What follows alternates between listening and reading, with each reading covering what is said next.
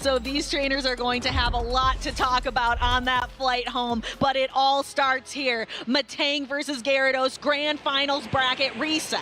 And in the back, we see that Pokémon has brought the Turtonator. It didn't lean into its ideal matchup of this Metang. However, Gyarados into Metang is very fine. Although the Dragon Breaths are resisted, Crunch is super effective and does so much damage. Metang generating a lot of energy with Fury Cutter, but Gyarados can turn the tides. It is a great closer. It is a great lead. It is one of the most powerful Pokemon in this limited meta. The first limited meta Pokemon Go Championship Series has ever had. And because Pokémon threw a Crunch that Nighttime Clasher shielded, Nighttime Clasher has amazing counting here. It goes over the Psych Shock because he knows that Pokémon now wants to read for a Crunch. Second shield comes up. Nighttime Clasher cannot get a fast attack down because Pokémon pivots out. Dugong into Turtonator, and this is the Ember Turtonator. We've seen Incinerate Turtonator all weekend long, but Ember a little bit different. It works so much better into the mirror matchup. It has a little bit more flexibility, but I think Pokémon would prefer the Incinerate damage into this very bulky Dugong. A second charge attack being thrown by Pokémon, interrupting the cycling time of Nighttime Clasher, who is trying to throw his own charged attack. Yes, a 2-turn fast attack is so much more comfortable into a 3-turn fast attack. Were Pokémon running the Incinerate, this would be a lot more awkward for him. But maybe this Turtonator attack set is what is helping Pokémon in victory here. I would have preferred Pokémon to probably reach for the Dragon Claw here because I don't think the Brutal Swing is going to be enough to pick up the knockout. However, he does pivot into the Gyarados, trying to catch a Drill Run. However, all he's doing is giving this Oranguru some free energy. The Aqua Tail going down with a charge attack loaded on Gyarados is heartbreaking. That is crushing. Bringing in the Turtonator instead, very much an energy dry Pokemon into the Oranguru. Brutal Swing coming through here. I'm not sure it's not, I believe it's not enough to pick up the knockout. It is going to leave the Turtonator quite low. Dragon Claw is going to be able to be reached before Confusion knocks out. Dragon Claw will connect. No shields remaining for Nighttime Clasher. Dragon Claw takes Oranguru down under half health, but that's okay for Nighttime Clasher. He still has all 3 of his Pokemon remaining, just has to get through this Medicham, known to be one of the bulkiest Pokemon in Pokemon Go, an OG of the Championship Series. Trailblaze coming through, going to raise the attack of the Oranguru, which is key here because the Confusion damage is where a lot of the damage is applied from these fast attacks. Medicham landing the Dynamic Punch and knocking the Oranguru out, and now it is on Metang. Metang versus the world. Metang versus EU, trying to get through the Medicham. Pokémon is going to be taking some neutral damage here from this Psyshock. Dynamic Punch is not going to be enough to pick up the knockout. Psyshock now coming through before the Dynamic Punch. This is going to be a knockout for Nighttime Clasher. Nighttime Clasher secures the victory, secures the victory against the Medicham, and secures game number 1. We do see our players talking a little bit with the judges, so there might be a potential match under review here.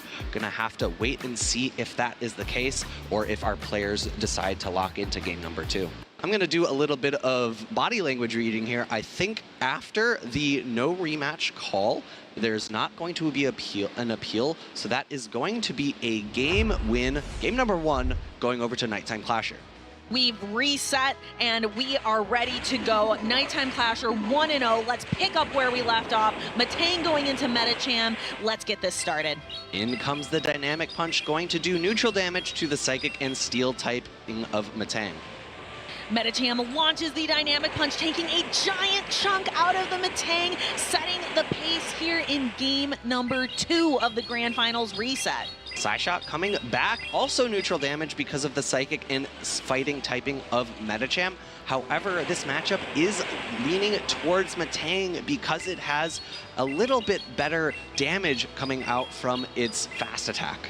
Dynamic Punch locks and loads into Matang again. Nighttime Clasher not willing to use a Protect Shield yet. A lot of times these matches can be determined by how early you use your shields. Nighttime Clasher wary with his resources. Potomon deciding though, this Metacham energy is valuable. Metacham actually pivoting out, and I like that play from Potomon a lot because there's so little health on that Matang. The charge attacks would be more useful landing into any other Pokemon. Dragon Claw coming through for this Turtonator, going to go into Gyarados. Good neutral damage, but pulls a shield. Gyarados has so much energy here, but it has to get a chance to utilize it. Those Dragon Claws would be a serious threat to this Pokemon. Aqua Tail's going to be neutral damage. Potomon decides this is not the time for the Protect Shield, perhaps saving it for his own Gyarados in the back. A charge attack tie now occurring. Gyarados has a sky-high attack, wins that interaction. Aqua Tail going to be shielded, and Turtonator going to launch a Dragon Claw of its own. Dragon Claw will land on Nighttime Clashers. Gyarados, this is all getting us set up for a Dugong matchup in the back. It looks like Dugong may connect with the Gyarados, and that is a really good matchup for Dugong. Potomon has no shields remaining, but this is just an Aqua Tail. However, the Aqua Tail is going to still do pretty reasonable damage. I like this from Nighttime Clasher, an immediate pivot out into the Dugong, but because there's still a shield on Nighttime Clasher's side, this game is over. Yeah, Nighttime Clasher, this is a victory for him. He launches the Icy Wind, though it is not quite enough to knock out. He is able to make a quick swap here, throws the Dynamic Punch. Yeah, I take my words back. I forgot how much energy Potomon had on the Metacham. Dynamic Punch coming through. Can he reach a second? He can. The Dynamic Punch is going to land onto the Dugong. I believe this Metacham is a little bit deep off. Oh my goodness, that is heavy damage. Dugong able to get the fast attack down, goes into the Gyarados, but we've seen this time and time again. Gyarados wins the tie of that charge attack. It has a higher attack stat, which allows it to win that interaction. Ooh, but it's not enough to knock out, unfortunately, and with no shields to hide behind, Gyarados is going to be knocked out. It looked promising for just a moment. There was a glimmer of hope for Potomon in that Metacham, but that would have been rough for Gyarados to be able, because it had to get through all three. It had to get through the Matang, the Gyarados, and the Dugong in the endgame. Potomon had enough energy for Crunch, but I agree with his play, right? He really needs to make sure that that Aqua Tail knocks out so that he can retain some energy for those two Pokemon in the back. He's not really going to have the opportunity to fast attack down the Matang. I believe it had a little bit of energy remaining from that initial matchup, right? And if it wins, if the Gyarados wins the charge attack tie with a Matang, then it's able to ensure the knockout and hopefully get a Dragon Breath down into the opposing Gyarados. It was a great strategy from Potomon, but not quite enough. Gyarados just needed a little bit more health. It needed a little bit more energy to be able to get through those last three Pokemon. It is match point, Alpha Phoebe, in the Grand Finals bracket reset. If Nighttime Clasher can secure one more victory, he is our champion. Potomon needs a reverse sweep. He's done it once. Can he do it again? We've been here before, right? Just as you called out, 2-0 for Nighttime Clasher, but then he lost 3 times in a row. Potomon needs to make the same magic from the Grand Finals original match and bring it into the Grand Finals reset. Nighttime Clasher, the gold trophy in his reach, relying on Matang, Gyarados, and Dugong. They have been the key for him. He's left a Rangaroo on the bench, a Pokemon that was key in the original Grand Finals Best of 5, has left it alone here in the reset.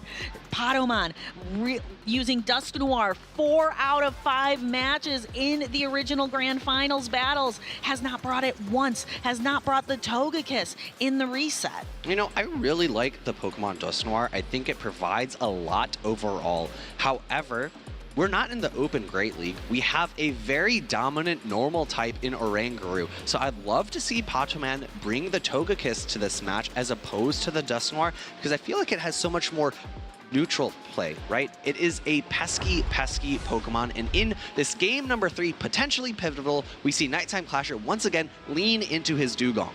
Nighttime Clasher, again, it is Dugong, it is Gyarados, it is Matang. He has found the recipe and is sticking to it. Patamon, though, brought the Togekiss. We saw that it can get through unfortunate matchups. I don't know if it can get through this one. Patamon waiting to throw the crunch until after the Icy Wind was loaded. Nighttime Clasher did have the opportunity to try to lower the attack of the Gyarados. However, both trainers opting for garnering more energy. Patamon has been leaning into this Medicham every single game, hiding it in the back, hoping to be able to do some big damage with those dynamic punches. We saw it once. Can he set the Medicham up for success again? In comes the next defense drop from that Crunch Icy Wind, going to be launched in return, wanting to make sure that Nighttime Clasher wins switch advantage. But given this meta and how safe it is, I expect him to pivot out. And the Medicham going for a Psycho Cut down, and Nighttime Clasher allows it. He allows his Dugong to go down. He allows the Medicham to garner so much energy. And I love this from Patamon. He listened to me. He brought the Togekiss, and Togekiss looks so good into Gyarados, double resisting the Dragon Breaths and able to output so much damage with those Psyshocks. Psyshock in return coming from a Tang into Medicham, going to do neutral damage. I was nervous for Togekiss. I was looking at the Matang. I was looking at the Dugong. Those are not super favorable matchups, but great into Gyarados. So we will have to see, can Togekiss turn it around again? It comes in. We're seeing resisted damage. Matang almost to the Gyro Ball, but it's not quite there. I do like this from Nighttime Clasher. Going for the Gyro Ball, I think would have been a mistake because so much more energy would have gone to this Togekiss. Instead, only 4 pecks have gone through, and that limits the amount of energy potential this Togekiss gets while still stripping away a shield.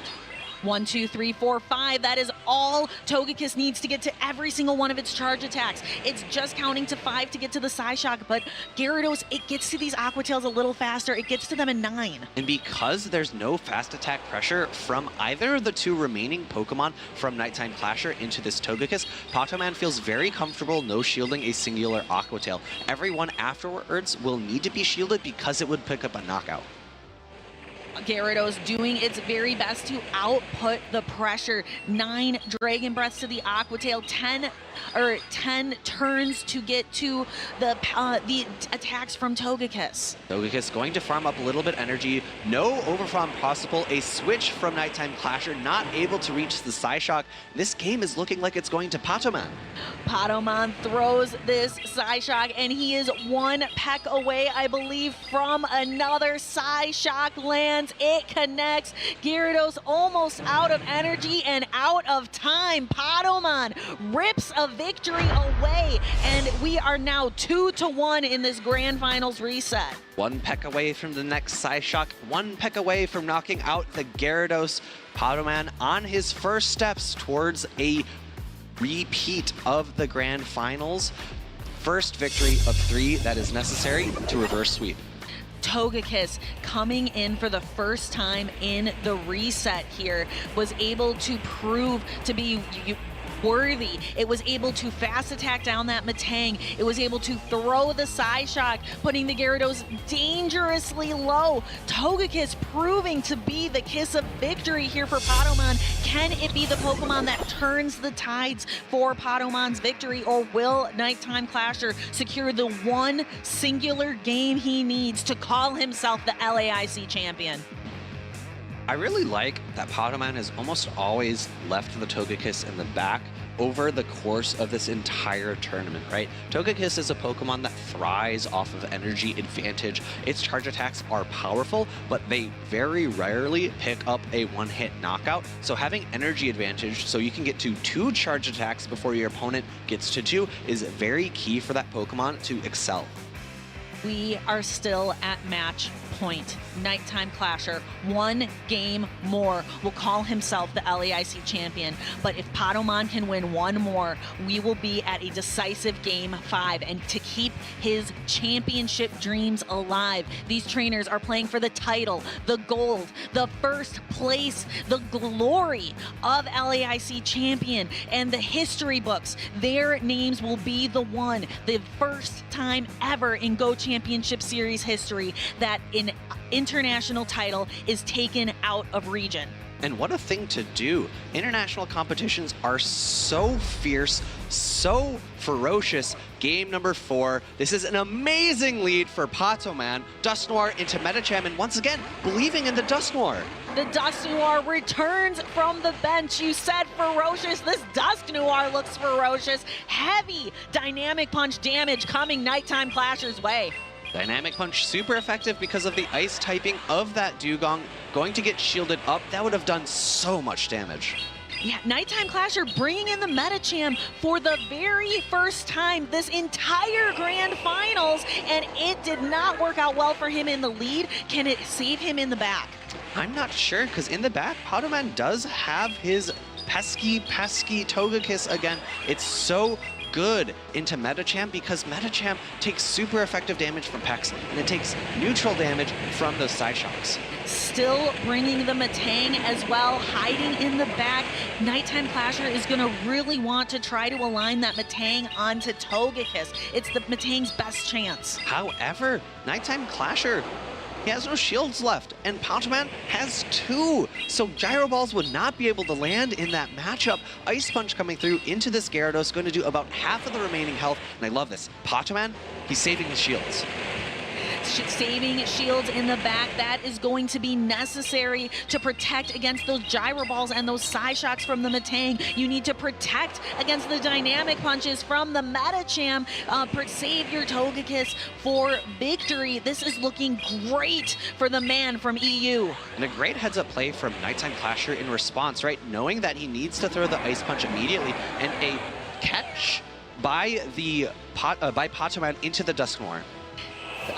Nighttime Clasher recognizes the catch, completely undercharges to get 2 Icy Winds of energy back to try to reclaim from a disadvantage. Dugong still has plenty of health. Pokémon will need a charge attack in order to pick up a knockout, and those 2 fast attacks of energy will be very crucial. Throwing it immediately into the Gyarados, Pokémon might opt to no shield here, right? Oh, he actually throws it up, not saving any shields for that Togekiss. Now Metang's starting to look good.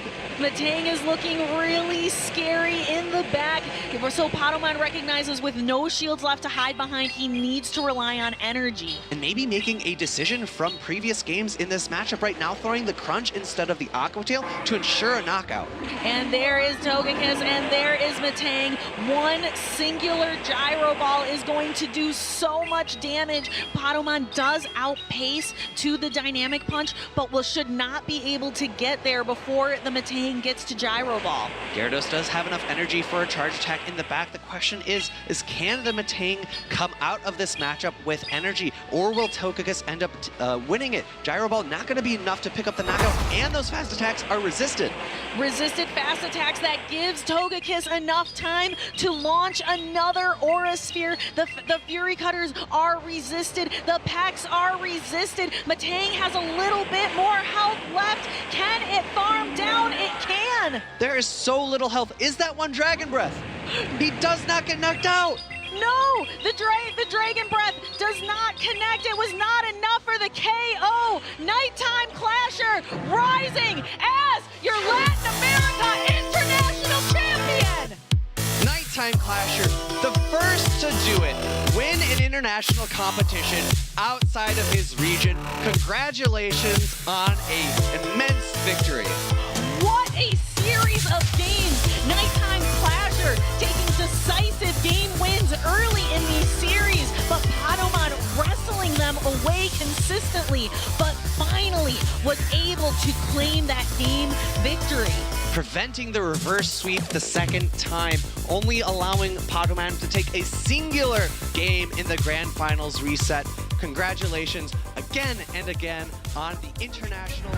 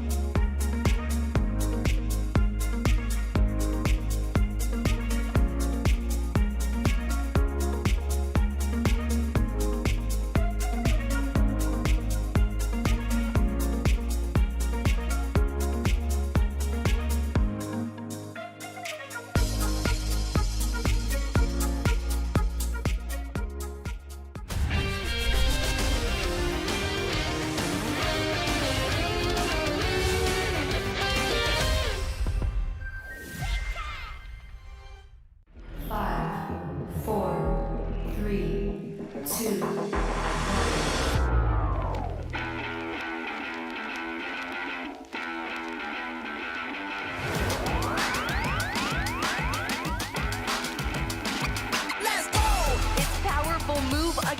it, and then applied with that fairy zone on the Lily. Oh, he's ready to just give up the game.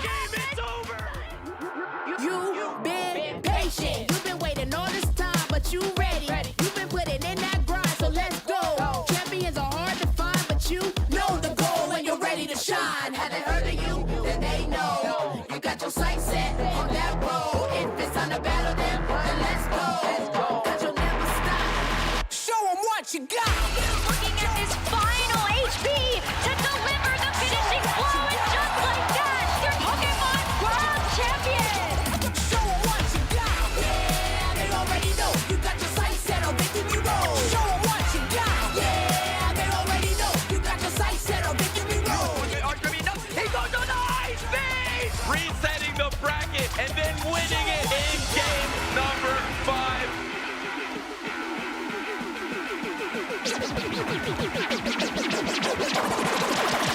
Show them what you got. Yeah, they already know. You got your sights set on victory road. Show them what you got. Yeah, they already know. You got your sights set on victory road. Put your hands up. Trainers, welcome back. We are here at the Stuttgart Regional Championships. It has been a bit of a time since we had an EU Regional, of course, Las Vegas, and LIC since Gdansk. So excited to be here with you all. Look at all these trainers here, excited to play at this tournament today. Of course, we are here at the caster's desk. My name is Eric Wong, and I'm here joined by Farid, Leo, and we have a new caster making his debut here. His name's Matty. You may know him as Poke Gains. Hi, it's me, Gains. I'm really glad to be here. I'm very excited for my first casting session with you guys. It's gonna be amazing. It's going to be so exciting. Let's see what we have in store for today. But we have a lot of regionals coming up. This might be the last one of the 2025 calendar year, but we're just around the halfway mark overall. Let's see what is in store for us. Yeah, I think it's really exciting. A lot of these players have been playing in this meta for a while. We'll be back in the new year at Birmingham. That'll be a brand new meta. And then straight into the European International Championships in London. A series of regional and special events for the rest of the season before NAIC in New Orleans, and everything leading up to the World Championships this year in San Francisco.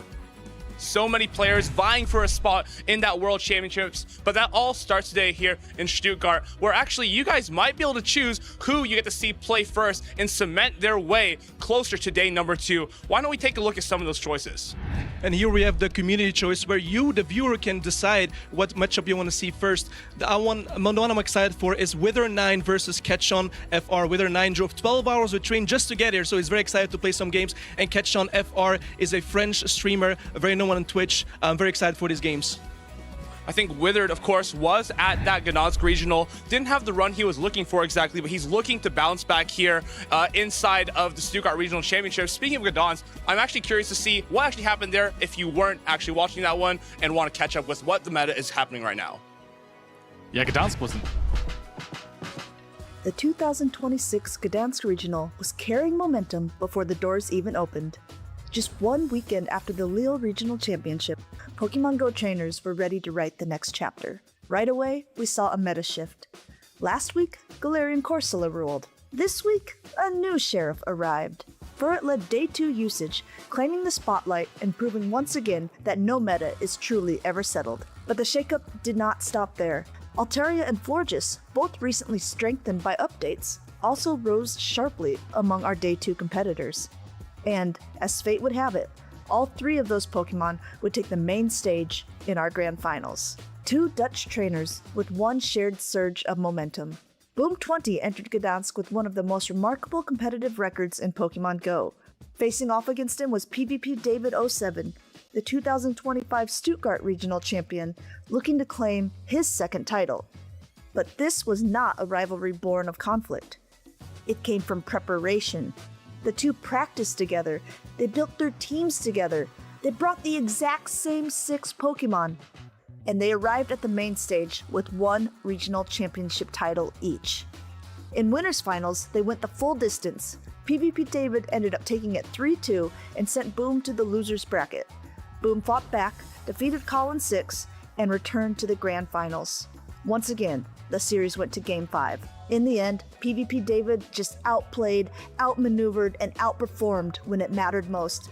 With his patience, confidence, and precision in every decision, he claimed that Gdansk Regional Championship title. The right team, the right timing, and maybe a little magic. You think you've got it? Catch the action at Pokemon.com/compete.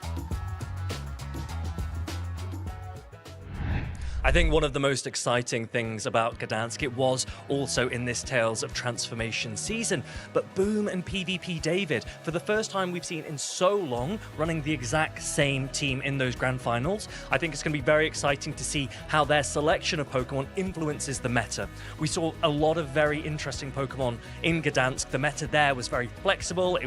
Furret was right at the very, very top, and I wouldn't be surprised if many of the Pokemon that you see now on screen will feature again in Stuttgart this weekend. I like the Shadow Gyarados on the bottom there. For example, Stone Collection and Paulasha used it to almost perfection. It was a really nice, surprising core breaker. But of course, after all, this tournament was the story of Altaria and Shadow Scizor. This core is almost unbreakable. If I try to make up a counter for both of them at the same time right now, it's tough, honestly.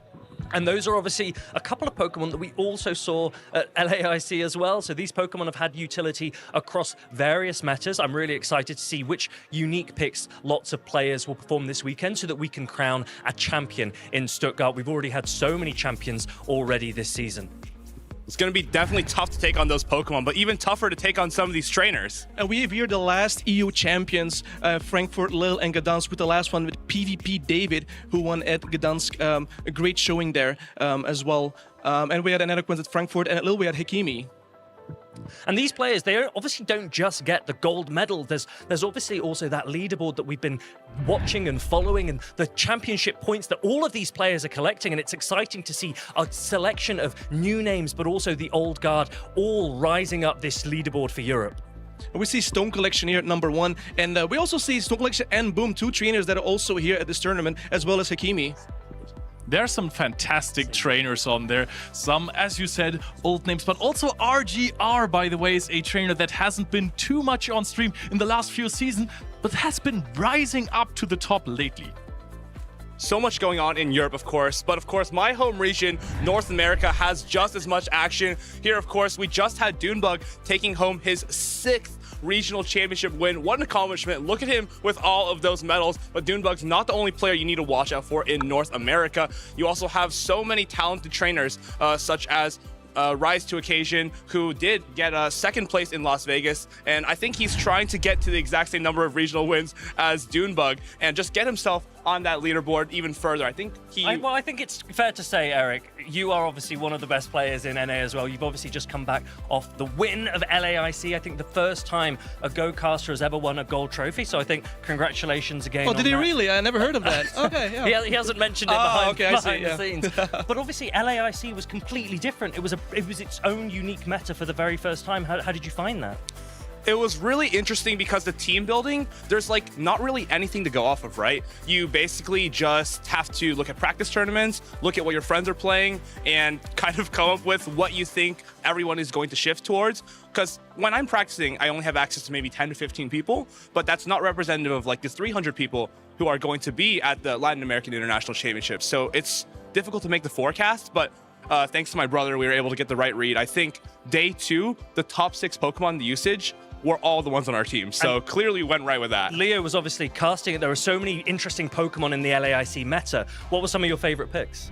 I did not consider before that Vespiquen could be in the top 12 usage. Also, it's really fun to see that Togetic and Togekiss have their place in the meta. Of course, we have the top 6 Pokemon, all over 50% usage. Of course, Oranguru being there with 100%. But also what was really, really surprising was the Dusknoir. Dusknoir and Togekiss both on Padaman's team. Those were Pokemon that you usually see in Open Great League tournaments and in the LAIC Championship meta. Those were the spice picks. I really liked the opportunity to see a selection of Pokemon that we don't often see in the open Great League format like we have here on the regional side of the Championship Series. But the players that really took advantage of these Pokemon, they were players that we have seen time and time again. We've obviously mentioned Eric, Nighttime Clasher, taking the gold trophy there, but look at these familiar faces as well. Patoman, the fourth consecutive championship Sunday in a row for this young trainer. He has built an absolute legacy.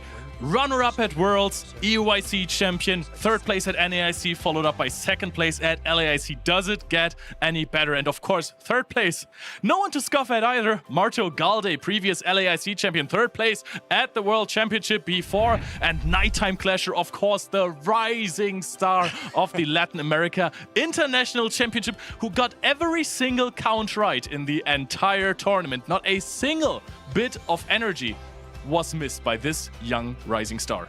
I loved using Turtonator and Metang the entire weekend, but let's of course bring it back to Stuttgart, where I'm sure we will not be seeing any Turtonators or Metang. It's going to be those meta day one usage, which I'm curious if it's similar to Gdansk. Let's take a look. For the first time, it's seeming a little bit similar. Wow, look at that. Furret again. It was the top used on day 2 in Gdansk, and it is now the top used on day 1 here in Stuttgart. Furret is one of my favorite Pokemon to use in Open Great League. It is such a powerhouse, and most importantly, it's super flexible. You can play basically any shield scenario, so doesn't matter how many shields you use, you're going to get some use out of it. And my favorite Pokemon as well, Scizor, is on there. Honestly, I'm not gonna lie, even though it's my favorite Pokemon, seeing it everywhere right now makes it my least favorite right now in this moment, because it's so strong sometimes, you know. But I'm happy it's on the board. It's really strong, but there are also some counters to it. There are actually not too many hard ones. Right next to it, there is the Talonflame, 2 Incinerate, and you're done for. But there are also some targets for Shadow Scizor in there, like the Wigglytuff that I love to use.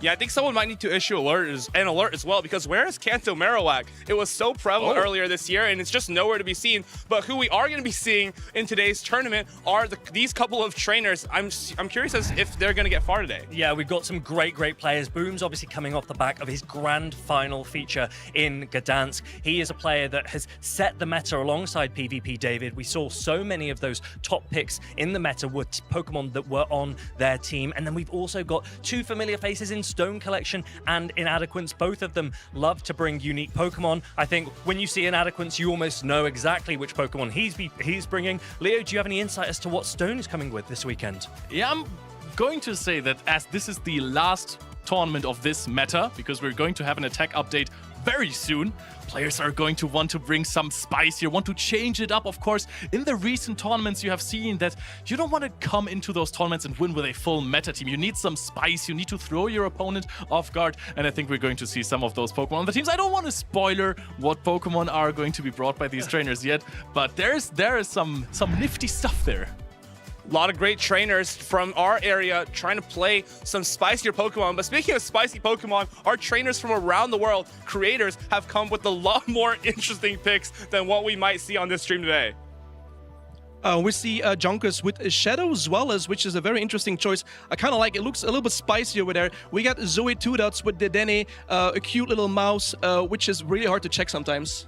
Yeah, I think it's really exciting to be able to get content creators like this involved. These are players that know the game in so many different ways. You've obviously got so many followings, so all over the world. I think it's going to be really exciting to see whether or not these Pokemon perform. Now, I can't wrap my head around it. You know, Junkers doesn't look like a Zwilus player to me. Do you guys think that Junkers has some relation to this Pokemon? I think it's almost a subtle nod. Jonks' brother, remember, is Z Zwilus, one of the top performers here in Europe. But let's see if Shadow Zwilus can be a Pokemon that can hit those same heights here in Stuttgart. Actually, here in Stuttgart, you might not be able to catch Shadow Zwilus, but there is going to be a lot of other Pokemon that you can actually obtain and take to your own tournaments, whether in Europe or in North America. Yeah, not only can you battle here at these regionals, there are also spawns here, very nice ones. My one of favorites right now is Rookidee and Piplup, 2 Pokemon that evolve into Steel types, Corviknight and Empoleon, which are a really amazing Pokemon to use in the Go Battle League as well right now. And there is Togetic that can also evolve into Togekiss, both as we have seen at the Latin America International Championships. Really strong Pokemon, as well as Duskull. You can play Dusclops and Dusknoir. So all of these Pokemon, they are not only great in PvP, but they're also flexible. You can evolve them into multiple. If you caught one good Duskull, you don't have to stop catching them, right? You can go for another one There are and another one. so many benefits from coming to these events. So I've been getting tons of charge TMs at the moment. We've obviously got raids and everything else that you can do during these weekends. So it's really exciting to be here, even if you're not competing. So definitely get involved. You can, of course, catch all the action on Pokemon. That's going to be Pokemon.com/broadcasts. Not only can you keep up with the action, but don't forget, you can still make those community choices and let us know who you want to see in this tournament. Of course, you can catch all that action. YouTube @PlayPokemon, Twitch/Pokemon Go. We'd love to see you interact. We'd love to see what your thoughts are on not only this meta, but maybe some players that you'd really like to see succeed in this tournament and go into day 2. Yeah, and really try and engage on social media. This is obviously our winter event here in Stuttgart, so there are so many Pokemon in-game that have those winter costumes. I think we've seen so many already, especially the shiny ones. So if you have any shiny winter costume Pokemon, send a screenshot, use #PlayPokemon, and we would love to feature so many of your posts here on the broadcast. I love costume Pokemon. As you see a couple of them behind us, that Spiel, it looks so formal. But let's talk about the format of this tournament. What are these trainers in store for today at the Stuttgart Regional Championships? This weekend, the 2026 Regional Championships are bringing the electrifying action of the Pokemon Go matches to the global stage. Top trainers from across the world have gathered to compete for a share of over $125,000 in cash prizes, travel awards, and the all-important championship points that could secure their spot at Worlds 2026 in San Francisco, California. The competition is fierce and the strategy is key. This tournament spans 2 intense days of action, where our trainers battle it out in a double elimination bracket using the Great League format. Every match is a best-of-3 clash, but the stakes get even higher in the winners' finals, losers' finals, and grand finals, where the action extends to a best-of-5 showdown. Trainers will be strategizing in a Bring 6 Pick 3 format, each one carefully selecting a team of 6 Pokemon, but only 3 will enter the fray in each game. Every choice could be the difference between victory and defeat. Who will etch their name into the history books this weekend? And who will punch their ticket to Worlds 2026 in San Francisco? Don't miss a minute of the action. Stay tuned all weekend long to watch the battles unfold live. To stay up to date on future Play Pokemon events, visit championships.pokemon.com.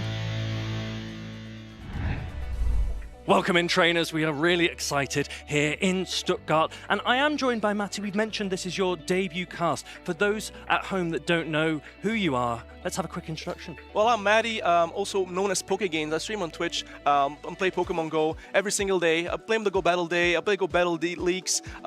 Yeah, everything that's around Pokemon Go I play, and now I get the opportunity to cast here with you. So I'm really excited for this. Yeah, we know you've been watching at home. Now you get an opportunity to be behind the desk. What are some of the players or Pokemon that you're a little bit excited to see this weekend? I'm really excited to see Boom, also a fellow Belgian just like me. So that's a very rare sight sometimes. And I'm really excited to see as well, even though it's still my favorite Pokemon, Shadow Scizor, to see how it gets evolved into the meta today. Yeah, Shadow Scizor is such an interesting Pokemon. We've seen Bug and Steel types a couple of times. Fortress was another option, but it looks like Shadow Scizor has really risen to the top out of those two. And you mentioned when it becomes more popular, it's almost less exciting. Is that how you feel? You want it more as a spice pick? Yeah, I like it more as a spice pick. I've used it before in Go Battle League as well, and it was like, oh my god, Shadow Scizor, what do I do? And now it's like, oh, I know what to do now. You know, it's not a surprise anymore. Yeah, so many players have brought Shadow Scizor, and I think it's going to be really, really exciting to see what they core it with. We've seen Altaria, and I know you and I have spoken Altaria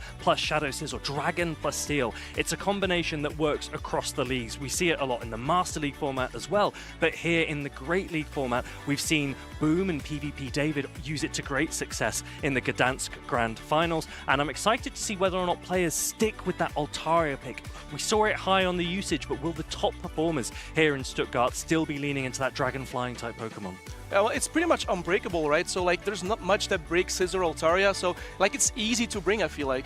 It's really, really strong. So all of these players, as we know, they are not only competing for medals, they're also competing for championship points, and this is just how many you can get if you are competing in Stuttgart this weekend. Yeah, if you see here, the first place gets 350 points and so on. And we see all the regions, right? US and Canada, Europe, Latin America, and Oceania. How many players actually get qualifications in total? And as you see, US and Canada obviously has the most since it's, you know, the biggest, obviously. But then Europe with second as well. Yeah, Europe going up from 50 to 65 this season. So there are more opportunities for Europeans to qualify for the World Championships. But they are also competing here for prizes. There is so much on offer for the players that are participating.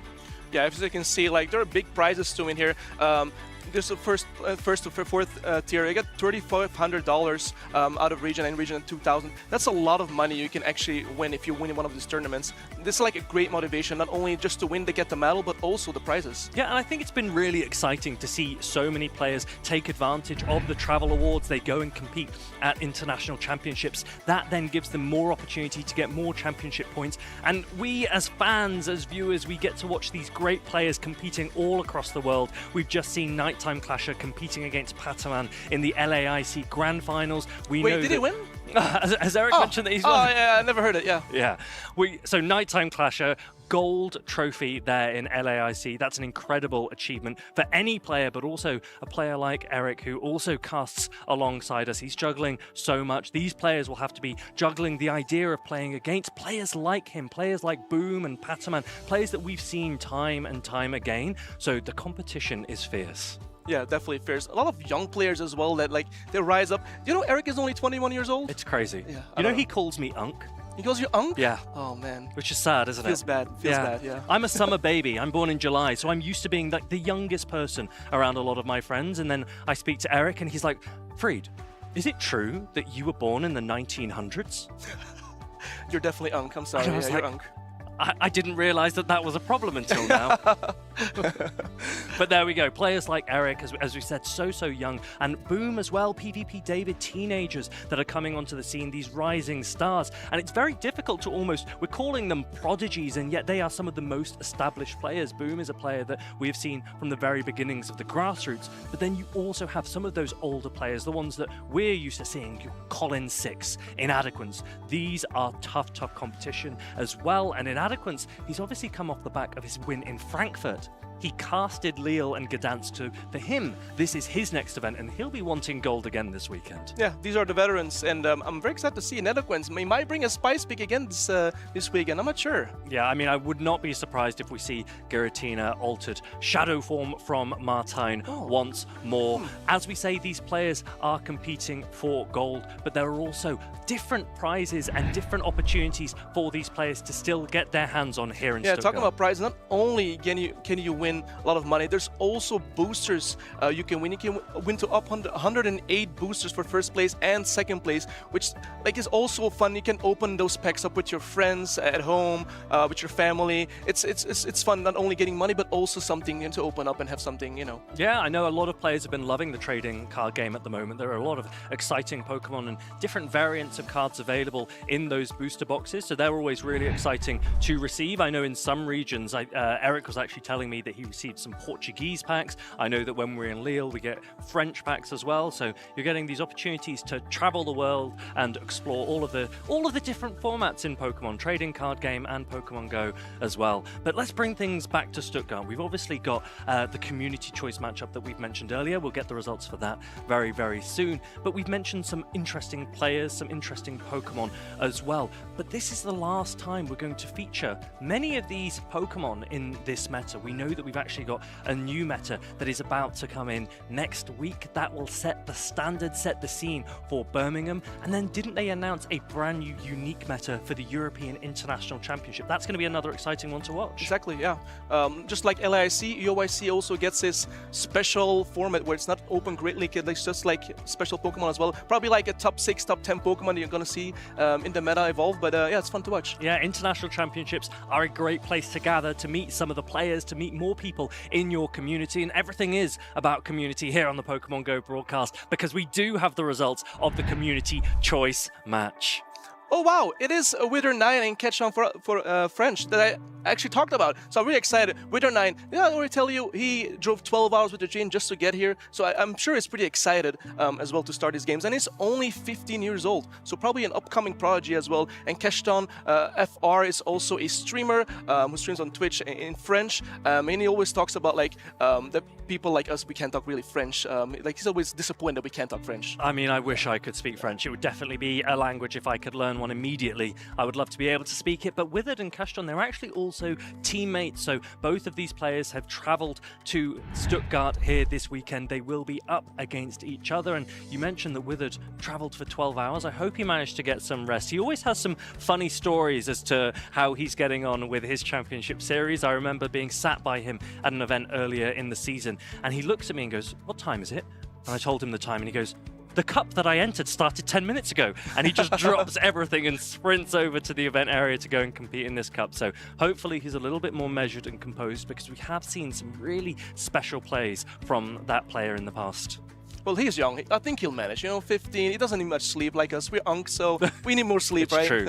It is true. Getting up this morning to be here first thing in the morning, I was like, oh my goodness. It was really dark as well when we came in this morning. It's nice to see that it's getting a little bit more light. It's quite cold as well at this time of season. So all of these players, I think Stone Collection, I'd heard, actually got stranded on a motorway late last night. So these players really are going through the missions. It's almost like a Pokemon game in itself, just getting to this venue. But now's the time to compete. Well, I think that's an adventure on its own, right? If you get stranded like that, I mean, memories, what makes for right? a good story. Yeah, that's memories. Exactly. Do what makes for the best story. So Withered's already well on his way, and he'll be up against Keshton, who is a player that we've seen quite a lot also, not just in day one, but also day two. He's no stranger to success. He's also a player that has often brought some really interesting Pokemon in the past. One that springs to mind for me. Do you remember that he brought a Spinder to a play Pokemon tournament? I do remember Spinda with Icy Wind and Rock Tomb, I recall, right? That's right. right. I mean, Keshton is known for like his spicy Pokemon that he sometimes uses,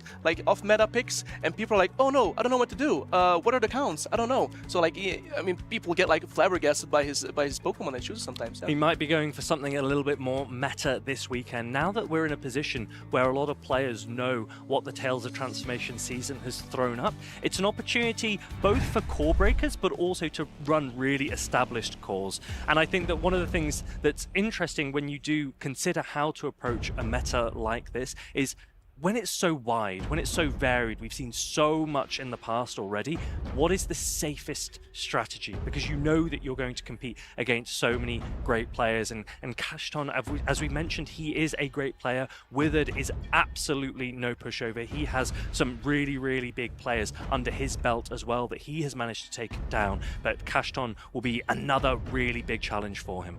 Yeah, we can like slightly see the teams here. I don't see anything particularly spicy from Keshton. It's a little bit disappointed there, but I do see my favorite Pokemon Scizor is right there, so that's already a win for me. But yeah, these trainers are looking at their teams, locking in soon, thinking like, what strategies can I use? What Pokemon stand out for me? They obviously can see the moveset, so what works best for them. And Keshton, as we can see, like is really locking in here. Yeah. Keshton has like Stunfisk, Corviknight, Ferret, Altaria, Florges, and Shadow Scizor. Very basic meta, but very well balanced, I would say. So am I right in saying that this is the team that PvP David and Boom ran? It looks very, very similar to that team, if not. But I think one of the things that's really interesting, you basically sit here for your first round. You're going to exchange team sheets. Now, these players, it says round 2, but there is a likelihood that one or both might have got a bye in their first round, so maybe for one of them or both, it could be the first match that they're playing. They will exchange team sheets. This is an open team sheet format. That means they know the attacks on the side of their opponent. They know exactly what to expect, and if they've done their homework, they should know their counts, and they will be looking to come up with safe lines of 3. We've mentioned that this is a very flexible meta. We can see a very flexible team on the side of Keshton, but Withered, on the other hand, has gone for some very, very aggressive picks. One of the standout Pokemon on his side there is a Shadow Altaria, not a Pokemon we've seen a ton of. I'd love to see it in this match, but these players look ready to go. They are locked in, and we are about to get underway with the first match on stream here at the Stuttgart Regional Championships. And we see Talonflame into Corviknight, which is an amazing lead for Wither 9 right here.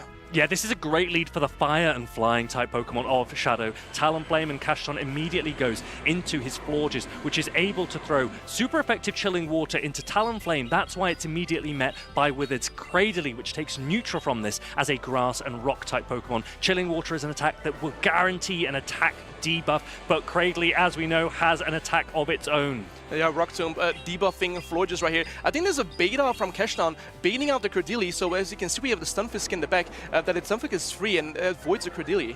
Yeah, this is a great play from Cashton, but it's still a very strong position for Withered. Cradily has such a good matchup into the Florges, Chilling Water doing less and less each time the Florges takes a Rock Tomb, and the super effective fast attack Acid is able to near full farm down the Florges. One more Chilling Water coming through first, but this won't be enough to threaten a knockout, so no shield from Withered. And Cashton's actually going to undercharge that to try and get more of a farm down on his Corviknight. Yeah, these Rock Tombs will do almost no damage since they got, I think, 4 or 5 times Chilling Water debuffed. So these Rock Tombs, as you can see, the Corviknight hangs on really easily. And I'm actually surprised that Wither 9 doesn't swap out here and maybe doesn't allow the farm, but this is a great farm opportunity for Corviknight. He could throw back paybacks at Talonflame when it comes back in later.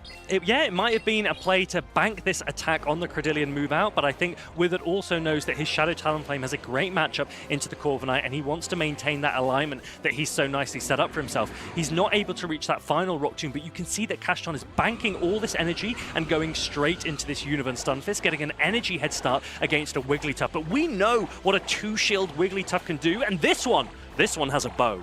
This one has a bow. It looks pretty cute, not gonna lie. Here comes a Mud Bomb from Cashton. He's gonna throw Mud Bomb after Mud Bomb. But Wigglytuff has access to Ice Beam, which is super effective against the Stunfisk. And Ice Beam also opportunity to debuff the Stunfisk, so the Mud Bombs will do less damage over time. But interestingly, Withered's actually going for a Swift Bait here. It does pull the shield from Cashton. It doesn't get the guaranteed debuff that Icy Wind would have given. But I think Withered maybe could use both of his shields on the Shadow Talonflame. It doesn't matter what the Univern Stunfisk is able to throw if he can keep the shields on the Shadow Talonflame, and Wigglytuff is able to reach another Swift and put this Univern Stunfisk deep into the red health. Yeah, Cashton is thinking, what should I do? But also the Shadow Talonflame, he can easily farm down the Stunfisk, so like he's not even bothered to shield the Wiggly here. He's gonna 2-shield the Talonflame, which is his strategy, and there is only a Corviknight in the back, so I think Wither looks pretty fine here. So Cashton was about to switch into that Corviknight. He's actually going to lose the Univern Stunfisk to that first Incinerate, and now the Shadow Talonflame can throw a Flame Charge. One Flame Charge, this could be enough to knock out, and Withered is showing everyone, I've traveled 12 hours, but game 1 is no problem at all. Shadow Talonflame, Flame Charge lands, Cashton's Corviknight goes down, and Withered takes game number 1. Not a single shield have been used by Wither 9. I think he knew, he saw how much energy was available on that Corviknight, and he preserved his shields for the Talonflame, but Talonflame already had energy to go, throwing that attack, and I think Cashton knew that the writing was on the wall. He lets the Corviknight go down. Withered takes game number 1. Yeah, the writing was definitely on the wall. I'm actually excited to see maybe Cashton will bring his Altaria. Maybe it's Altaria Scissor Core, which is pretty much unbreakable as we talked about. So I wouldn't be surprised if he brings the Altaria in as well, because Altaria is not too bad against Cradily, and it obviously is really good against Talonflame. So I want to see if he brings that. I really wouldn't mind seeing a Furret at one point as well. I think Furret is a Pokemon that has a great lead matchup into Shadow Talonflame simply because it paces so quickly. But we saw that Cashton, he is a little bit worried about the Feraligatr, I think. That is a Pokemon that we haven't seen a ton of so far in this Tales of Transformation season. This is a non-Shadow Feraligatr on the side of Withered, and perhaps the Univern Stunfisk was designed to capture either the Talonflame or the Feraligatr. Withered also has the opportunity to make an adjustment. Shadow Altaria, remember, we've got on his side of the team as well. I think Withered has so much flexibility here as well. He has a lot of flexibility, and also he has 3 Shadow Pokemon on his team. Shadow Pokemon a little bit more fragile, but deal way more damage because of that Shadow boost. Yeah, 20% extra damage given by a Shadow-type Pokemon at the cost of 20% extra damage received. But the non-Shadow Feraligatr is also a real threat. It doesn't have the Shadow boost, but it still can put out so much pressure with Shadow Claw and Hydro Cannon pairing. Withered looks like he's ready to go. Cashton is still making some final adjustments and thoughts to his team. I really wonder if we will see that Furret. The Univern Stunfisk as well looked like an option that he liked to lean into. Withered, on the other hand, that Shadow Talonflame put in so much work. Will he stick with it, or will he make an adjustment on his side as well? Yeah, sometimes when you have like a dominant game like that, it's really hard to swap out a Pokemon that you just won with so dominantly. We're not even using one shield. So for him, it's like, should I change my team or should I keep the same one? And Ketchum probably is like thinking like, what would he do in this situation right now after winning so convincingly? Lots of players are able to make adjustments, but in this meta in particular, this is a great one for flexibility and neutrality. We're ready with game number 2 here in the winners round 2. And here you see the Furry you just talked about leading into a Feraligatr. Feraligatr throwing Shadow Claws, which are resisted. But Feraligatr with Hydro Cannon does still a lot of damage though. Now, we saw there that Kashon actually didn't get one of his Sucker Punches through. That's why he's looking up at his opponents. He perhaps should have had an extra Sucker Punch and be at slightly more energy, but he will reach the Trailblaze a little bit later. And this could put heavy damage grass, super effective against the water typing of the Feraligatr. Yeah, this is some serious heavy damage. Let's see if the Feraligatr hangs on, but it hangs on and gets to the Hydro Cannon. Let's see what Kashon decides to do. Is he going to put up a shield, or let it go? Yeah, he could actually let this go and farm down. It looks like he's going to put up a shield for his Furret. He's got more value because it is boosted there. And now Furret, one shield down, but boosted. And look, the players have actually just accepted that his Kashon is not reaching the energy that he was expected to reach. Yeah. So immediately in that game, we recognize that Feraligatr and Furret should both reach their first attack at the same time, and because the Feraligatr threw the Hydro Cannon, Furret should have got a Sucker Punch through, and so be it slightly more energy. That didn't happen, and so the players and the judges have discussed immediately, and it's better to start the game afresh.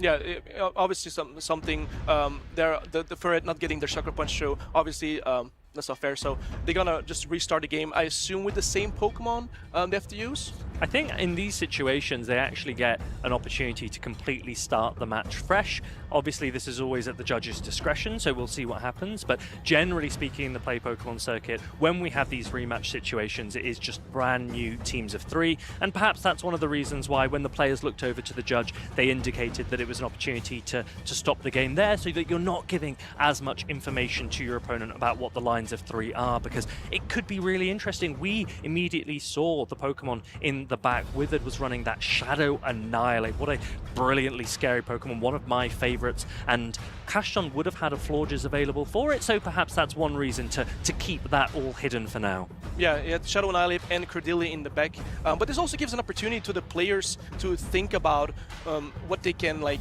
maybe change, or like think, okay, I saw this lead, maybe I can change something. What my opponent is bringing, it didn't bring the same thing. They're bringing the Talonflame this time, so there's a lot of time to think right now, like strategy-wise, what can I bring, what can I adjust right now with these. And there is perhaps a little bit more pressure on the side of Kashon because he is 1 game down. This is a best of 3 format. That means you need 2 wins to proceed on the winner's side of the bracket. Withered needs 1 more win to go forward. This does not mean that either player is out of the tournament. If they lose, we're in double elimination, which means that you would drop down to the loser's side of the bracket. And we have seen players drop down early on in tournaments and still go on all the way to have a great tournament run. So these players, they don't want to go down yet, but there are still 2 games potentially to play. 1 more if Withered can get a win. Yeah, if you drop down, it's a heavy climb to climb back all the way up, but we have seen it before. It happens. It's not impossible, but it's never fun, obviously, to drop down so quickly when you're in the tournament so fast. So, but yeah, Wither 9, it seems like he's confident. He looks okay, and then Kashon is just still thinking like, what should I do strategy-wise? He's not sure yet what he wants to bring, but Wither, like, he seems locked in my opinion. For those of you that missed it, there was a stutter in that second game. The judge has awarded a game rematch, so these players will be replaying game number 2. And as you say, Withered, he just looks so cool, calm and collected. Perhaps the confidence that comes with youth. He can approach this almost as if he is immortal, invincible, and he will want to just exude that aura as he plays against Kashon here in winners round 2 of Group B. Yeah, Kashon's still trying to figure out what he's gonna bring. Still trying to lock in. Kashon already locked in.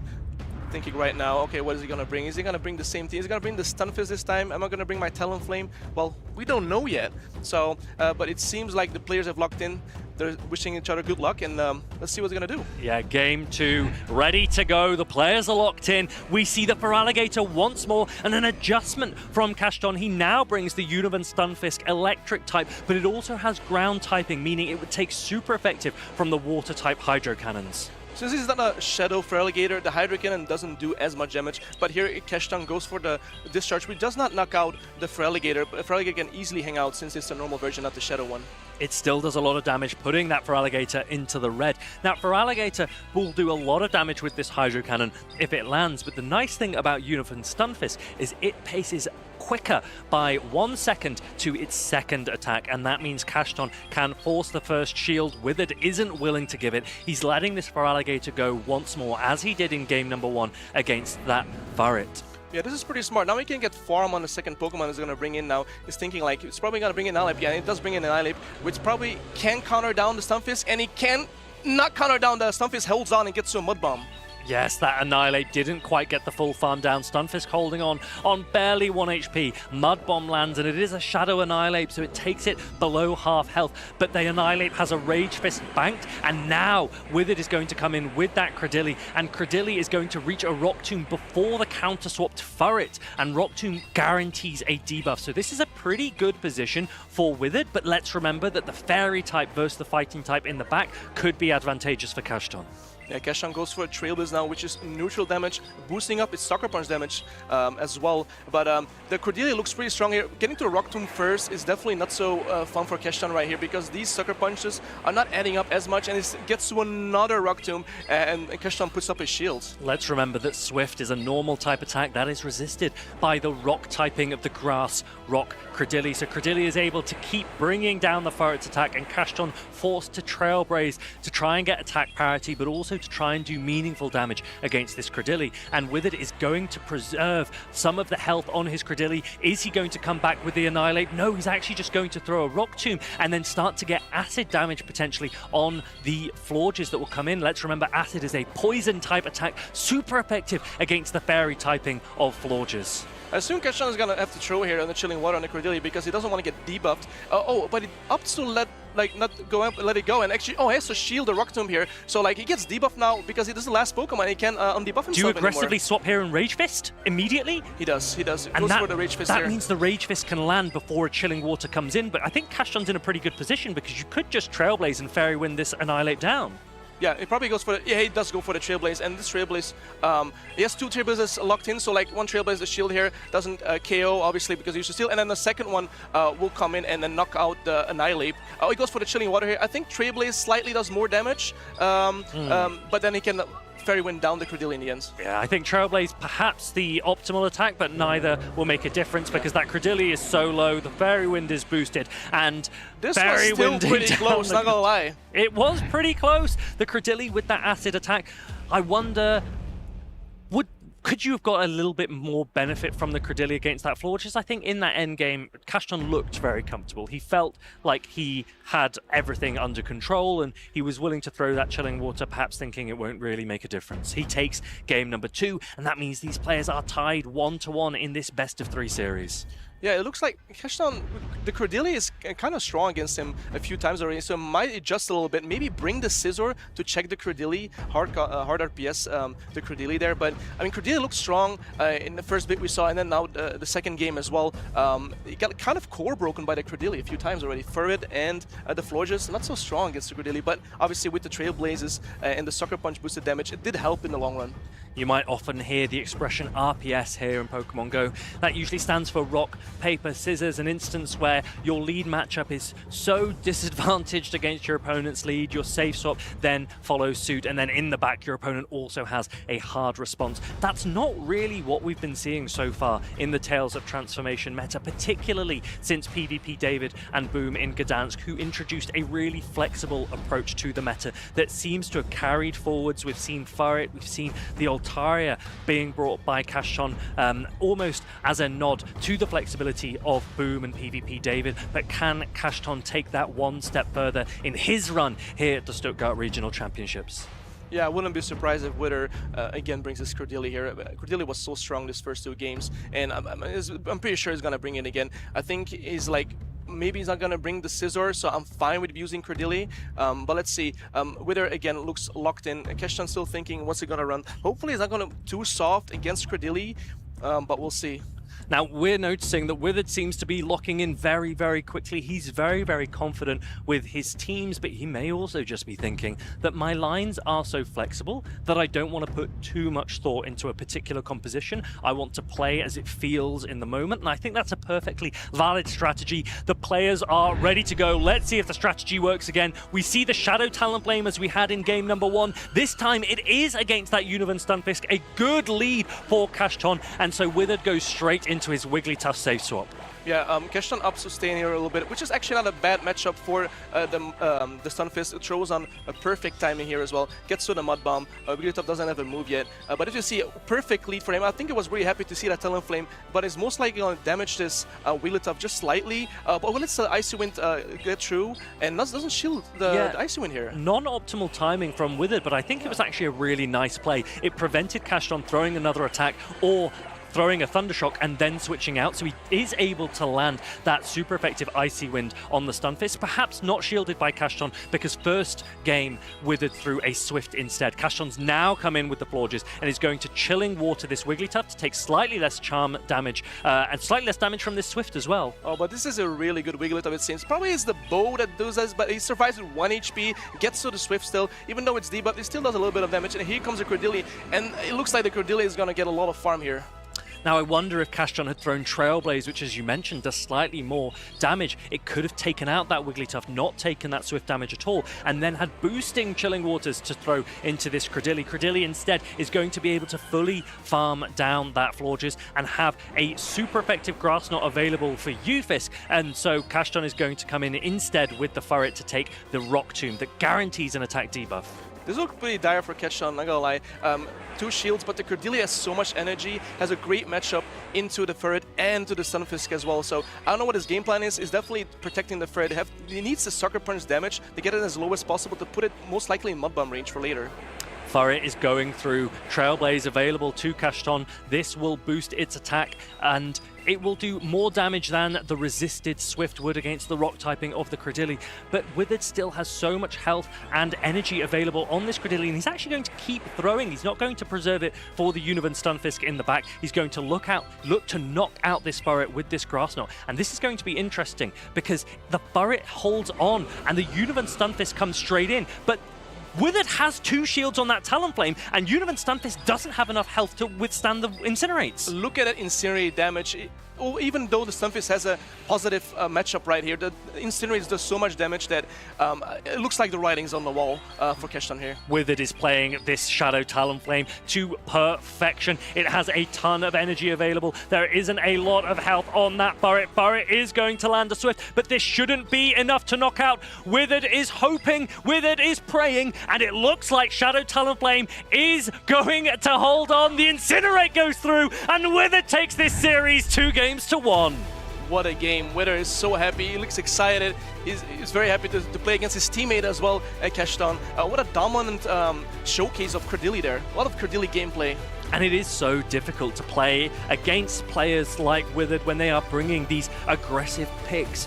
You really don't know which one you want to try and account for the most. We saw Shadow Altaria, Shadow Talonflame, Shadow Annihilate, as well as the flexible Feraligatr, which can put out a ton of damage, and that made it a little bit tricky for Kashton to work out which Pokemon he wanted to prepare most against. Withered takes full advantage of his really oppressive team, and it was great to see how pleased he was in that endgame as he wins the match. And you can also see like he was trying to check the Scissor in the back with the Talonflame and then the Wigglytuff and Cordilli, probably trying to bait it out at some point, but it was never there.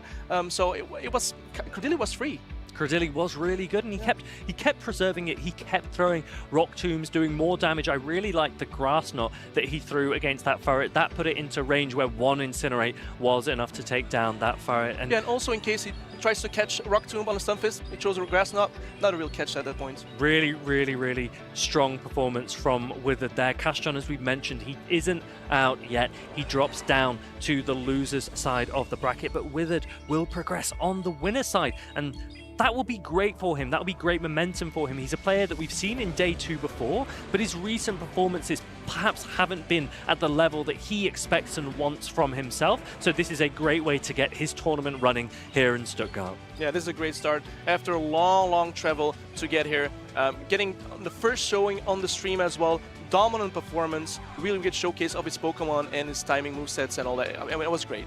So Withered, he's a player that he's achieved 5th place. That's his highest ever performance at a regional event. He was 9th in Bologna at the end of last season, but other than that, he's often struggled to break into the top 64. So he is a player that is still learning. He's still willing to commit and come to so many of these events, and traveling 12 hours. That is no joke. That is commitment. Unlike us, he has time, right? He has time to learn. So yeah. We struggle for time, you know. We struggle with our backs as well. But Withered, he is raring to go, and this is a great opportunity for him to try and showcase so much of his potential. But I really liked his team as well. I liked that aggressive play style, and preserving the Credilli, able to debuff so that his stronger picks, his more oppressive picks were able to power through.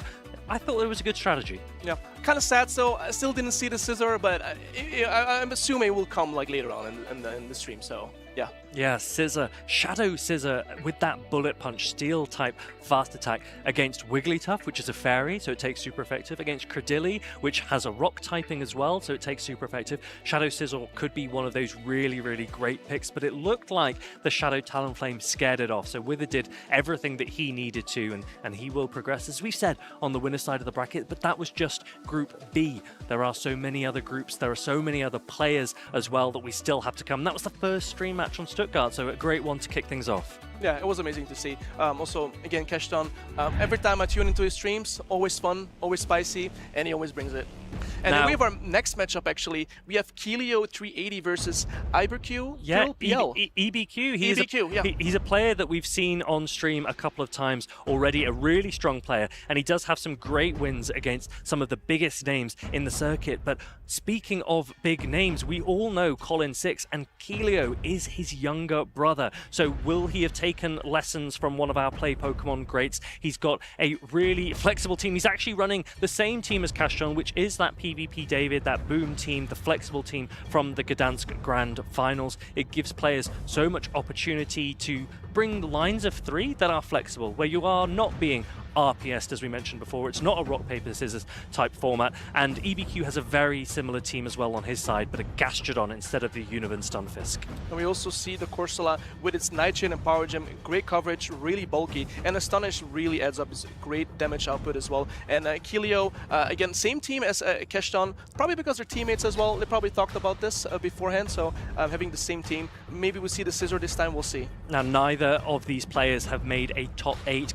Kelio hasn't made Day 2 either, so this is another opportunity for him to try and show. EBQ, he has played against some great players, he's made some great wins, but I think his best performance has only just fallen outside of the top 8. He will want to correct that here this weekend. He's brought a flexible team, as we said, a slight adjustment to the PvP David and Boom team. Gastrodon with a more advantageous matchup into the Univan Stunfisk, but a worse matchup into other flying type Pokemon. Kelio, he's going with the tried and tested team. Now, Kelio, as we mentioned with Withered before, is a player that is willing to keep coming to these events, to keep grinding, even when they don't go his way. And he is a player that has a pretty big name under his belt as well. I actually remember watching him play against Inadequance, and he came out on top in that match. So that was a really impressive performance from him. But you have to start things all over again each time you come to these regional championships, and that can be daunting.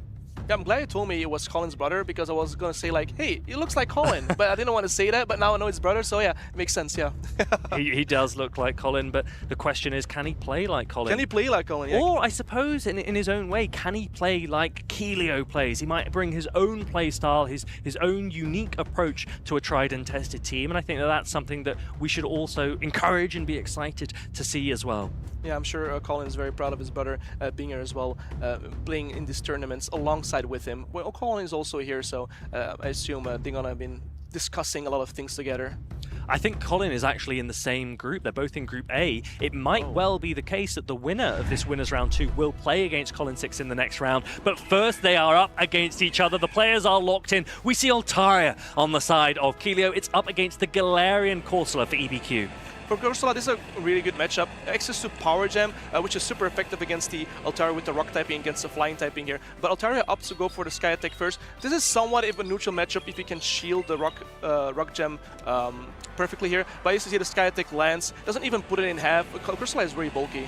Yeah, Power Gem about to come through from this Galarian Corsola. These Pokemon are so bulky, and this matchup can often depend on the spreads that you have chosen to build on either side. The attack, the defense, and the HP on both sides can make a big difference. Sky Attack now coming through from this Altaria on the Galarian Corsola. It shouldn't knock out, but we will see just how close it gets as these players play out the zero shield scenario. Neither of them using a shield. EBQ holds on with his Galarian Corsola, astonishes down, and he throws a double resisted Nightshade into this turret. He recognizes that Power Gem would have been more efficient, but I think to win and to be able to pick his Pokemon for alignment for the mid game is still pretty advantageous. Yeah, I think he didn't want to risk throwing either to lose the moves actually and get farmed down by something, so he threw up to do the Nightshade. But here comes the third into Altaria. This is a positive matchup for the Altaria. It's a little bit more bulky, Sky Attack, Dragon Breath, great combination. And Keelio goes for the Swift here, and that doesn't get shielded by the Altaria.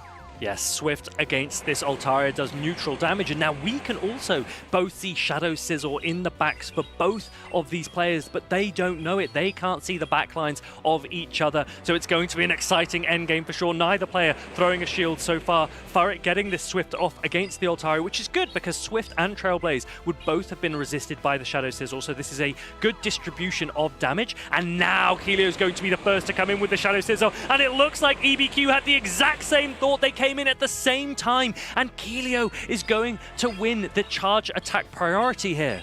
Yeah, he wins the charge attack priority. This is kind of key in this matchup.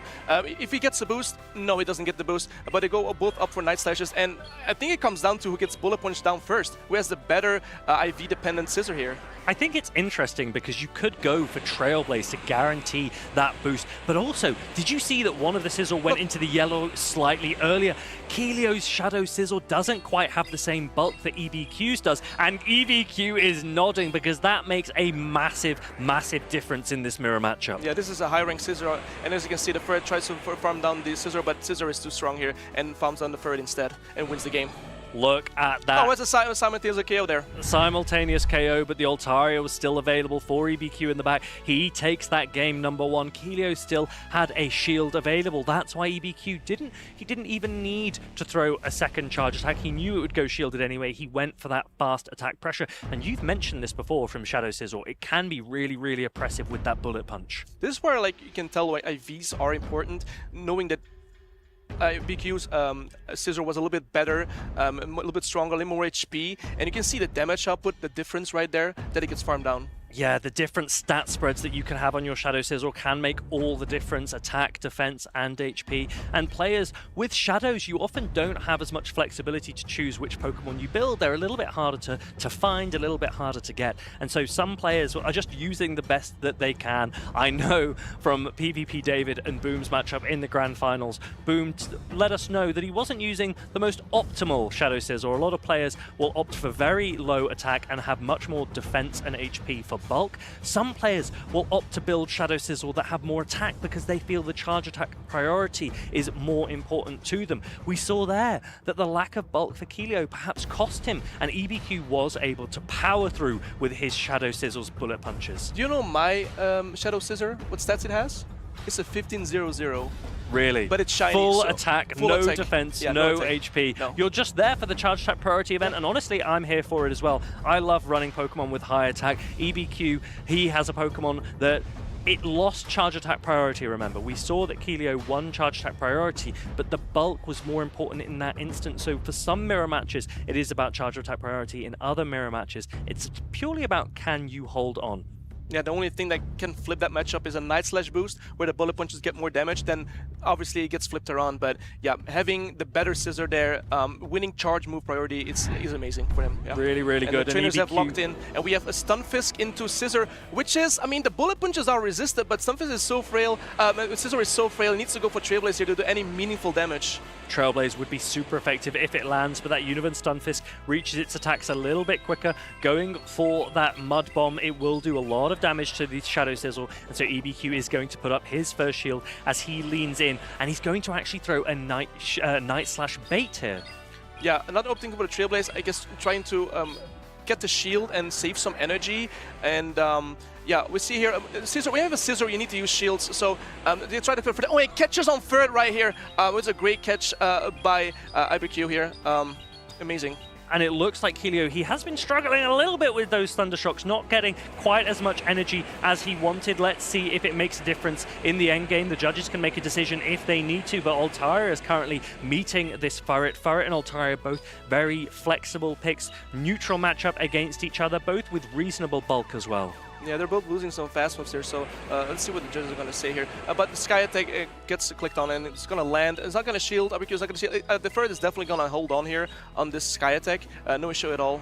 You could now potentially Dragon Breath this down, but it looks like the players have agreed that they are both losing a few too many fast attacks for it to have the right outcome that you'd expect from this matchup, and the judge gives them permission to end the game there. So a similar situation, unfortunately, but we got a lot of opportunity to see that the types of lines that these players are leaning into, the types of flexibility that they are looking for. We saw the aggressive bait and swap there from EBQ. We saw Keelio having that Univan Stunfisk. Very reasonable, very happy for him to throw Mud Bombs and then be able to sponge some damage and then come in with Altaria and play a zero shield scenario. And I think that that is one of the best ways to play Altaria, just to try and get some value without needing to shield it necessarily. Yeah, also a great lead for him, having Stunfisk on Scissor. If you just successfully land the Trailblaze, you're just so fine. Since you outpace so fast with these Mud Bombs with Stunfisk, resisting the bullet punches as well.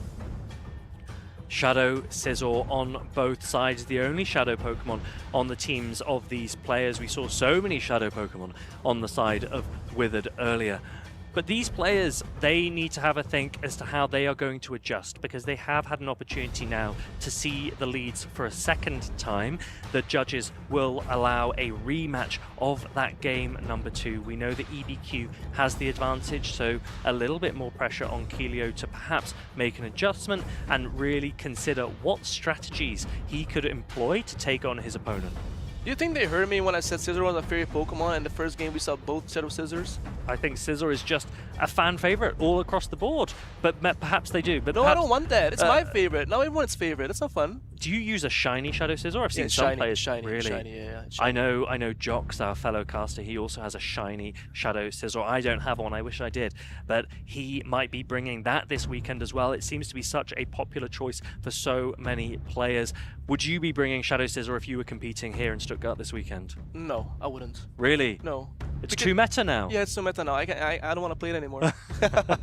You're gonna wait for it to maybe fall off the radar and then surprise people a little bit later. These players are ready to go. We're rematching game number 2 here. We're seeing Univan Stunfisk again on the side of Keelio, but an adjustment on the side of EBQ. He instead goes for this Altaria. Will he, as we've mentioned, try and play a zero shield scenario? He's going to be running Dragon Breath and Flamethrower as the neutral attacks to throw into Univan Stunfisk, not before a discharge is thrown by Keelio.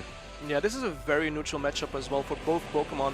Discharge being neutral, Flamethrower being neutral. The Dragon Breaths, they do add up slightly, but it is obviously not enough. Does Altaria win the zero scenario here? I think, again, these can also be a little bit dependent on the stat spreads and the way that you play it. And remember that Dragon Breath, it received a change this season, Tales of Transformation. It no longer does quite as much damage. Instead, it's a little bit more energy focused. That's why Altaria is reaching these Flamethrowers a little bit quicker. And it looks looks like this Univan Stunfisk is at another discharge. It should be able to hold on to the flamethrower, but discharge, it's not the most efficient attack. It's neutral against the dragon and flying typing of Altaria. And so Keelio is about to throw. He's at back-to-back, and this is exactly what we mean about it being dependent on the stats, because look how low that Univan Stunfisk is. This discharge does take out the Altaria, so that was really, really smartly played, and now Keelio also has a Mud Bomb available to throw into the turret, so he's in a great position going into the mid-game. Yeah, this is great knowledge of your Pokemon. You know that you can survive it,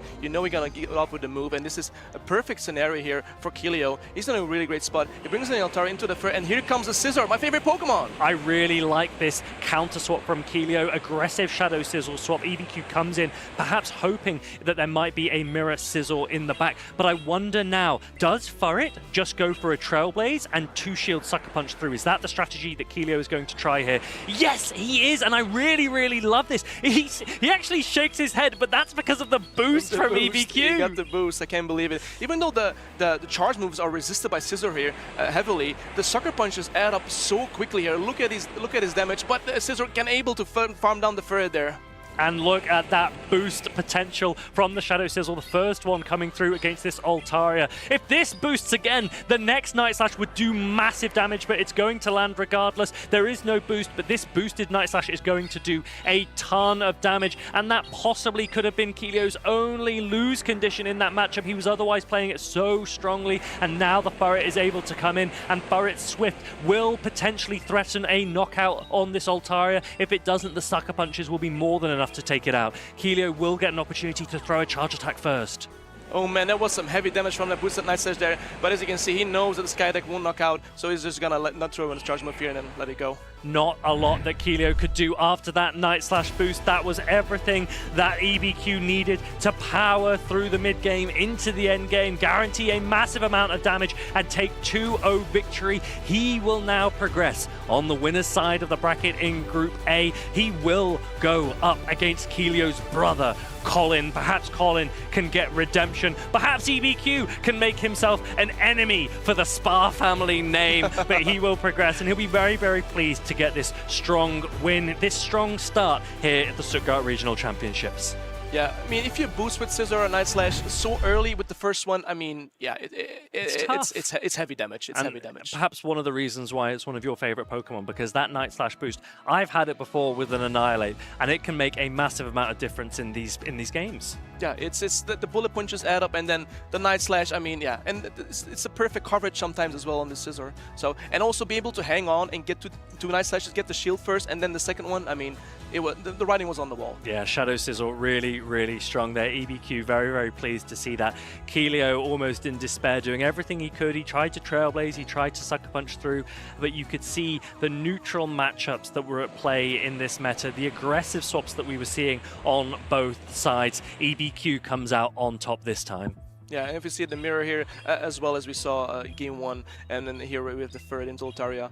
But I'm not gonna lie, I think like I'm happy with Scizor again now because of that boost and the performance that Scizor showed there. So yeah, I'm back. We're back. Yeah, back in your heart. Yeah, it's back in my heart. Yeah, it's earned all its love back. Yeah, I'm sorry, Scizor. I'm sorry. You didn't mean it, right? No, I didn't mean it. No. It was a joke. It was a joke. Yeah. EBQ takes that victory. Keelio, he will drop down into the loser side of the bracket in Group A. That means that one more loss for him and his tournament run is over. But he could do it all. He could still go through match after match. It does mean, however, and one of the difficult parts of the loser side of the bracket is you play near twice the number of battles than your winner's side counterparts. Yeah. Because each time a winner comes down from the loser side of the bracket, you then have to play them. So it's going to be an uphill journey for Keelio, but I have no doubt that he can power through EBQ. Smoother sailing for him on the winner's side. He has that Colin spirit in him, you know. He has that Colin spirit, so I'm pretty sure he can. Coursing through his veins. Yeah, coursing through his veins, yeah. Yeah, but speaking of Colin, as we say, EBQ will be up against him next. We've had 2 games, 2 matches so far on stream here at the Stuttgart Regional Championships. They've been really strong, but it's also been really nice to see that the flexibility that we've mentioned a few times already from PvP David and Boom's Grand Finals team, it really is leaning and shaping the rest of the meta here in Stuttgart. And I think one of the most interesting Pokemon, other than Shadow Sizzle, is that Furret. It's a normal type Pokemon. It has access to the dark type, Sucker Punch, Swift as a stab, same type attack bonus, normal type charge attack, and then Trailblaze, another Pokemon that is boosting itself. And we're seeing so many Pokemon that are able to keep boosting themselves. We've seen Credilli that's trying to bring them down, and then these Trailblaze users that are saying, no, we want to compete against the best. Yeah, we got the Florges that can debuff, we have the Credilli can debuff, and then we have all the Pokemon they get buff themselves. Yeah, and Florges is actually one of those few Pokemon that can do both. Yeah, they can both. Like, yeah, it's a... Do you know what Florges reminds me of? Tell me. It's the Ariados that we saw last year, where it was running Lunge and Trailblaze. Yeah. Both of its attacks reached after 5 seconds, where it had the opportunity to either boost itself or debuff its opponent. And perhaps Florges is one of those flexible picks that's able to make similar decisions in this Tales of Transformation meta. Yeah, that was a great community, by the way. A lot of people didn't expect it to turn out that great, having the chilling water.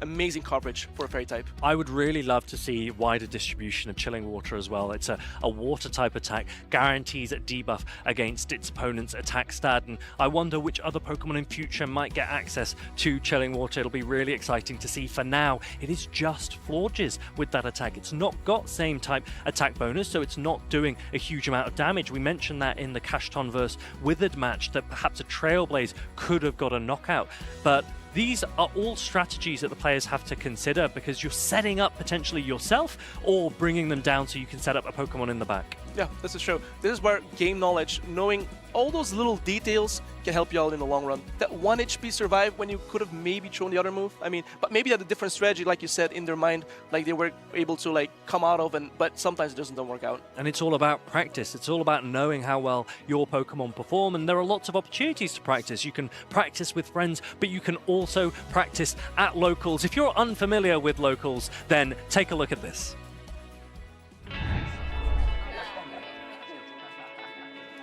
Hey, do you want to play? Yeah.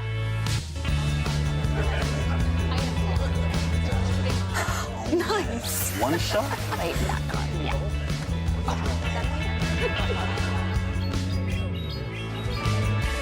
I'll use twin cannons. Great game, guys. Bye. See you next week. Come play at your local Pokemon League. A great opportunity to get your Pokemon Go journey started, an opportunity to meet players and make friends. Make sure to scan the QR code on screen. It will help show you the nearest events to you, and then eventually you can come to these regional events, because we would love to be able to cast your games as well.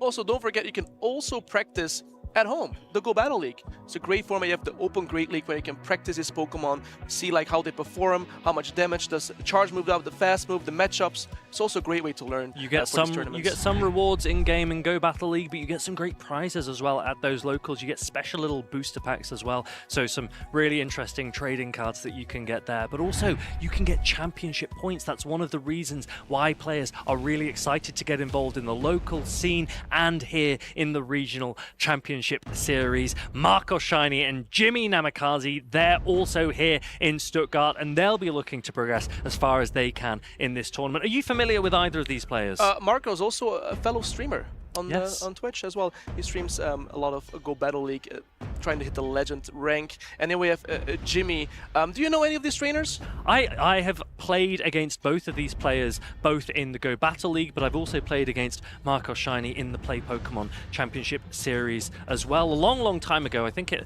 maybe Barcelona a couple of years ago was the last time I remember playing against him, but he's a very strong player and he's been improving rapidly. He's got a great community that has been backing him and supporting him. And Jimmy Namikaze on the other side as well. He's a player that is very involved. He's always getting involved in watching the championship series, and now he's got an opportunity to compete on stream here, and he will be running a lot of Pokemon that we recognize from the previous meta, Azumarill and Jumpluff, and we hear that Jumpluff cry immediately as these players get into the battle. It's up against a Shiny Furret on the side of Marcus Shiny.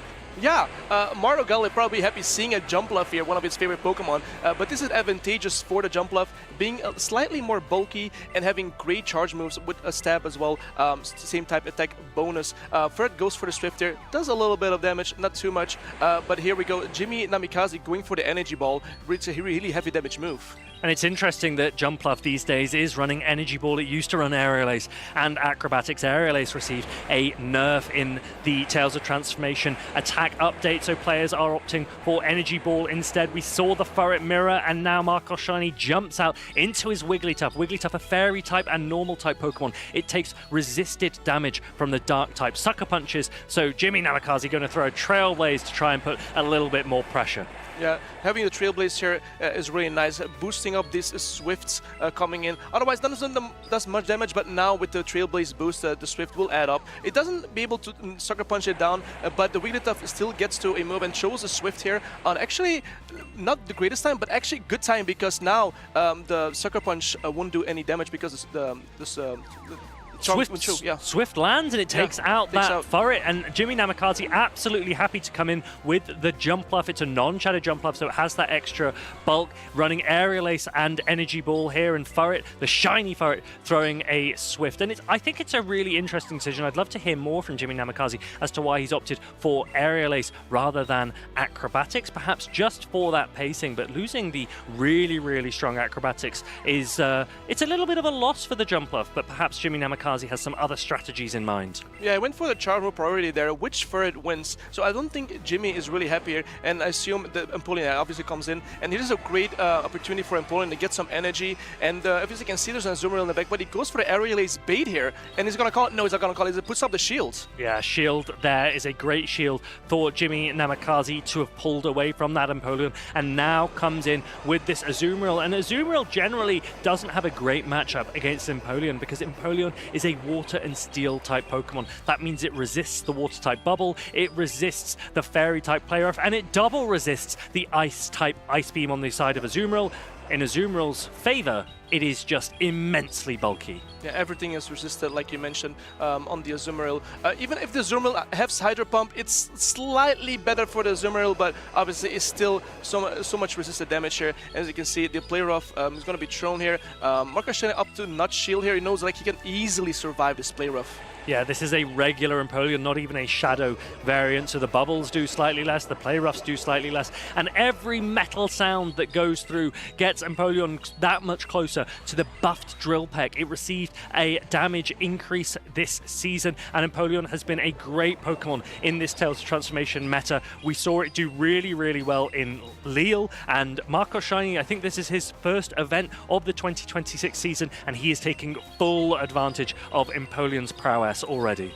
But that's a really bulky Azumarill holding on there on the Drill Peck and knowing perfectly his Pokemon. And since he threw the bait earlier, it doesn't get to the Aerial Ace, unfortunately, and the Empoleon farms down the Jumpluff. And this is what happens. Aerial Ace receives a nerf, and it isn't able to give Jimmy Namikaze... The trainer stopped tapping there, they forgot, I think, the Pokemon on the screen. Marcus Shiny there, eventually metal sanding down a shiny Azumarill on the side of Jimmy Namikaze. That means it is 1-0 for Marcos Shiny. One more win needed for him, and he will progress on the winner's side of this bracket. This is round 2 in Group A again. Jimmy Namikaze, what adjustments can he make? That Jumpluff, still such an interesting pick, perhaps a peculiar pick in this meta. Yeah, a lot of variety, I would say, actually. After seeing game 1, we see an Azumarill, which, I mean, it's always been there. Azumarill always been good, right? And then we see Jumpluff, and then we see a Fortress as well we haven't seen. But we see Furrets. I mean, Furret is pretty much coming up here in this tournament, it seems. Furret is just such a brilliant pick. I remember when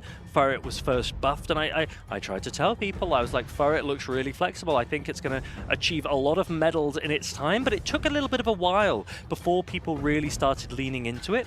I think we saw a real rise in Ghost usage for a long time, and then all of a sudden, when Furret was realized to be one of the best Ghost responses, particularly against Pokemon like Diggersby as the other opposing normal, but then the Galarian Corsola, when Furret could take on both, I think that's when it really started to see usage rise. And now, post Diggersby nerf, Ferret seems to be the best normal type in the meta, maybe alongside Wigglytuff as well because of that fairy subtyping. Yeah, it seemed like they listened to you saying that Ferret was going to be so strong. Sometimes they eventually do, sometimes. Yeah, but the trainers are currently locking in. Let's see what they're going to bring into this game. We said the game number 2 right here. We have Talonflame into the Fortress. What a great lead from Marco Shiny here. A superb lead for Marco Shiny. Jimmy Namikaze immediately getting out of there. And if my eyes don't deceive me, I actually believe Jimmy Namikaze is the player that has a full line of 3 shiny Pokemon. What a great flex of this trainer right here. We see that for going for the Swifter on the Talonflame, opting not to shield here. But the Ferret also is going to put up a shield on the Talonflame. I think it doesn't have a really great response. He tried to go into his Wigglytuff, but the timing for the Ferret was perfect there to be able to not swap out. Wigglytuff now coming in. It is able to resist those dark-type sucker punches. As we say, Jimmy Namikaze is going for his first Swift. Swift will do quite a lot of damage to the Wigglytuff, but will a second Swift be enough to knock out? It doesn't look like it will, so there's no need for Marco Shiny to put up a shield. He preserves both shields for the later stages of this game. Yeah, this is a great matchup for Wigglytuff. Not having any damage from the Sucker Punch here, and he's able to charm down this Ferret. And here comes the Fortress, and Fortress is actually on Bug Bite, not on Volt Switch, so I think the Talonflame is really happy here. Well, do you know what's interesting? If this Fortress is able to Bug Bite down this Fairy-type Wigglytuff, it is a resisted attack, remember, but it means that the Fortress might be able to reach a Rock Tomb against that Talonflame. The Talonflame has taken some damage already, but Rock Tomb is a double super effective attack, and these Swifts in the meantime from Wigglytuff don't do very much against the Steel typing of Fortress. So maybe we see Azumarill come in now. The Univan Stunfisk comes in, but the Fortress could potentially have some real play in the back, particularly if Azumarill is able to start getting shields down with this super effective Ice Beam. Yeah, this is a pretty neutral matchup for both Pokemon, dealing both super effective damage, the Bubble from Azu and the Ice Beam for Azumarill. And then we have Stunfisk with this Thundershock Discharge, which has great pacing, by the way, 5-4. Now, Azumarill's matchup into Stunfisk, despite Stunfisk having the electric type pressure from both Thundershock and Discharge, Azumarill's sheer bulk means it is actually able to be absolutely fine in this matchup. The Bubbles and the Ice Beam together really, really do add up. Yeah, but it's so slow in this matchup. You only be able to throw one Ice Beam, and still haven't reached a second one, and while the Stunfisk is showing Discharge after Discharge. Interesting there for Jimmy Namikaze to immediately throw an Ice Beam, perhaps with the intention of then going straight into the Fortress as fast as he can. Yes, he does do that. He's going to go into the Fortress, and he's going to throw a Sand Tomb. It's caught by the Talonflame. Now, this is interesting. The Talonflame didn't get an Incinerate through. That means Sand Tomb will knock out. So Marco Shiny's going to put up a shield to try and get the Incinerate through, but he isn't able to throw the Flame Charge. Does a massive amount of damage, and now can this Fortress reach a Sand Tomb before the Univan Stunfisk reaches another Mud Bomb? This first one will draw the Protect Shield from Jimmy Namikaze. It is a race to that final charge attack. Bug biting down on Talonflame was truly amazing to see. And here Fortress gets to the Sand Tomb. What amazing showcase for the Fortress leading into Talonflame and still be able to pull out this game is crazy. Do you know what this means? Fortress is a Shadow Talonflame answer confirmed. Confirmed, yeah. Not even with Volt Switch, with Bug Bite. That was insane. That was insane. Can't believe it was able to farm on Talonflame. Only took one Incinerate, still hold on, and then not able to get to the Flame Charge, and having the energy was truly amazing showcase of Fortress, what he can do with his energy. Yeah, Incinerate did land on the Fortress, but Marco Shiny didn't quite have enough health on the Shadow Talonflame to be able to throw the Flame Charge. That allowed Jimmy Namikaze to throw Sand Tomb into Talonflame and into the Univan Stunfisk in that endgame and seal out the equalizing game of this winners round 2 match. 1 game apiece. The winner of this final game 3 will progress on the winner side of the bracket here in Stuttgart. Yeah, having him safe swapping the Ferret, right? The pivot on the Ferret, being able to get to the Swift pretty quickly.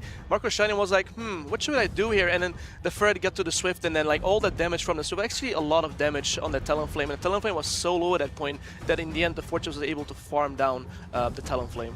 What are your thoughts on Fortress? I know you're a big Shadow Sizzle fan. What's the opposing Seal Bug like in your mind? I mean, it's okay, I guess, but Scissor just looks cooler, so... I mean, this one is shiny. It is shiny, yeah, but I mean... Does that make a difference in your mind? Are you a shiny fan? Only when it's Scissor, yeah. Well, these players, they both look like they are shiny fans. Marcos, shiny on the left. Jimmy Namikaze with so many shiny Pokemon on the right. We see a Furret lead into the Empoleon. What can Empoleon do here? It will always win charge attack priority against a Furret, and this Hydro Cannon will do a decent amount of damage. Yeah, Empoleon getting to these Hydro Cannons rather quickly. The Furret can only actually throw a Trailblaze here. And then Marcus Shiny goes on his Furret. It has a mirror match. We have a shiny Furret mirror match here, Farid. Shiny mirror match is such a beautiful thing to see. I wish I had a shiny Furret. I don't think I even do. But this almost reminds me of the old Lickitung mirrors that we used to see, except it's a little bit more bearable because they're doing neutral Sucker Punch into each other. Jimmy Namikaze now smartly coming in with the Fortress, able to double resist the Grass-type Trailblaze because it looks like Marco Shiny is just hoping for more Sucker Punch damage instead. Yeah, he wants to get as much damage in as possible and goes for an auto Trailblaze. Even though it's double resist, that you just think about the Sucker Punch damage you get through. And look at how low this Fortress already is. I think Swift might have been the better option there, but it looks like another Sucker Punch does land, so Marco Shiny gets a little bit of value from the Furret, able to take the Fortress deep into the yellow. And now, Jimmy Namikaze, he doesn't run Earthquake on this Fortress, so he's going to throw super effective Sand Tomb, but it's such a low damage attack that it doesn't draw a shield from Marco Shiny. And it looks like Marco Shiny is going to go for that catch onto the Wigglytuff. I like this play, getting a little bit of energy on the Empoleon, and now looking to sponge on the Wigglytuff. Fortress otherwise would have been an answer to a Wigglytuff, but it was such low health that Jimmy Namikaze forced to go into his own Azumarill. Yeah, we have the battle of the fairy types right here. Wigglytuff into Azumarill. Wigglytuff opts to go for the Swift here, which is some neutral damage. But Wigglytuff gets to the Swift pretty fast. 5 charms to get to the first one, 4 for the second one. So it's rather like a neutral matchup, I would say, but the charms do add up. Ice Beam now coming in from this Azumarill. It is going to draw a shield from Marco Shiny. It probably wouldn't be enough to threaten a knockout on its own, but with that residual bubble damage, it could have put a little bit more pressure onto the Wigglytuff. The Wigglytuff has a bow. It doesn't make a difference in PvP, only in our hearts. Swift now coming through. It takes the shield from the shiny Azumarill, and Jimmy Namikaze reaching his second Ice Beam, about to land unless a shield goes up. It doesn't. Yeah, it was a charged attack priority, which Wigglytuff does win. And here comes back in with the Empoleon, and here comes the Fortress, and Empoleon already reached a move. Empoleon has an attack ready. Jimmy Namikaze doesn't have a lot of energy on this Fortress, so I'd be surprised to see him shield. He is going to let this Fortress go, and now he's got the opportunity to come in either with Furret or with the Azumarill, but bear in mind Azumarill has resisted attacks only, so he's going to come in with Furret, but the metal sounds are already adding up against this Furret. They're both leaning as far as they can. Trailblaze now coming through. Question is, will another Sucker Punch land? But do you now just commit to your Azumarill? Because you're now able to bubble down this Empoleon if you need to. Yeah, keep in mind, Jimmy still has a shield up. He has an Azumarill, which is slightly... and then we'd see the farm now with the bubble and the Wigglytuff there. There was some great showcase from the Empoleon, but still Furret, again, pulled off this win. Empoleon not able to hold on. Marco Shiny tried to shield it, tried to get as much energy as possible to throw into the Azumarill in the endgame. Azumarill, no matter what happens, day on day, month on month, year on year, Azumarill remains king. Jimmy Namikaze driving it to success as he wins this Winners Round 2, 2-1. Yeah, and he does his name perfectly right there. Marco Shiny winning with the shiny Furret. I mean, yeah, couldn't be better, right? A great performance from Jimmy Namikaze, a player that has persevered for so long. He's watched, he's competed, now he gets his time on stream. A really great victory there, and a really exciting opportunity to see some shiny Pokemon, but also a Jumpluff, Pokemon that we really don't get to see often. I imagine it has a strong matchup into the ground and electric type Univern Stunfisk, but beyond that, I'm really curious to hear more from Jimmy Namikaze in a little bit as to why he brought that Jumpluff pick. But Azumarill and Furret, they looked really strong. Yeah, they look really strong, especially the Furret. Its energy, even though it's resisted, like, we know the Sucker Punch damage does add up over time, and in its neutral scenarios, it's so strong. We saw Wigglytuff a couple of times, and it was interesting to see how Jimmy Namikaze, he didn't opt for the Galarian Corsola, because Furret, although it's got a resisted Sucker Punch against Wigglytuff, it actually doesn't do too badly, whereas Galarian Corsola is a little bit more uncomfortable in that matchup. Yeah, Furret is the king of neutral play, and here we see the Fortress, a little baby brother of Scissor, but the Fortress being able to farm on his Talonflame was truly amazing, even though it was in the lead with a great lead for Marco Shiny, but the Fortress still pull off the win here. A great win for Jimmy Namikaze. We're getting our full money's worth. These players going right to the extremes of these best of 3 matches. 1 game apiece originally. Jimmy Namikaze then in that game 3 playing really, really smartly, preserving energy, using his shields wisely, and that Furret just getting so much value. I really liked when he brought in the Fortress to sponge the opposing Furret's energy. It was a great pick to neutralize his opponent's flexibility. Yeah, I'm also seeing Empoleon as well on the battle. That was really fun to see, actually. Like the pacing with the Metal Sound, the Drill Pick, the Hydro Cannon. I feel it was really flexible. Still, the Furret, the Sucker Punch, the boosting. I mean, there's nothing you can do at this point. Now, are you an Empoleon fan? It's a Steel type. It's also sharing that with Shadow Sizzle. How does it list in your rankings? It's pretty high. It's pretty high. It wasn't shiny though, but it was pretty high. Would that have made a difference? Yeah, for sure. Yeah. What about if it were a Shadow Empoleon? Oof. But I mean, then the Sucker Punch wouldn't do more damage than Empoleon, so I don't know about that one though. We don't see a lot of Shadow Empoleon in the current format. The extra bulk of the regular Empoleon seems to be more popular as these players compete in this best of 3 format at this stage of the tournament. If you're unfamiliar with how to win a best of 3, keep your eyes peeled. Alright trainers, I'm Will Dunphy, and today I'm going to teach you how to win your first match at a Pokemon Go Championship Series event. Let's get started! In the Championship Series, Pokemon Go trainers compete in a Show 6, Bring 3 format. Both trainers begin by analyzing their opponent's team of 6 Pokemon and selecting their 3 best Pokemon for battle. However, Pokemon selections and playstyle adjustments made between battles are equally as important. Let's uncover the mysteries behind the team selection screen and give you the tools to win at your next championship event. There are 2 sides to team reading in Pokemon Go PvP. First, understanding your team's strengths and weaknesses. Second, identifying your opponent's team's strengths and weaknesses. The key is to maximize your team's capabilities while preventing your opponent from doing the same. First, identify which of your Pokemon has the most positive matchups against your opponent's team of 6. Then, choose 2 other Pokemon that cover its weaknesses. Next, choose a macro strategy that fits your team. Finally, envision your win conditions. Will your opponent bring 1 key Pokemon to every game? Can one of your Pokemon defeat your opponent's team with a shield advantage? Typing matchups, shield scenarios, switch advantage, and energy management all play a role. To see these principles in action, let's review Tonton Batuz versus Nezabethan at the 2023 European International Championships.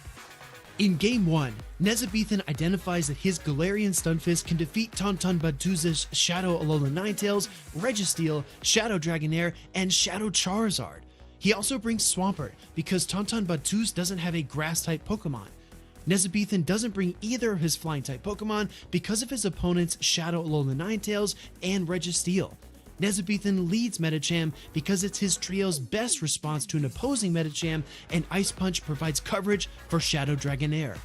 Tonton Batuz doesn't expect Nezabethan's Flying-type Pokemon, so he comfortably leads his own Medicham. Shadow Dragonair is his safe switch because it can defeat most Pokemon in the 2-shield scenario. Finally, Registeel is a great answer to Altaria, Noctowl, and Lantern. Tonton Batuz's ABC-style lineup prefers switch advantage, while Nezabethan is playing an ABB-style double ground team. Nezabethan wins Game 1 due to 3 key factors: weakening Tonton Batuz's Medicham, protecting his Galarian Stunfisk. It happened! Oh my goodness, what a swap! And I said it earlier, it could come down to a sacrificial swap. That was absolutely beautiful, saving all of the energy on Galarian Stunfisk. And aligning his Galarian Stunfisk versus Tonton Batuz's Shadow Dragonair. For Game 2, Tonton Batuz benches his Shadow Charizard in response to the Shadow Swampert and Galarian Stunfisk from Game 1. Nezabethan selects the same team, while Tonton Batuz chooses the more flexible team of Shadow Dragonair, Medicham, and Lickitung. Tonton Batuz leads Shadow Dragonair and uses a Protect Shield to KO Nezabethan's Medicham and control switch advantage. He aligns his Medicham against Galarian Stunfisk and uses his Lickitung to absorb Shadow Swampert's energy. Tonton Batuz's adjustments win him Game 2. In Game 3, Tonton Batuz repeated his Game 2 lineup, while Nezabethan selected a team of Altaria, Medicham, and Galarian Stunfisk. Tonton Batuz takes a Protect Shield early. then switches to his Lickitung to lure out Nezabethan's Medicham. Tauntaun Battus makes a spectacular catch. To catch the charge move on a site. Well, it doesn't matter what it is. They're going to go ahead and let it go through on the Dragonairs. This is going to be taking it out. Yeah, But the true skill is his recognition that the Galarian Stunfisk would be Nezabethan's third Pokemon. Tauntaun Battus wins Game 3. In this series, Tauntaun Battus neutralized Nezabethan's Shadow Swampert, while Nezabethan overcorrected for Shadow Charizard and was unable to contain his opponent's Shadow Dragonair. Nezabethan's best answer to Shadow Dragonair was his Galarian Stunfisk, so Tauntaun Battus was able to consistently predict it. Neither trainer had a Ghost-type Pokemon, making Medicham a safe choice for both competitors. Tauntaun Battus' team of 6 pressured Nezabethan to keep his Altaria and Noctowl on the bench until it was too late in the series. Throughout a best-of-3 series, making predictions and adjustments are key. Pay special attention to player tendencies like overcharging, switch timing, shield deployment, and Pokemon usage. Some trainers choose their team of 3 Pokemon conservatively, while others like to take more risk. The most elite trainers do 3 things very well. First, build a team of 6 Pokemon that is well balanced and versatile. Second, change their Pokemon selection and macro strategy from game to game to avoid becoming too predictable. And third, influence which Pokemon and strategies their opponent chooses throughout the series. Well, that's all from me. Best of luck in your future matches, and I'll see you next time. Who? Maxwell. Welcome back, trainers. We have a familiar face joining us. Nighttime Clasher, how you doing? It's so good to be back, especially alongside my good friend Fareed here. We're so excited to bring you some more action inside the Stuttgart Regional Championships. We're still on Group A and B and progressing our way to the winners finals, and we have a couple of trainers here who are looking to stamp their way in Pokemon Go history. They are all beginning their journey with the hopes and dreams of reaching a player with the caliber of Nighttime Clasher, our Latin America international champion. And Eric, what's it like coming back now to the regional side of the championship series, back in Europe as well? It's an interesting feeling, right? Because I feel like I played pretty good last weekend, and I'd love to play again and see if I can take it even further. But at the same time, it feels nice to like kind of relax and just watch for now, because it would be a little stressful. There's a lot of expectations now after that tournament, and we all know my European runs have been stifled a little bit by, what are some of the picks? There was a Satoddle that I think you had a little bit of a struggle against, but don't worry, you're not competing. Instead, we look like we've got some a player that I've actually not watched on stream before on the left-hand side. Aukline Shen, 1995, bringing us a pretty interesting team here. We have obviously some favorites, Corviknight, Gastrodon, Corsola, Cradily. Love that core 4 because that gives you coverage, or at least play into almost everything that you could possibly see. And then he throws in a bit of his own touch, right? Guzzlord and then Carbink. And this is a player that he's not competed a lot so far in the championship series this year, but he did compete in Stuttgart last year. He has competed in other German events as well. He's not really broken through and become one of the more established players, but this could be his event to do so. He is bringing the Carbink, as you say, perhaps a favorite of his, and now we do also see some of the more familiar faces, as well as a Guzzlord with the buffed Dragon Tail this season, Brutal Swing and Sludge Bomb as well, which gives it really interesting coverage, perhaps a unique profile in the meta. With those 3 attacks, I don't think you're walled off by really anything. Actually, I think Scissor is even a good matchup because your typing is so strong, and as we see here, Bullet Punch, Night Slash, Trailblaze, not too great against Guzzlord, actually. Yeah, you resist both of those charge attacks. Now, the Reeve, he is a player that we have seen a little bit more frequently. He competed in Frankfurt and in Lille already this season. He did qualify for the World Championships last year as well, and he'll be looking to make his run. And it looked like he had a Hydro Pump Azumarill, so perhaps that is his key to do it. We saw an Azumarill in the previous match. It didn't have Hydro Pump, so let's see if the Reeve can take full advantage of that heavy-hitting Water-type charge attack. Aukline Chen, as of course, he wants to make a statement for himself, and he already has. Round 1, I believe he already knocked Emmy Weedle down to the lower side of the bracket. He was able to get that Carbink on the Wigglytuff a couple of times, I heard. And that's where it all begins, right? You have to take down that top tier bracket, and another top tier bracket coming right up here in the Reeve. Group A, winners round 3. It looks like our players are locked in. Let's take a look at what they have for us. Let's kick things off. We do see the Guzzlord against the Shadow Sizzle with 2 shields up. The Shadow Sizzle can lean mostly into the bullet punch pressure, and the Night Slashes and the Trailblazers, they will be resisted. They might not draw a shield, but they might threaten a 2-shield scenario knockout in the favor of the Shadow Sizzle. This first brutal swing, it is going to go unshielded by the Reeve. And that's just awesome, right? We landed that brutal swing and we can pivot immediately into Corviknight. It looks like he's not going to be punished for this because there's no Unova Stunfisk on the side of the Reeve 18. And I quite like this. It's almost an ABA style. 2 Pokemon weak to the Guzzlord, 1 in the lead, 1 in the back. Galarian Corsair now able to avoid the Guzzlord, but it takes a massive amount of damage from that super effective payback. I love just tossing in the Corsola here, right? Because we're aware that that Guzzlord is still lurking in the back, and if we commit shields to this Corsola here, it may be a little bit difficult to get that Guzzlord down in the end game because we won't have the shields for the Azumarill. Now Air Cutter coming through. Arclin Chen didn't go quite up to the next payback. The Reeve doesn't need to shield. He will reach another attack on this Galarian Corsola. Air Cutter does get that boost. It's a 33% chance that it will raise the attack of the Corviknight. Arclin Chen, will he want to rely on that? Will a shield go up? No, he's going to let this Corviknight go. Recognize that Guzzlord, if it can farm down here, it's really awkward for the Azumarill, right? Because we can actually get to these Sludge Bombs quicker. I would love to see a Sludge Bomb being thrown here and then a pivot maybe into that Gastrodon, because there's no play rough. And if you can shield a Hydro Pump, you're in a pretty good spot. And let's remember that the Reeve aggressively swapped in this Azumarill, so once this Sludge Bomb draws the shield, the Arclin Chen is able to go into the Gastrodon, and the Reeve is switch locked. Gastrodon can put on a lot of pressure, but let's remember, the Reeve has a Hydro Pump. Through 2 shields, are we going to land it? This could be a huge pivot in this point of the game, but it gets shielded, and now Gastrodon is looking to mud slap through this Azumarill. As long as it can get it into 1 Sludge Bomb range, I think the Guzzlord can actually finish off this game. And that is a massive amount of damage that Arclin Chen is able to shield from this Azumarill, but the Water Pulse would be resisted from Azumarill, and so now the Galarian Corsola comes back in, but the Reeve basically just gives this Gastrodon extra farm down. I don't think the Galarian Corsola got a ton of value, and now Shadow Sizzle is going to come in to try and draw the last shield from the Gastrodon. Perhaps now Azumarill will try and lean over into that Hydro Pump, but Gastrodon just has a ton of energy, and Body Slam after Body Slam will now start to come through. Good no shield here because, of course, you know that the only thing you're scared of here is the Sludge Bomb from the Guzzlord. So maybe if there's a way you can get more attacks on the Azumarill here, get a little bit more energy, you may be able to Ice Beam the Guzzlord, but I think it's still too healthy. Well, the Reeve is in a pretty good position here because the Guzzlord is only on half health at this point, and so Ice Beam, once it's reached, should be enough to threaten a knockout. I think the Reeve might have played this really, really well.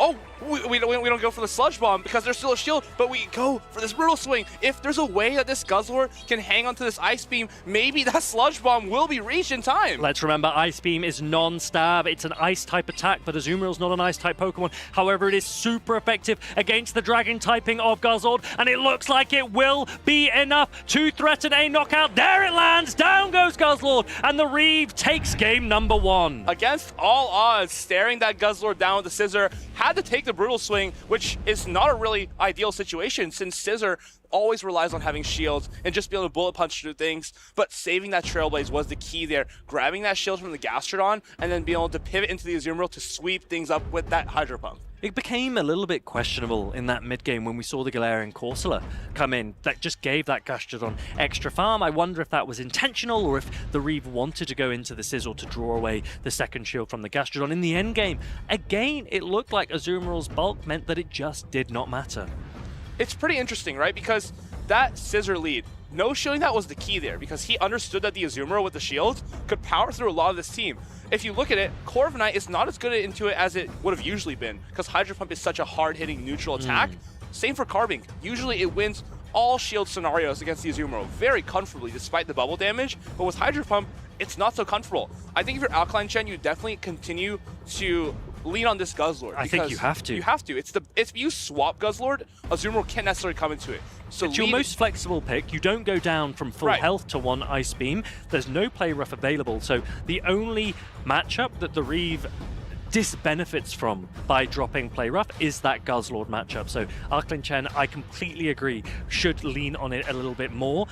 I wonder if he perhaps shouldn't use it in the lead, because we saw there that Scissor was actually able to get some good damage into it while shields were up. With those bullet punches, it may not seem super significant in the start, but in the end game, it was what allowed it to be in the range of the Ice Beam. If we're swapping Guzzlord, it's really, really difficult to justify bringing Azumarill into that, even though it's theoretically a good matchup. Let's take a look at what happens here, though. Yeah, the players are locked in. We are ready to go. We do see Guzzlord against that Azumarill on paper. That is a great lead for the Reeve, but let's see if Arklin Chen agrees. He's actually going to stay in because the pacing to the attacks is the same. Ice Beam and Sludge Bomb reached at the same time. The Reeve wasting no time going for it immediately, and Arklin Chen isn't even going to shield it. The beauty here is we have the Corviknight in the back, actually, and there's no Unova Stunfisk from the side of the Reeve. That means we can just throw off the Sludge Bomb and make a pivot. Maybe we even try to catch this Ice Beam.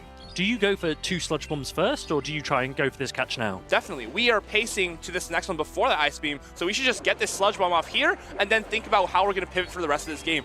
With the Reeve, basically without the Scissor here, there's not a lot of fast attack pressure into the Guzzlord, which means that this 20% Guzzlord is going to be a huge issue right into the Corviknight, and we see the same problem as we did in Game 1. There's no response. A really, really nice play from Arklin Chen, following your instructions word for word, shielding up this heavy-hitting Hydro Pump, and now a Clodsire comes into a Steel Flying-type Corviknight. That means the Poison Stings are double resisted, and you're getting a shield from an Air Cutter bait. Will you also boost? Not this time, but I think Arklin Chen is in a fantastic position in the mid-game.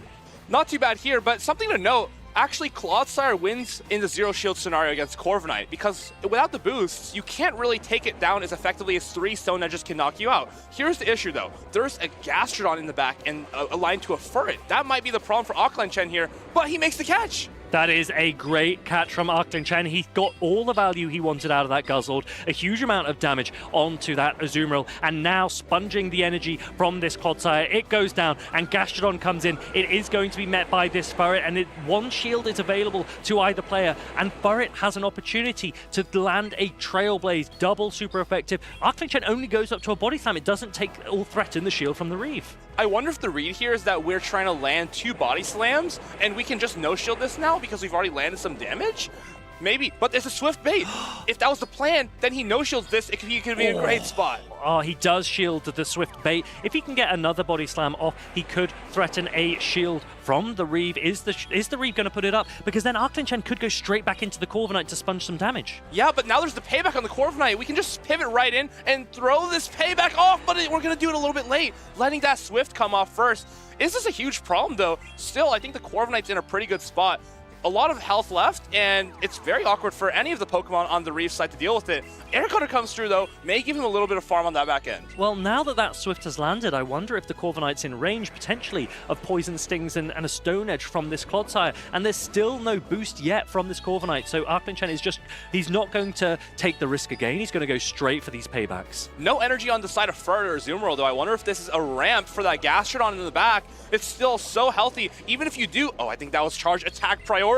I don't know. Did the Reeve press the Stone Edge in time? I think he might be able to farm up a tiny bit more. Let's see. I wonder if throwing this is... Oh, you can go straight to the Gastrodon. It's going to take this Earthquake, but how are you going to get this Gastrodon down? We have a Furret with about 1 HP, and then we still have to address that Corviknight in the back. This was an excellent swap. Just slightly misaligning the timers was perfect, because now you can just throw a Body Slam into whatever comes in and then farm down the other side. Arklin Chen is playing this brilliantly, so unconventionally, but it looks like it might just be working. Body Slam now takes out this Furret, and Azumarill has so much on its shoulders left to do. It needs to try and bubble down the Gastrodon, but Mud Slap is just a better attack, and it will take down the Azumarill first. Arklin Chen levels the score 1 game each. He's already taken down ME Weedle. Who's next? The Reeve 18 has to be a little concerned here. Both games hasn't brought much of a response to that Corviknight. I wonder if the thought is our Azumarill's pretty good against it. And while I definitely believe that Azumarill is good against the Corviknight, just having harder hitting attacks, we need the Azumarill for the Guzzlord. So maybe our Azumarill's a little overloaded and we need to incorporate the Unova and Stunfisk. I think that's a great point, and these players will need to think now. They've seen the sides of their opponent twice, one game apiece, and everything to play for in the final game of this winners round 3. This is a best of 3 format, so the winner will proceed on the winner's side of the bracket here in Group A. The loser will drop down to the loser's side, and it's been very interesting to see that the Reeve was nodding his head when the Azumarill led into the Guzzlord, but actually the Guzzlord seemed to get so much value in that matchup. That is the flexibility with the Dragon Tail Sludge Bomb combination, with Dragon Tail now generating far more energy than it used to. It actually outpaced the Azumarill with the Ice Beam, and then Corviknight, such a great sponge. I wonder if he needs to pivot to that Guzzlord as a swap here. Maybe lead that Corviknight, right? Because if you lead Corviknight, your worst case is the Unnovan Stunfisk. And then you go to Guzzlord, prompting a response of an Azumarill, and then you can kind of decide whether you want to switch from there and just progress as that mid game where you just land 2 Sludge Bombs against the Azumarill and make life very difficult for your opponent. So far though, no Carbink, which is one of his favorite Pokemon. I wonder if that's like a read the opponent has to make. Is that Carbink going to come? Do we bring that Scissor? Because Scissor is also overloaded, because we kind of need it for the Guzzlord, but we kind of need it for other things too. There could be that Cradily, there could be that Carbink as well. Well, I wonder if Carbink's a little bit tricky. You've obviously got a Clodsire on the side of your opponent. The Azumarill running Hydro Pump gives it a much more advantageous matchup between those two, and then Furret is also able to throw Trailblazers, so Carbink perhaps doesn't have the flexibility that it might otherwise have had. These players will be playing as flexibly as possible. They look ready for game number 3, and finally Arclin Chen gets the lead. He's been hunting for Guzzlord up against Corsola. The Reeve instantly safe swapping into the Azumarill, but this gives Arclin Chen the opportunity to Sludge Bomb and then dip. We just Sludge Bomb here and we go to Corviknight, and this is kind of this is the best case scenario for Arclin Chen. We've caught the opponent ABA weak to Guzzlord, and I wouldn't even say Azumarill is the B counter, because we're going to get a Corviknight here. We can guarantee that it's not on the Unnovan Stunfisk, and from this point on... Would you shield this? I think you always shield this, because you know your Corviknight's been so instrumental in the last couple games, and even though there's the Stunfisk in the back, paybacks still hurt when they are boosted by the Air Cutter, which let's see if he can get that 30% chance right now. And do you know what we've seen? We've seen 3 Hydro Pumps thrown by the Azumarill, and all 3 have gone shielded. That is a massive amount of energy lost to a shield from the side of the Reeve. He's going to aggressively swap into this Galarian Corsola, and Arclin Chen's actually going to go for another Air Cutter bait. He really wants to get that boost. If he does get that boost, payback would do a massive amount of damage, but still no boost coming through, and now the Reeve is instantly leaning into the Nightshade. They actually throw on charge attack priority. Payback will do a massive chunk of damage to the Ghost type Corsola. I wonder if this is the best case for the Reeve, because as these clocks get more and more misaligned, it's going to give you a little bit more options to play around that Guzzlord. Maybe we can catch a Brutal Swing on the Azumarill after being into the Scissor matchup, or we can do it the other way around and catch Sludge Bomb on the Scissor. Let's see though. It's going to be that Guzzlord. It's going to farm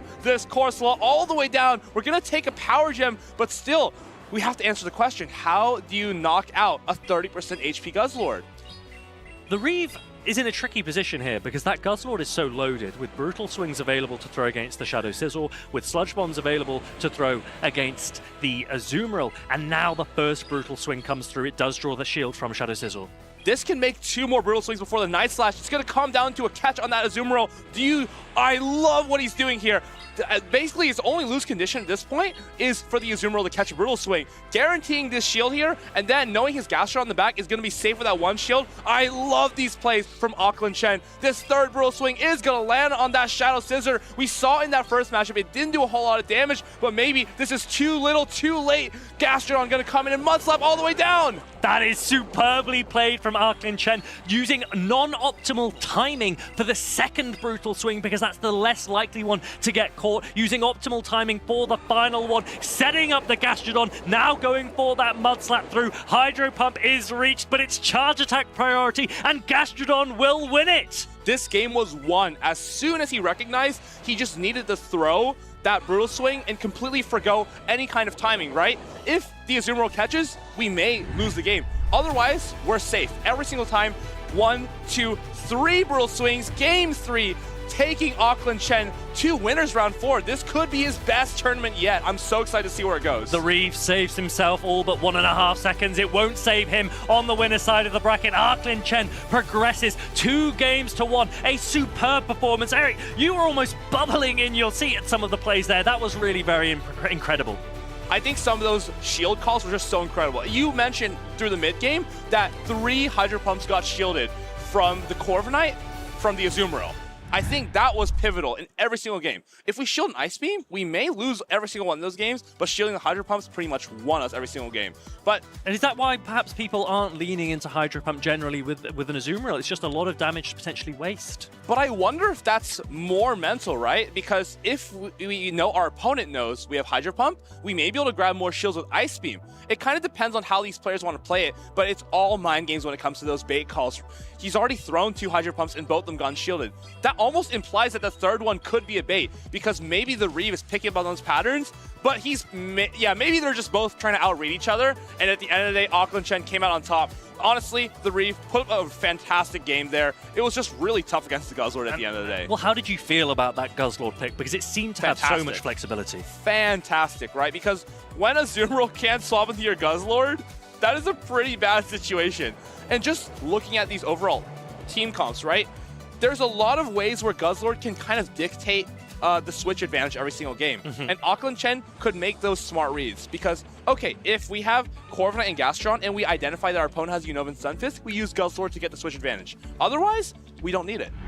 I think one of the points that you made that was really telling was when the Reeve went for that ABA strategy, a Pokemon that is weak in the front and weak in the back to one of your opponent's Pokemon. But as you said, Azumarill didn't even really operate as the B. It wasn't even a Guzzlord counter in this matchup because the Guzzlord's flexibility with that Sludge Bomb just gave Auckland Chen such an advantage in the match. It's so interesting that Azumarill was the Reeve's best pick and Guzzlord was Auckland Chen's best pick, and it still came out on top. This is kind of the key with the Dragon Tail rework. It makes dragons just so much more flexible and reliant on their charge attacks rather than those fast attacks. Before, Guzzlord was kind of a tap, tap, tap. We Dragon Tail, crunch debuff, and just Dragon Tail down the entire opponent. It feels like Guzzlord is so flexible right now and gives us so many options with that Sludge Bomb Brutal Swing coverage. And one of the other reasons that I really like Guzzlord in this meta is that we're seeing so much Furret, we're seeing so much Shadow Sizzle, and Guzzlord's Dark and Dragon typing, it is able to resist all of the charge attacks from both of those Pokemon as well. So not only could it be an aggressive pick, it is also able to be a real defensive option too.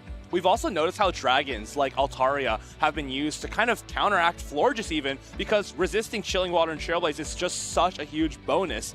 Guzzlord, on the other hand, is not even too bad in the Florges. We know Sludge Bomb does a huge amount of damage against Florges, which isn't very, very bulky, and obviously Chilling Water, Trailblaze, not a huge problem for Guzzlord.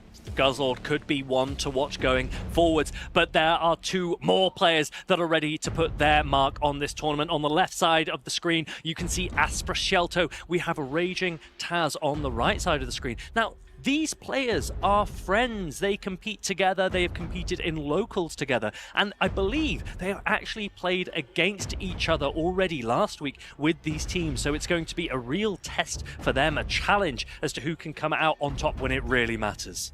Honestly, I think that's one of the most exciting things is playing against your friends, playing against locals, because you've played against them a lot of times, and when you're actually on that big stage, it feels like a lot of mind games. I feel like there's more mind games than anything.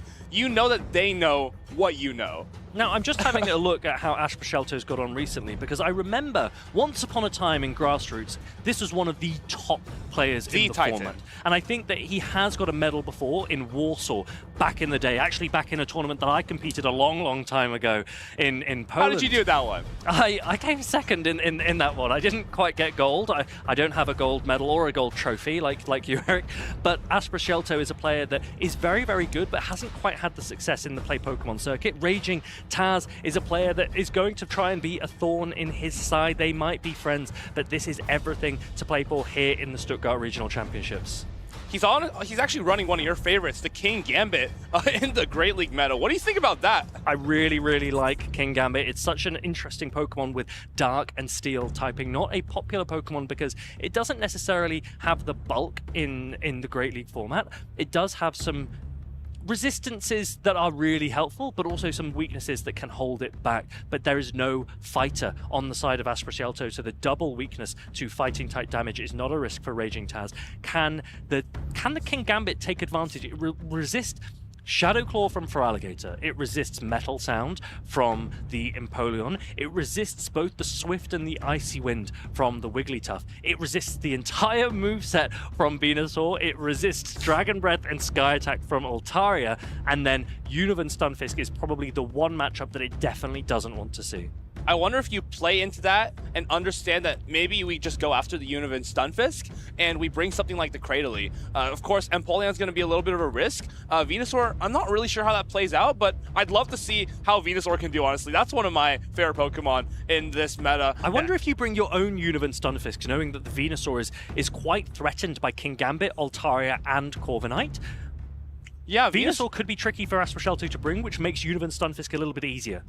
That's right. Wigglytuff, though, is going to be a menace because your Steel type, Corviknight, is not too fantastic in the Zero Shield scenario, and King Gambit, obviously, it's neutral with the Charms. Lead is going to be actually Wigglytuff into the Altaria. Fantastic start for Asprocialto. Yeah, this is a great lead for the Fairy and normal type Wigglytuff. It is running Charm, so Altaria is going to get out of there. The Univern Stunfisk comes through. Raging Taz clearly willing to use it as a safe swap, knowing that Venusaur is unlikely on the side of Asprocialto. And so Mud Bomb is now going to be reached first as Wigglytuff stays in, perhaps leaning into that Icy Wind before it dips. I love that call you made, right? That he's going to bring the Univern Stunfisk because you know the Venusaur is not super likely. Because of that, he was more willing to play a risky lead in Altaria and just swap the Univern Stunfisk as kind of a crush because, again, what do you really do here? You can't swap to Empoleon or Feraligatr. This is obviously going to free them up in the back, but it's going to mean that Raging Taz doesn't have his Altaria aligned with that Wigglytuff. Now, Asprocialto is not going to bring either of his Water-type Pokemon into the Univern Stunfisk. He's going to lean on the Wigglytuff. And in the Zero Shield scenario, especially with that head start, Wigglytuff looks like it is in a great position to take out this Univern Stunfisk. Raging Taz is going to let it go. And now Altaria is in a position where it can avoid a Wigglytuff. Cradily will come in here, but it looks like Asprocialto's... It would be one turn behind. He's going to try and instantly swap into this Feraligatr. Oh!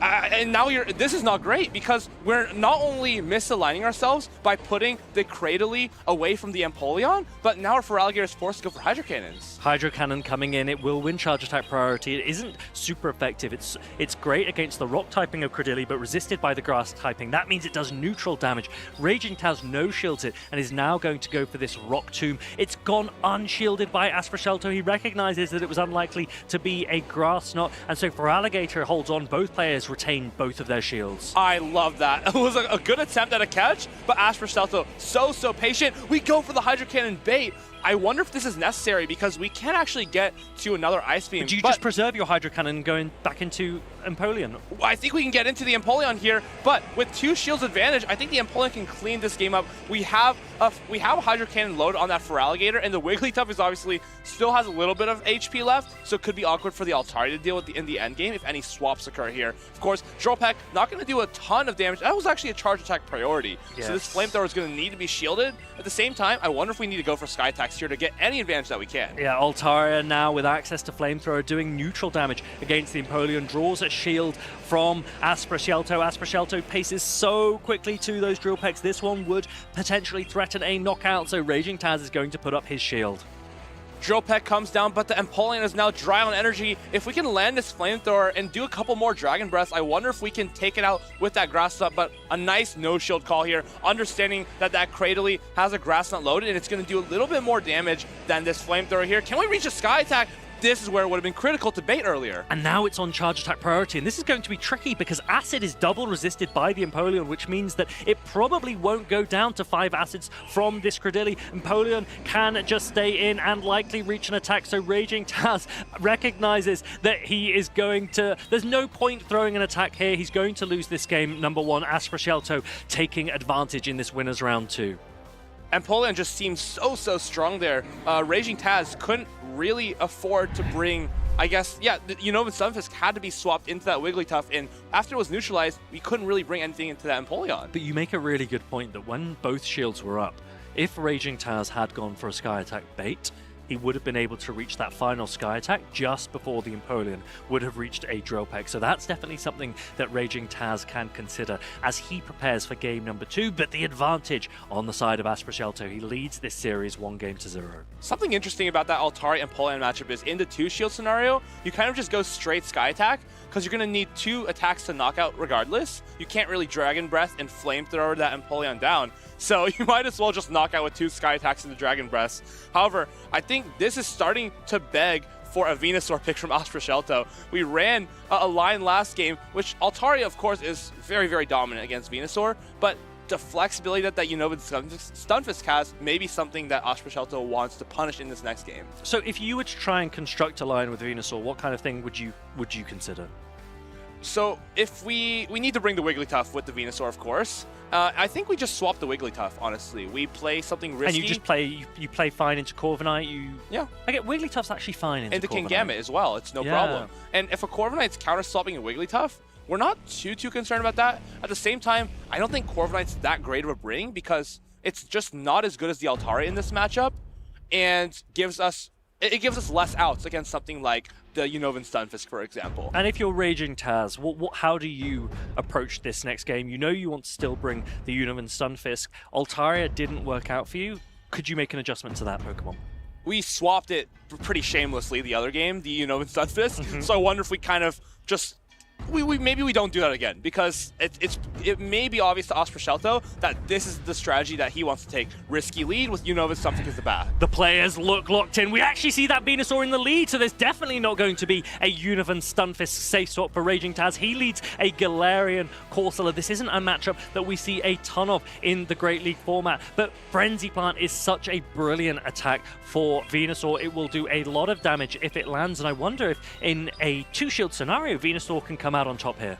I honestly think that's possible, and if that happens, how do you actually deal with this Venusaur on the back end? Cradily will have a very awkward asset. Oh, he actually goes for the no-shield here. Maybe trying to grab this shield advantage. I like this play as well. Goes into the Feraligatr. This is amazing because as your Raging Taz, it's very hard to make this counter swap. You throw off this Nightshade, kind of revealing that you don't have a superior answer in the back. That means no Kingambit is going to be available here. But now you need to come in with your Unova Stunfisk, right? Absolutely. We can tank this Hydro Cannon no problem and throw this Mud Bomb off right before this next one, as this is Charge Attack priority. I love this play by Raging Taz, as we're guaranteeing that Asprashelto can't get off that second Hydro Cannon. Yeah, Hydro Cannon coming through, super effective, does a massive amount of damage to the Unova Stunfisk. Charge Attack priority, as you mentioned, Discharge or Mud Bomb here would be enough to take out the Feraligatr, so a shield goes up for Asprashelto.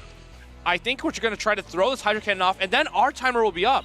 We may be able to go back into that Venusaur and then get some Vine Whips in. Yeah, timer on the side of Asprashelto will expire first, so Venusaur can come in, but the Unova Stunfisk goes down, and now look at this matchup for this Empoleon. Steel, super effective against the rock typing of Cradily. Hydro Cannon will do neutral damage because of that rock typing as well, so a shield goes up immediately for Raging Taz. This is where staying in against that Feraligatr and throwing the Nightshade is going to cost Raging Taz, right? Because now you only got rid of the Switch Clock, and you can go into Corsola now, but it may be too little too late. The Empoleon's way too far ahead on energy, and it's just going to Metal Sound this Corsola all the way down. We can't get to the Nightshade, and I think that's going to be it. That is punishing for Raging Taz, and Asprashelto's taking full advantage of this Empoleon. We've seen it before in this tournament already, and now it is really shining here. That incredible farm down against the Galarian Corsola. Hydro Cannon lands. Here comes the second one. Raging Taz probably knows that there's not a lot he can do. He's not even going to shield it. Hydro Cannon takes Asprashelto through this winners round 2. Venusaur was such an incredible bring there, because against Corsola, tanking that Nightshade is really fantastic, as when we guarantee the shield advantage, the Empoleon Feraligatr can kind of run wild in the back. As that Unova Stunfisk is completely overloaded, there's no actual way to deal with both of those. Cradily, of course, getting stuck on the Empoleon, not what Raging Taz was looking for. And Asprashelto is going to be looking to try to make his mark in the Play Pokemon Championship Series. It's been a while since he was able to get one of those coveted medals, but he's well on his way to getting one in this tournament. Now, those were two real friends. They have played against each other so many times. I'm curious to know how those matches got on behind the scenes, but where it matters, Asprashelto comes out on top in dominating fashion as well. That Empoleon really, really shining.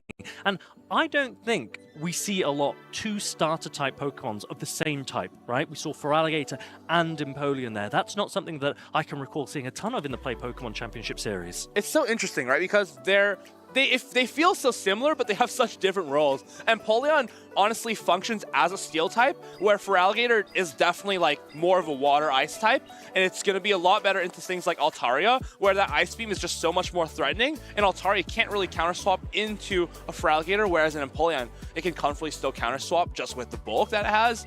Two Hydro Cannon users, it's not a strategy that's super common, but we've seen it before. I remember in, I think it was Brisbane or Melbourne last year, Yetaruna brought something along those lines, had Swampert and Feraligatr. So definitely these water types with Hydro Cannon have such different functions. Feraligatr is always the main water one, but with different typings and coverages from those other Pokemon, they feel like they even core well together. I think the water type starters in general are just really great options. Hydro Cannon, such a brilliant attack that's available to them. I brought Greninja to my last event. That was one of my favorites. Are there any other water type starters that you could see having play in the Championship Series?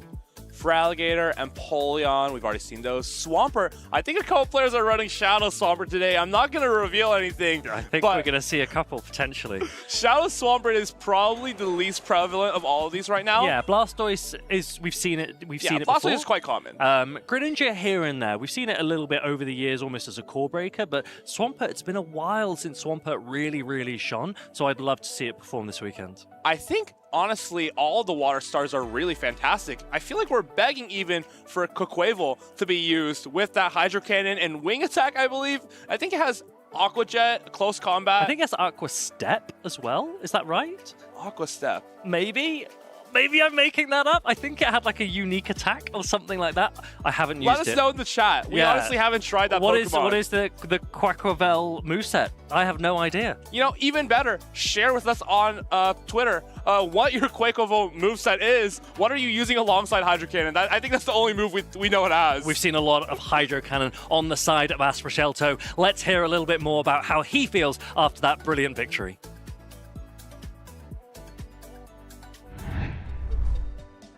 Thanks, guys. Indeed, I'm joined by the winner of their first round, Asproshelto. How are you feeling? Oh, thank you. I'm very proud of my match, and I feel very excited to be here. Now, you played versus Raging Taz, who is a friend of yours. Last weekend, you played how many locals? 7 in a row. 7. What goes through your head when you open the bracket and you see you're playing versus Taz first round? No, we are in the same room for the hotel, and maybe we are expecting to be matched today because we knew we were both in the same group. But at the first match and on stream, that was unexpected, and maybe I don't know if this was positive or negative. Well, in these locals last week, did you play against each other a lot? Yes, of course. Who won more? Not every. I think half and half. Right, that's good. I mean, this was a convincing victory 2-0. You brought your Venusaur to this tournament, which is a Pokemon we haven't seen in quite the time. Why did you choose to bring Venusaur? Because, so first of all, me and Taz were building a team together, and we start both from Kingambit. So I think you all saw Kingambit in the team of Raging Taz. But at the end, I choose to move to Empoleon as a steel Pokemon, and so I had to put something for Ufisk, sorry. And also my team was overall a little bit weak against Wigglytuff because I have Altaria, Feraligatr, and more. So Venusaur was filling that slot very good. And in practice, how did it go? Did you win many matchups with it? Yeah, I was using a lot, more than what I was expecting from it. Venusaur and Bulbasaur, the GOAT first partner Pokemon. Absolute best in my opinion. Now, you are of course a veteran of the Play Pokemon Championship Series. What are your goals for this season? I hope to qualify for the World. Sadly, this is my first regional this year, but I hope to do even more during the second part of the season. Well, you're doing a good job so far. First round, won and done. Is there anyone in your bracket you're afraid to play against? Maybe my next opponent might be another friend of mine, that is Alejandro Di Loreto. I don't know. I am a little bit afraid of him. All right, understandably so. Great players all around the tournament. Asprichelto, thank you so much. Good luck and congratulations on your first round win. And we're kicking it back to the casters for more action. Congratulations again to Asprichelto on that convincing victory, but the results are in. We have worked out what Quackrovel actually has, and it turns out we're both right. It has both Aquajet and Aqua Step, but Hydro Cannon is just the better water charge attack, so that's the one you want to go for. And then also Close Combat as a fighting type option. So you heard it here first. Well, I don't think it'll be Aqua stepping its way into the meta anytime soon. Unfortunately, all those other water stars are just so vastly superior. And honestly, when you think about it, every single one of them is viable to some extent, and I love that. I think someone at home, you've heard what Eric said, and I think someone now needs to bring Quackrovel to a regional championship, and I will support you from the very, very beginning. But look at these players. These are titans of the game, players that we have known for years and years. They have no interest in Quackrovel. They are here for glory. Tonton on the left, Zephy Mastix on the right. Now, Tonton, he is probably one of the greats of this game. Yeah, we saw in the recap video earlier of the European International Championships where he took down Nezabethan in those finals and took it down with the Shadow Charizard, Shadow Dragonair, one of his signature Pokemon, and I'd love to see more from him today. 2 World's Top 16s, that's incredible. The World Championships is obviously the pinnacle of Pokemon Go gameplay. Eric, how have you got on in your World Championships? Hey, thank you so much for asking. First year in Honolulu, we played against Yakai round 1, boom, 0-2.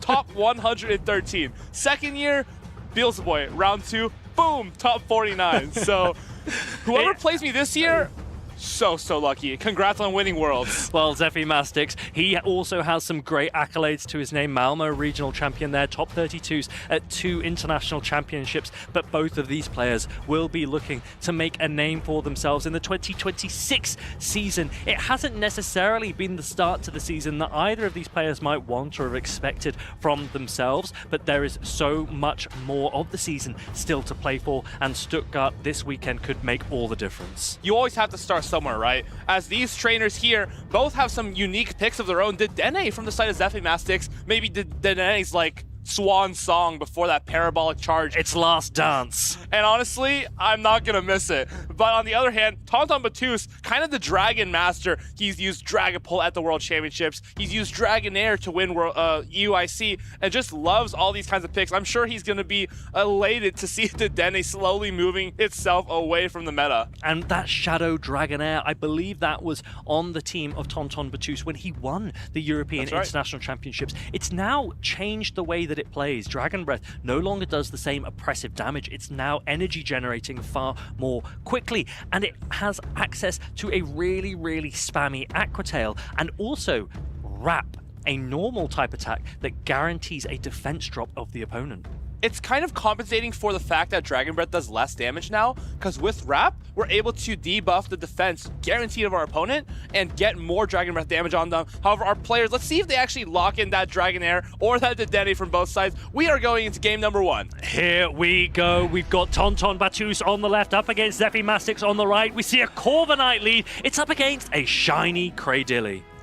This is actually a pretty neutral matchup, despite Corviknight double resisting these acids. The thing is, the sand attacks just don't do a whole lot, even though they are neutral. So far, no moves being thrown. That's very interesting to me. Well, actually, that's quite a lot of damage from those sand attacks on the Cradilly. I wonder quite how much damage they're doing. They're going to do definitely less now that this Rock Tomb lands. But both Pokemon are out in the on the side of Tonton Battus for the Shadow Dragonair now coming through, but not throwing an attack before a Rock Tomb comes through. I like the recognition here, right? Because our Dragonair energy is kind of good into everything. We don't feel super pressured to throw here because whatever comes in now, we're still spamming away these moves, and it's just kind of neutral. There's no hard check for the Dragonair.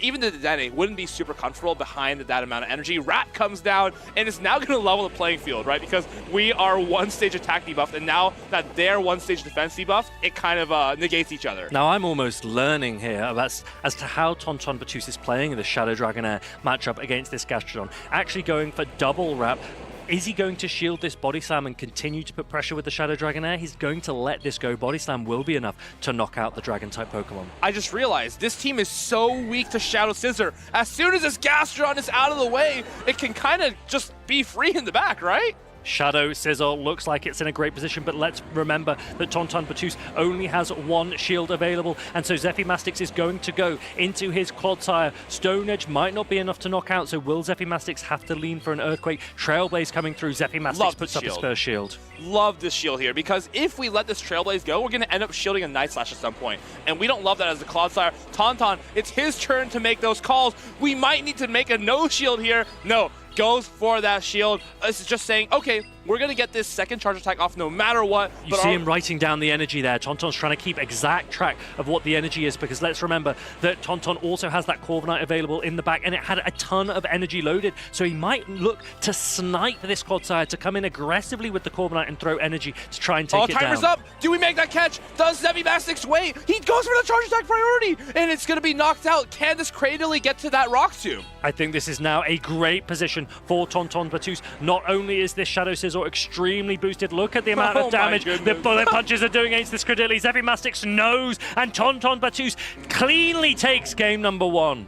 Something so interesting on the side of Zephy is all of his Pokemon have that Best Buddy ribbon. That just shows, like, he is committed to these Pokemon and he understands them all in and out. That is like a level of commitment that we've seen also. It's Axion run, of course, someone who's won 2 internationals and worlds. So do you Best Buddy your Pokemon? I wish I had the level of commitment to Best Buddy all 6 of my Pokemon for every tournament, but I have only respect for this. I mean, half the time I'm locking my team in a few hours before the deadline. I wouldn't even have time to Best Buddy what I knew I'd be picking for that weekend. Fareed usually barely has time to know the matchup of his Pokemon. Forget Best Buddying them. Zephy Mastix, I just love that he has that Dedenne as well. Shiny Cradily, a shiny Gastrodon. It's just so nice to see a trainer who has that special bond with his Pokemon. It's Axion actually has talked about that and how he feels like it's giving him that boost in those battles, the best buddy boost. But for now, it's Tauntaun Battus going to be trying to use that Trailblaze boost to take down his opponent here in winter semis. Yeah, Zephy Mastix is going to try and rely on his buddies if he wants to best Tauntaun Battus, who has the advantage in this series. It's 1 game to 0. This is a best of 3. That means 1 more win for Tauntaun Battus. We'll see him progress through the winners semi-finals in Group B to the winners finals of his group. That is a massive momentum forward for him if he can get it. Zephy Mastix will need to win 2 games back to back if he wants to take Tauntaun down. It's interesting to me that Zephy Mastix even brought the Cradily, considering how good Scissor is for Tauntaun Battus. I wonder if we start shifting to Galarian Moltres here, because that Unova Stunfisk, we didn't exactly see Tauntaun bring it the other game, and Scissor and Unova Stunfisk is very hard to put together, given that both of those Pokemon are weak to the Gastrodon. So maybe we assume there's no Unova Stunfisk and we bring that Moltres. However, it's going to be Dragonair again, and it's leading into the Cradily. Now, what does this matchup look like? The Shadow Dragonair can pace so quickly. It might depend on its attack stat as to exactly how much the Dragon Breath damage does, particularly after this Rock Tomb will come in and reduce the attack of this Shadow Dragonair. And again, Tauntaun Battus, he's not interested in throwing his attack prior to the Rock Tomb damage buff. Does that mean he's likely to dip out of this matchup? And goes into the Scissor. I love this. We're just trying to get ahead on... Oh, he goes into the Dedenne. How come he goes into the Dedenne? Maybe he's making a read on that back line. That is very, very interesting from Zephy Mastix. It is a shiny Dedenne, but if he had gone into Gastrodon, he might have been able to 2-shield through the Shadow Scissor. Instead, we can see that Gastrodon is going to go up against the Corviknight in the endgame, so this Dedenne will have to put in a ton of work to try and get an advantage for Zephy Mastix here. And actually, you make it to this Parabolic Charge before the Trailblaze, but does Tauntaun make that charge attack priority? He does. This Night Slash is, I don't think it's going to be enough to knock out. I think it might be. Dedenne's not particularly bulky. It is already in the red. It could be Klee. Yes, there it is. There is the knockout, the resisted Maybe Night it's Slash. even better, actually, because the Gastrodon will be able to get this before that Trailblaze is reached. Does Zephy Mastix know that, though? I must be counting here. We must know this is a Night Slash. The thing is, this Shadow Scissor is boosted. That still does a massive chunk of damage, and Gastrodon almost down to a 3rd health. What a play from the Shadow Scissor on the side of Tauntaun Battus, but let's remember that Zephy Mastix has shield advantage here. Cradily with the shield advantage looks fantastic. We can probably opt to no shield in Aqua Tail here, shield the next one, and if we can get this Dragonair out of the way, is there a chance we can just permanently debuff that Corviknight in the back? It's going to be close, actually, because this Shadow Dragonair is at another Aqua Tail already, which means you will have to shield this to try and get off the Rock Tomb. You're going to need to shield this to get off the Rock Tomb. Yeah, so we throw this Rock Tomb immediately. Is it even enough to knock out, though? Well, I was wondering, would Zephy Mastix actually allow the Shadow Dragonair to get a little bit extra farm? Because this Corviknight now could potentially farm down this Cradily, but the Rock Tomb isn't quite enough anyway.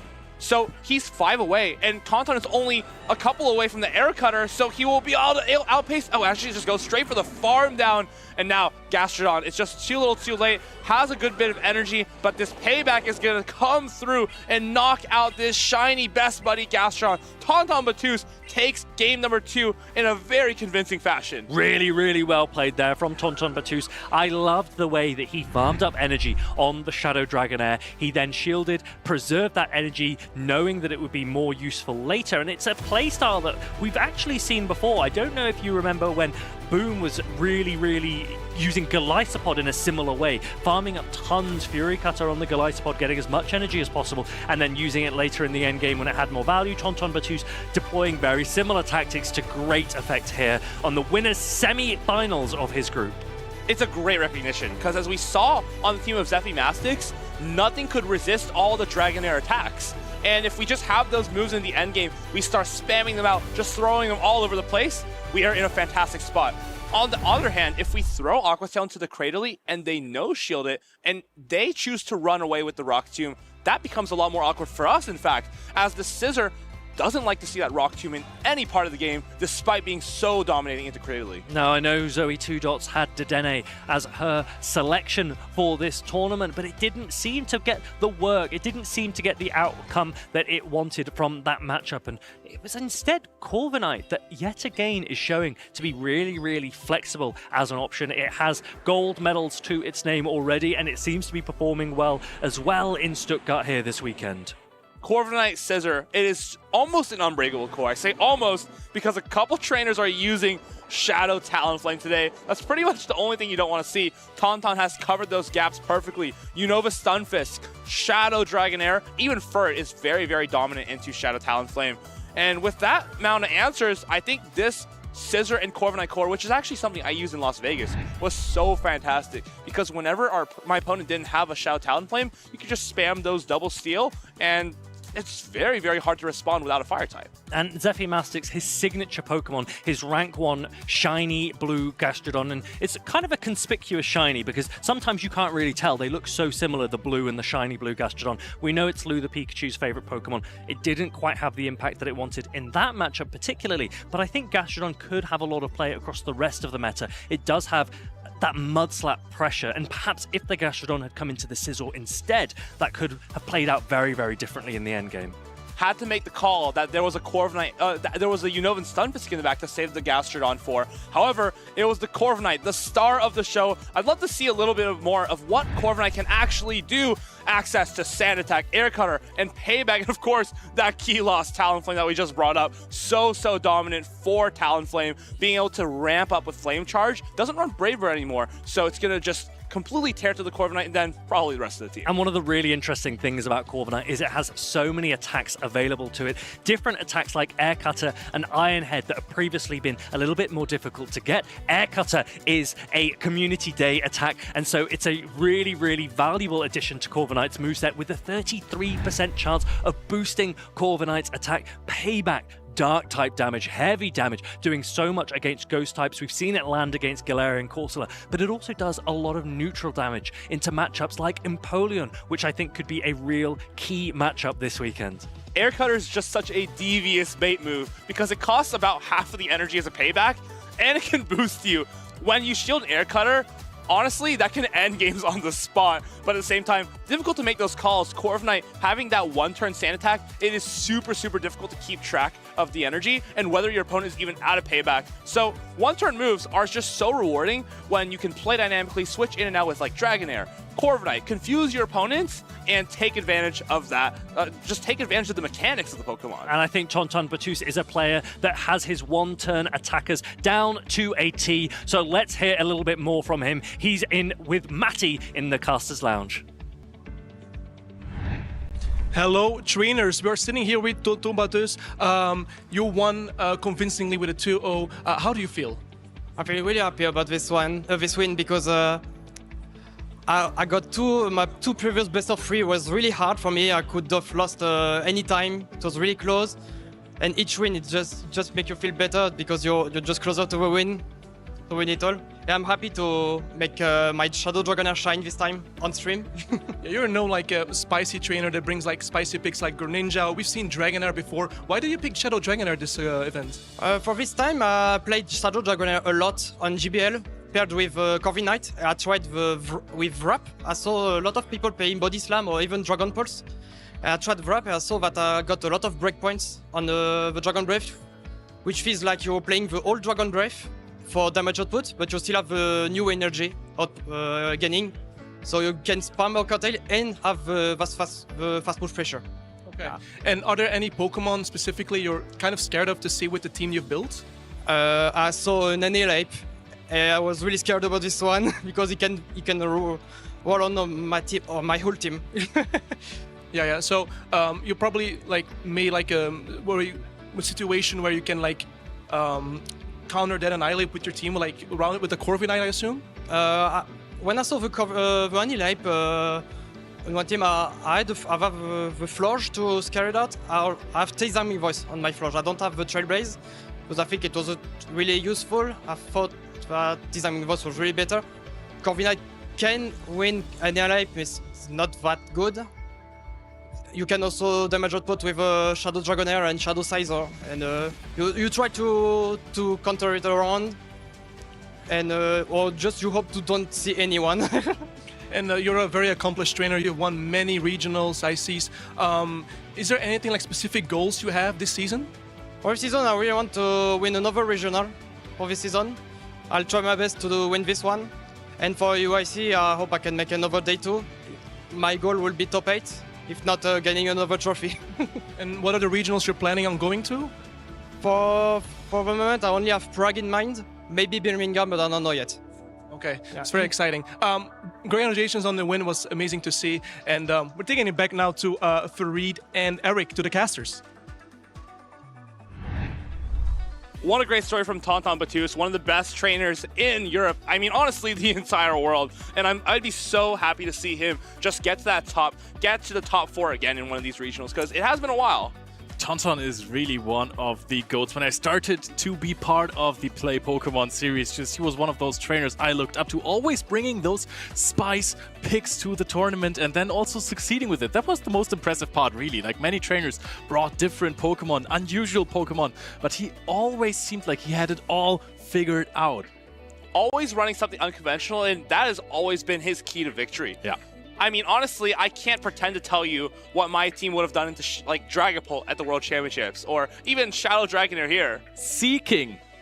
He played Seeking to 2nd place finish in Gdansk, where Patoman got his first regional win. Seeking his another win, honestly, in a regional championship is going to be both of these players. Withered and Snorlax, both of them have made multiple top 8s, but neither have made a medal. That's true. Withered, I was going to say both of these are young trainers, but Withered is a really young trainer. He is the prodigy, as we called him back in the day. His first appearance in the Play Pokemon series, immediately a top 8 cut, then eliminated by Uden in that tournament. But now he is back. Struggled a little bit at the beginning of the season, but never gave up. Talked a lot to him. He was very confident that he is going to come back once, and now he's here. His Feraligatr looks fantastic in the Snorlax team, though. Best answer is probably that Wigglytuff, and honestly, that is not much of an answer. You lose the Zero Shield scenario, so does Steelix, honestly. So I'd be shocked to not see a Feraligatr swap here. You can kind of play around that in the Annihilate. Let's see if he does so. It's going to be a Cradle into the Shadow Altaria. That's a decent lead for Withered here. The Shadow Altaria plays a little bit different than the regular Altaria. The big question is, can you get farmed down at some point by Rock Tomb, or is the matchup just better for Shadow Altaria? Because You still need 2 Rock Tombs, but you deal a lot more damage. It depends on the health of the Altaria, because if we're going for a little bit more, oh my goodness, we go for the Rock Tomb catch onto that Steelix. However, does this set up the Talonflame and free up the Feraligatr in the back? I mean, Talonflame maybe, but this is still super effective. Fast attack damage. There is going to be the Shadow Steelix being brought in. That is a huge call from Withered here, just saying, all right, I know it is that Shadow Scissor in the back, and my Talonflame is going to be ready. Takes that Hydro Cannon like a champ, throws off this Psychic Fangs, and honestly now, this Talonflame is looking fantastic in the back. Yep. A no shield is really interesting on the side of Snorlax because this Feraligatr gets 2 free Shadow Claws in, lives in the big yellow here, has energy advantage, and now is even going to get to an Ice Beam versus the Shadow Altaria. Getting close though. Oh my goodness! The Scissor catches the Ice Beam! What a call! He knows that there's no reason to bait there. Ice Beam lands onto the Scissor. However, I wonder if we should have undercharged that and try to get 2 Incinerates off. 1 Incinerate. Get it off the field here. But if you're risking to get Night Slash by this Scissor, this might deal some damage, some big damage there. Now Shadow Altaria coming in again, throwing a Sky Attack here. No shield by Withered. He has 3 Pokemon, doesn't want to use any shields, gets farmed down here. And the Altaria is just going to clean up the game here. Cradily, no energy on the side of it. And honestly, these catches this game from Snorlax were absolutely critical. Didn't have the best lead, didn't have the best backline, and was able to power through everything with the Shadow Altaria. You can see the look of Withered's face. He knows that he had the right alignment this game and just needs to play it a little bit better. I'm really curious as to how he makes those adjustments here. Do we need to just be waiting turns before throwing those charge attacks? Oh, maybe those are like really impressive mechanics, very important ones as well in those games. But Snorlax farms down with his Shadow Altaria, and when we're remembering back to our player predictions, Swaggeron was onto something, huh? Shadow Altaria has been such an interesting choice because we saw, I think, Out of Pocket run it for the first time in the Las Vegas Regionals, and he made it to the top 4, and he said it was the most powerful Pokemon in this team. It makes matchups into Stunfisk. You know him in Stunfisk? Opposing Altaria and Shadow Steelix, just all way better. I think against Steelix is critical because the Flamethrower just basically knocks it out, as opposed to Steelix could before no shield and put a little bit more pressure. Altaria is just such a cool pick as a Shadow. A little bit difficult to get for sure, but Scissor is here to try to punish it. Yeah, there's also a Wigglytuff on the side that, so if you're playing a Shadow Altaria team, Eric, what is a Pokemon that you would really want to pair it with to break up those Fairies and Steel types? Annihilate is such a great choice with it. It doesn't break Fairy, of course, but it is solid against basically everything that's not Wigglytuff, right? Because Florges is not too bad for the Annihilate, of course, if you're swapping it first. And it'll just punish things like Scissor, Steelix, and even Cradily to free up your Altaria. And I think he's obviously recognized this and put both of them on the team. Talonflame to kind of shore up that Wigglytuff matchup. Yeah. Cradily as well. Feraligatr is that soft loss. So many things I like about this team. Look at this. This is also big villain energy from Snorlax with 4 shadows on the team, just accompanied by Wigglytuff and Gastrodon. Those don't have shadows, and I think this is the only reason why he's not running those. Wigglytuff and Gaster is another one of those cores that's like, it's pretty much just good into everything, but it's going to be a little bit difficult to get the correct alignment, just depending on the situations. You don't necessarily want to bring your Wigglytuff into a Talonflame team, but if you can snag it onto that Altaria, you'll be laughing all the way home. And Gastrodon is a Pokemon that was, for the most part of this meta of Tales of Transformation, it was super safe for the first time ever since it started running Water Pulse. It looked like it could be a safe swap. Now that Altaria has come back, that is a huge loss for Gastrodon and Altaria. This is the reason why it has been so strong in the last couple of tournaments. On both teams, a Shadow one as well. Shadow Altaria in the lead. Scissor, the answer. However, we've got a couple answers in the back. I'd love to see Withered just, pivot right into the Annihilate. Like, just make that bold call. We're not going to see the Wigglytuff, and that's exactly the case. Never punish. Annihilate swapped into the Scissor, and we already saw the Scissor is now less than 50% of its HP left just from 5 counters. Yeah, that's Incinerate range, and now the Annihilate is going to demand a shield back because it can threaten with the Ice Punch. So I love might this. be able to call this. Does so. No attack boost for Withered. A little bit more energy spent, but you get the shield back safely at least. I like that the recognition is we can just try to make it to 2 Ice Punches. No, we can't make it to 2 Ice Punches. We needed that bait. The Snorlax know his counts. He knows no shields. This Rage Fist but this actually puts it into a comfortable Dragon Breath down range for the Altaria. Well, that did a lot of damage unboosted. That was crazy shadow on shadow damage here. Immediate no shield on this Sky attack. Withered is preparing to sweep this game with a Talonflame in the back. 2 Steel types waiting for it as well. You can't get there, but do you just let this go? No, I don't think you can. The Talonflame will take way too much damage. You have to shield this, get the shield back from the... Oh, he disagrees. The Talonflame Gambit. He brings in the Shadow Steelix, and I think it's just too little too late. Psychic Fang's going to permanently debuff this Talonflame. Oh, he goes for that Flame Charge, but it's going to be on bad timing. Lets the Thunder Fang through, and I think that might be that might seal the deal for the Talonflame here. Look at those Steelix chompers going in there. Top left on the side of Withered, and Snorek advances to the day 2. Incredible plays here on his side. Has a double Steel type backline versus a Shadow Talonflame, but has managed to come up with enough pressure in this game to take out this Shadow Talonflame. Dealt enough damage, and that is sometimes the disadvantage of running a Shadow. You need to be precise with your HP management. Snorek, he just seemed a little bit ahead the entire way through. Yes. Game 1 was a masterclass in catching those charge attacks, knowing exactly what his opponent had in the back, kind of game planning for that Shadow Talonflame, setting up his Altaria, and just putting everything in the right place, getting the catch of the Rock Tomb, getting the catch of the Ice Beam, completely sacrificing the Shadow Scissor. That's absolutely crazy. You know what? It does not surprise me in the least. Snorek is a trainer that has absolutely impressed everyone in the last season. Before that, in the beginning of the season that we were streaming here, Snorek was sometimes there. He was sometimes doing better runs, maybe made a day 2 here and there. In the last season, he started stepping up, performing constantly well. Now he's back and he wants a gold medal finally. And look at this, undefeated into day 2. If you're not familiar with him, he is a Play Pokemon professor as well. Has been a professor at many tournaments, and just shows we have such qualified and such well-seasoned players as judges as well in these tournaments. Of course, this catch was sealing the deal of game number 1. And Snorek, just so precise with every play. I just want to shout out that he is one of the players who practices the most for these tournaments. I actually thought this was the catch that is going to win Withered the game, because he's just going to one incinerate down an entire Pokemon after this while taking basically no damage, but then this crucial no shield call from him, and there you could see the top left Thunder Fang nom nom nom on the Shadow Talonflame. Practice makes perfect. He's just always in those practice tournaments, always grinding, and I'm so glad to see him finding the success that he deserves. Hopefully, he'll go even further in this tournament and take his Shadow Altaria all the way to the top, just like Out of Pocket did. Yeah, impressive performance so far. Withered, of course, not out of the tournament yet. He's now going down to the losers side of the bracket, and they're doing losers runs.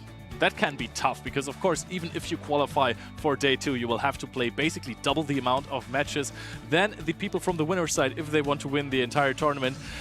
And let me tell you something, those opponents that you're getting, they aren't easy. They're getting easier during the tournament as well. Some players love the pressure though, right? Like Dunebug, he loves to play in the lower bracket, and feels like when he's on a streak, on like a 5 or 6 win run, nothing can stop him. I felt the wrath of that in Monterey in 2025. That was so difficult. I think I 2-1'd him in the winner's side. He came through the lower bracket, won like 4 matches in a row, and absolutely 3-0'd me to win the tournament. Dude, I think Dunebug is just comfortable on either side. I think he just Honestly, thrives yeah, when he starts playing what? Pokemon Go in a tournament with 6 gold medals. They're just winning the Las Vegas Regional Championships. Right? A few weeks ago? 2 weeks ago? 2 weeks ago, and I just picked up my second first place, and I'm only 1/3 of the way of where he's at. Just shows some trainers are really at the top of this circuit, and they are just so good at what they do. Yeah, thanks again to the people who drove Eric when he was bad at the game. Why is nobody driving me, actually? Well, you're driving yourself to be better at this game, getting more championship points. I heard you want to qualify for the World Championships later this year. Yeah, let's go. And at this point in the year, anyone can still do it. We've only had about 1/3 of the tournaments being played so far, so technically you can still start. Hopefully this motivates some people from home to get out here to one of these regional championships, catch the Pokemon that you need, whether that be Duskull, Rookity. You can find all these play Pokemon staples here at these regional championships. Get those charge TMs, and hopefully we'll see you on the battlefield too. Yeah, or if you want to practice a little bit first, you can go to locals, try out some Pokemon. Something that I have recently tried out was Empoleon after I saw Dapper Discs play it in the American regionals. Really strong Pokemon. There it has Metal Sound, Hydro Cannon, and Drill Peck. It was a fantastic hard counter to Cradily, or still is. But then again, there is Gastrodon. We call this a key loss here. However, if you have a few Metal Sounds advantage, you can win the zero shield scenarios because 2 Hydro Cannons, they do knock out. And on the other hand, Water Pulse doesn't really knock out the Empoleon fully. Actually, those charge attacks from Gastrodon are fully resisted by the Empoleon. That's quite an interesting scenario. You're walling. Despite being a key loss, there's always going to be play. Hydro Cannon, it is such a strong charge attack, being only 40 energy and so strong neutrally, and even in resisted situations, it sometimes feels like Hydro Cannon being resisted almost does the same as a Drill Peck that's neutral. The same type attack bonus really does help, especially when it's a Hydro Cannon. But this is something you see more and more in those tournaments, right? You have a Pokemon like a Gastrodon that is a key loss for Empoleon, but you're not trying to play out those even matchups here. You're trying to dance around with energy. And there is one trainer who has been dancing a lot last weekend because he was in Brazil. Colin 6 is playing versus Jimmy Namikaze, one trainer we are calling the final boss in the Play Pokemon Championship Series. And there's one trainer who still wants to make a name for himself. Colin, with that Spite Ups on his team, I heard that last night he still did not have the Stardust, which right now, 4-time Stardust in the Go Battle League. Go pick up some Stardust for yourself, put on a Star Piece, and he was able to grind those out last night and put the Spite Ups on his team, got the Stardust to power it up, and I love the commitment, right? We're just committing that this pick is going to be really great for the weekend, and we're just going to run with it. Jimmy Namikaze, on the other hand, though, has his own signature pick. It's that Jump Bluff with Aerial Ace and Energy Ball. That served him quite well in the matchup versus Marco Shiny before. I really loved how he played that. He really impressed me with the Fortress skills there as well. Completely biting down a Shadow Talonflame in the endgame there. Being aware of the fact that it does not only 1 damage despite it being double resisted, but 2 damage per bug bite onto a Shadow Talonflame, even debuffing the defenses before that, and knowing, hey, Incinerate is so slow when it comes to dealing damage, I can just knock it out. So supreme plays by Jimmy Namikaze so far, 1 match away from his first day 2. I think if you're Colin here, you have to be really scared of that Fortress. Your only answer really is the Altaria, and Altaria still takes super effective from the Rock Tomb, and there's going to be Unova Stunfisk, Corsola, Azumarill, all standing in its way. How is Jimmy Namikaze going to navigate this, though? How is he going to get that Fortress on something like the Furret and take this game number 1? Oh, we're going to see the leads now. This is a Stunfisk. Phenomenal for Jimmy Namikaze. Giving it a quick nod here. Brings in the Spite Ups immediately. What a good save switch. And now, how is the knowledge of Jimmy Namikaze here? Swaps in the Fortress relatively late. So, Colin 6 is going to comfortably debuff first. This is a great bait out, right? Because we have our Furret in the back, which is now kind of free against that Azumarill. And Unova Stunfisk, that doesn't do a whole lot of damage. But this Rock Tomb from the Fortress is going to do a lot of damage into the Spite Ups. Does Colin try to preserve this? No, he knows this doesn't knock out, but may be just conceding this switch advantage here, knowing his Furret is so safe in the back. Oh, but this might be a huge farm down coming soon. Let's see if Colin can reach the lunge or if Jimmy Namikaze is going to get a phenomenal farm down here. Puts it slightly in the red, deals a little bit less damage with every single bug bite, but farms it down completely. This is so much energy, but where does it go? It goes right into the Corviknight. Yeah, I think that's a fantastic situation because now you guarantee your Unova Stunfisk on the Corviknight. However, it's up to Colin to try to sweep this endgame with the Furret. With 2 shields, I don't think it's out of the question. Yep. Oh, wow. There is a lot of energy on that Corviknight as well. Now, I think you're going to swap out very soon when the Stunfisk hits you. The debuff is cleared immediately, and now Jimmy Namikaze is playing this interestingly well. I like this. There's a Mud Bomb that is going to be thrown up. Maybe then you can swap into this Azumarill there. I wonder if we throw this other one to get the shield, because if you're Colin, how can you no-shield this? That's true. You need HP on your Furret. You still don't know which Pokemon is in the back. Jimmy Namikaze also playing with information. And now there's a lot of fast attack pressure on the side of Azumarill. Brings it in, tries to catch a charge attack. Doesn't even matter. Colin is switch lock anyways. Trailblaze is being thrown.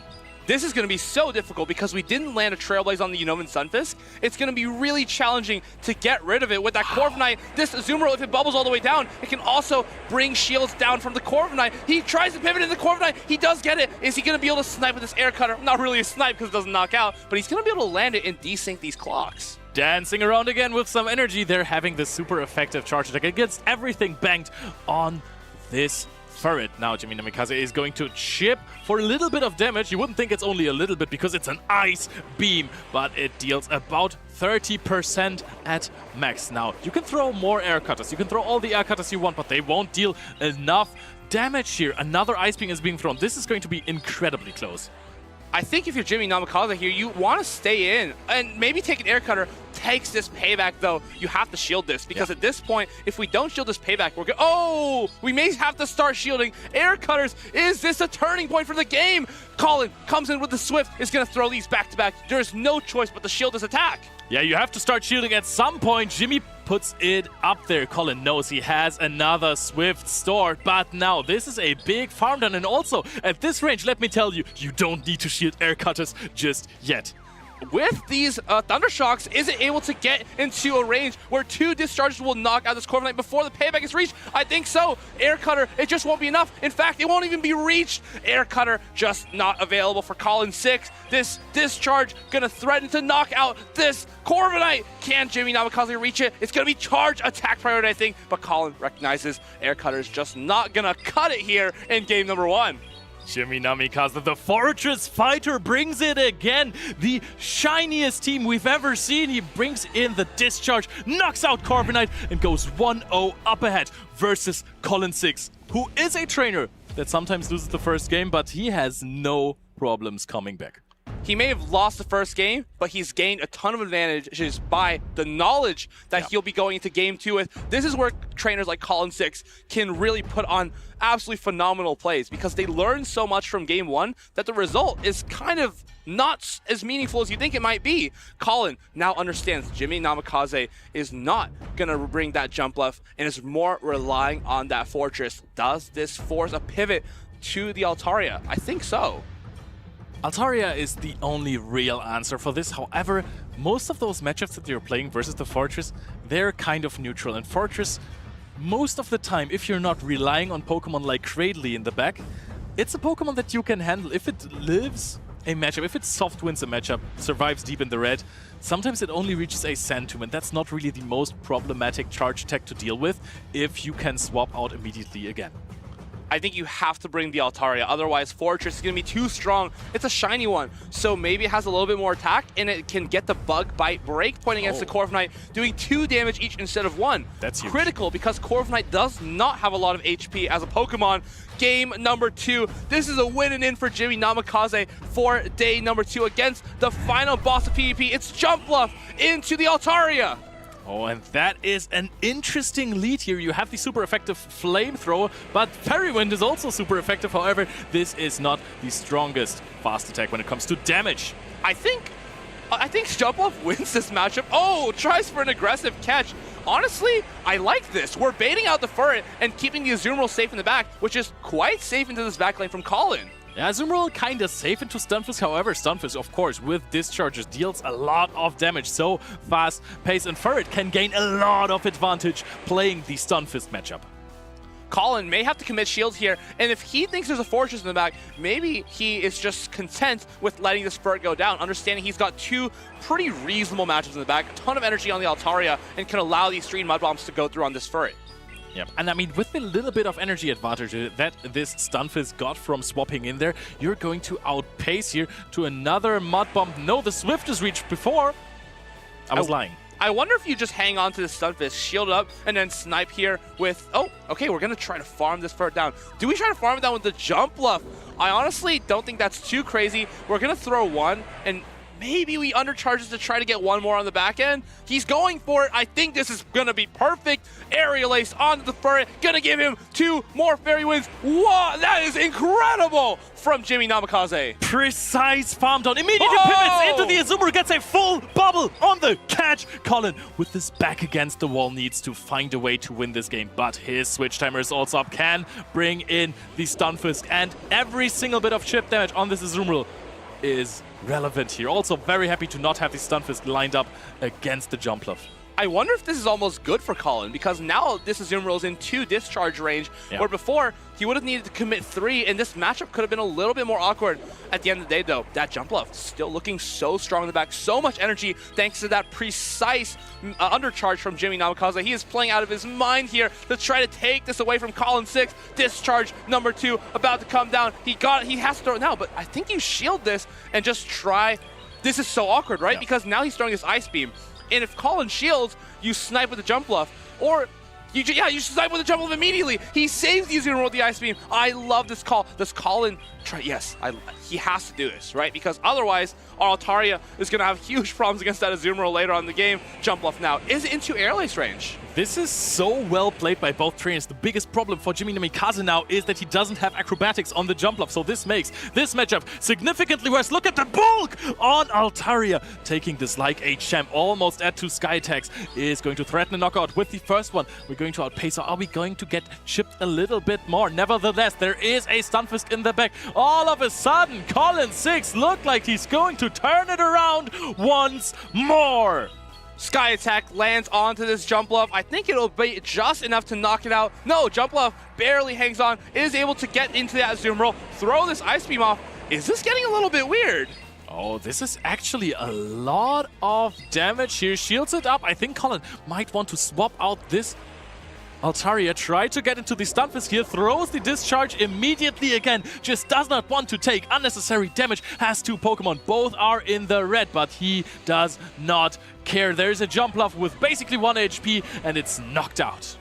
Honestly, a very, very difficult game for Jimmy Namikaze here. Just leading the Jumpluff into the Altaria was not super optimal. Ferd in the back, we were able to lure it out, but at the end of the day, I think not having Fortress that game made it a little bit more difficult because the Ferd just being so free, and we don't have a reliable answer outside of that Fortress. But maybe this was all part of his grand plan. Now Colin, he really wants to bring this Altaria again. He wants to play versus a Fortress. Now by Jimmy not bringing the Fortress, he might bait Colin out of bringing this Altaria again. So if there's no Altaria, Fortress might come back looking stronger. But Jimmy has proven that he can also play without the Fortress, even though I do agree with you, looks really strong. But Jimmy knows best. He has really impressed with his performance so far. Precise energy management, precise damage management. Worthy opponent for the final boss. I think that undercharge with the Jump Bluff against the Fur is probably the best one we're going to see all weekend. That was so incredibly hard to pull off, and he did it against one of the best trainers in the entire world. That is not so easy under all that pressure of being under the stage. Jimmy Namikaze, though, he looks confident, he looks composed, and he's ready to get his Azumarill on Colin's Altaria. He's going to crush it in this tournament. Nevertheless, let's see if he can crush Colin 6 to the final boss. They're locking in, they're discussing. All right, let's go. Trainers are ready to go. Colin 6 versus Jimmy Namikaze, game 3. Who's going to make it to day 2? The lead is going to be a Ferret. Fantastic into Stunfisk. This is advantage on the side of Colin. So if the Stunfisk can actually take away switch advantage here, he would actually have perfect alignment in the back. I think Colin, do you recognize this? Do you understand that because this Unova and Stunfisk is staying in, there's going to be an Azumarill in the back? I mean, we have seen Azumarill every single game from Jimmy Namikaze so far. A Pokemon that has come back this tournament after it has been a little bit absent in the meta. Ferd is going to connect the first Trailblaze. Things are looking good for Colin so far. However, Jimmy, of course, has a lot of energy. Tries to catch another charge attack here on the Jumpluff. Colin dealing damage, farming up energy, knowing I'm only going to take Aerial Ace from Jumpluff, and I do not care. This would have been such a great bait out if there was a Fortress in the back, but alas, we can see from here that it's an Azumarill now lined up against that Unova and Stunfisk. Not really the end of the world for Jimmy, honestly, because Azumarill is still so neutral into this team as a whole. If you can get seals somewhere, Azumarill actually is doing very fine versus Stunfisk with a little bit of advantage, because after all, yes, you're taking so much damage from Thundershocks and Discharge, but Bubble and Ice Beam are also super effective. Now we're going to see the first shield being committed by Jimmy Namikaze. He really wants to flip the switch here, wants to only take resisted damage from Sucker Punches in the end game, but the Ferd has so much energy. How do we really get rid of this Altaria, though, if this Fairy Wind's down? The Altaria... Oh my goodness, this is gonna be a snipe!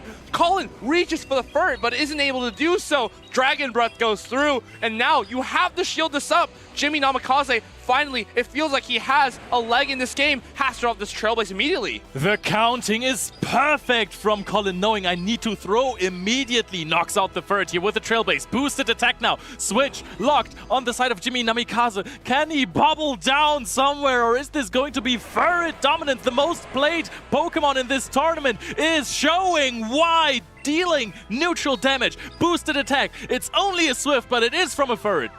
Honestly, that wasn't a whole lot of damage. If this energy build lands into this ferret, oh, goes for the aerial ace. This is not going to be enough to knock out. Does Colin know that and just no-shield this, right? Oh, he knows he has to get rid of this.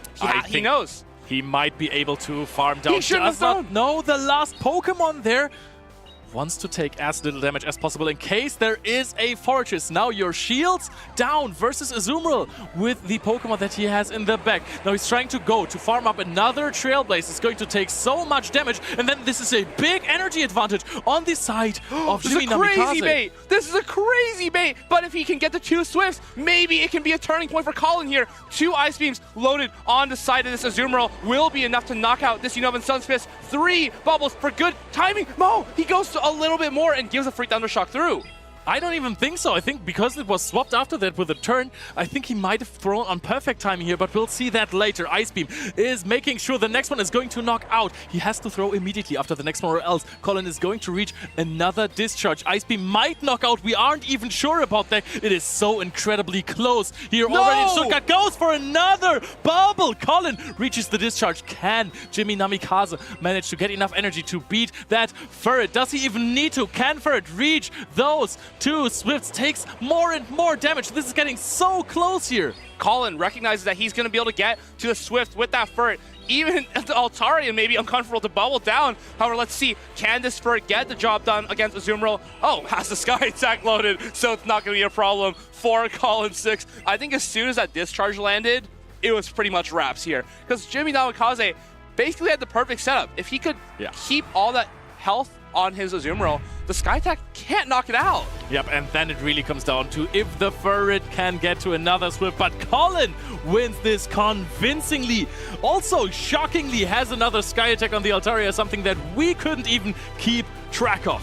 Colin surprising his opponents, surprising the casters, but I think the one thing he won't be doing is surprising the tournament by making day number 2. I was going to say this is the least surprising thing about this match. Colin 6 advancing again, this time on the winner's side. He has had so many day 2 runs, and recently he has been finding himself most of the time on the loser's side. We said it again, you can win a tournament from the loser's bracket, but it is significantly harder, and now he has a comfortable position to go in from the winner's side, maybe win another one to reach top 8, and then you're already so close to a medal. If you make it to day 2 with top 8, I think you only need to win 1 match to be able to get that medal. So it's honestly looking closer and closer in reach for all of our trainers who've made it through to day 2 already. Yeah, and the last regional, he also got the 3rd place medal, right? He got bronze there right behind PvP David and Boom 20 in Gdansk. Colin 6, what a trainer. There are some tournaments, very, very few in total, where he is not performing, and then everyone immediately says, maybe he's not washed, but maybe he's in a little bit of a pickle. But no, he keeps coming back, keeps performing, keeps showing everyone why he is one of the best trainers in the world. Game 1, it didn't go so well with the Spite Ups and that Corviknight. Yeah. And after that, just pivoted strictly away from the Corviknight to the Altaria, which we discussed was way better into all the matchups across the board. Obviously, Azumarill is not fantastic, but that's why we have Ferret. That's why we have Unova and Sunfisk. Just so many ways to soften up that Azumarill. Even this catch, so nice from Jimmy Namikaze. But at the end of the day, Altaria, very, very awkward for all the Pokemon on his team. Yeah. Because even Azumarill, just not a lot of fast attack pressure to get it down in those end games, and just being so slow to those Ice Beams, held it back a little bit. But there's nothing to be ashamed of. This was an absolutely fantastic set from both trainers. And I'm really curious to see how much further Jimmy Namikaze can take it with this very unique team. Yep, he's in a really good setup position now to make day 2 from the loser side. But let me ask you this, Eric. What do you think of Azumarill in this meta. Now that Altaria has been making a fantastic comeback, it of course has a really good target to hit on those teams. But what do you think of Azumarill? Azumarill has been dipping in and out of the meta lately. I think it's crazy to not be considering Azumarill at least, because it is so just neutral into everything. Even something like Cradily. If we're swapping Azumarill and they're responding with Cradily, we always land an Ice Beam, and they're pretty much forced to throw their second charge attack before we get to the second Ice Beam. And then the Cradily is pretty much neutralized, and we have something perfect for a farm down. Yeah. Azumarill always sets up the other Pokemon on our team, never really needs to win matchups, and it can always serve as bench pressure against just something like an Altaria. What do you think of the Shadow Caesar matchup for Azumarill, though? Because I think this is one of the reasons why it got platelets. Yes, you deal a lot of damage with bubbles, actually, but you're ramping up very hard with the Shadow Caesar. With Shield in play, very, very difficult for Azumarill. Great matchup for Scizor, just able to bullet punch and Trailblaze all the way down and come out with so much energy. It's a perfect situation. It's almost like a jump pad for Scizor to take over a game. Of course, in the end game, play rough against a Scizor. It's resisted, but I assure you it does not look resisted. With the bubbles, it basically can knock out a Scizor.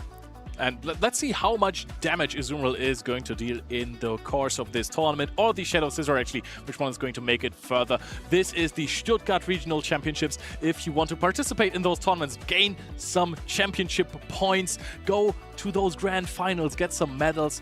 There are future tournaments, of course, in this season. Register and get going, basically. Go to some locals, some cups, practice a little bit, and then go crush it at those tournaments. You might find yourself on the stage playing and defeating some opponents. You never know what can happen.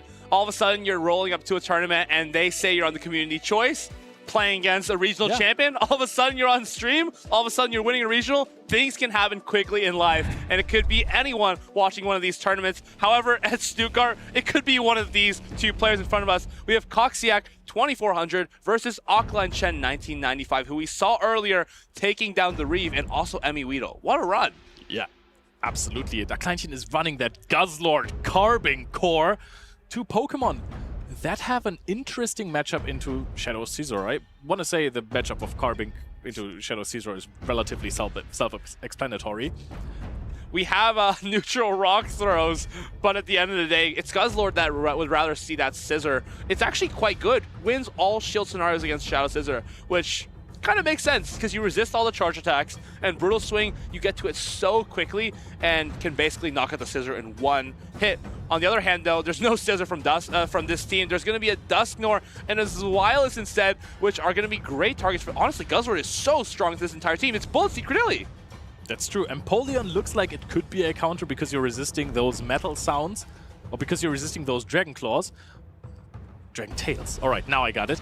But actually, the matchup is really, really close. Your pacing is great. You are a little bit bulkier, which makes the matchup easier for you. So you can land multiple Brutal Swings and put the Empoleon into a perfect farm down range. Won't get out with a lot of HP or energy. So this is, again, something to ramp up on if you don't need the alignment. Carbink versus Empoleon. That's a different story, though. But let's see what the leads are. Empoleon is in the lead versus Corviknight.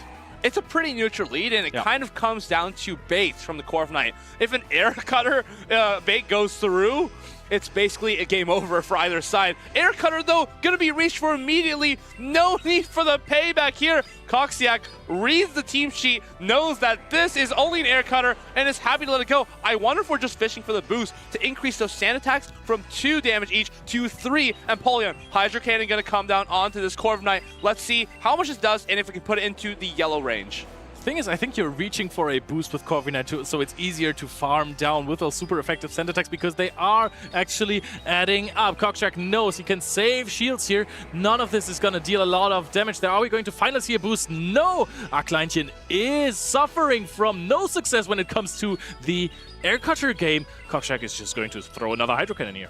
Oh, it looks like we're just going to give up the switch advantage. Do we come into the Corsola here? I think that's going to force a pivot from Coxiac because he knows there might be a Carbink in the back. However, if he lets his Empoleon go down, the Carbink could have a really nice matchup into something like the Corviknight. It's going to be difficult. How do you choose what you're putting up here? If you put the Cradily, there could be a window of opportunity for Aklan, but no, it's going to be that Corviknight. You would think a Steel type is good versus Carbink, but if you're not running an Iron Head, you do no damage, basically. I think that running Carbink against this team is a bold choice of Aklan, really playing the chances here, because there's Cradley, there's Empoleon, there is Stunfisk, brings in the Carbink here, and is answered by Bullet Seed Cradley. Bullet Seed Cradley in... Oh, we're going to actually let through a Rock Tomb. Oh, we're going to let through a Rock Throw. By throwing this Rock Tomb, he's going to go no-shielded. And can these Moonblasts start adding up from the side of the Carbink? I think he gets to this one before the next Rock Tomb is reached. Moonblast, it's not going to be thrown. It's going to be the Rock Slide from the Carbink. Of course, Carbink doesn't really like to see this matchup, much rather the Corviknight, because those Sand Attacks actually only do 1 damage each, despite being super effective. Sand Attack is not really known for too much damage. Now, after this Rock Tomb lowering the attack, you might bring this Carbink down into farm down range. Nice shield by Aklan here. And honestly, once we land this next attack, we might be able to throw off... Oh, we might be able to try to... We make the catch. This might put him back into the running, because that Carbink now is not debuffed, has energy to throw at the entire team, and the Corviknight doesn't have a super reliable way to knock it out. Oh, but Cockshack has 2 shields left. This is a fantastic farm down with Bullet Seed. If there's debuff, then the Astonish is not going to deal too much damage. You're going to get so much energy here. And the question is, are you going to throw a Rock Tomb here? Honestly, I like going for just 2 Grass Knots, right? Because you can comfortably shield this. Next, I think we have to make the call, right? We have to make the call that's a Rock Tomb. Doesn't get the call right, and of course, Corviknight can just air cutter this Carbink now. Finally, is going to be able to push its way through this matchup. I'd be shocked if a Payback could even knock this out here. Yep, I don't even think so, but I mean, you're just going to Sand Attack down. You can't send it. Can you Sand Attack down? It deals little damage, but we got He could have actually gone into another charge attack. That's absolutely crazy, seeing how little it does to a Carbink.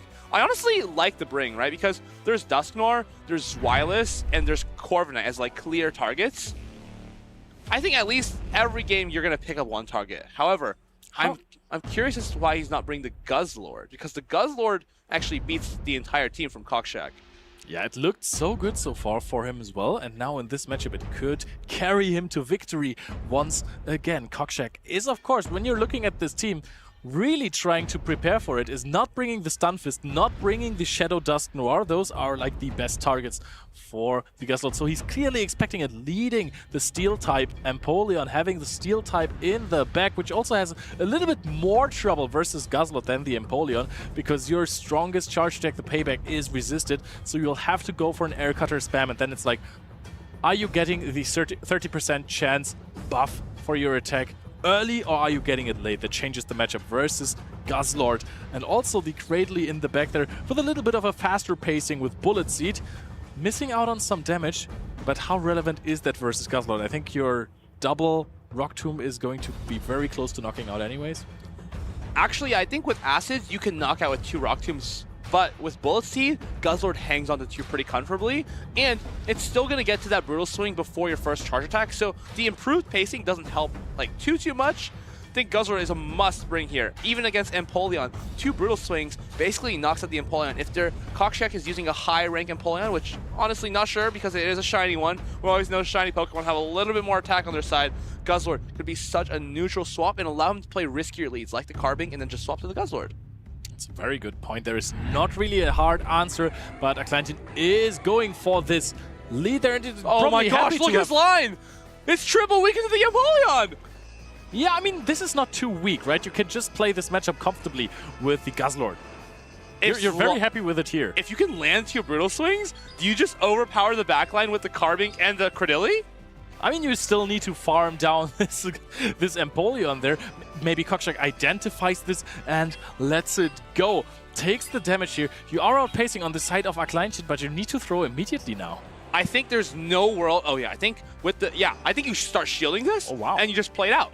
You just play it out, right? Because you're going to win the 1s and the 2s now. Only not the 0s, because it looks like that was going to hang on to 2 Brutal Swings. If you're Cockshack, you can't really swap here, because you know that there's a Carbink in the back at this point. Yeah, Cockshack is going to put up a shield now as well. Knows that he's going to get outpaced to the next Brutal Swing, but his opponent would have to throw on optimal timing, actually does one more Dragon Tail, throwing the Brutal Swing now. Cockjack, are you going to respond to this? Do you have something to farm it down with? No. Puts up another protection. Maybe the Empoleon can't deal enough damage. Swaps into the Cradley, and now Cockjack finds himself in a very advantageous position. This is a crazy play, but I kind of like it because we're not going to take too much damage here. And if you look at the backline, we're going to make it to this Grass Knot. Oh, we're not going to. Oh, no, we throw the Rock Tomb.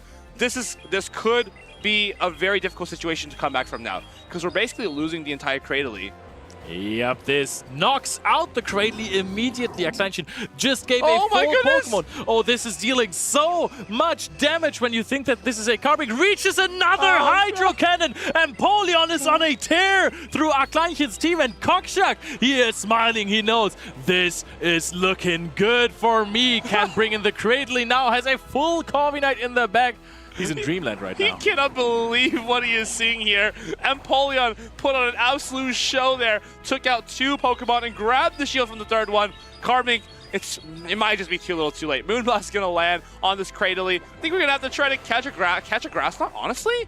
If we catch a Grass Knot, maybe we're okay, but we can't catch that Grass Knot. And then this Guzzlord just gonna get sand attacked all the way down by this Corviknight. Corviknight, pretty strong here against the Guzzlord, especially when we can do 2 damage per sand attack onto the 260-some HP Pokemon. I really like that Cockjack is, by the way, going for an Air Cutter immediately. Does not want to sand attack down because he wants to preserve HP. Doesn't want to get hit by more Dragon Tails or Brutal Swings because this matchup, he doesn't win it with the energy. He wins it by throwing so many sand attacks there. Maybe boosting up with Air Cutter as well. Throws a payback to deal a little bit more damage. Not getting boost from this though, but wants to put it in Grass Knot range because he avoided the catch. He got the energy on Cradley, and he can later on just comfortably win Charge Attack priority and throw a Grass Knot to win that game. Cockjack has set himself up for success. He has played Empoleon to perfection. Aklanshin has played very weak into the Steel type. Now the Grass Knot is coming onto this Carbink, is going to deal tremendous damage, and Cockjack 24-0 wins the winner's semis and advances to day 2. Another trainer who is so accustomed to making consistent day 2s, always bringing some unique picks. Here, he had the unique pick of Bullet Seed Cradley. There's a couple reasons actually for that. You can swap Bullet Seed Cradley into things like Furret, into opposing Cradleys with Acid, and even with the 1-turn swap, you're still able to pace that first charge attack before either of them can throw their first move, giving you way more options and more flexibility in the way you play. Yeah, that's a very, very good point. If your opponent does not have anything to hard answer your Cradley, then they're going to have to stick with those debuffs, and that makes matchups so much tougher. So the pacing here also really did him well, had a lot of energy there. But of course, the star of the show for Cockjack was Empoleon.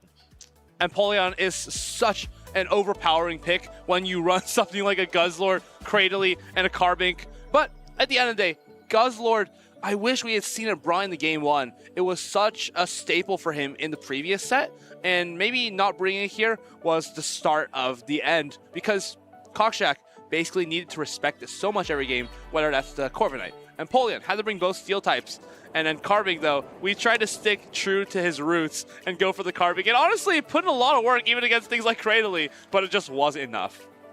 Carbink really strong. It was also one of the most polarizing picks we've had so far. Like a Bastiodon, Carbink actually one of the bulkiest Pokemon in the open Great League. And, you know, pressure makes diamonds, right? So maybe in the loser's bracket, Aklanshin is going to pull through with his Carbink.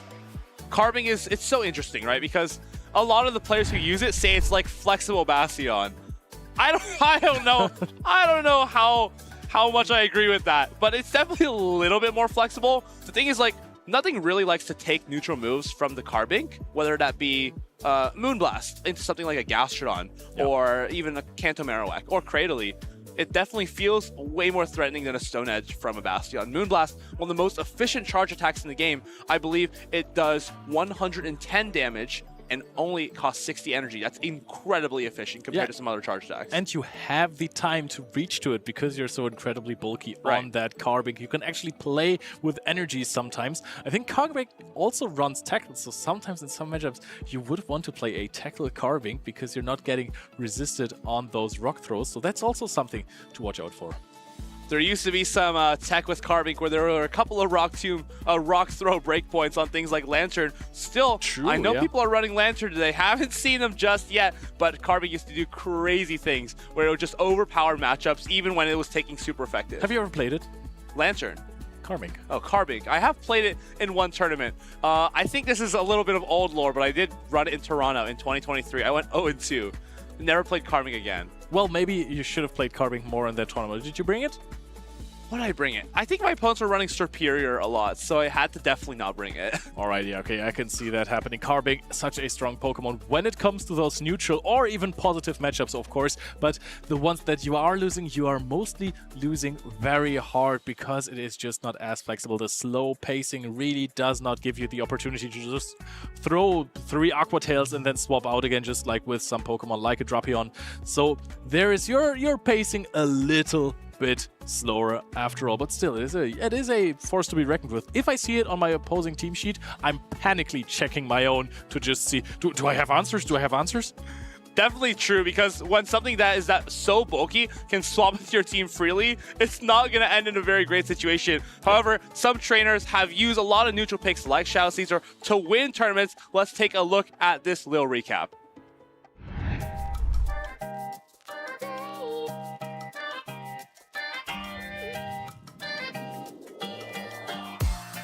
My in-game nickname is Boom20, and yeah, I'm a professional Pokemon Go player. My event went super well, of course. It's my first ever regional, and I managed to win it all. So I'm super happy, only losing 1 match to Colin in the grand finals, but managed to win the bracket reset. I felt confident and a bit afraid at the same time because I was on a good run, so I felt confident in my abilities. But Colin is known as the final boss in the Pokemon Go community, and he really is. He's, in my opinion, the best player in Europe, so I was really scared to face him. I was really nervous when I first battled on stage in day 1. It was the winter semifinals, but after that it just became better over time. I got used to it, and I actually enjoyed playing on stage more than at the tables because I really like the white noise from the headphones. It helps me focus a lot more on the games. Well, I try to beat my opponent by outplaying him neutrally, managing my energy perfectly, and sometimes I do try to hard call what my opponent is bringing to maybe try and counter that, but in general I usually play as safe as possible. Yeah, no, funny story, in the final game I was so focused that I thought my opponent still had an extra Pokemon left. So I was shaking my head thinking I was gonna lose, and he brings in the Pokemon and I'm like, wait, he doesn't have an extra Pokemon left, and then I was super happy. Then I realized that I won the game. And yeah, that was the key moment where I realized I won it all. I must say one of the persons that really motivated me is another player, PvP David. He's also around my age, and he also goes to these tournaments, and he does really well in them. He got top 8 in Worlds. And yeah, I just really wanted to go to a tournament. Also, after watching multiple streams, it just seemed like a fun thing to do. And I finally managed to go to one, and this is what happened. So the main thing I like about the PvP community for Pokemon Go is that everyone is super friendly. Like I said, it's my first tournament. A couple people knew me from just tournaments, practice tournaments I played in. But everyone really was welcomed me in like I was a part of the community, and everyone was also congratulating me after my win, and even just throughout the tournament. Just overall a really nice experience.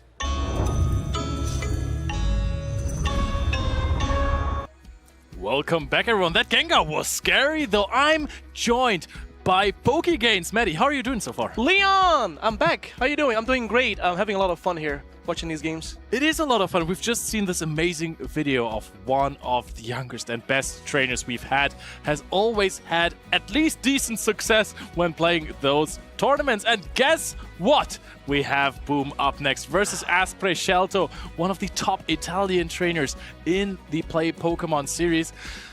Let me tell you something. Playing versus Boom in a tournament, especially when you're playing for your day 2, it's scary. Boom is so precise. It's really scary. Also, fun fact, Boom is Belgium. I'm Belgian.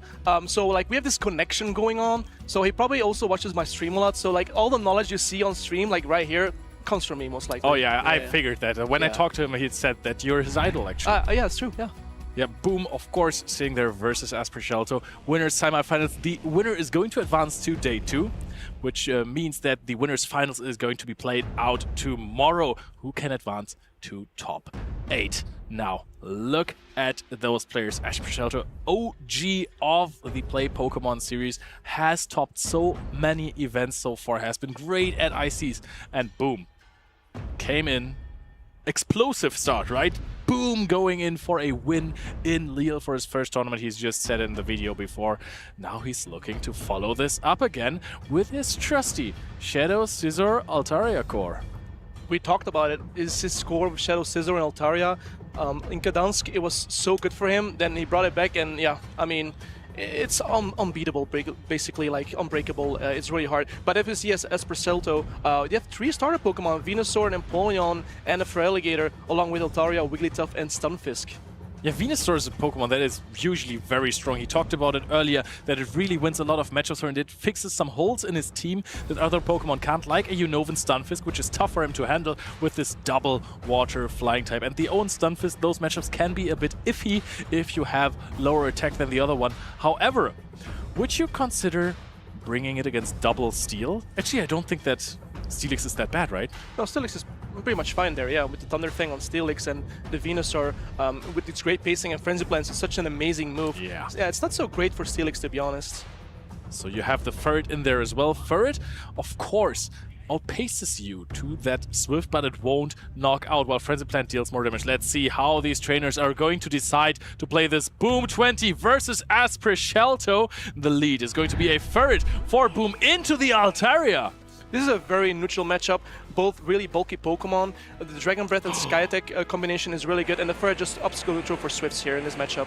If you're looking at the bet lines, this is really funny because the Venusaur looks phenomenal into both Pokemon of Boom in the backline there, but Empoleon looks rather bad against both of them. Yeah, Empoleon doesn't look that great in that backline, so I'm kind of curious how Aspercelto is going to play this out for him. Like, as you can see, the Venusaur against Marowak is such an amazing matchup, also against the Steelix. But here, the Ferret goes for another Swift. Altaria most likely not going to shield her since it's so bulky. Yeah, it takes this like a champ. We're almost at another, so we're way over another Swift. Aspercelto will have the opportunity to farm up a little bit more energy before throwing the Sky Attack that would knock out this Ferret. The question is, if he's going to choke just before the Ferret gets to the Swift. Great counting there by Aspercelto. Going to land the Sky Attack, and Boom is going to up to no shield here and probably take some advantage of this and get some extra energy and farm from Steelix here on the Altaria. Yeah, this is a great farm down range. The question is, actually gets to a Sky Attack. It wasn't the Flamethrower. How well has Boom counted no shields? It very strong on his side here. Now the question is, does Aspercelto want to bring in the Venusaur? Because if yes, you're getting outpaced to Psychic Fangs, you have to watch out for those, and there is Shadow Marowak in the back. Yeah, it was great confidence of Boom there, no shielding, and there goes for the first Psychic Fang. It doesn't do that much damage, but over time the second one will do way more damage because it lowers the defense of this Venusaur. The Psychic Fang landing here, and the Venusaur just overloading on energy here. Probably gonna land the Frenzy Plant before he gets to the second Psychic Fang, and goes for the charge move priority here. Oh, Venusaur, of course, being able to have higher attack first here. Boom, no shields. This brings, that is a lot of confidence in his own. Marowak there tries to farm it down. Will have to give up a shield. Sludge Bait is being thrown here. I don't think it matters. I think you must slap it down. Yeah, I think the bait here doesn't matter, but Boom is going to shield regardless, right? This is the last Pokemon. The Mudslaps being neutral damage, not so bad in here, but here's going to the Empoleon, and this Bone Clubs, Mudslaps are chunking into this Empoleon right here, and he also goes for the Bone Club, which gets shielded by the Empoleon. The question is, can you farm this down? One shield was taken by Aspercelto, still has 2 shields, can win this over energy. Hydro Cannon is being thrown. He has to get 4 more Metal Sounds in, but Boom has the option to maybe win this if he connects 3 Mudslaps, and it's enough. But he's also racing there. Can he get it? No, it's reached. Aspercelto is going to knock out that Shadow Cannon Marowak. It looked so good in the back, but maybe he needed a little bit more help from his Steelix. I think he predicted that he would survive that Frenzy Plant on the Steelix, like barely a couple of HP, because you saw his face like a bit disappointed that it didn't survive that. And then if that would have been survived, he got the Psychic Fang, would have probably got a shield there from the Venusaur. And that is the big advantages you get when you play Pokemon that other people do not prepare for. There are some damage ranges where your opponent has to go for a gut feeling, right? Knowing, hey, maybe I live this and then I get a move off. No, this time around, you are not getting your charge attack off. My Venusaur knocks your Steelix out and looks splendid.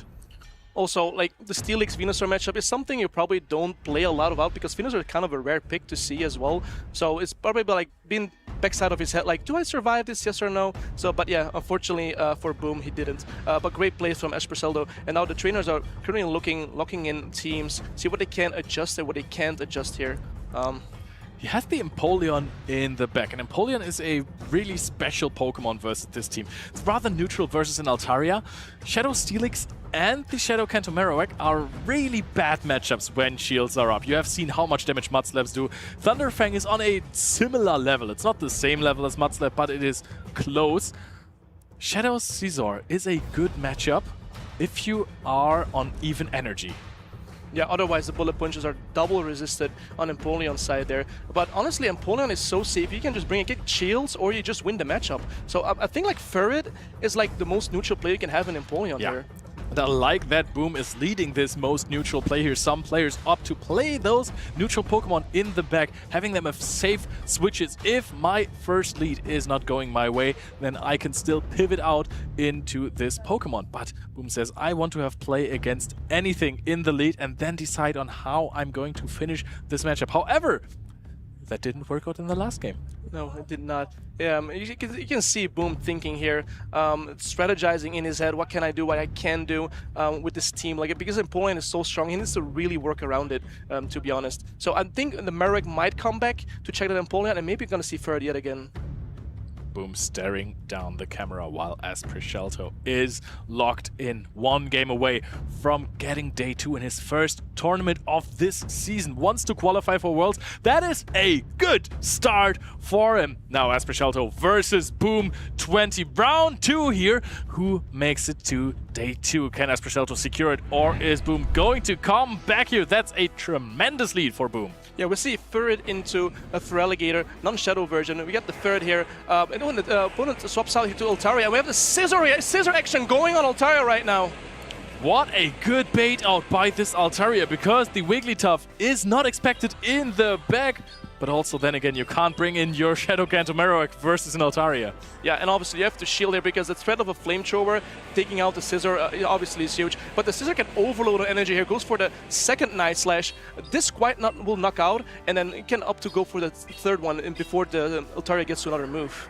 Yeah, the biggest problem now for Esperceldo is he kind of disrespected this Shadow Scizor in team building, you know? You have taken it away from that Wigglytuff, but now you have your Feraligatr that you want to bring in against it, because you can't bring in the Wigglytuff, you're going to get outpaced now. You will have to give it a shield back. The question is, can you farm down then? I think this looks like a juicy farm down for the Feraligatr, farming down the Scizor, but like, it doesn't shield here, but the damage that goes on the Feraligatr, and he goes to Furret, and then goes for an Hydro Cannon here on the Furret. Probably lets it go, yeah. It's a very good situation for Boom in the back with Kanto Marowak that takes, of course, super effective damage from Hydro Cannons, but it can farm down a Feraligatr before it gets to those. Boom actually throwing a Swift here. Shield is being put up. Maybe Esperceldo wants to throw another Hydro Cannon. Maybe he wants to preserve the energy and swap out there to finish this matchup with the Wigglytuff. No, throws immediately here. Wants to preserve all the HP on Wigglytuff. Yeah, great counting there as well. As we can see, it's going to land on the Furret, and the Furret gets knocked out. And then it comes in the Marowak, and here comes the Wigglytuff. It's Wigglytuff versus Marowak here. But Marowak has the advantage here of the pacing with the Bone Clubs, and they actually do add up. Yep, this is the one shield scenario. Both trainers only having one shield left remaining. The question is Esperceldo going to get to too many, or is he going to just suffer from her? She brings in the Scizor, forces the energy immediately, because you can't really farm this down without almost getting knocked out. Uses this 30% HP Scizor as a bait out for the energy of Esperceldo. Keeps energy, keeps the shield on this Marowak, and therefore paces quickly here. Does not throw in charge attack priority. Very wise, because it does not look like it, but Wigglytuff has a lot of attack. Yeah, Wigglytuff actually wins that charged attack priority there. Great knowledge of Boom there, using his Scizor to either get damage or the thing. Here comes the Bone Club, and Feraligatr gets hit by the Bone Club here and it's knocked out. Well played by both trainers. Esperceldo baiting out that Shadow Scizor with the Altaria, but still it was a Pokemon that he did not really want to see, because he had no clear plan on how to get rid of it. And now that I'm seeing this team of Esperceldo, I'm curious why Boom 20 did not decide to bring the Shadow Scizor in the first game, because there is no Annihilate, there is no Fire-type Pokemon. I think the hardest check he has to Shadow Scizor is that Unova Stunfisk, and even that matchup, while you have double resisted bullet punches and you are outpacing, you don't want to take a Trailblaze, ever. You don't want to take a Trailblaze, no, but I do feel like Empoleon into Scizor is more comfortable because the Scizor always has to respect the Hydro Cannon going on there, and the Trailblaze, I mean, it does some damage, but it doesn't do nearly enough since it's also a normal variant of the Empoleon, not the Shadow version, and then Bullet Punch is being double resisted. It's so very comfortable for Empoleon, so maybe like he thought like he had a strategy and later bring the Scizor on when he feels like it's more safe to bring in. Oh, Aspercelto is now pivoting. Can check out what he wants to play here. Are you going to be a little bit more safe versus a Shadow Scizor, or are you going to commit to the strategy that you brought last game to hard counter other Pokemon from Boom 20? Boom has There's also not a lot of fast move pressure going on for the Scizor to farm with anything down. I think the Shadow Claws from Feraligatr, they help a lot, but other than that, the Thunder Shocks maybe from, but that doesn't do a lot of damage, so like Scizor is like really safe to bring, so I do think it's gonna bring it back. It is very funny with the Shadow Scizor because you have some Pokemon that should be answers to it, but as long as they're not Talonflame and they knock you out with basically 2 Incinerate, it's always play for Scizor, and when it goes on Rampage, when it gets those advantages, it is going to win games for you. Now we're going to see the lead in Game 3. Who makes it to Day 2? It's Empoleon versus the Altaria. So you would think Dragon type in the Steel Bite is not so bad, but here comes a Marowak incoming and playing Stays Up, and there he comes up with an Altaria, which is not so great for Boom here. We do have Rock Slide with just super effective damage to the Altaria, but not nearly enough to knock it out. This might put it into Rock Slide range though, because Rock Slide has received a buff in Tales of Transformation. Now this is definitely two Rock Slide ranges, so can you knock out as Aspercelto with one Sky Attack, or is Boom going to be able to get either switch or a shield advantage here? I think it's going for a shield advantage here, knowing that the Sky Attack will not knock out, doesn't have to shield, and go for another Rock Slide. Most likely he gets a shield here. Oh no, he lets it go. Okay. Oh, this looks like a good farm down for Aspercelto, because this Kanto Marowak is dangerously low. Can it get to another charge attack? Oh, Shadow Claws do not do that much damage, but this might be enough to knock out there. Farms it down completely. That is a crazy farm down for Feraligatr. Feraligatr energy literally goes everywhere, and it's so scary to see a load of Feraligatr. But here comes the third, resisting the Shadow Claws. Gonna soak up the first Hydro Cannon because it's bulky enough to resist one right here. Maybe Boom can win this game off a Hydro Cannon catch. Now immediate swap into the Empoleon. Tries to catch another Hydro Cannon here on this Altaria, but no. Drill Peck is going to be thrown here. Deals a decent amount of damage. We do have Flamethrower over neutral coverage versus his Empoleon. So it's both like neutral moves that are going to be thrown here, but Empoleon has the upper hand because it resists the Dragon Breaths, has the Drill Pecks, has the Metal Sound. So he's going to go for the second Drill Peck here on the Altaria. Altaria doesn't have to shield here, he knows he can survive.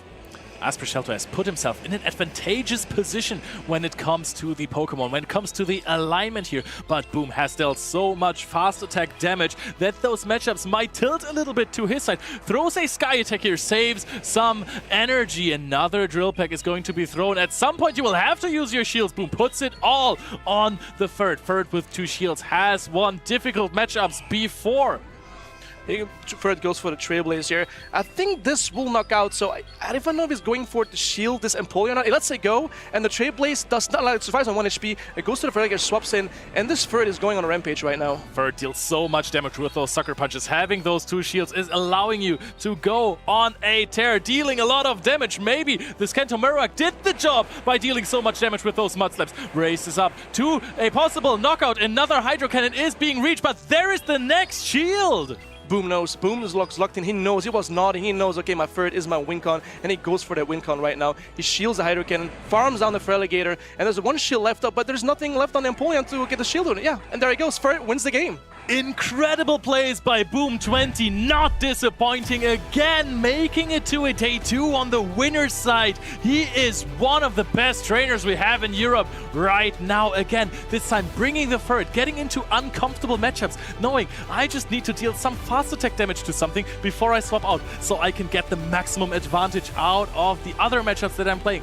This is dynamic gameplay, not only the perfect energy management on the side of Boom, as we have seen times and times again, but this is HP management. This is such a crucial skill to learn. Hey, maybe I don't have the best matchup in Altaria versus Empoleon, But if I get some sucker punches in before, I can put it into a nasty flamethrower range. I'm so proud of him. He played really well. Knowing his first matchups, I brought the scissor once. I think he played phenomenal in the game. Yeah, you're a disciple, right? Yeah, I am, yeah. he knows how I play, so he just plays how I play. Exactly. Of course. Boom 20. He has shown in the last regional that he is not a one-hit wonder. I think he's done a top 8 before that somewhere, but then again, he got to 2nd place. Wants to repeat that now, maybe get another gold medal to the collection. And he has, on the first game, been on the back foot. Esprichalto looked so strong there, using the Empoleon, despite it looking really tough to bring versus the Shadow Steelix and the Marowak. Yeah, the Empoleon looked really strong here for Esprichalto. And then the Marowak like had so much play, and also when he threw that second Rock Slide Altaria, letting it go, going for a far now was actually really smart. It was actually really smart. Knowing that Ferret with a shield advantage is just too good sometimes. It deals so much damage with Sucker Punches, and they're showing as well why it is the most played Pokemon in this tournament. Has taken the crown off Cradley, which we are actually not even seeing in one of those two teams. Do you think Ferret is cute? I love it. Yeah, I think it's a great Pokemon. The neutral play it has, the Swift, the Trailblaze, the Sucker Punch, it's amazing. It basically hits everything. Let's look at Ferret, because this Pokemon is so incredibly strong. It has been dominating the past few metas and has, of course, some key losses as well. We've talked about Empoleon before, having Gastrodon as a key loss. However, Tinkaton, it's much less common. Yeah, I haven't seen one of those in a long time, actually, the Tinkaton. Everything is resisted. Tinkaton is also so bulky, resists the Trailblaze, resists the Swift, resists the Sucker Punch. And against Corsola, and being a Ghost typing with the Sucker Punch and the normal typing of Ferret, it's just an amazing matchup for it. You can just farm it down, 2 Trailblazes, and come out with so much energy while being boosted as well. Corsola was top 3 Pokemon in most of the tournaments in this season, and Ferret has pushed it out single-handedly. Ferret, a Pokemon that is so incredibly neutral, very few fighting types in the meta right now. Sometimes you have other issues like a Wigglytuff, but those matchups are all playable, right? And if your opponent's most neutral Pokemon, like a Ferret most of the time, is also a hard winning matchup versus your Galarian Corsola, you might not ever want to bring it in this matchup, because the chances of getting it onto the Ferret are really high. If you win a matchup with the Corsola before that, they easily soak the energy, get some Sucker Punches in, get more advantages, and Corsola really on the downtrack because of the dominance of Ferret. Yeah, if you have that matchup, Corsola into Ferret, you don't want to be the player who's playing the Corsola right there. So yeah, it is actually pushing it out of the meta. Ferret really strong, and the player who used it the best, of course, was Boom 20 again, so let's hear it from him. Boom! What a fantastic pick there to have Ferret just ready to go. Even Empoleon, Altaria, or Feraligatr, you could just go through the entire team. What are your thoughts on Ferret? Like, obviously, you did great in Gdansk with it, and what's the continuation? Yes, until yesterday, I actually did not have Ferret on my team. I wanted to try out the newly available Pokemon, the Spidops, but I had a lot of gaps in my team, and Ferret filled those gaps, so I went back to old reliable Ferret, and it's been working great. Ferret, of course, with the shield, is just such a strong Pokemon. Even its worst matchups like Altaria are pretty manageable. What else on your team do you think has been really instrumental for you today? Well, I gotta thank you, I think, because the Marowak has been really good, and this person here, the Nighttime Clasher, was the one who actually suggested me to bring the Kanto Marowak instead of the more typically used Gastrodon. And it's been working really well, so yeah, I'm happy with that. So I guess tell me about your strategy in Game 3 a little bit more. I saw you swap that Marowak immediately, and he brought in Altaria. That's not usually a great matchup. What was kind of the plan with that? Well, as you saw in the battle, I managed to flip the alignment, even though the alignment wasn't too important there, so maybe it didn't help, but the nice thing about the Marowak compared to the Gastrodon is you still have a lot of play into the Altaria, while if it's a Gastrodon and Altaria, it's 9 out of 10 times game over. Sorry. Yeah, Gastrodon is a little bit more polarizing in some matchups. Marowak, of course, it's like neutral and has just more damage overall. Overall, what are you most afraid of seeing in tomorrow's bracket? I don't know. Whatever the people have, they can try and bring it, and I'll try and take it on. Very, very confident, as you should be. Of course, this is our Lille 2025 regional champion and runner-up in Gdansk. Boom. Do you have any other shout-outs? You've obviously had such fantastic tournaments in your entire career, never even missed a day two. Anyone you want to shout out for getting you along the way? Yes, big shout out to my family for letting me go to these events and watching and supporting from home. Also, shout out Hiro Pripo, also for watching from home. And just everyone that helped me prepare for this tournament. It's greatly appreciated. The best thing about rooting for Boom is you always know that you're going to be able to watch the entire day too. An incredible trainer, and we are so excited to see what you can do more of today. But for now, we have more games here in Stuttgart to catch for day number 1. Just two champions having a chat. It's phenomenal to watch those young trainers especially get more and more confidence also in those interviews, right? Just to see them like get this confidence knowing, hey, I can just actually beat anyone I want. Boom was definitely aura farming right there, and Eric was helping in Glaze, that's for sure. Yeah, Eric also has been so phenomenal in those last tournaments, has been showing really how good those young trainers are. I think us as old heads, we need to really Did he win a trophy going. Recently? Yeah, I think he did one. Oh, okay. One maybe. But let's talk about this later, right? I'm actually confused. I don't see any Oranguru here. But another trainer who has made day 2 at LAIC, if you did not know what we were hinting at there. Stone Collection. Another famous trainer of ours, one of the veterans in the Play Pokemon Championship. Yep, Stone Collection has had a good run. They're playing another rematch of the regional. Wait, what's this? Is this a Belly Bolt? Yep, that's a Belly Bolt with Sucker Punch, Zapcan, and Parabolic Charge. Phenomenal Core Breaker, Shadow Jump Love, as well with those double hard-hitting charge attacks. And a Shadow Primeape as well. And they got Freaka over here with a Malamar. We haven't seen one of those yet. A Stunfisk, a Spidops, one of the newer Pokemon as well. We have Charizard, Shadow Charizard, Credilli, and Azumarill. Spidops, what do we think of this Pokemon? This Pokemon is really flexible. It has some harder matchups. Something like a Ferret is really tough to deal with, just because you don't have any fast attack pressure. But other than that, this Pokemon can really help you. If your opponent doesn't have a hard answer, it can be so annoying to deal with, because both of these charge attacks, which is decent coverage as well, they're both gonna debuff you. So if you do switch against this Pokemon, it's gonna be tough to come back. It's very bulky, and having debuff moves makes it even more bulky. If it has a neutral matchup, you know Spidops is gonna pop off. Alright, Stone Collection versus Freaka. Those trainers know each other well, and that's a huge lead for Freaka. Super effective. Sideways versus Shadow Primeape. Safe swap into the Unobin Stunfisk, answered by Cradley. This is a dominant matchup.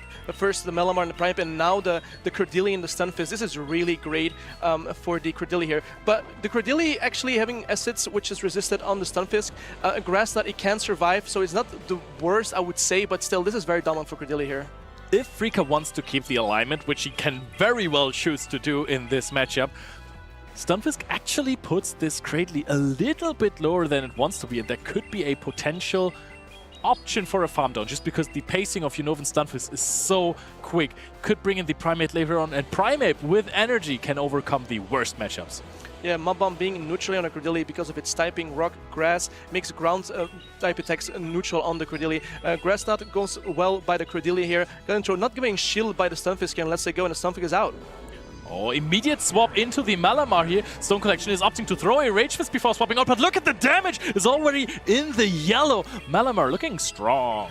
Those Scythes are really add up on the spray. The Prime is not going to hang on for too long anymore. The Rage Fist get no shield here by the Malamar, and the Ferret comes in against the Malamar here. Malamar has coverage move, has superpower. It goes for the foul play. Maybe like a great bait here for the Ferret, for the Malamar here on the Ferret. Oh, can Stone Collection ever afford to no-shield here? He needs HP anyways. The big question is, can he farm this down with the Ferret in the back? There is only a Shadow Charizard that does not have too much HP here. Another foul play is being thrown. He calls it! Does not get hit by the superpower here. Knows exactly what's going on in Freaka's head. Now he's going for a Trailblaze here. Knows he can't farm it down fully, so he wants to ramp up the attack.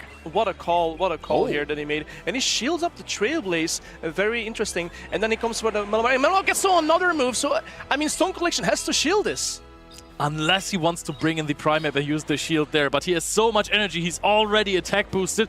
Brings in the Shadow Charizard here, Ember Swift boosted versus Shadow Charizard. This should deal a lot of damage, but there is still a Protect Shield left on the side of Freaka. Charizard has to shield pretty much everything since it's so frail, but getting to the Air Cutter in only 4 Embers is amazing pacing here.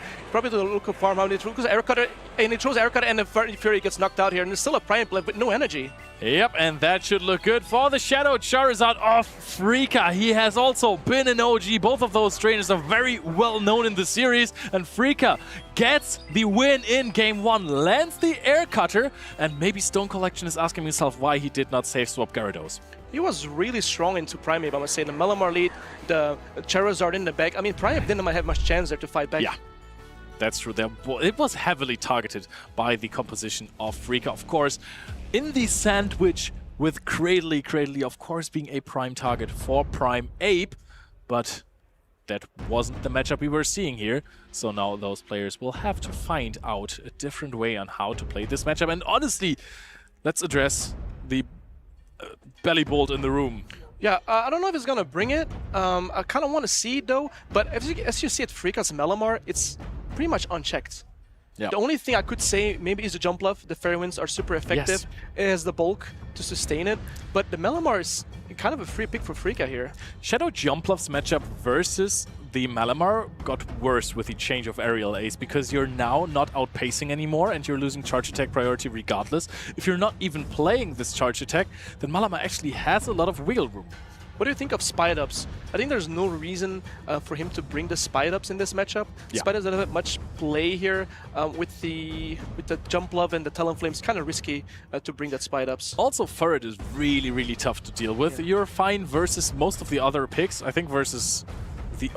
it might actually be tough to play versus a Primeape as well, because you're just getting outpaced so hard. But I think those matchups should still be fine, but you won't want to risk it. Now, Stone Collection. Both of these trainers, they have massive experience already in those tournaments. On those big stages, Stone Collection has been top cutting constantly. He's #1 on the European leaderboard right now, has gotten the LAIC Travel Award, wants to go for the EOIC Travel Award, or has this one also set up. And the players are locking in right now, setting up the teams. And we see a Belly Bolt into Cradilli. That is not what the Belly Bolt wants to see.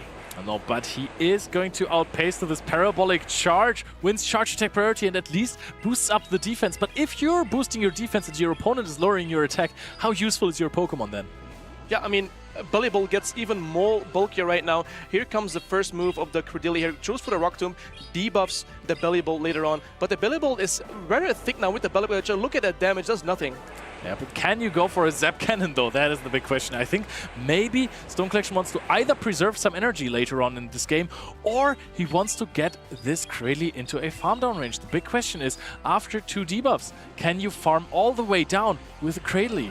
As you can see, there is also another Electric type in the back here, and that is a Stunfisk. So I think Stone Collection is really happy to see the Cradilli here on his Belly Bolt, knowing that Sucker Punches are neutral. It can buff itself up, and there's a Stunfisk free for later on. Stunfisk definitely looking good. There's swaps in the Malamar to get the farm down here. Stone Collection not reacting. Stone Collection brings in the Stunfisk there, which could be so good against the Charizard in the back. Yeah, Malamar getting a lot of energy there is really great for the Malamar, knowing that Malamar has so much play into Stone Collection's team right here. Stunfisk goes for the Mud Bomb here. Does like a decent amount of damage. I think 2 comes close to knocking out with some Thunder Shocks. They know each other so well. They're both on the same grassroots team now, competing here on the big stage. And the Malamar is looking mighty strong, as you said. If one of those fantastic trainers has a team comp advantage with one Pokemon that is so hard to beat and so free against the other team, it is huge. Freaka is in a prime spot right now. But we see the Ferret doing amazing things today, and the Ferret with 2 shields, with the Sucker Punch. There's a Charizard back over Freaka. The Sucker Punches did do heavy damage. And here comes the Charizard into the Ferret, and we can see for ourselves right here. The Charizard has the pacing advantage with the Air Cutter, and I don't know if Stone Collection has to kind of respect this, but will he respect this Air Cutter or not? He's gonna call the bait. He calls the bait, Leon. He calls the bait right here. That is huge. You're not taking a lot of damage there. Is there going to be attack buff? No, there isn't. You're going to go for a Trailblaze here. Freaka kind of has to shield this. This would not do a lot of damage, but your Sucker Punches will hurt more now. Mortars, look at this. It's chipping away the Charizard. Charizard will get to 2 Air Cutters, no problem, but you can just use more shields. Air also has a chance to increase your attack from the Charizard, and Charizard being such a heavy attack-weighted Pokemon, having more attack would be amazing. And Air goes again. There's a second Air that gets shown. The Ferret ups to shield. He's gonna just farm down this Charizard right now. How much energy is on the Pokemon on Frika's bench right now? This is going to knock out. Brings in the Cradley. Cradley is very close to a Charge Deck. Reaches for it and knocks out the Ferret here that has so much energy. Is there anything left in the tank for Stone Collection? All that energy gone on the Ferret. There's only one thing left, and that is the Stunfisk. But can he farm it down? He farmed it down. That is a huge farm down, actually. Another shield left for Frika. So this is looking good for him, unless he gets outpaced. But Psywave deals so much damage, knocks it out. And Psywave, the freest Pokemon for Frika, gets him the 2-0 over Stone Collection. His friend, his rival, one of the titans of the game. That was a great showcasing how to play Malamar, getting a little bit of energy, just a little bit of energy advantage, and the energy literally went everywhere, and Malamar was just popping off right there.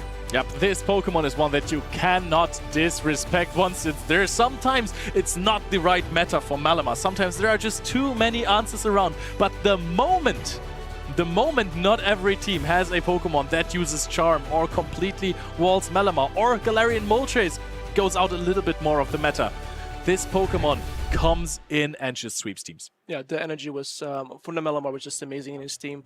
We saw Bellybolt at least. We saw the matchup, and I liked how he played ABA Electric, like the Bellybolt and the Stunfisk in the back. Yeah. And he thought probably, oh, Stunfisk, you know, is free now. But I mean, yeah, it was not so great to see that the Stunfisk there. And also, he brought the Stunfisk not on the Charizard. Obviously, he didn't know what was in the back. But the Charizard, yeah.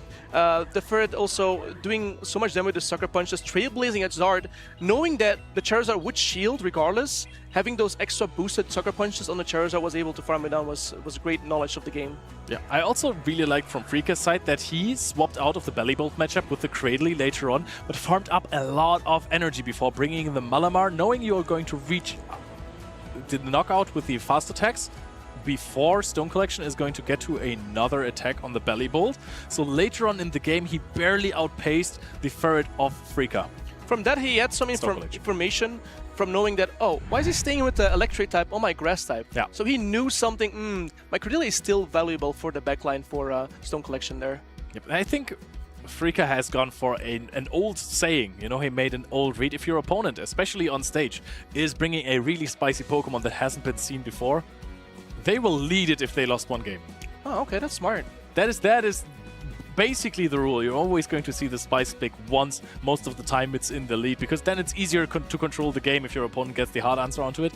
But I liked also how Stone Collection played it, right? This was a bad lead, but he knew that he could outpace and buff his defenses first, so the matchup isn't that bad. But Frika able to control this matchup incredibly well. Yeah, it did. Truly amazing. Yeah, I loved it. Farmed up so much energy, did not take much damage because he just debuffed the attack and then brought in the Malamar. Distributing the energy on his multiple Pokemon as well shows how great of a player he is there. And also, in this matchup, if you have a completely free Malamar, you take every free energy you get on it. Yeah, you get the advantage of just swapping it in and knowing that you have some Psywaves and the energy goes there everywhere. Yeah.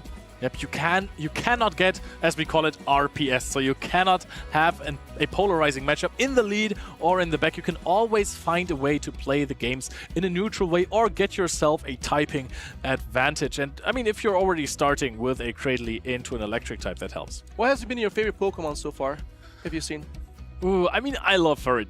I know it's pretty basic to say that the most used Pokemon is my favorite one that is being played, but Ferret, I've been a day oneer. Ever since it got Trailblaze and Sucker Punch, I've been saying Ferret is phenomenal, plus Swift. This Pokemon has dominated, and I really like the playstyle. It can win with energy, it can win with boosts and fast attack damage. It can set up other Pokemon. You can play it in the zero shield scenarios, which you're losing against many Pokemon, but you always put them in farm down range. You can just give your Ferret 2 shields and it's going to sweep some teams. It can win you off of polarizing matchups, but it can also just be a neutral, flexible Pokemon. I love Ferret. Do you like it more than Scizor? I love it. Yes, definitely.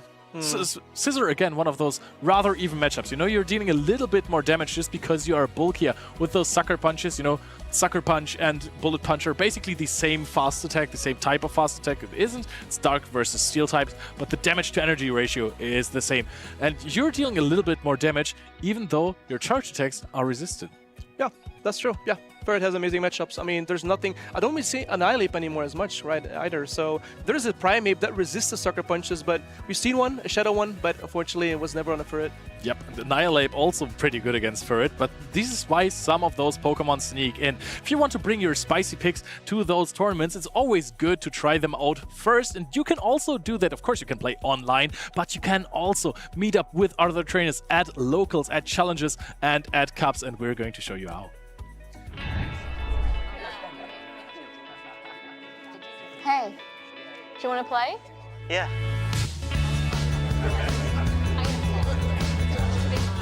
Nice. One shot? Wait, that card, yeah.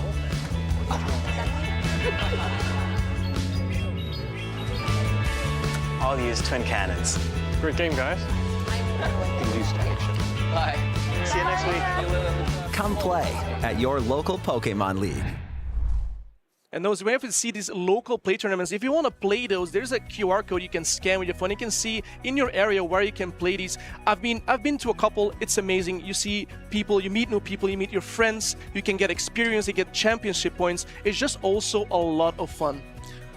What was the coolest Pokemon you ever played at a cup or a challenge? Primeape, but then it was spicy. Okay, it wasn't good. It didn't have Rage Fist, yes. It was the old school counter Primeape, yeah. Oh yeah, that is actually a cool one. Yeah, so that's cool. Nice. I think Hitmonchan is also one of those Pokemon that played similar to Primeape there, with those elemental punches, Fire Punch, Thunder Punch, Something Punch, Ice Punch. You can just punch everything with some counter uses. Those are the early days of Pokemon Go. Like the Hitmonchan, the Hitmonlees. Yeah, those were the fun days. And now we have Strange TOP versus EU Uden, and that is a spicy team on the side of EU Uden. This is so incredibly hard to break for the most meta teams. This is a T-Ball I see on EU Uden. Having Sucker Punch, Night Slash, Play Rough, I assume. Great coverage. Also kind of bulky as well. If it's not on a counter, it's actually kind of good. It is pretty bulky, and also Alolan Ninetales is even bulkier than this, and both of these Pokemon, they actually answer Altaria quite well. Now, immediately going into the game, it's Lapras on the side of Strange TOP versus Corsola. Corsola here has the upper hand, having a Power Gem excess move, super effective on the Lapras, and Corsola also is a little bit bulkier than the Lapras. Lapras has Sparkling Area with neutral damage, and it chose a Sparkling before he can reach the Power Gem here. Yeah, Lapras is doing fine in this matchup. Sparkling Area is such a fantastic attack, but you have the super effective Charge Attack Power Gem immediately swapping out into the Florges, and I think when you're looking at the backline of EU Uden, I think this is where he wants it. Yeah, I think he's really happy to see it here. He has lots of energy from the Corsola, and Nice is doing a tremendous amount of damage here on the Corsola. Two will basically knock it out. Actually, now that I think of it, the Alolan Ninetales and the Stunfisk, they also have trouble with Lapras, so this is a really good pick from Strange Top. Now, keeps on playing it out, goes to throw a Nightshade here. Is this even going to knock out, or is Strange Top going to reach for another Charge Attack? After that Chilling Water, it does not knock out, it hangs on, it gets to another Chilling Water, it gets to a Trailblaze, actually on the Corsola, and the Trailblaze, I don't know if Uden is gonna shield it, he's probably gonna let it go at this point. His Corsola gets a lot of value out of his Corsola so far. Yep, the big question is what is he going to bring in now? Of course, Stunfisk is decent versus this Lapras when shields are up. Gets a Thunder Shock advantage, but what's in the back? There's Ferret, and Lapras brings in the Ferret. That's a really good answer, but even a better answer to the Ferret is the Alolan Ninetales. Now look at the fast attack damage from Ninetales. It's not there! It's healing the Lapras currently right now. Usually, sometimes Ninetales runs Charm, but Powder Snow I think is the preferred fast move run in this meta. And the Sparkling Aria, I mean, if it lands, the Psy Waves, they add up, it's all neutral, but the Alolan Ninetales at least has Dazzling Gleam. He's gonna reach for a Dazzling Gleamer, which will do a tremendous amount of heavy damage on the Lapras if it doesn't get shielded. Strange Top knows he can shield this because the bait would be incredibly risky, dealing basically 0 damage, then would also heal it. Now he's over farming a little bit more. You can also comfortably take a Dazzling Gleam here. Decides to no shield. Strain's looking very confident here in his team, knowing that, okay, I got the Lapras on the Ninetales. I'm really happy here. It overloads on energy. He tries to go for a catch here, but catching a Sparkling Arrow and a Stunfisk. Oh, this is super effective damage, but this might be the way to go for Uden, distributing the damage more, and then later on taking Ferret energy onto this Alolan Ninetales. But Ferret having access to Trailblaze, I mean, it will do super effective damage, and at this point with the Sucker Punch set, it most likely will knock out. So the Stunfisk is going for some Mud Bombs here, getting some chip damage here and valuable damage, but I mean, this Ferret is going on a rampage right now again. It's so healthy. Super effective damage is going to knock out the Stunfisk. Ferret, again, you said it, in a prime position to sweep games. However, very low HP on the Lapras, but I still think you might need a Dazzling Gleam for this.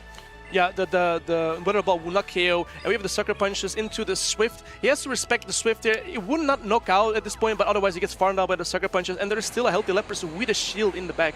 So can you actually, go to double Weather Ball way before the Ferret gets to another attack? This is getting closer and closer, but this Lapras has residual energy. You just need to shield a Dazzling Gleam there. Oh, actually goes to the Sparkling area, immediately throws it. No shields left remaining on the Ninetales from Uden, and Strange Top wins game 1. Yeah, Uden needed to overload on as much energy as possibly, but he still needed. I don't think a Weather Ball would have knocked out the Lapras, still being double resisted by the Ice and the Water typing right there. And he still needed a Dazzling Gleam, so he needed to overload perfectly on energy, which was really hard to us to do.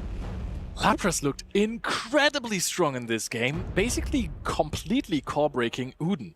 Looking at the team of Uden, what could he bring there? I mean, he had it on the Galarian Corsola. I think he needed to try harder to keep it that way. I kind of want to see the Thievul. I mean, resisting the Cyrus from the Lapras as well. I mean, the Thievul looks kind of okay into the Strange's team, to be honest. Honestly, now that you're saying it, looks really good. You hard answer the Altaria. You win every even shield scenario going straight play rough. You're beating Ferret because you're resisting those Sucker Punches. I think Stunfisk might be a rather neutral matchup, could be in favor of the Stunfisk. You beat Shadow Scissor comfortably because you deal so much more damage. And even if you play the once and the Shadow Scissor throws 2 Night Slashes, you live. The only thing you have to watch out is the Florges, the Fairy typing on the Thievul. Something I guess it doesn't want to see, but other than that, the Thievul looks pretty good for him. Yep. Florges also hitting for neutral damage then with the charge attack. Sometimes when it plays versus Dragon-type Pokemon, it's kind of funny because Florges, yes, it's a Fairy type, but Trailblaze and Chilling Water always resisted by those Dragons, but against Dark types, Florges is just shining. Yeah, as we can see here, the Ninetales didn't do much for Uden, so I expect him to not bring it back. I want to see some Thievul, and the Lapras again for Strange was really good. It popped off this game. I don't think he's not going to bring it, to be honest. Lapras is an insane core breaker for the team of EU, and this is something that he probably did not calculate with. It has vanished from the meta earlier, but it looks so strong. Only one real answer on the side of EU Uden, and honestly, how real is that answer? Because the energy is still not walled. Lapras is so bulky. We're going into game 2. Strange Top leading 1-0, leading the Florges into the Thievul! We saw the Thievul, but we doesn't want to see the Florges, obviously. So let's see how Uden comes back from this. The Uden swaps out to his Stunfisk now, and it's not answered, but the Florges can easily debuff the Stunfisk. This is a free Chilling Water. Yeah, debuffing with a super effective attack is so good for Strange Top. Can now follow this up by just bringing in exactly the Ferret there. Also, this is so much damage, setting it up for a Trailblaze knockout already. But look at the damage now. The Ferret doesn't, I mean, you can take many bombs right now because it's debuffed by the Chilling Water. Look at that damage. Doesn't do a lot of damage. The Ferret is so comfortable overloading on energy and then throw the Trailblaze. And by that time, with the Sucker Punch, the Trail will just knock out the Stunfisk, and then it's a boosted Ferret he has to deal with. Good damage here. Trailblaze is already reached, but we're farming up more. Knows exactly the amount of energy that Uden is at. Strange Top playing this to perfection.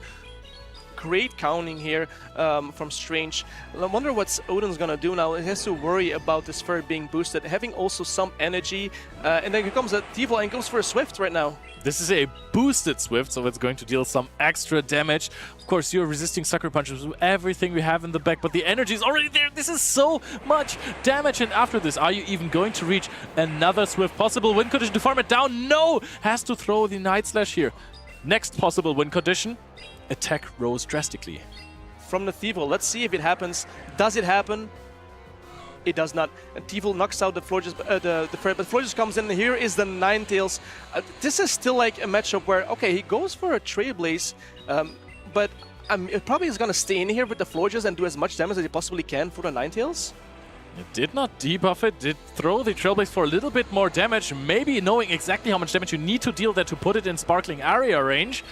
This is probably like oh no, key acknowledgement here, knowing that like okay, with the Scythes and the Sparkling Aura and the Trailblaze, a little bit more damage, now it'll be fine. And he calls the Weather Ball bait there. That's huge, and Strange is just nodding with his head, knowing okay, I got this. Yep, this is again a call there. Strange Top is dancing around Uden here, saying you can throw whatever you like. I'm not gonna take any damage. Over farming so much energy. Strange Top is dominating here in Stuttgart, throwing a Sparkling Area now. The Lapras is dominating this game right now. His energy goes everywhere. He comes at Thievul, and another Sparkling Area gets thrown at Thievul. I mean, Odin has to shield, but I don't know if he knows the writing is on the wall, unfortunately. You look at his face like he's like, okay, this is over. And the Lapras did so much work. And he top left at the game out of respect for his opponent, obviously. We're getting all the top lefts in this matchup here. Strange Top advancing to day 2 on the winner's side, taking out EU Uden with his trusty Lapras. That was a Lapras masterclass. Thought that would rhyme better. EU Uden, of course, not out yet, but Strange Top. What a performance here. Again, calling both of those weather balls really huge. Yeah, what a core breaker Will Lapras was for this team. And also the use of Florges being core broken. I mean, he was core broken on Florges as well. The debuffing, the chilling water, the dancing around that he did with his Pokemon was amazing. The Lapras, I haven't seen a Lapras in such a long time, and now it's like popping off. Like it's... And this is exactly why it is so good right now, right? This Pokemon is so versatile, so flexible. If it has a little bit of energy advantages, matchups like Cradley are really good for it, because then you outpace to an Ice Beam, you force shields, you can bait with Sparkling Area because you're probably going to get a shield regardless. If it's no shielded, Sparkling Area is still super fine neutrally. It has so many applications versus Pokemon in the meta. Furret, the most played Pokemon, usually not the best matchup, but you would win the zero shield scenarios, and if you have a Pokemon that resists Furret energy or a Steel type in general, I think you have great play against everything in this meta. It thrives of there not being too many fighting type Pokemon. Yeah, and the Niantic was also a very interesting pick we haven't seen today. He probably had some case of scenario in his head that it could pop off with the Ninetales, but always having it met on the Lapras was not so fun for Uden there. He probably would have liked to see it more on a Furret where the Sucker Punches would be resisted, since, I mean, Furret is literally everywhere right now. Furret is everywhere, and it's so good winning games left and right. This was fantastic. The double Weather Ball bait by Uden, trying to grasp for some shields here, but Strange Top knowing, hey, I will probably win this game even if I don't shield a Dazzling Gleam. Like, Lapras is so bulky, you have no fast attack pressure, you could never farm me down. Calls 2 charged attacks and they deal 5 damage.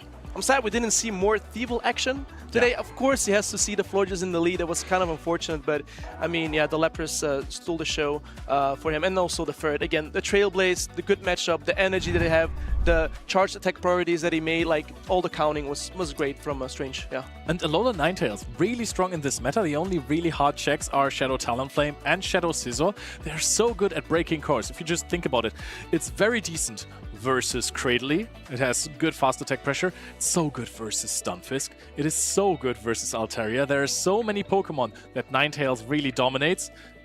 But there's also Lapras then all of a sudden, and this is rough. I think he didn't thought about Lapras then, and it was like, oh no, there's a Lapras, and yeah, it was on the Ninetales. Who's gonna run? It also broke the entire team of Uden, so Lapras really coming out on top there. What a fantastic Pokemon to just bring back. It has so much neutral plane to everything. It's so bulky. How did it ever vanish from the meta? Honestly, I don't know. I used Shadow Lapras a lot, and then, yeah, it just disappeared. Nobody used it. There was a lot of Annihilate at some point, and then Lapras was like, well, but Lapras still with the super effective Scythes can still do some damage against the Annihilate. Great against the fighting types, but yeah, I don't know actually, but I'm glad to see it back, regardless. Yeah, I think it's about time that it comes back. Lapras so dominant in those matchups. It has lost quite some targets there. We've also seen play it with Ice Beam and not with Skull Bash. I remember when Lapras started to become good, there was this whole debate. Do you play Ice Beam? Do you play Skull Bash? Skull Bash obviously better in the mirror match. Sometimes, at some point, Ice Beam was necessary because there was Jump Love everywhere, and that would turn into a really bad matchup if you didn't play it. But then again, if your opponent had a Skull Bash Lapras, you couldn't deal any damage to them. Strange Top decided to run Ice Beam. Wasn't even necessary. It was just straight Sparkling Area from him.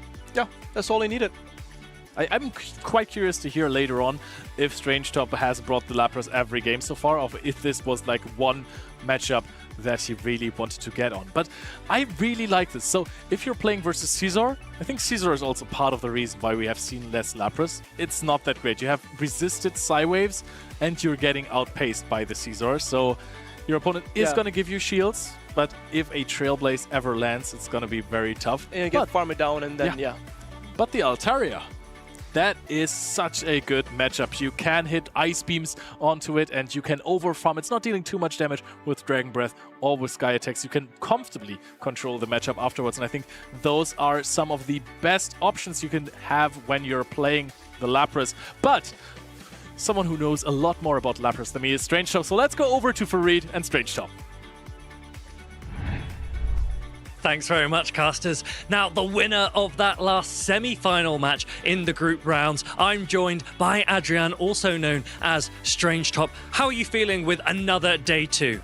I'm feeling happy. This is probably my 4th day 2, and I'm really hoping to get to top 8 for the first time in a regional, and hopefully claim my first medal. Yeah, Adrian, now a top 8 would be really exciting, but your last regional event, am I correct in saying you did make day 2 there as well? Yeah, it was Stockholm, I think. No, Utrecht. It was Utrecht, yeah. And I made and day you 2. brought a Shadow Lapras that time. I brought Shadow Lapras, correct. Now, yeah. I'm a big fan of Shadow Lapras. You opted for regular Lapras here, and it looked like it was an amazing pick. How have you been finding it so far this tournament?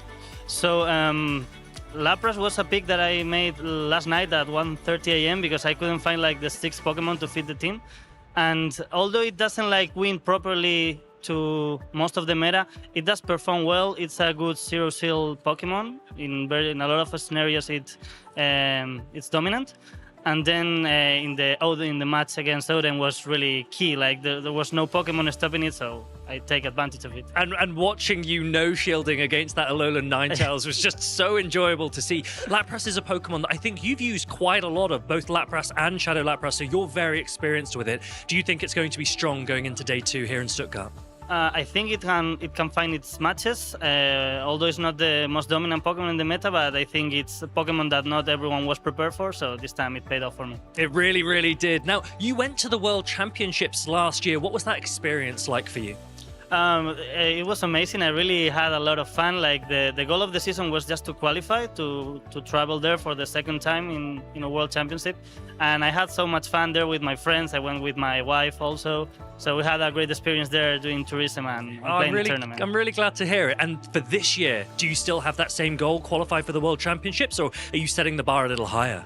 I will say my goal is to earn my first medal, also qualify, and hopefully win a regional if those things come. I would love to see that happen, hopefully here this weekend. Do you want to shout anyone out whilst we're here? Yeah, sure. I want to shout out all my teammates from Mahada Ravens, especially Aregi, because we had to play in round 2. And also my friends in Spain, Pato, Chris, and everyone supporting me. Amazing. Thank you so much, Adrian. The winner of that Group D semi-final match, he'll play his winners group finals tomorrow, so make sure you stay tuned. But for now, back to the casters for more Pokemon Go action. If you love that Alolan Ninetales action, get ready because we have another one coming up here. In our winner semifinals, I believe one of our co-casters, Martine, is going to be piloting it today. Eric, where's Leon? He had to go. Wait, Leon... did he win a trophy recently? Oh, that might... There's no way. There's no way. May or may not have been me. May or may not have been me. We have to mention it sometimes, right? But yeah, Nedequins. Let's talk about Nedequins. This is a player who will literally take the craziest picks, the picks that you look at are like, no way you're actually running that, and then he'll win the tournament. So, do you know what his OG favorite Pokemon is? I feel like if the answer is Giratina, it's like way too obvious. There's no way it can be that. It's Pelipper. Oh my gosh, yeah, Pelipper. It's OG. You didn't know I that? love Pelipper. You do? That's what he said. Okay. That's in an interview. Very, very old lore from Martine. But he loves Pelipper, but he loves Giratina in this current meta, apparently, even though people are running for it. He's running a Shadow Giratina with Dragon Claw Ancient Power. He also has a Shadow Talonflame. We see the Empoleon again, also in the normal form. We've seen Empoleon popping off. It's actually a great pick this event, I feel like. This is such an interesting team, but it honestly makes sense. A9 is such a dominant matchup into things like Furret, into Unova Stunfisk, and Altaria. And those are like the main 3 Pokemon in the meta right now. Yeah, and there's another Ferret right here. We've seen so many Ferrets. We see a Shadow Dusknoir, which I'm a huge fan of. The energy from Dusknoir gets resisted by nothing, actually. Dynamic Punch and Shadow Punch has great coverage. It's neutral into something all the time, so his energy goes everywhere, which is amazing. I want to see a Shadow Scissor yet again with Altaria, a Wigglytuff, and another Stunfisk. It's got to be scary, though, even though it seems like Alolan Ninetales is so strong into Bill the Phil 73's team. You have to be careful because there is that Shadow Scissor that can cause a lot of trouble for the Alolan Ninetales. I think it probably can knock it out in like 5 bullet punches. So Inadequate has to be careful. Even if you're going to lead Alolan Ninetales, it could pop up anytime as a swap and just start going at your Alolan Ninetales, but the lead is going to be favorable for Inadequates. Ninetales into Altaria, this is what Inadequate exactly wants to see. He must be so happy here right now to seeing that Altaria, and then the opponent swaps into a Dusknoir met with the Furt. Oh no, this is not so great here. The thing is, you're going to be able to strip away a shield here with the Dynamic Punch, but like, where do you really go from there, right? This Furt is going to have full health, basically, a ton of energy, and you still don't have much of a way to deal with that Alolan Ninetales. Yeah, the Furt is able to farm down this Dusknoir before it reaches another Dynamic Punch. He goes for the Shadow Punch, and Inadequate most likely is scouting, so he knows it's not a Dynamic Punch and lets it go. Shadow Punch goes around the Furret. It's not going to do very much. And now, what do you really bring into this Furret? If you bring in your own Furret, you basically reveal that you're completely weak to the Alolan Ninetales. If you bring in Altaria, start soaking the energy, maybe overfarm to the point where you can get a Flamethrower for the Alolan Ninetales in the back, maybe you're not in such a bad spot. Yeah, I assume he's gonna let the Altaria soak out all damage, and when the damage is all gone, probably brings in his own Furret to get ahead of energy right there to... I mean, I guess hope that he can do something against the Ninetales, and then he doesn't know when Empoleon is in back still for Inadequate. Swift landing onto this Altaria, and it's going to allow him to get to even another one. Oh, he pivots into Empoleon. This might be the window of opportunity that Bill needs here. Going to throw his Flamethrower into the Empoleon, but maybe needs to save a Flamethrower for that Alolan Ninetales in the back. We'll just see how he plays this out. Yeah, and the Flamethrower connects, doing half of HP of the Empoleon. Empoleon overloading energy, goes for the Drill Peck here. It would probably knock out at this point the Altaria, so I don't know what's he gonna do. Is he gonna let it go? He's gonna let it go and put everything on the Fur right now. I wonder if you come into Fur and you just 2-shield Sucker Punch all the way down. Maybe there's some life at the end of the tunnel here against the Alolan Ninetales. Yeah, just shield this Hydro Cannon, Sucker Punch all the way down. Maybe this Fur can actually break through the rest of Inadequate's backline. He has to get through the Ferret of Inadequate with a little bit of energy and still through the Ninetales, which is completely healthy right now. And the Ferret farms down the Empoleon. Empoleon gets knocked out. The Ferret has some energy. What's Inadequate brings his own Ferret, probably forcing some shields here. You probably have to shield some of these at one point, but the Dazzling Gleam on the Alolan Ninetales is going to be the critical shield call in this game. Swift is going to be reached for on the side of Bill. I don't know if this is the right call, because if we're going to need 2 boosted Swifts to knock out the Ninetales, I think we would have been better off going for that Trailblaze. However, we actually don't undercharge properly, and Inadequate gets to 1 more Swift. This might be the end of the road here for game number 1. Furret, just so neutral overall, but against Alolan Ninetales, it's truly one of its worst matchups. Yeah, let's see if he goes up for Swift. We can see how much damage it actually does. Inadequate probably lets the first one go. He doesn't have to shield. Ninetales is bulky enough to not shield here, and the Swift gets connected on Ninetales and doesn't do that much damage. He knows like Weather Ball is enough here, and Inadequate takes game 1. Super clean game, and honestly, the line reading from Martine, we know how good he is at reading his opponents. Just made the call that there's not going to be a Shadow Scissor this game, and confidently brought in the Alolan Ninetales. If you're Bill here, it feels like you're almost forced to bring the Scissor next game, but yeah. Is that going to be too predictable? Dominant showcase of Ninetales. Altaria, Furret in the back.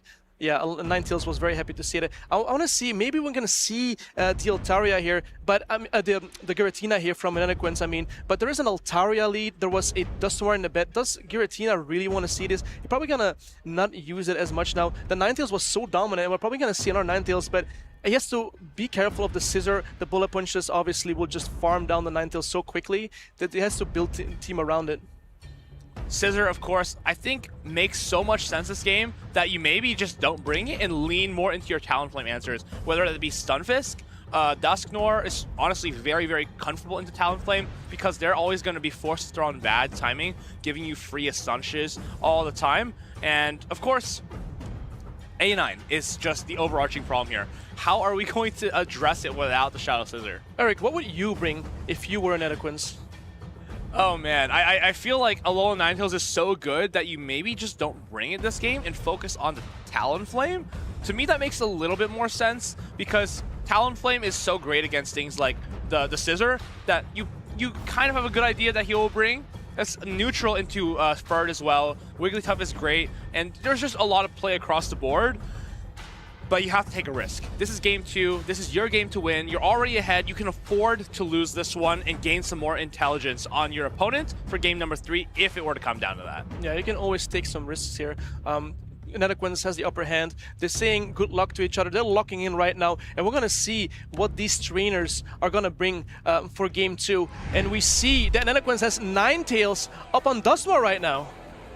Martine shakes his head, knows this isn't that great of a matchup because Dusknoir, it basically can knock out with one Shadow Punch. On the other hand, Weather Ball is just not going to be enough. You're going to have to reach for that Dazzling Gleam. Does he do it? No, it's going to be a bait of the Weather Ball. Does Bill DePhil make that call? I think you may be able to hang on to a Dazzling Gleam here, so you always probably just no shield. Yes, love this call, and you're going to be trying to get that shield back from Martine. That's a great notion. And look at his Astonishes. It already did half of the Ninetales damage right there. That's insane. And it goes for the Shadow Punch here. Netherquins respect the Shadow Punch and is going to use a shield here and probably look to farm. I know it swaps out the Ferd here. I guess soaking up some energy on the Ferd because he knows he can. The thing is here, we have a Wigglytuff in the back, and our opponent has Talonflame and Empoleon. I fear the Wigglytuff may be trapped and can't really find much room to put in work on the side of Bill DePhil. So if this Ferd takes his Weather Ball, we're already going to be in a difficult position, as we just don't have that many Pokemon left. Yeah, he just used a shield on the Ferd, trying to protect his Ferd as much as he possibly can. But I don't know if the Swift is going to be enough here to KO the Ninetales. This is a little awkward, because now you're making a call. Do we think it's a Scissor in the back? If it's a Scissor in the back, we bring the Empoleon. But, oh my goodness, it hangs on to the Swift, makes that last Weather Ball, and at this point, I think that Empoleon can clean up the rest of this set. Look at Martin smiling, knowing his Pokemon so well. He trained his Pokemon so well right now. And here comes Empoleon. Ferd goes for a Swift here, which is resistant, and then Netherquins is like, okay, I don't have to shield this. I can just comfortably take this move and potentially farm down this Ferd.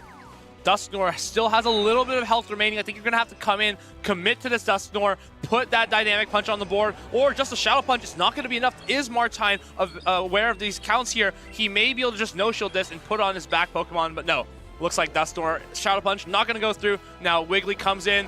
He knows that is the end of the road here. Talonflame in the back probably won't even need to be revealed. And again, this is just so dominant from Inadequence here. What a fantastic line read game 1 and game 2. Completely trapping the Wigglytuff here and completely trapping Bill in the lower bracket now.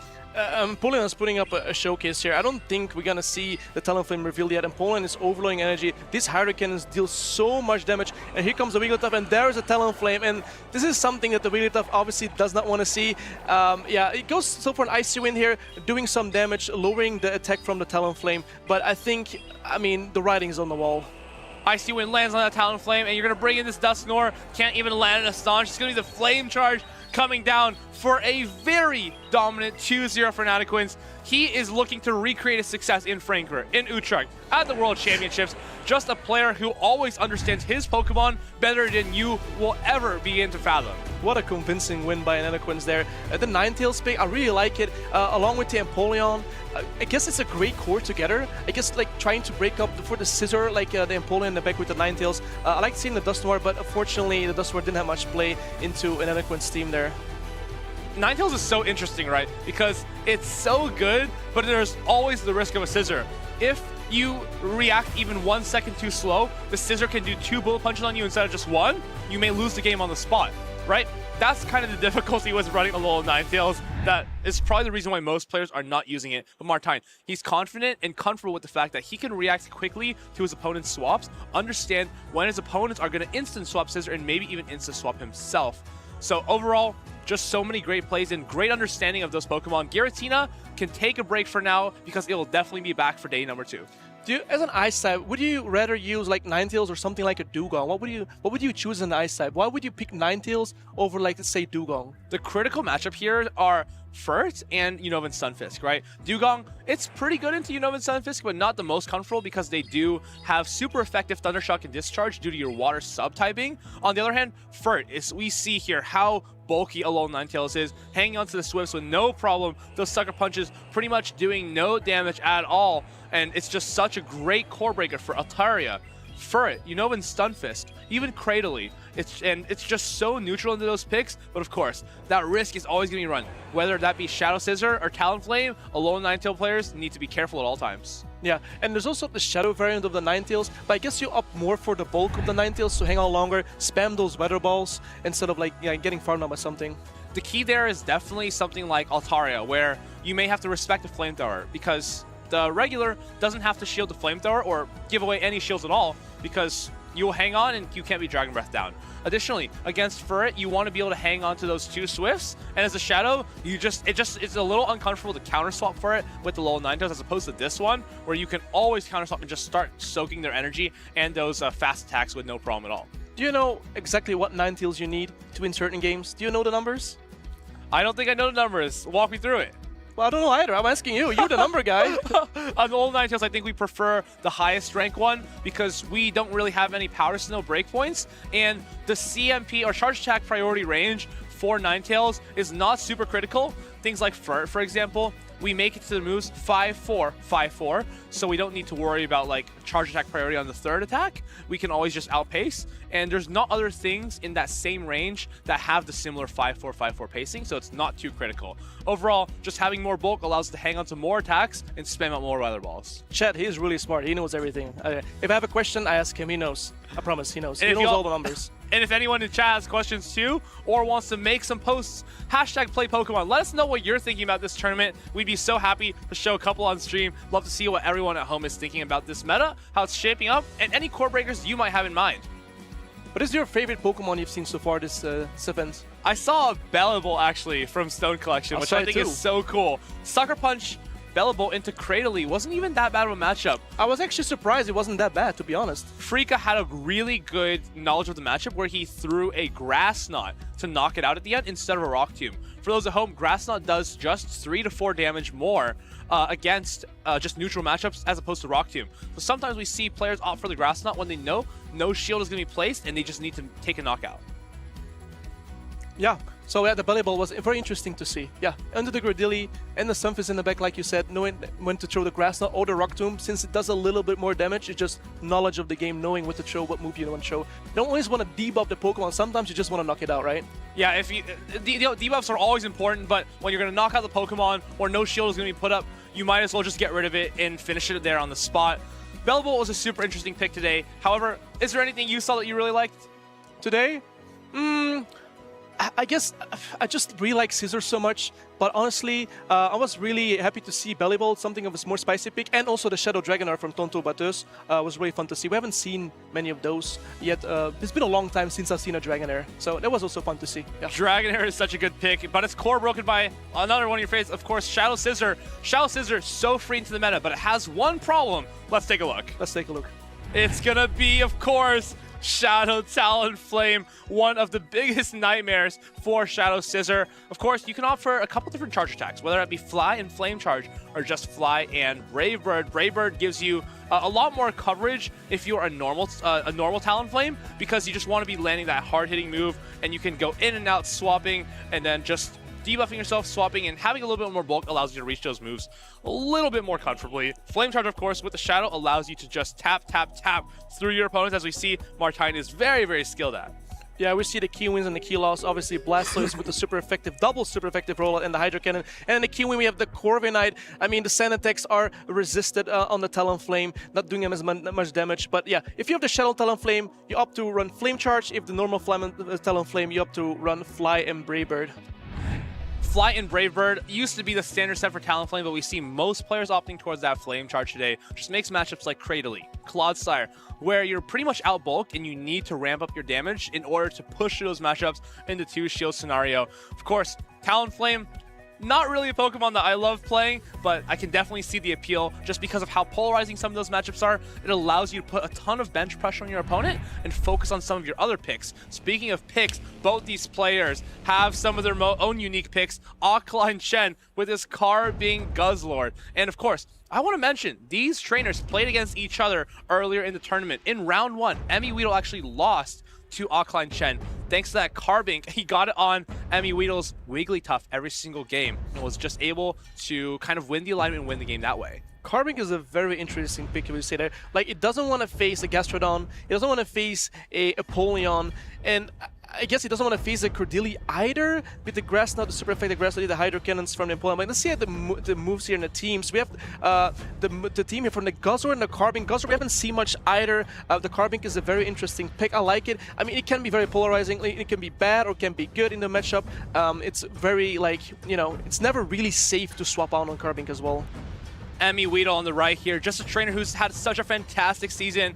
After not making many top cuts in the 2025 season, he's already started off 2026 with 2 top 8s, and he looks to further his success. Of course, to do so, he's going to need to continue on in this lower bracket by taking down this Carbink Guzzlord core, which cost him in his first match of the day. He's had quite a long time to think about it now since then, and he's going to be striking back with vengeance, I hope.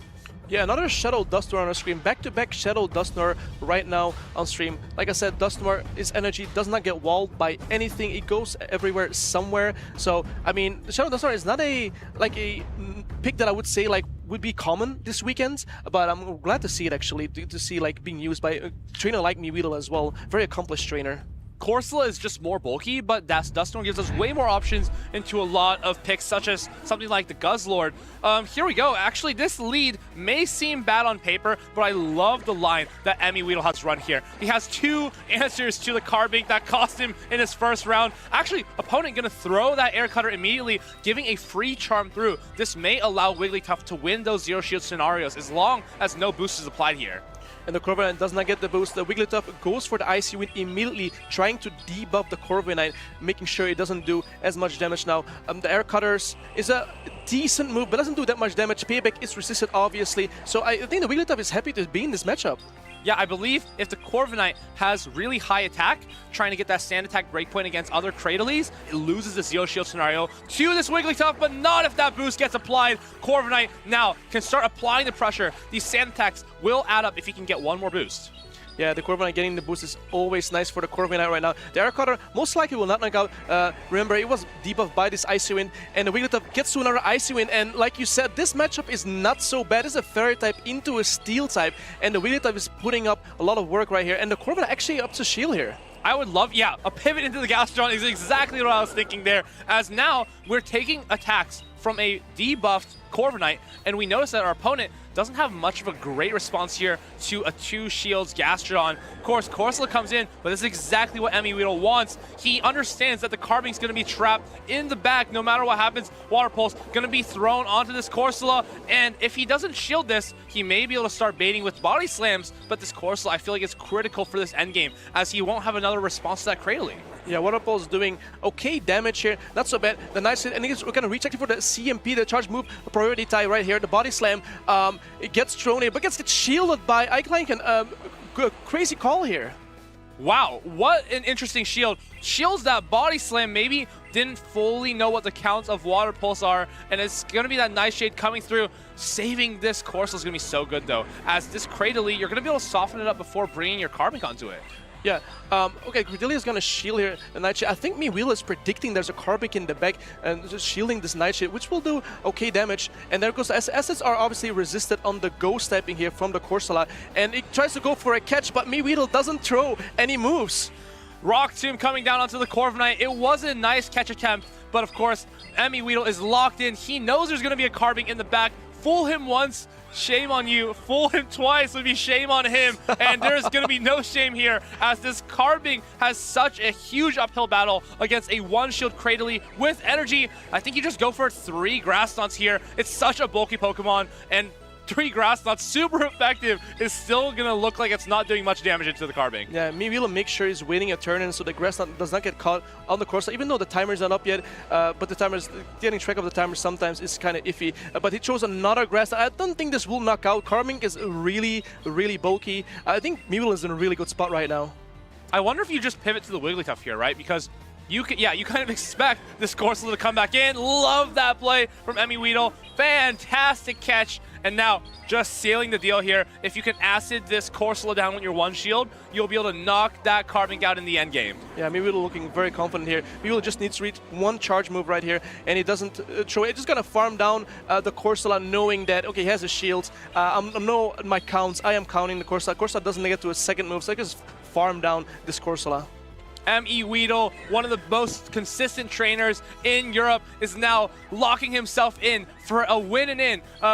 No, I think he needs 2 more rounds to make it to day 2. Excuse myself there. But this Grassot knocks out the Carbink, and he's able to finally take it down.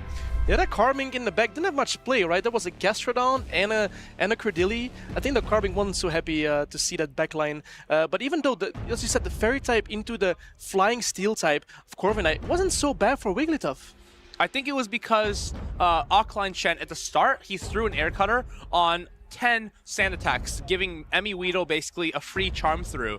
And due to that, it was just able to get to those moves a little bit quicker, and 2 Icy Winds was pretty much enough to knock out the Corviknight. I think he is opting for a very high rank Corviknight, as there's no breakpoint on that Credilli with that sand attack. So I think, so far, this is going to be a very, very interesting match, because now it's mind games. Do you bring that Carbink again? M.E. Weedle has so many answers, but he also has Altaria, he has Wigglytuff, he has Dusknoir, a couple of targets that may look tasty if you're playing the Carbink. If you're M.E. Weedle, do you maybe just load up on 3 Carbink answers and call it a day? Yeah, or maybe play like an ABB style where you lead something weak to Carbink in the lead, and then have some in the backline that can actually deal with it and save and pivot something out. I don't know if there's great pivots here for me, Weedle. Maybe the Empoleon is not so bad for me, Weedle. It doesn't really have hard checks beside the Gastrodon of Enklanken.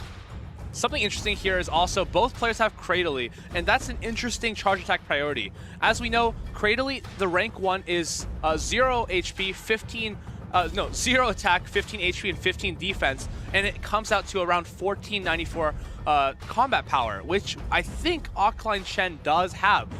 So we'll just see. This is the Cradily, doesn't have that 1494 CPU, so that is most likely the rank 1, and it's very, very bulky. Let's take a look. 1494 Cradily is right there, and it is going up against the Altaria. M.E. Weedle has played A to the Cradily. Has that Gastrodon in the back, is just looking to kind of trap a Carbink back there again. Yeah, the Gastrodon is definitely trapped here. This is favorable for the Cradily, having a super effective Rock Tomb, being able to debuff the Altaria, and it goes for a Rock Tomb right here. I wonder if M.E. Weedle is going to shield this. No, he lets it go, actually. I think this is a good call. As long as we can neutralize this to an extent, we just bring in the Empoleon and then start getting an energy advantage. Gastrodon comes on, but with the amount of energy that this Empoleon actually started with, it may be able to make 2 Hydro Cannons before the Gastrodon can mud slap all the way down. Eric, you're so knowledgeable. You knew exactly what I was going to do, because you were probably going to do it as well, right? But, I mean, the mud slap, so I'm going to farm it down. But as you said, like, because it swapped so fast into the Empoleon, getting ahead of energy, like, it gets to an other Hydro Cannon. Exactly. I noticed as soon as he swapped a little bit late that 2 Hydro Cannons will be reached. So now, if you're Aukline Chen, you can still farm this all the way down. This is still going to be super comfortable, as now you have your Cradily in the back. It is completely free against what M.E. Weedle has left on the field. Goes for the body slam, maybe thinking that was an Altaria being brought in, but instead, we're going to be throwing these body slams. I love what M.E. Weedle is doing here, right? Because Cradily still one-shots with the Grass Knot. So basically, all this damage that you're taking right here is completely null. It's like it doesn't even matter, because that body slam, still, it doesn't allow you to one-shot with a Rock Tomb, for example. You're still going to need to go for that Grass Knot. He even makes it to another body slam here. Do you try to catch? You do, but he immediately reads that. Goes to the Corsola. I think this is just too little too late for M.E. Weedle. The alignment just wasn't in his favor. Empoleon onto that Gastrodon. Even though it got the shield advantage, it's not going to do him much good when all these Pokemon are loaded on health. Yeah, and loaded on energy as well. Here's the Corsola being so bulky. He's gonna farm down this entire. He gets the farm down. No, he gets the farm down. No, this is not what M.E. Weedle wants to see, obviously. And here comes the Nightshade. He goes for the extra Mud Slap. He wins charge back priority, but I mean, the Water Pulse would not have knocked out the Corsola there, so it's probably up to overload on energy right here on his own Gastrodon. How do you mentally reset after this game is what separates the good from the great. Both players now have seen so much of each other. They played in round 1, they're playing in round 5, and now they've seen so many pivots, so many decision changes. Aukline Chen, he brought the Carbink so many games, and finally, he decided to put it away and basically trick M.E. Weedle into the Carbink Gambit. targeted the answers of Carbink in the back instead of keeping the Carbink in the back. And if you're Emmy Weedle, you still have to be scared because it's not like the Carbink's out of the equation. It's still a part of this match, and you have to respect it. But if you commit too much to respecting it, you may lose on another front. Yeah, it's very scary to see a Carbink on, let's say, the Altaria from Emmy Weedle. It's not one you want to see, but I like how Emmy Weedle played the Empoleon, getting ahead of energy, knowing like, if I bait out the Gastrodon, at least I'll be able to get a shield, because Gastrodons don't run Earth Power anymore. They run Water Pulse, Body Slam for the meta, so the coverage. So like, honestly, like, I mean, not gonna throw any energy, right, as an Gastrodon, gonna try to farm it down, but be able to get to 2 Hydro Cannons, getting a shield, having a shield advantage, but it was just not enough for him. Players like Emmy Weedle, this is how they win tournaments. They play neutrally and they try to gain advantages no matter how bad a switch or a lead may be presumed by a viewer. He got the shield advantage there, but it just wasn't enough. Unfortunately, some games, alignment is just too difficult to overcome. And does he try to go for that same strategy? Does he try to trap that Carbink in the back? Or does he lock in a line weak to Carbink? I don't think he can afford to do so. I don't know if he's gonna make any adjustments here. I kind of want to see the Carbink maybe gets locked on an Altaria. That would be great for him to see, but I want to see if they make any adjustments. Maybe we'll probably gonna make some adjustments there, but let's see what they're gonna bring here in game number 3. This is gonna be absolutely crazy. I think I just saw what they locked in. It's gonna be a Guzzlord into the Wigglytuff. He's got a Corsola in the back. Where do you even go from here? This is exactly what Wigglytuff wants to see. Here comes the Corsola, and there is the Wigglytuff, and he's AB weak to the Wigglytuff here. Guzzlord and a Corsola in the back. I think this Wigglytuff is gonna pop off. Wigglytuff goes straight for the Icy Wind. I'm not really sure how come he didn't throw that Power Gem immediately before he got debuffed. I think also holding onto this energy makes sense because if Gastro or Empoleon comes in here, you still have a little bit of agency in throwing charge attacks, desyncing these timers, and hopefully getting your Guzzlord on anything that's not this Wigglytuff. I mean, these are double resisted Astonishes, also double resisted Dragon Tails from the Guzzlord. I mean, this Wigglytuff is just having fun. He catches a Rock Gem on Gastrodon. That's an insane catch by Emmy Weedle right there. Absolutely criminal. But if we can come in with the Guzzlord here, is there a chance that we can use this Guzzlord's energy advantage to basically save up a Sludge Bomb, right? So if that Wigglytuff ever tries to come in, because we know these timers are desynced, if Wigglytuff ever tries to come back into this Guzzlord, is it possible that we can just Sludge Bomb it? Yeah, actually having energy on Guzzlord now, it's not so bad for the Wigglytuff. You know, now running Sludge Bomb, it still does heavy damage to any Fairy type, even doesn't get same type attack bonus. And Gastrodon goes here for a Body Slam. Guzzlord can hang on here very easily and comfortably. He's probably gonna use his shields for his own Gastrodon in the back. But and the Gastrodon gets to another Body Slam. I don't know what's he gonna do. He's gonna shield the Body Slam, knowing that he kind of wants the energy, right? Otherwise he loses everything. I love this because if you bring in Wigglytuff as Emmy Weedle, you throw this Sludge Bomb, and you're gonna be going to Gastro. If you can go into Gastrodon and start getting ahead on this Wigglytuff, there might be a chance that this Empoleon in the back is kind of a bit of a dead weight for Emmy Weedle, and you can win the game that way. Yeah, we're gonna see what he's gonna bring. He's gonna bring in the Gastrodon here. Probably gets Icy Wind. Yeah, so the Gastrodon gets instantly debuffed on the attack here from the Icy Wind. Like he's shaking his head. He doesn't know what to do. Maybe like what should I do? What should I do? He goes for the Icy Wind here. Gets the debuff, and the Gastrodon is just overloading on energy. But it looks like the Wigglytuff gets another Swift here. You have to start shielding, right? Even if it's an Empoleon in the back at this point, I don't know if there's much you can do. Hydro Cannon is gonna threaten to one-hit KO this Gastrodon, but can you get the slap down? Maybe if you can get the slap. Oh no, we go for the Body Slam. This might be a mistake here, as we need this energy for whatever is in the back. Goes for a little bit of an undercharge, but it's too little too late. I think Emmy Weedle is going to secure his place in the next round. Empoleon coming into one of its hardest checks, and it's going to be landing this powerful Hydro Cannon. Oh, the Corsola tries to come in, tank all these moves, but no, it's just going to be farmed down, and Hydro Cannon is going to seal the deal for Emmy Weedle here and lose round 5. Yeah, it builds up the 2 moves, knowing that, okay, I just need 2 moves. I can knock out the Corsola, whatever it brings in, I can knock out with my second Hydro Cannon, knowing that it is the Gastrodon, and the Hydro Cannon gets shown here, and goodbye, Gastrodon. What a sigh of relief, Emmy Weedle. Actually, we almost saw Alkaline Chen lock in a Cradily lead into the Wigglytuff front and Gastrodon back, which honestly could have ended the game on the spot. But Emmy Weedle, just so much aura, forcing his opponent to swap onto that Guzzlord and play ABA weak to the Wigglytuff. What a fantastic set here, just showing how sometimes line reads are the most important part of this game, especially in a best-of-3 scenario. Yeah, it took a big risk playing Guzzlord and Corsair in the back, hoping it wouldn't stay really tough in the lead, but obviously that wasn't the case. But a great showing there of Emiweed also catching the power gem on his Gastrodon, even putting more soul on the wound right there.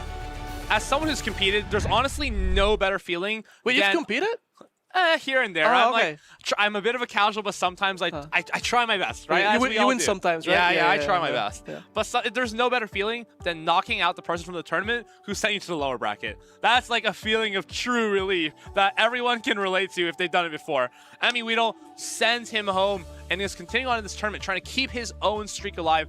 He wants to have a consistent 2026 season. He wants to go back to the top of Europe and maybe even give himself a shot for winning this year's World Championships. Yeah, we didn't see any Furret as well right now in this matchup, right? We saw Empoleon yet again. Empoleon, great Pokemon, great coverage. And as you said, like with a little bit of energy, it can threaten shields in even bad matchups. Empoleon Hydro Cannons are just so oppressive generally.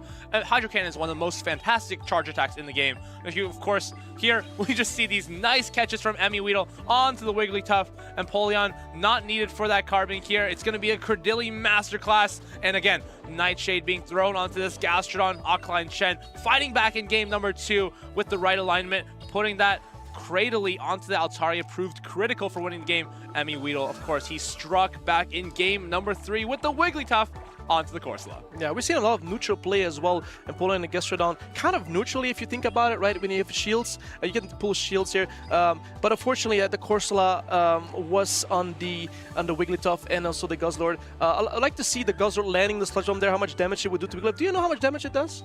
Onto Wigglytuff, I think it's roughly 60% of its HP. You're probably right. It's probably 61, right?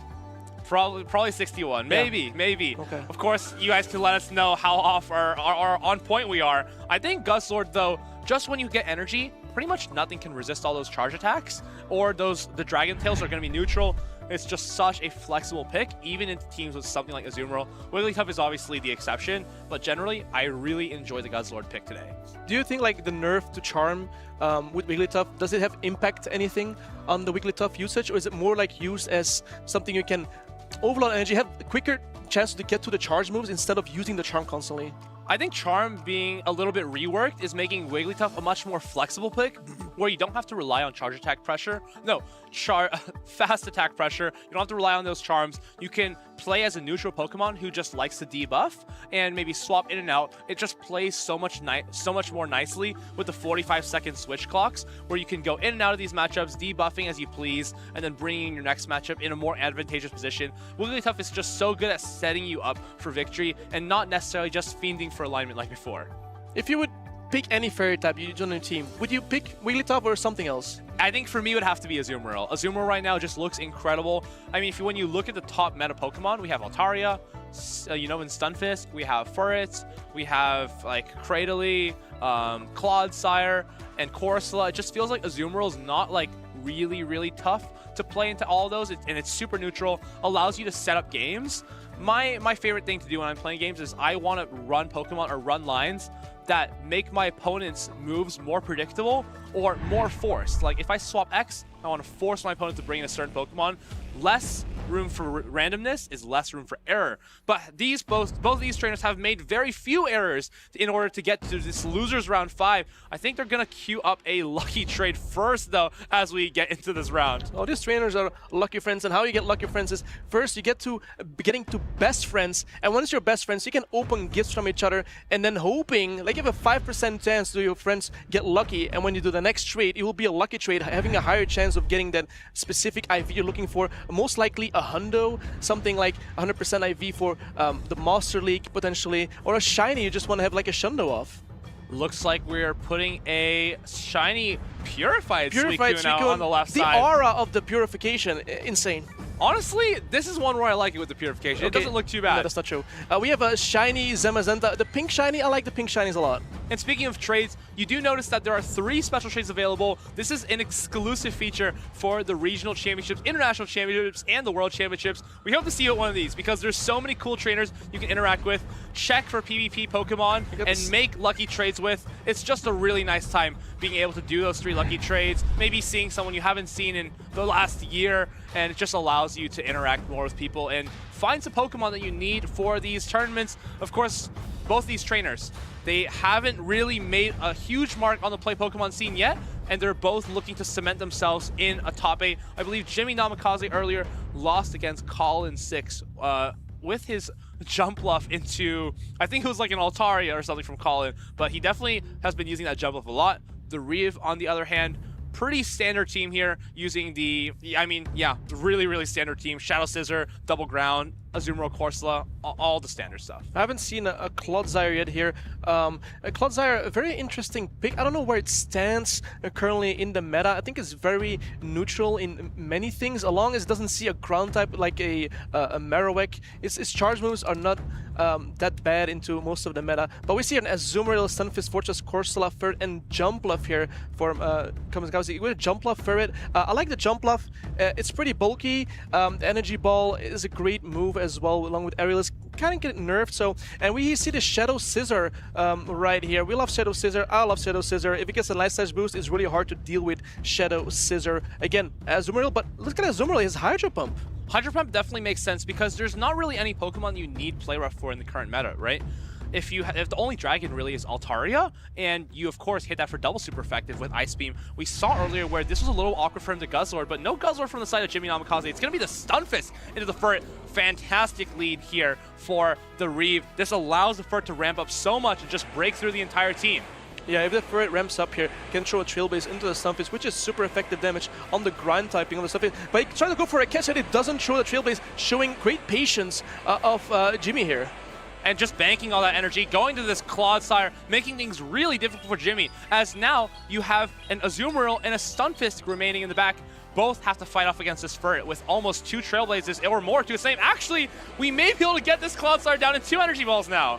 Yeah, that was actually a great play from the Reeve there. I'm actually loading so much energy on the Ferret, overloading energy, knowing that I can use this energy later on. I have a hard check for the jump up, which is the Clodsire. The Stone Edge would do a tremendous amount of super effective heavy damage. What I would love to see after throwing this energy ball is doing 1 Fairy Wind and catching this Stone Edge onto your Unova Stunfisk. I think that's the best play he can do here because he needs to keep this for the backline. But no, he just snipes with the Mud Bomb. I like that too, but he's going to be able to leave with this energy, and that may be a problem for your jump off in the backline. Yeah, the Reeve puts up a shield here, trying to protect this Clodsire, and goes back into the Ferret and throws up the Trailblaze here, which will not knock out. It will do super effective damage, but the Stunfisk can hold on here. Trailblaze is going to do about 40% damage to this Unovan Stunfisk, and now actually doesn't go for the other one. It's going to allow Jimmy Namikaze to get this Mud Bomb off. I wonder if this is a miscue, or we just want to get more energy on the Ferret, reading that's in the Azumarill in the back. Yes, but probably going to try to overload on energy here. Now it's in Swift range, doesn't have to throw for the Trailblaze. He goes over the Trailblaze, boosting up attack even more, knowing that, okay, I can boost my attack up. My Swifts and Trailblaze will go somewhere in his backline, so I'm not really afraid of throwing a Trailblaze. Thing is here, even though we're double boosted, these moves still don't, oh wow, we don't throw the Swift actually, allowing him to get off this Aerial Ace. We may have to put up a shield here. I don't know if that's necessarily what we want out of this back line, because we still need to deal with the Azumarill in the back. We don't even know what's in the back. So maybe saving the shield there would have given us a little bit more diverse options in the back on how we can play this endgame. However, for now, we're just committing straight to the Ferret. Keep in mind, the Ferret is boosted right here, so the Swifts are doing lots of damage, and it goes for a catch on the Aerial Ace. A great catch from the Reeve. He has some energy, but he doesn't mind this because now the Jump Love is actually forced to swap out, otherwise he can just farm down. The Jump Love uses energy, and there comes the Azumarill into the Clodsire, and he reaches an Earthquake. I think we definitely no-shield this, and the jump bluff is going to be really useful in the back still. I'm not sure how I feel about this from the Reeve, because if we had saved, if we just played out that jump bluff matchup, then our Azumarill might not have to deal with it in the back line, where it just has a little bit of HP, but it can still potentially make an energy ball for us and make the end game a little bit more difficult than we may want. Keep in mind, the Azumarill, the shiny one, has Play Rough Ice Beam, and the Azumarill from the Reeve has a Hydro Bomb Ice Beam. So as Azumarill gets walled by this moose. He calls the bait! He calls the Swift bait onto the Azumarill. He puts himself back into this game, but the Ice Beam catch it! Oh my god, man. Catch after catch after catch, calling baits. This is crazy. I mean, this is not where you want to show an Ice Beam, obviously, and it is very happy to see him catching this Ice Beam right here. This didn't do any damage. In fact, I think if he threw 2 Play Roughs here and then went to that jump bluff, oh wait, his Azumarill only has Ice Beam and Hydro Pump. Yeah, he doesn't get to throw any Play Roughs on the Azumarill, so I mean, the Hydro Pump might get close to knocking out the Azumarill, but he calls the Ice Beam right here. Doesn't have to shield, goes for the Play Rough right here. I mean, this is better for the shiny Azumarill having the Play Rough, but honestly, the Azumarill probably gets knocked out by an Ice Beam now. I wonder if you just go to your jump off here and try to reach for that energy ball, or do you have to make a catch?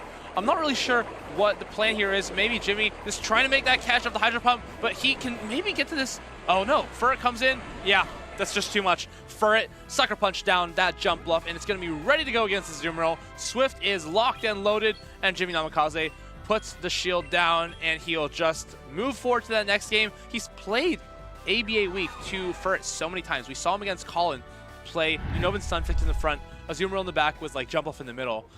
That line he's used many, many times now, and I wonder if the Reeve is picking up on that from the previous set and is going to continue to capitalize on that in the rest of the set. Do you see the patience of the Reeve he had there? Like, he never threw the Trailblaze on the Stunfisk in the lead, and then later on as well on the Azumarill matchup, he didn't throw any energy, knowing that, okay, if I throw my move, he can still catch. I just gotta not throw any charge moves. Like, you know, someone told me, if you never throw a charge move, they can never catch the move.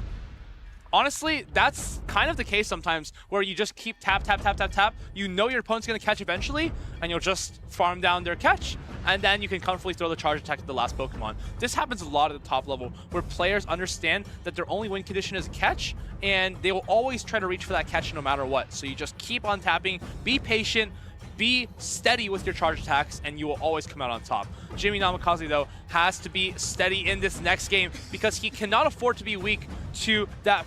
He cannot afford to be weak to any of these, like Scissor, for example, which was so potent against some of the other opponents. This team not necessarily too good against Scissor. Needs to be careful about running ABA, but it's going to be Furret into the Clodsire. It's not that great of a lead for the Furret, but the Clodsire is definitely going to be outbulking.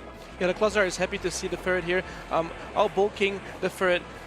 The Clodsire having not super effective, but having Stab, the same type attack bonus charge moves as the Earthquake, will do more damage. The Furret is going to opt to throw a Trailblaze, boosting his Sucker Punch damage and also his Swift or Trailblaze damage afterwards. If you start shielding here as the Furret, there is a world in which you can fully Sucker Punch down after landing 2 Trailblazes, which might be the play here. Playing out a low shield scenario as the Furret against the Clodsire is not really optimal because the Clodsire wins way too dominantly and you don't get anything out of the matchup as the Furret. I like no shielding here. We understand it's only a Stone Edge, didn't build up to that Earthquake. And as we continue to farm up here, it's going to start... Oh my goodness, we swap in a Azumarill here to catch a Trailblaze. Not really sure about this, as this is going to be doing heavy super effective damage onto the bulky Azumarill. Yeah, this is already a boosted Trailblaze landing on Azumarill, and then comes Azumarill to Azumarill matchup, but knowing that the Azumarill doesn't have Play Rough, this is great for the shiny Azumarill here, knowing that, okay, my opponent doesn't have Play Rough, he has Ice Beam, Hydro Pump, so everything is resisted what's he gonna throw, so I don't have to worry about this matchup at all. Hydro Pump is a super strong and very heavy hitting charge attack. How much does it do to this Azumarill? Honestly, that's pretty respectable. Not too far off from a Play Rough. It looks like we're going to go over 100 energy here, though, as Jimmy Namikaze. Maybe would have liked him to opt for one less bubble, but here comes that Play Rough. He's going to be in the range of another Play Rough now. And if we can overfarm this Azumarill, I think we should try to overfarm as much as we can with this Azumarill so that we can fight back against this Clodsire here. Play Rough catches unsuccessful, and now this may be setting up a Scissor in the back for the Reeve, though. I mean, Scissor with shields, I mean, what can go wrong, right? That's what it's probably was thinking. Here comes, of course, like getting an energy advantage as well. This is a great play, I feel like, from Jimmy getting this. But here comes a Scissor on the course line, and look at his Astonishes. They're adding up as well. Night Slash. Oh, actually, he's going to go for this Nightshade first. Not throwing on correct timing, but maybe just wanting to get off the move as soon as possible before having to give a shield of his own. If Scissor can land a Night Slash, it can fully bullet punch down a Galarian Corsola, no matter what the health product is going to be. Here comes that Night Slash. Does it get shielded? No, it does not. He may be in range of being bullet punched all the way down. Gets the attack right. Oh, here we go. Man. It's going to be able to punch down this entire team. Now, Furret is probably your best bet here, but does Furret have the legs to get those Sucker Punches through? I don't think so. Yeah, the Sucker Punch is actually adding up onto the Scissor. Even though all the charges are resisted, the Sucker Punch is neutral. The Scissor is so frail, doesn't like to take. But here comes a combo play from the Reeve, throwing an Ice Beam to Furret, and this will knock out the Furret. Is it possible this just opened the door for Jimmy? Is it possible that you would farm this all the way down with your Azumarill and then come out on their Scissor with 2 charge attacks? I think that is the play is going for, knowing that the Hydro Pump, he doesn't have to fear any Play Rough, he doesn't need shields, but will he be able to bubble this Azumarill all the way down is the question. I think so. He went for the Hydro Pump. Can he get to another? An Ice Beam won't do it. 1, 2, 3. I don't think he's gonna get the farm 4. down. He can get the Ice Beam off. Oh. The Ice Beam will not knock out, but I mean, it will close, and then the Scissor will just have to use one Bullet Punch, and that will be the writing on the wall. Does this Ice Beam knock out? No, it does not. It does not. But one Bullet Punch should get the job done here and loses round 5. Wow. The Reeve 18, very, very nice call in game number 2 to bring that Shadow Scissor. It was so scary for the side of... It was so scary because you're running Furret, a Azumarill, running like Clodsire, and it's just very difficult to overcome a Shadow Scissor with 2 shields in an endgame like that. So really great calls from the Reeve to overtake Jimmy Namikaze here in the losers round 5. Isn't Scissor the best Pokemon in the world, man? It does feel that way sometimes. When your opponent doesn't have a hard check, you can even outplay your worst matchups, such as Unova and Stunfisk, which is known to be quite the Scissor answer. But if you're ahead or boosted or have a little bit of energy, you can just start unleashing Trailblazes onto Unova and Stunfisk. Keep in mind, his Scissor was boosted and he still swapped out to catch a move. That was scary. Like, if you're a boosted Scissor, the play usually is you stay in because you're boosted, right? Yeah, but he understood that at that point, he just needed to get more charge attacks off, knock out that Furret, and pretty much just put it on the back of his Azumarill and his Scissor to close that game out. What a fantastic way to end that lose round 5. The Reeve looking to make his first top 8, and he's still going at it. I think his best tournament before, he has made it to top 16. It was a 2024, I believe. Oh, 2025. He made top 13 at Dortmund, and he's looking to recreate that success here, still in Germany. And no better way to start than putting yourself one game away from day number 2. I liked how patient he was, not throwing his moves, knowing that, okay, my opponent has a chance to catch my move. He never threw his move, overloaded on energy, lots of overloading happening with his Ferret, never throwing his move with Azumarill, knowing, okay, if my opponent can catch, it's probably a lose condition for me, so if I don't throw my move, I'm fine. Just understanding when you need to throw your charge attacks, just keep being patient, keep waiting for your opponent to make those swaps, or knowing how to wait those turns in between and throwing your charge attacks in between a fast attack where they can't swap and have to take that charge attack. So many key things, so many nuances in this game, which separate the good from the great and is going to allow our trainers to advance further into day number 1. Still, lower bracket means that you have a lot of games coming up and you still have to remain very vigilant, because even one mistake and that might be the end of your tournament. You know, one of the best trainers in the world, used to be one of the best trainers in the world, was Smash King. He told me, and I never forgot, that's why I know, don't throw your charge move and they can never catch. I lost so many games because of that, because I never threw my charge move, but I won so many as well because, oh, it's gonna catch, so I never throw.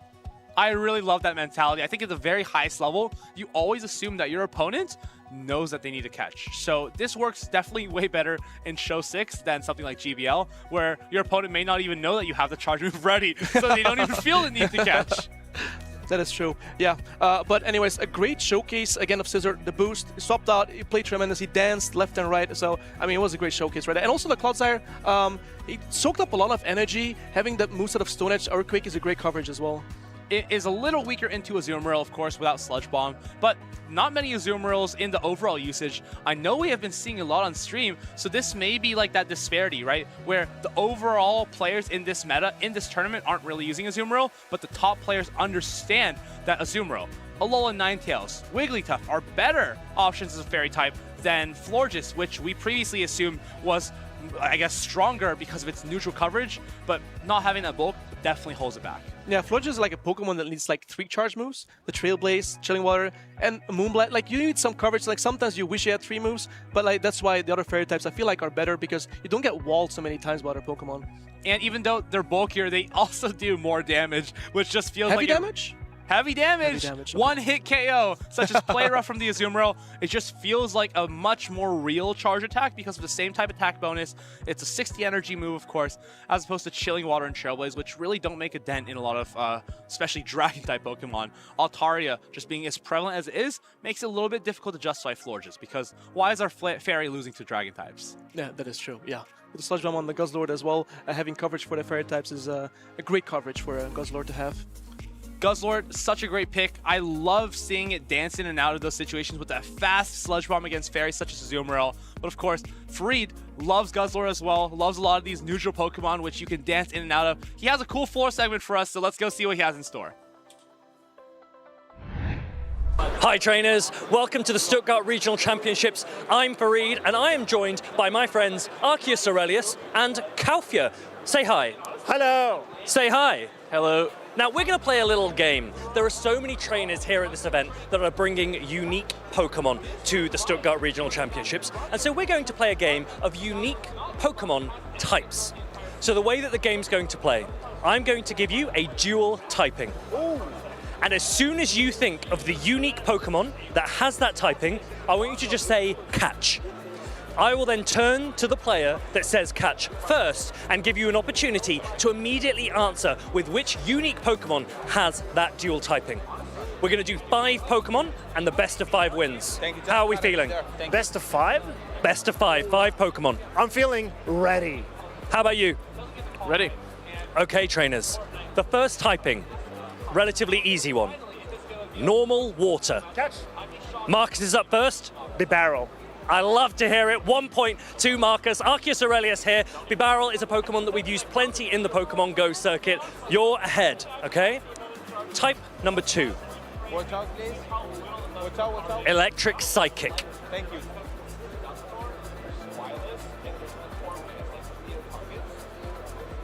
Casuals. Catch. Marcus again. Alolan Raichu. That is correct. The only Pokemon that has the electric and psychic typing. Number 3. An interesting Pokemon here. We're going to go with Fire, Water. Catch. Ooh, Marcus, I think you're just ahead. But for the sake of interest and fairness, we're going to let Calfia have it. Volcanion. Volcanion is correct. The only fire water type Pokemon in the game. And the thing is, I make the rules. So If I lose this, I will call for some judges. I'm just going to say. he can try. All right, Pokemon number 4. And you should both be able to get this one. Electric Dark. Calfia is first. Morpeko. Morpeko is correct. That means we're tied 2-2 going into the final Pokemon of this best of 5 series. Which unique Pokemon has this typing? Fairy Fighting. Catch. 3, 2, 1. Going to Marcus. Iron Valiant. Iron Valiant is correct. Marcus is our winner. Those are the unique Pokemon with a brilliant typing. Iron Valiant not yet available in Pokemon Go. But for now, let's get back to the Pokemon Go action where you are. I am really curious as to how Iron Valiant would be used in Pokemon Go. Fairy Fighting seems like an interesting typing as a fighting type that resists other fighting types. That's always been good. Things like Medicham, Annihilate. Some good examples. Maybe it'd be cool in the game one day. Yeah, those kind of shaped the meta, didn't they? So those trainers, those Pokemon especially, they might have an impact on future tournaments. But right now, we are in Stuttgart at the Regional Championships here in December 2026 season, 2025 calendar year, and we're approaching the end of day 1. I wanted to say rapidly, but that's not true. We got a few more matches ahead of us. So with the first trainers to go on to day 2 on the winner's side, we have already determined, but there's plenty of matches still to be played on the loser side. Who else? Okay, give me one name who's going to make it from the loser side to day 2. I think Emmy Weedle. I definitely believe in him. He got a great match off against Akline Chen earlier, got his revenge against that Carbink, and he is a player with a lot of grit and a lot of practice for this tournament. I think he can take it all the way. That's definitely a good shout. I mean, world champion, IC champion can't be underestimated. Some other trainers that I think have a good shot. Withered 9 or Cashton. And funnily enough, those two are going to face off in the next matchup. Who would have thought this, right? What a coincidence. What a prediction, Leo. Dude, what that's a prediction. Crazy. Those trainers, they have already played each other in the first round of this very day, where Withered beat Cashton, and now it's a grudge match. He won all of those games on the loser side. It's incredibly difficult to play yourself up from the loser side, but now he can try to take on Withered once again and actually come back from this. After I actually spoke to these two players after the match, and Cashton was really scared of bringing in Shadow Scissor because Withered, of course, has the Shadow Annihilate, has that Shadow Talonflame, and he brought both of them. So I think that's a fair enough point. But he also leaned on Cradily and Wigglytuff, where Cashton didn't really have any punches for either of them. Withered, of course, such a strong player for his age, has already made top 8 multiple times, but has never gotten the medal. Cashton, on the other hand, has made a top 2 in Dortmund 2024. So definitely a player who can go the distance, has a lot of experience underneath his belt. And can continue in this tournament if he can get around this Shadow Annihilate, which just seems like it's such an uphill battle, right? You have your Florges, and that's like your best response, but if a Shadow Annihilate swaps, it's very, very awkward or difficult to counterstop with Florges. Yeah, if you get the Rage Fist off first, you kind of have to shield it immediately. Counters, even if resisted, deals so much damage, and of course, a Shadow Talonflame. If you have your counters for the Annihilate ready, there is always Shadow Talonflame, unless you would consider the Altaria a counter for it. But also, of course, Withered has the Shadow Altaria, which is incredibly strong in the matchup. Feraligatr looks really, really free. You've said this earlier in the tournament that this Pokemon looks phenomenal there. Cradily also always a good Pokemon to bring. If you're scaring away a Shadow Scizor, then Cradily is your best friend. Cradily is just so good in this entire team, but Shadow Scizor is where it's going to struggle, of course. We have coverage with Talonflame, with Annihilate, and honestly, those both look great. So we always have some flexible options to swap in and out if we see a rough lead. I think we're going to see one of those here as Withered has now locked in his Cradily into the Shadow Scizor. Oh, Withered was raising his eyebrows to the camera early. Question is, can he make it out of this lead here? Cashton really far ahead now, is going to take a lot of Shadow Claw damage, but wants to throw a Night Slash first. Possible chip and dip play. I love no-shielding this because now we can kind of grab shields back from whatever swaps into us. If that's going to be the Ferret, we just throw off this Hydro Cannon, force the Ferret to basically throw its attack here. This is very awkward though, because how do you really remove the rest of the Ferret from the playing field? There's a Unnovan Stunfisk in the back for your Talonflame. Is there no way out? You're dealing decent damage with this Hydro Cannon, but now the Meteor is going to knock out Feraligatr if you're going to let it go. Withered sticking with the plan of throwing the Feraligatr in somewhere, getting possible shields, but can't even get those. No advantages to be found on his side, and Cashton, he is transferring this positive lead, this fantastic start of the battle for him, to a bigger advantage, even in other matchups, not even in the Scizor versus Cradily matchup. Honestly, anyone can get a good lead sometimes, but converting those good leads into wins is the hard part. We got the correct lead here, and we have the correct backline, but do we know what it is? Oh, I mean, there is still the Shadow Talonflame. I'm pretty sure that Cashton is going to bring in the Shadow Scizor here just because it's the best. Talonflame is being aggressively swapped in, answered by the Stunfisk. Super effective electric type damage into the Fire and Flying Pokemon. I think this is not as bad as you would think it is, because once you can get these two shields from the Stunfisk, you may be able to snipe with the Cradily and throw a Grass Knot. Obviously, it sounds a lot easier than it really is, but if you throw these two Flame Charges off, right? The clock should be up. Is there a way where we can snipe with the Cradily? I think the clock is not even close to being up here. You still need... Oh, actually, if you get another one off, you're actually right, Eric. So if Cradily comes in, wins this matchup, and you get to keep a shield as Withered if you actually get the KO. But there's so much energy on this Stunfisk. Stunfisk could possibly just throw immediately.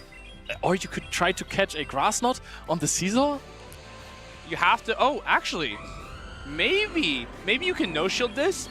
Okay, you no-shield this. You predict that the Scizor comes in and just toss the Rock Tomb off, right? Nope.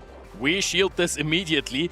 Watch the Scizor come in. All right, goes to another attack. Predict the Scizor. Scizor swaps in aggressively. Deals a little bit of damage with bullet punches, but I don't think that you have enough HP to withstand another Mud Bomb. I think our... Oh, wow, it doesn't even knock out, but actually... No, we just not at that Grass Knot. Mud Bomb's going to come through here. And we were honestly just one acid away from winning this game. That was honestly a very, very well-played game here. He doesn't seem too happy with himself, but of course, you don't become good unless you have to criticize yourself. You have to get better, and you have to put yourself in a position where you know this is win or go home. You have to continue on and not think about the past game. You gotta push, push, push. And Cashton has been through so many of these scenarios, has pushed himself even further now. One game away from overcoming the person who put him into the loser's bracket early on into the match. It's looking very good for him. And of course, this good lead wasn't immediately transferred into a huge dominating win there, but he knows he's up against a really strong player, so no easy games are to be expected. Even if you have a good win, it's gonna get close. But he did not look shaky at all. No, he was very confident throughout the entire game, and understood that the Scissor, well, if he could snipe that Cradily with even one bullet punch, he would be good to go. However, does he take that risk again? Of course, Scissor is kind of a Pokemon where you need to just do a surprise attack. Grab one win and hope you can get the right alignment in one of those other games. Because now, Kashton has 2 more chances to get the alignment he needs to win this set and take himself to that loser round 5. Basically get one of his worst matchups out of the bracket, out of the tournament, and put himself into day 2 again. Something no Shadow Caesar player wants to see is Shadow Annihilate and Shadow Talonflame, but there they are. If you can make your way free for the Shadow Caesar to succeed, then you're good to go. That's what he did in the first game. Got it on the Cradily. Actually got knocked out by the Cradily almost. But now players are locking in the deciding game for Withered. Can he have another chance here versus Kashton, or is he gonna run away with the game? Shadow Scissor, can it find its way onto that Cradily? He's already done it once. Can he do it again? It's going to be Cradily into Shadow Scissor. Is this the worst case for Withered? It probably is. But does he have a different way to play this backline? Oh, actually he has a Shadow Annihilate, which would be a phenomenal save swap. There is no real answer to this, so you could determine the alignment. But goes into this Feraligatr once again, decides to no-shield. Let's run it back, baby! Withered looking... he's looking a bit happy. I don't know if he's just enjoying the bad matchup here or if he actually sees play there. I think this is really excellent because now we have Annihilate, but Kashton thinks it's a Talonflame. I love swapping the Feraligatr instead of the Annihilate because now you're leaving doubt in your opponent's mind and you can come in with the Annihilate here and get so ahead on energy and just take the game by storm from there. Yep, I think in 7 counters you are way knocking out this Ferret. Look at this. There's a lot of damage coming through from Sucker Punches. You're going to get hit with a Swift, but this is double resisted damage. However, it's still Shadow Annihilate, so it is going to deal a little bit.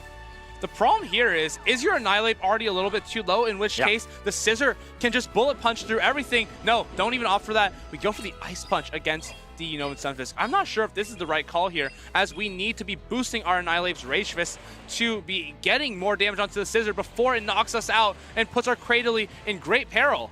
I can understand where Withered is coming from with this, because you want to pull shields, you want to throw the attacks that deal the most damage, because the matchup of Cradily versus Caesar is only playable if your opponent does not have shields anymore. Now this is Rage Fist range. Puts up a shield here, 1 shield down that is not used on the Shadow Scissor. This makes sense, right? Because we want to get this Mud Bomb off and basically take that last shield, go into our Shadow Scissor and be able to trailblaze that Cradily for a photo finish here, honestly, in losers round 5. But how much damage can you do onto that Scissor? Scissor swapped in aggressively. Can with it. Reach it, Charge Stick. No, he can't. Bullet Punch down. But as it is double resisted, Kashton has found the formula to defeat Withered the Wizard, and he taps out. Kashton advances to losers round 6 in a 2-0 Scissor onto Cradily. We already saw Emmy Weedle knock down Aukline Chen out of the tournament after losing him round 1. On the other hand, Kashton lost to Withered round 1 and is now knocking him out of the tournament. So great to see these trainers finding different strategies, finding new avenues to win and new routes to day 2 inside of Stuttgart Regional Championship. It's so nice when we see trainers being able to play flexibly with their different Pokemon and adjust based on what they've seen in the previous game. Because again, being able to adjust is what separates the good from the great. This tournament is a grudge match gaga. So many grudge matches of players being knocked down by one and then later on overcoming them. I think this is already a nice hero story, right? This is already the one story that you're going to tell everyone. Maybe your grandkids someday, if you have any, say, I was knocked out by Withered the Wizard in round 1 and then I beat him in losers round 5. How old was he, Grandpa? I think 15 or something. That's a nice story. We put the Shadow Scissor on his Cradily, explaining to your grandkids how Acid's double resisted, Bullet Punch does a lot, we need to get the, and Stunfisk on the Talonflame, and then the grandkids are like, what are you even saying? I think we're drifting off, Eric. You could see the Bullet Punch down here. Not reaching the Rage Fist was super important there, but even then, you're going to take so much damage from those Bullet Punches there that it's almost impossible to withstand the attacks that the Stunfisk is going to throw later on, because you're still going to get outpaced to a Mud Bomb, and then after 7 Bullet Punches, you're going to be in Mud Bomb Rage. I can promise you that. I'm always impressed by how bulky Stunfisk is, and I'm always so disappointed by how much damage it does. But I guess that's the trade-off, right? Just being able to withstand counters from an Annihilate. Not many Pokemon can do that, and it honestly felt like it was pretty comfortable into that Annihilate despite taking that first Ice Punch. I wonder if that would have gone differently if a Rage Fist was queued in first. Yeah, I mean, the Rage Fist was shielded in the end there, so this time around it would have shielded the Ice Punch, so I think it would have even had a little bit more HP, actually, when you're comparing that. But Annihilate versus Stunfisk, it feels like a neutral matchup, right? In the 1-0 shields, you're feeling fine as Stunfisk, right? You're outpacing, you take a little bit of counter damage, of course, that is a little bit of damage. You're taking an Ice Punch, you're going to probably live this one unless you get hit by a boosted Ice Punch. But then, in the 2-shield scenario, straight Rage Fist, Annihilate dominates. It deals so much damage, and it comes out super boosted out of the matchup. And that is one of those situations, just like with Shadow Caesar, where there is a Pokemon that you thought you would play into neutrally, it just ran over you. No Talonflame from Withered in that game, number 2. Honestly, I wonder if he wishes he had brought the Talonflame. It was so instrumental for him in that first set, and maybe tried to make too many adjustments. But of course, these players are going to be looking to make their own adjustments, as we are now still in Losers Round 5, and we have Zephymastics on the left-hand side. He is a player who had such fantastic seasons in the early days of Pokemon Go. He was the Malmo regional champion. Correct. Has made Day 2 multiple times at international championships as well. And of course, hasn't seen that same success in this season just yet. He was one of the first runner-ups in the Play Pokemon series in Bremen. Do you know who won that tournament? Nickname won that one. Yeah. He is definitely reminded me about that. But yeah, I guess one of the first runner-ups in the Pokemon Play Pokemon series means that he was one of the first people to ever qualify for the World Championships. Exactly. Because back then, a little bit of history, you used to have to make top 2 at a regional championship or an international, make top 4 in order to qualify for the World Championships. Of course, we see here Bremen regional finalist and Malmo regional champion. Of course, that was 2 years ago, and he is looking to make his mark in the present. Of course, he has all of his Pokemon that he loves so much. Gastrodon and Clodsire, you always see that his signature Gliscor, in which he used to win that region all those years ago. Clodsire and Gastrodon, 2 very, very bulky ground-type Pokemon. He will be trying to utilize them to overcome his opponent's Charge Bug and Annihilate here in Losers Round 5. Zephymastics loves his ground-type Pokemon. Clodsire goes everywhere with him, just so does Gastrodon. And on the other side, Mad Max Ulm also bringing this Mad Annihilate, the Shadow version. Of course, a Feraligatr, so this is kind of close to Withered's team. Ferret is also there, followed up by the ground-type Clodsire, so we don't have big ground-type fast attack pressure, apart from Corviknight, but I wouldn't say that's huge. And there's a Charger Bug, a Pokemon that has been on and off in the metagame for Pokemon Go, but sometimes it's there less. I think that the preferred electric type, most recently, was always Stunfisk, right? And this, in the head-to-head, Stunfisk has a decent advantage, even though the bug typing keeps Charger Bug in the game against the ground type. Charge Bug, very, very difficult to play against those ground types, but has a couple of good targets here as well. Mad Max Ulm doesn't have the history of play Pokemon that Zephymastics does. He's mostly only played in Germany, but of course, his home country, he wants to make an impact here inside of day number 1. Taking down a regional champion will give him a huge amount of momentum going into the rest of today's tournament and maybe even into tomorrow. However, it's going to be a bit of a difficult start for him as he leads the Furret into that Galarian Moltres. Fly high, you mighty Pokemon. Moltres finds a good lead, immediately answered by the Charger Bug, but there is a Gastrodon on the side of Zephymastics. However, this matchup, not the absolute worst, a full Mud Slap. Great for Zephymastics. I think he could have thrown one Volt Switch earlier to prevent that Mud Slap from coming through, but if he just spams this X-Scissor down here, this Water Pulse is interesting, because if he goes shielded, it may be able to win the 1-shield scenario here, but of course going Body Slams allows the Charger Bug to win the 0-shield scenario. Let's see, Charger Bug, of course, not so bad against Gastrodon, because of course those X's are neutral, and of course we've baited the Gastrodon out as well, so our Clodsire can fly free in the back. And Volt Switch, incredible fast attack, also not double resisted at least. Now another X-Scissor is throwing, and I think you even get a full Volt Switch through for a farm down. No, absolutely not. KOs immediately here, and now this is a huge farm down for Dedenne, but there is a Pokemon in the back from Mad Max Ulm that kind of breaks up this Dedenne and Moltres core. I wonder if you just get to another charge attack here and then go straight into the Fur, because you now know all the Pokemon from Zephymastics. You need this energy, and I think Zephymastics doesn't want to allow that. Parabolic Charge going to boost up this Dedenne. I don't know how much better this matchup is going to be in the Clodsire. Actually, I do know how bad this matchup will be in the Clodsire, but he of course has that Galarian Moltres. This is going to be a little bit of a difficult situation, as that Clodsire is going to be hard to remove from the field of play. Swifts coming down on this Moltres are going to start to put it into 2 Swift range with the Sucker Punches. Of course, just with the Sucker Punches, it might already be in Stone Edge range. That's true, so I think Zephymastics is going to really hope to be able to keep those shields around, is going to no-shield the first Swift, knowing, of course, the cheapest attack for Clodsire to throw is this super effective Stone Edge. He has the full Dedenne in the back, but that doesn't do that much, does it? So I think, oh wow, Zephymastics actually knowing not a lot of damage from Sucker Punches, so commits to a full farm down. Gives up 1 shield, but I think that the Furt is not going to reach another charge attack. This is so much energy. The thing is, do you want to go for a Brave Bird and then swap out? I think we need to commit to 2 Brave Birds here, because Fly going no-shield is basically the only way that we can give this game away. Of course, our opponent doesn't know that. They go for the shield onto the Fly, and now it's going to be that Brave Bird that lurks in the back.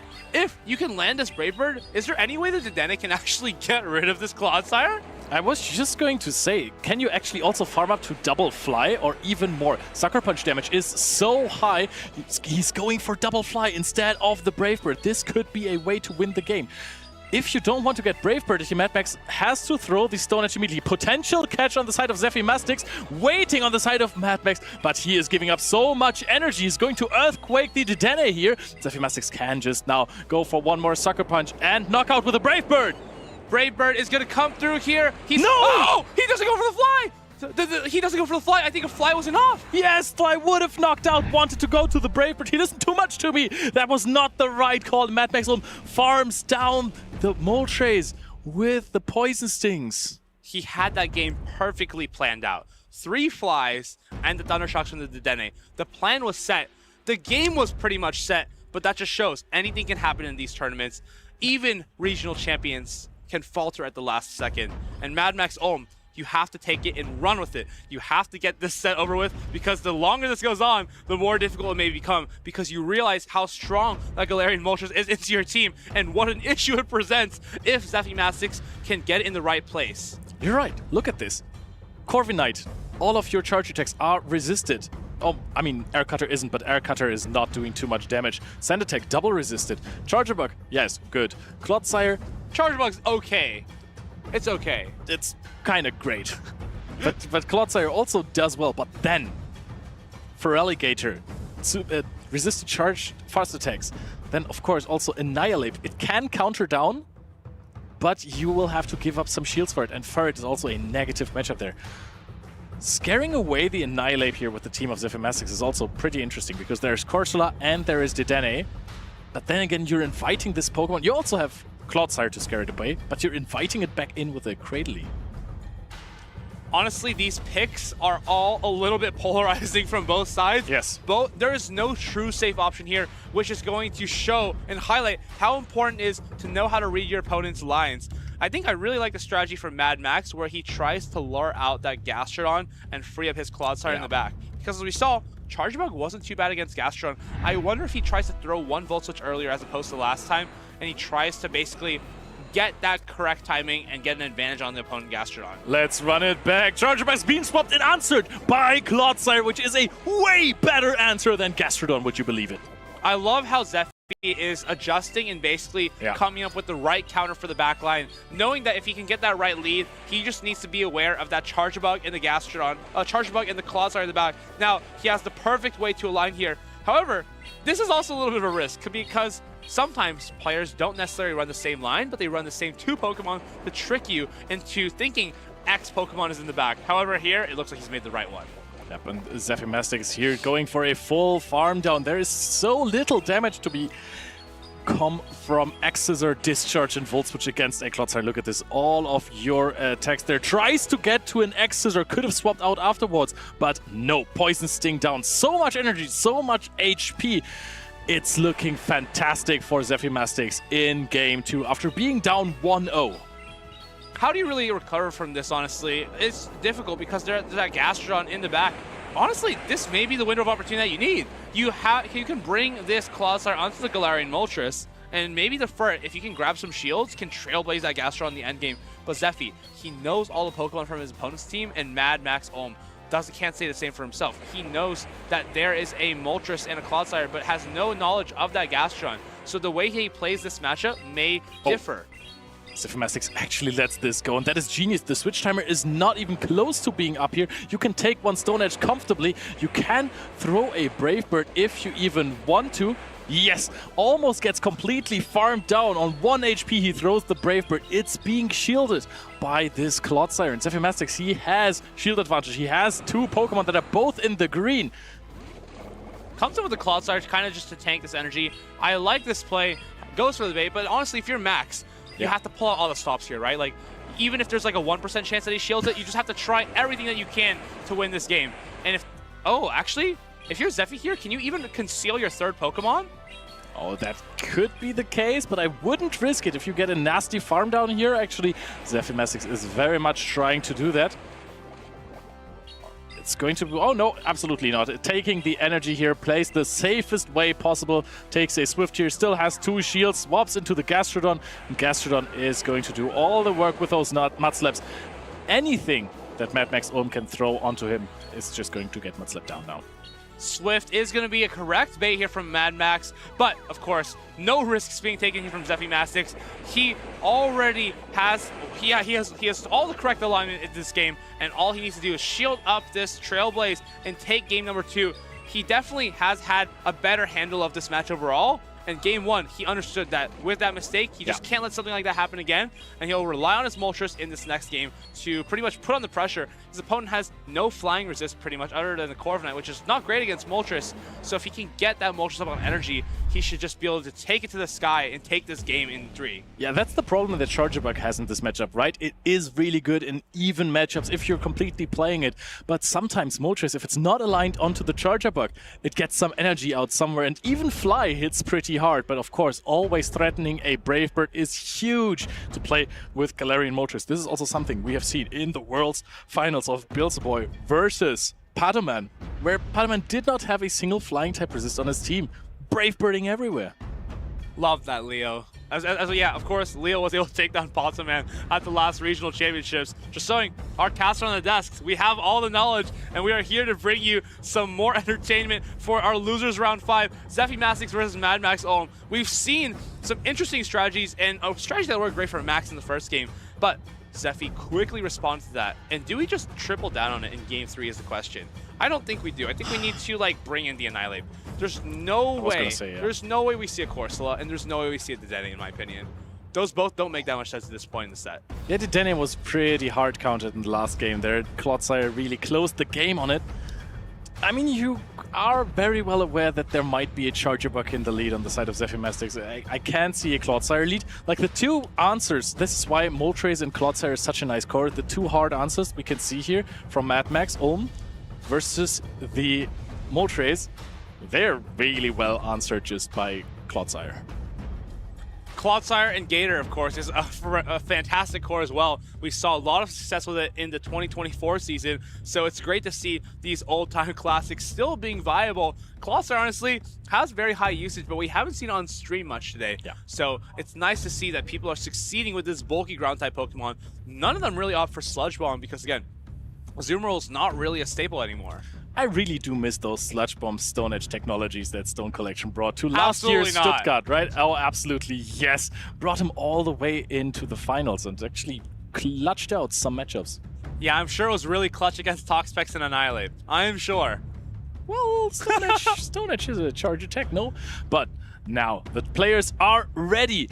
Loses round 5, game 3, Zephymastics versus Mad Max Olm. Clodsire versus the Annihilate. That is slightly positive for Clodsire, but if you boost, you get shields, then an Ice Punch really deals a lot of damage. This matchup is pretty much hinges on whether the Ice Punch lands or not. You always no-shield the first one, but the issue here is you're kind of forced to go for another Ice Punch on the second one, but if you can grab the shield here on the next one with a Rage Fist, this matchup becomes really, really good for the Annihilate. Earthquake just going to be launched here. You kind of have to shield always as the Annihilate, so goes for a safe shield. And I wonder if you can start thinking about how to get an advantage with Moltres in this game if you're Zephy Mastix.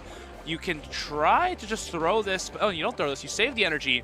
And if you can shield this, get the last shield, then your Moltres is fantastic. Yeah, Moltres with shield advantages against a team that doesn't really have flying resist except for the Corviknight, which doesn't look too great into him, is of course huge. Another shield is being put up. Mad Max Ulm doesn't need to think twice. Annihilate with 2 shields is nice. Blocks the Earthquake. Rage Fist is going to be queued up soon, though. Does he do it on charge attack priority? No. He wants to play it safe rather than sorry. Doesn't want that Rage Fist to get caught on the glaring Moltres. This shield goes up, and Zephy Mastix knows exactly what the assignment is here. All he needs to do is land the Earthquake on this Annihilate, and then, oh, Furry tries to make the catch. Zephy Mastix is too fast with his reactions here. Does not throw the Earthquake. Keeps on Poison Stinging, just recalibrating his brain, and then swaps into the Moltres. No shields versus a Moltres means Brave Bird. Brave Bird is going to be coming in here, most likely on charge attack priority. Going to take this. Oh, going to take this. I think we're going to charge up to double fly and then immediately throw a fly into whatever comes in. I like that as well, because if you see the team, even a charge bug here would not appreciate a fly. We're going to get up all the way to this energy. We should be able to. Oh, this is interesting, because now we're not in another charge tag. Annihilate's going to knock us out.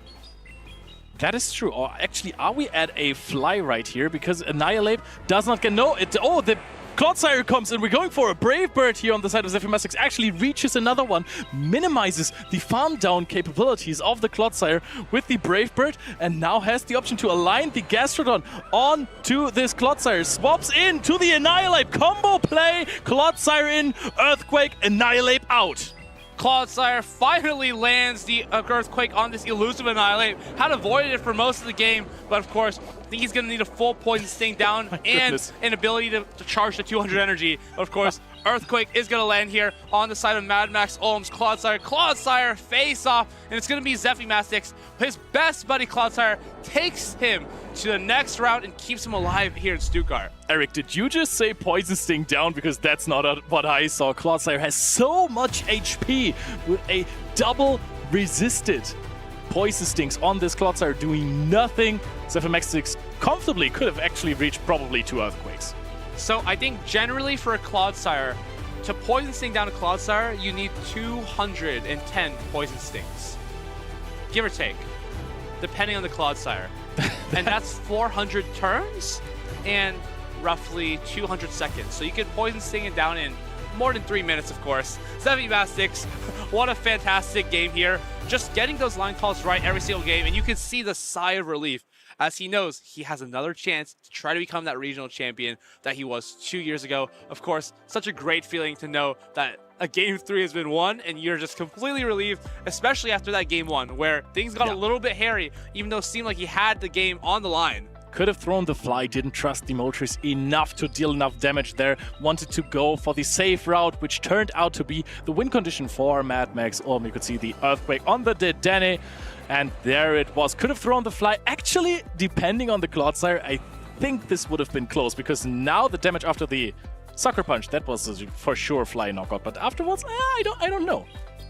Definitely one of those tough calls, but at the end of the day, you don't really have a choice but to just go for the fly. Gotta understand, you're not gonna make it to the Brave Bird. We're just gonna send the fly, send the Hail Mary, and see if we can send ourselves into the next round. Of course, this came down to a fantastic snipe from that Clodsire onto the Annihilate. Understanding switch clocks were out of play, and our Clodsire's Earthquake was in the ball in the ball court. And of course, we take it out and take ourselves into that next round. What a fantastic way to end that.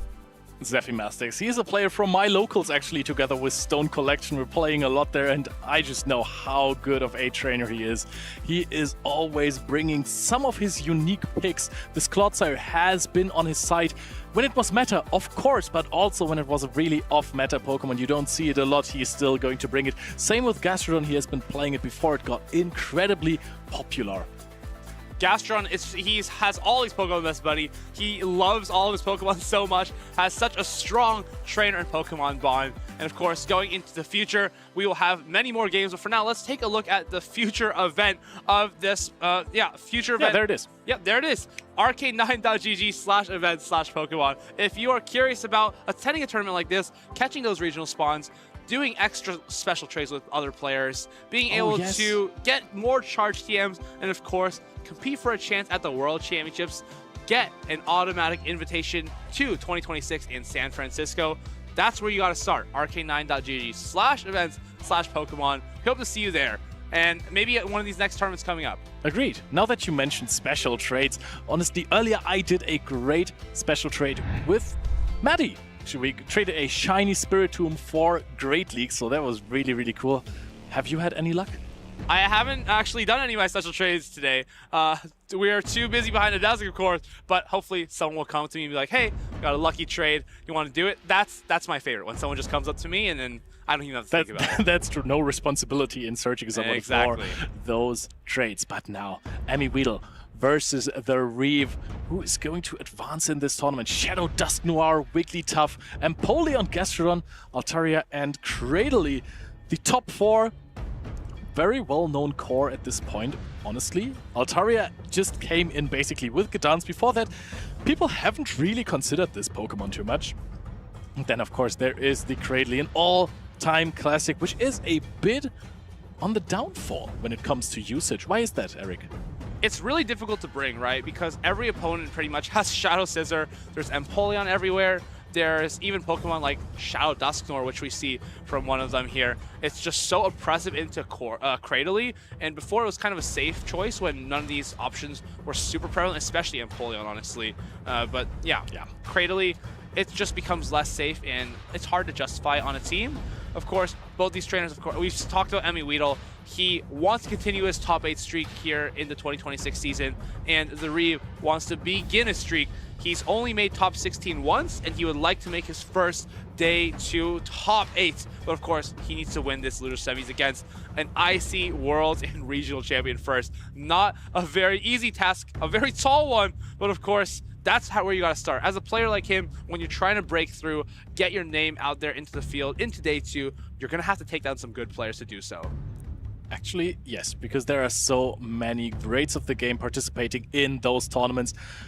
A chance to play versus them is already really, really cool to see. How far have I gotten since I started playing this game? How good am I really if you're playing against multiple of those titans? You're going to find out relatively quick, and now the Reeve just needs to show that he can beat a player like Emmy Weedle. While Emmy Weedle, it's just another Saturday for him, right? He is sitting here, has a win it in for day 2. It's looking cool, calm, cucumbered, and collected. That's how you gotta be if you're going to be a consistent player, a consistent trainer at all of these tournaments, making top cuts left and right, and even able to win tournaments. Because a lot of players can make top cut, but they can never scratch a championship. And to do that, you have to be calm, no matter which side of the tournament you are on, no matter where you are on the bracket. Take every game one step at a time. Don't think much more than that. And I think, if I remember correctly, Emmy Weedle actually got his 1 regional win in this very city in Stuttgart. Yeah, I think a couple years ago that sounds about right, but if he's going to continue that dominance by leading his Wigglytuff into a Furret, this matchup generally pretty good for the Wigglytuff. However, there are some caveats. If that Furret has a Sucker Punch breakpoint, it is going to be, oh, we go straight to the Scissor, responded to by the Gastrodon, and now this is looking fantastic for Emmy Weedle. He has the Empoleon for the Azumarill in the back, and even the Furret, and Gastrodon will just commit to this Mud Slap down. Yep, you will have to give up some shields here, because otherwise a last chance Trailblaze might completely knock you out, and then the game is completely turned on your head. But he is going to throw actually a body slam here, expending this energy, knowing, hey, I either knock it out, knock all of the energy out, or I'm going to just get a shield here. Honestly, it's nice here for the Reeve because he's able to snack both shields from Emmy Weedle and set up his Azumarill with the Hydro Pump in the back to maybe start going on a tear against this Gastrodon and Wigglytuff. But of course, Empoleon's going to be the main issue. How are you going to overcome that? Oh, go straight for this Trailblaze. I love that because now you're kind of on the same playing field. Both trainers have 2 Pokemon left and there's no shields left. Furret has a lot of boost and HP on its side. But there is a catch with the Bubble Sneak from the Reeve here on the Azumarill. Of course, Azumarill is very bulky. It's going to withstand a lot, but Empoleon has now got the chance. Oh, actually, we're farming up a little bit more energy. I like this because the energy for Azumarill goes nowhere into this Empoleon. you know that if you can just charge that Icy Wind back up on your Wigglytuff, you're going to be able to unleash that against the Fur in the late game. Hydro Pump from the Azumarill, now landing on this Empoleon. It is resisted, but does it look resisted? Honestly, yeah, that's pretty comfortable for the Empoleon. If you consider that it's debuffed, I don't even think it looks that resistant, but of course it's a Hydro Pump. It's so costly. And we're now going to throw a Drill Peck after maximizing energy here. Are 2 Drill Peck going to be enough to knock out the Azumarill? Reef is not putting up a Protect Shield here, and that also doesn't even look like it's going to knock out. Swaps into the Ferret now. This is interesting because now your Azumarill might be able to Hydro Pump this Empoleon. Do we? Oh, now this just gets on charge attack priority. He just throws that Hydro Cannon off, and there's no way to deal with the Empoleon and the Wigglytuff. Is there a way in which we can Hydro Pump this and still make it to a charge attack against the Wigglytuff, though? I think Weedle is just going to try and deal enough damage because we said it earlier, Wigglytuff farmed up a little bit more energy versus this Ferret. Hydro Pump is going to be thrown because Ice Beam doesn't do anything. To an Empoleon. I mean, Hydro Pump, pretty good there. It's able to finally get this Empoleon off the field of play, but that Swift being loaded was just such an incredible reaction to that move being caught. We understand that we have such a hard answer for Azumarill in the back that we can comfortably farm up all that energy back and then just go into our Empoleon and start soaking all the moves from the side of the Reeve 18. The Reeve with not a lot of wiggle room there in the end game. Weedle understanding, hey, in this situation, in this end game, I don't need to be fast with my swap and I don't need to keep the timer precise. I need to farm up more energy because the energy of the Azumarill goes nowhere into my Empoleon. So playing with those type advantages, gathering energy, swapping out there, also knowing, hey, if he swaps in the Ferret into my Empoleon again, then I keep the energy on my Empoleon because you're super flexible against a Pokemon like Azumarill when it comes to storing energy. You're gonna be fine as well.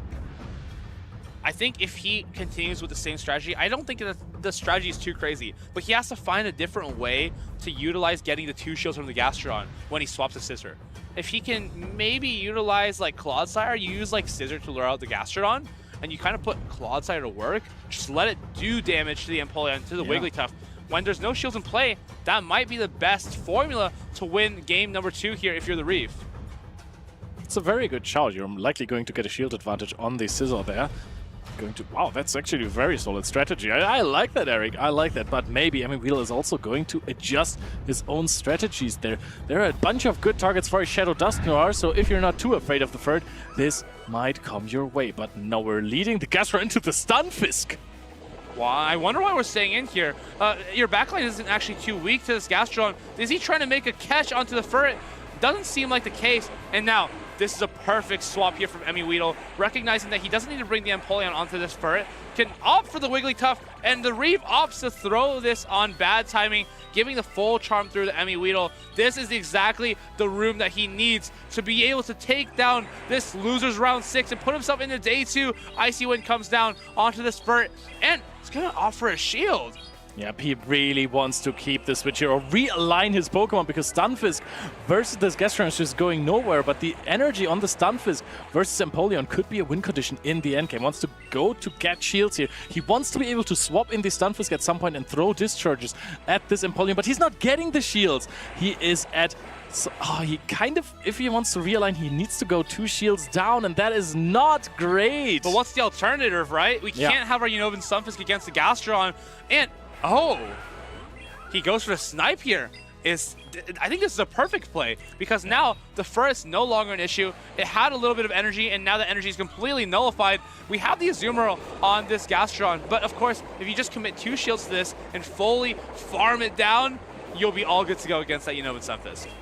Yep, you have 2 shields left, and you're going to need those. The question is, are you going to shield a Hydro Pump from this Azumarill? Because now that you're not running Earth Power anymore on Gastrodon, the matchup got a lot worse.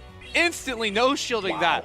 What a call from Weedle, understanding that going for a 7 bubble Hydro Pump just wouldn't really make too much sense there from the opponent. Body Slam queued up into this Azumarill. Do you kind of read this catch into your Unova Stunfisk, or do you just throw off another Body Slam? Oh, you actually go straight to this.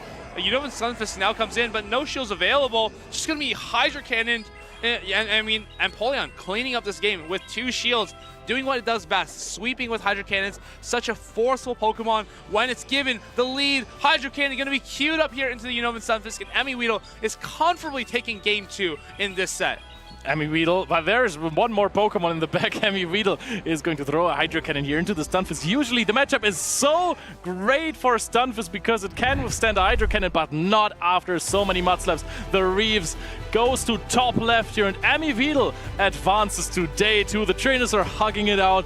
Emmy Weedle stands tall again, goes into day 2. You have to be feeling good about that. You just know your line reads have been spot on in that set, even against Alcon Klein. You were able to get the reads right on the Carbing. You're able to get the reads right on the Shadow Scissor here, and basically kind of disrespected it in that game number 2, and it absolutely paid off. Yeah, he got the reads on the Reeve, and then before that versus Arclangian, of course, 2 Pokemon like the Carbink are also good targets for Gastrodon sometimes. Emmy Weedle once again showing that he still got it. The world champ still got it. He's ready to take this Stuttgart title back to himself. And of course, he is on the right trajectory.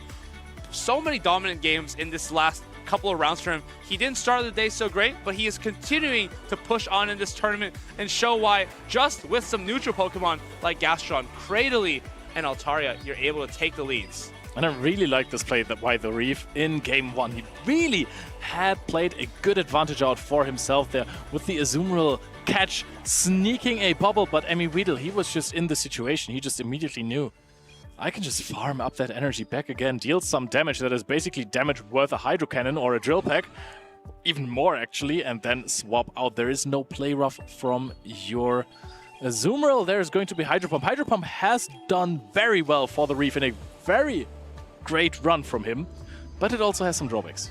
Just so difficult for him to find room to go there when the lines were a bit difficult. He had that Azumarill on the Empoleon both games, and we know how challenging that is just because you're running Hydro Pump Azumarill, but still, I say that as if player of Azumarill somehow okay in the Empoleon, but it's okay. It's okay. Yeah, I guess pacing a little bit quicker, 2 resisted play roughs isn't too crazy into the Empoleon, but Hydro Pump definitely will not get the job done. Yeah. Azumarill is, of course, at a disadvantage. It is way bulkier than Empoleon, but if you're playing a team with another Pokemon that is a bit afraid of Empoleon, safe swapping Azumarill to bait it out is always a great choice, because you are going to get 2 play roughs off, Bubble deals some damage, and then you are in a farm down range. Azumarill and Cradily are just 2 Pokemon that work so well together, right? Yeah. Because Azumarill always can bring out something like a Shadow Scissor, can bring out Empoleon, and then Cradily being free in the back. Often we see that as a great way to close games, whether that be against Gastrodon and Altaria, or Galarian Moltres, and mostly it's just Gastrodon because you can knock out one thing in one hit and then like knock out the flyer with your Rock Tombs. Overall, Cradily, such a neutral pick that we're really seeing go down at this tournament, which is why we've seen the rise of Furret, because Furret really struggles against Cradily just in a neutral scenario, because we're hitting with non-same type attack bonus charge attacks in Trailblaze, and Sucker Punch is not same type attack bonus either. And Cradily, such a bulky Pokemon. Yep, Cradily also, it already has the advantage in the neutral matchup, in the even matchup, but if you save with the Cradily and it's answered by Furret and you get to debuff before the Trailblaze is hitting, it's over. Oh boy, it's over. Yeah, it's all over then. Cradily really has the edge in this matchup. But what's surprising to me is Cradily is the prime target for Shadow Scizor, which is also a reason why it's going down in usage, right? Because if you're playing that matchup, we've seen this quite a bunch of times here. That's not happening, honestly. You're not flipping that. If there's even one shield, you get fully bullet punched down, basically. The question is that I've completely forgotten right now, which is why I'm waffling a little bit. And that's okay. Yeah, please save me. And that's okay, because we had such an exciting game from Emmy Weedle, and it'll be actually Maddie who can ask the questions now, because we're going straight to the lounge.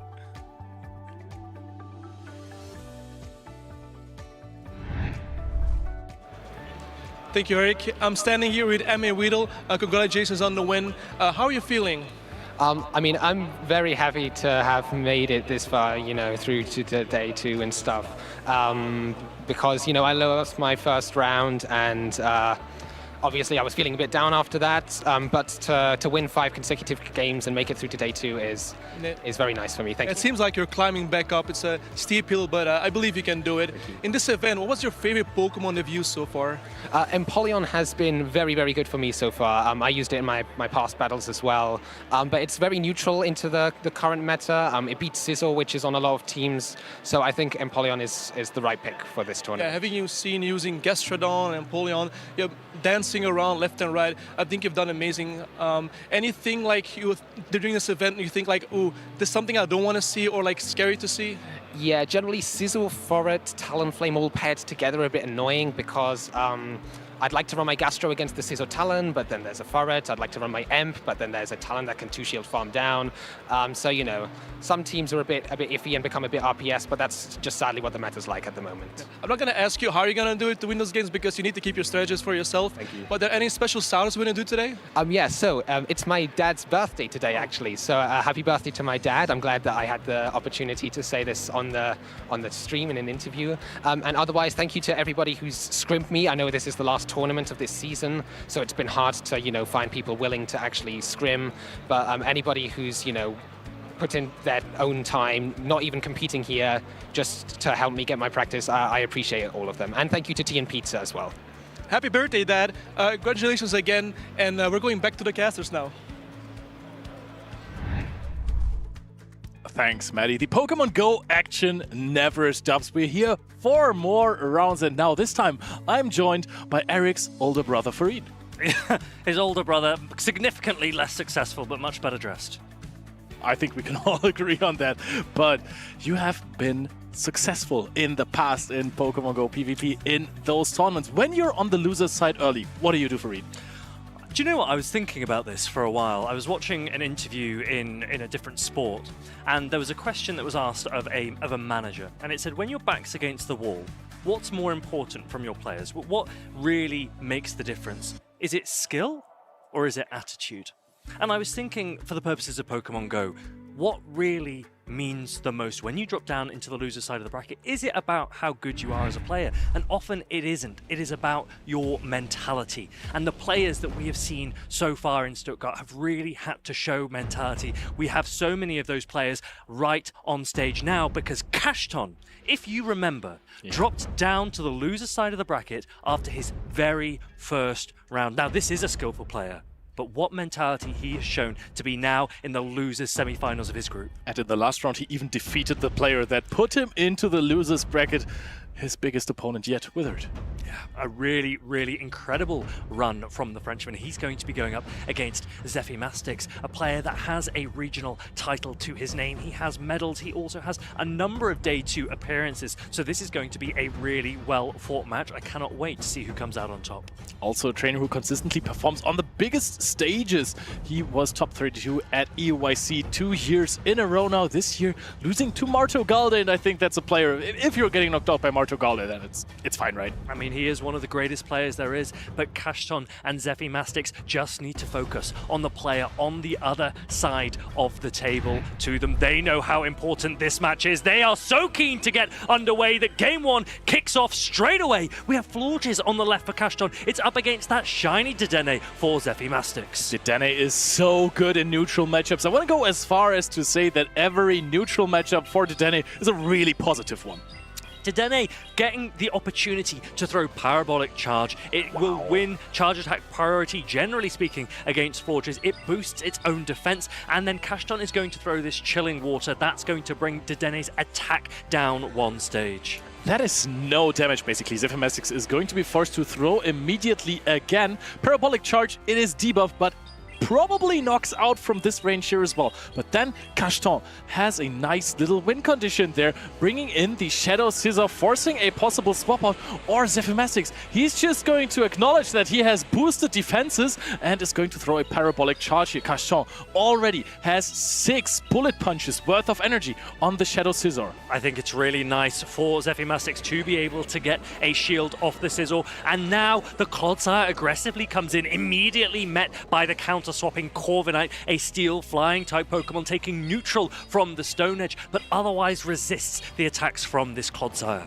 Super effective sand attack damage as well, even though that is not the strongest attack. As you can see, the HP bar on this Clodsire barely moving, going for the heavy hitting payback now. Zephyr has preserved a little bit of HP on this Dedenne in the back. I wonder if it has the chances against a Corviknight to perhaps either force some energy or just reach a parabolic charge. Now let's remember there's one shield used up on the side of Kashton. Both shields remain available for Zephyr.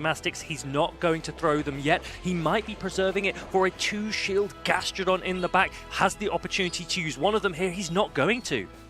He is known that he knows his HP stats, is going to throw a Stone Edge into the Corviknight. This would knock out from this range. Now it is Shadow Scissor versus the World 3 Pokemon on the side of Zephyr.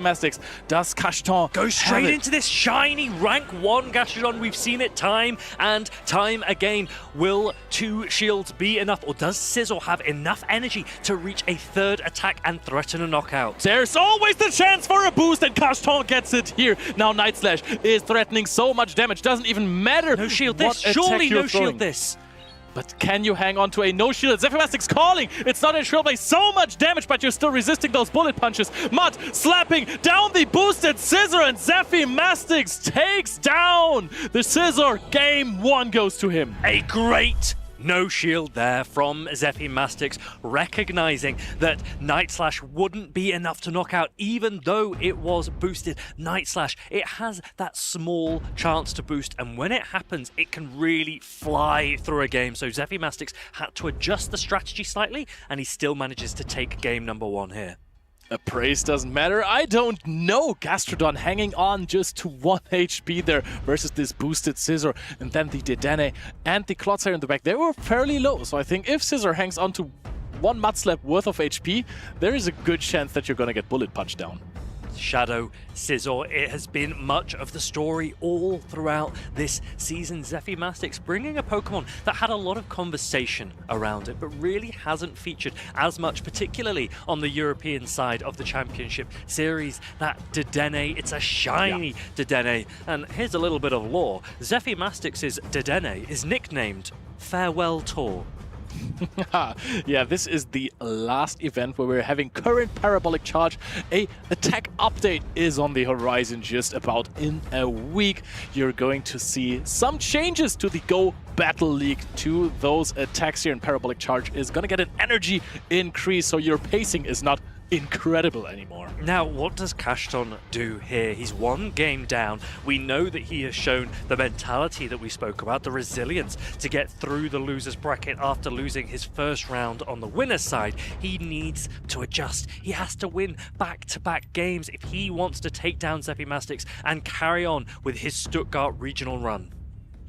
That is a difficult team composition that Zephyr has on his side. For sure, for Kashton, there are so many Pokemon that can sweep through an entire team, and you have to address them all. You have to be soft to something is the general rule, and this is a lead for Kashton. Shadow Scizor on Cradley. This is where he wants it. Safe swapping the Clodsire, and this... It plays the matchup decently well, but you have so much room to play with the Shadow Scizor. You can throw a Trailblaze here, you can stay in afterwards, but you can also swap out, having dealt so much damage with bullet punches. Shadow Scizor can be threatened by 1 attack from the Clodsire, but the bullet punch damage already, pulling a shield and then going into the Corviknight is a great position for Kashton. And now Zephyr is going to try and spam as many Stone Edges as possible. Let's bear in mind that the switch clocks are slightly misaligned, but it's not even really that Cradley can come back aggressively into this Corviknight. It looks almost as if Zephyr has really disrespected the Shadow Scizor in this game. Yep, Clodsire, not a real answer. Cradley, absolutely not an answer. Dedenne, also absolutely not an answer here. The Shadow Scizor, that was a call from Zephyr that his opponent wouldn't bring it, but Kashton, he is trusting this Pokemon. If there is a Pokemon with back against the wall that can still win it all, it's Shadow Scizor. Goes for a payback, now swaps in the Shadow Scizor here. Zephyr has so much energy, won't get to 2 charged attacks though. It's going to debuff the attack 1 stage. Kashton has a lot of HP, has a lot of energy, is going to get this attack right back up soon. Scizor absolutely flying through this matchup, still has a shield available, still with so much health, and Zephyr really now needs to think, how is he going to be able to take it down? This Shadow Bug Steel type Pokemon Trailblaze, will this knock out if it goes unshielded? Scissors attack is so big, but this Clodsire is huge! Actually gets a Stone Edge off here. Now, do you shield this Kaston? Lets it go! And this frees up a little bit of room for the Dedenne. If it gets a full farm down here, it takes a lot of damage, but those are positive matchups. Now look at that. The Rock Tomb debuff on the Shadow Sizzle allowed Zephymastic's Clodsire to reach a Stone Edge, and that is why it didn't knock out. Zephymastic's then able to come in with the Dedenne. Dedenne is a Fairy-type Pokemon as well as an Electric type, means it resists the Dark-type Sucker Punches. It shields the first Swift from Furret as it starts to Parabolic Charge up its defense stat, and Zephymastic's might have a real opportunity now in this endgame. It would have done a lot of damage to begin with, but putting up a shield, because this time you're gonna be boosted more on your defense. Dedenne is looking for the sweep that so many trainers were afraid of. Everyone has considered this Pokemon, building their teams. There is a Stunfisk, there is a Shadow Scizor, there is so much to throw against Dedenne, but look at the defenses of this Pokemon. Swift coming through, and now there is a catch opportunity for Kaston. Zephymastic's is going to throw slightly early to not give away the charge attack when it's going to be thrown, so Furret now goes down. Dedenne with so much boosted defense, it is crazy. The Corviknight comes in. Will you go for a catch now? There is the catch, and it looks like Zephymastic's is letting his Dedenne's boost go, but he has the Parabolic Charge available. Will this be enough to knock out this Corviknight? Corviknight is at 50% HP, right below it. Dedenne has so much attack. This is such a strong move. Parabolic Charge to go to day 2. Zephymastic's defeating Kaston on one crucial call that he made. What a huge performance from Zephymastic's. The Rock Tomb debuff on the Shadow Sizzle allowed the ever so bulky Clodsire to hold on to that Trailblaze, land the Stone Edge, and then start to farm with that Dedenne. Dedenne has made day 2 its final showing, some have said, but Zephymastic's does not care. He progresses through to the losers finals in his group. This is what everyone's been talking about, right? Dedenne is so good. You have to do something about Dedenne in your team. If you disrespect it, you're gonna lose. This is why Cradley was top usage. Other Pokemon that were neutral into it were top usage. Dedenne went down. It went further down and down just because everyone was playing those answers on their team. And now, this really reminded me of the LAIC finals, the final game where Nighttime Clasher went 3 times weak to a Dusknoir. And because of that, after seeing 2 Pokemon, Patoman was sure there wasn't going to be another Pokemon weak to Dusknoir and then let it go. Yeah.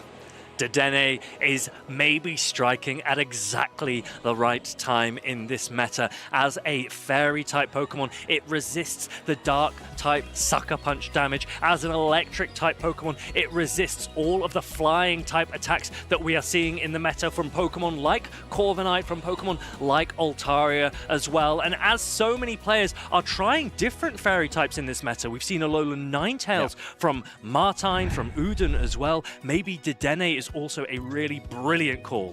We've seen a lot of Azumarill in this tournament as well. Let me tell you something. This is a good matchup for Dedenne. 2 Parabolic Charge knock out comfortably. You can overfarm to the first one before Azumarill is even close to a charge attack. You're gonna get out with so much HP, so much boosted defense, and so much energy. This is the best matchup even. So I think Dedenne is very well positioned in this tournament. Yes. Now, there was a moment in that match that I thought was really quite interesting. So let's go and take a look. This is the moment where the Clodsire manages to get a Stone Edge landing on this hugely green health Shadow Sizzle. It takes it deep into the red, and you see that aggressive swap in from Dedenne. And Kaston stays in a little bit long. That allows Dedenne to get such a head start. It Parabolic Charges just before the Furret is able to even reach a Swift. He felt like this was still a lot of HP on this Scizor, but couldn't quite reach another Night Slash. The interesting part is, if he just put the shield on the Shadow Scizor, I think it would have been game for Kaston. But he saw 2 Pokemon that are weak to Scizor and thought, hey, there can't be another one in the back, right? Those 2 Pokemon that are weak to Shadow Scizor, they are already at 5% HP. And it's here. This is what exactly what we always say to players that are learning about this game.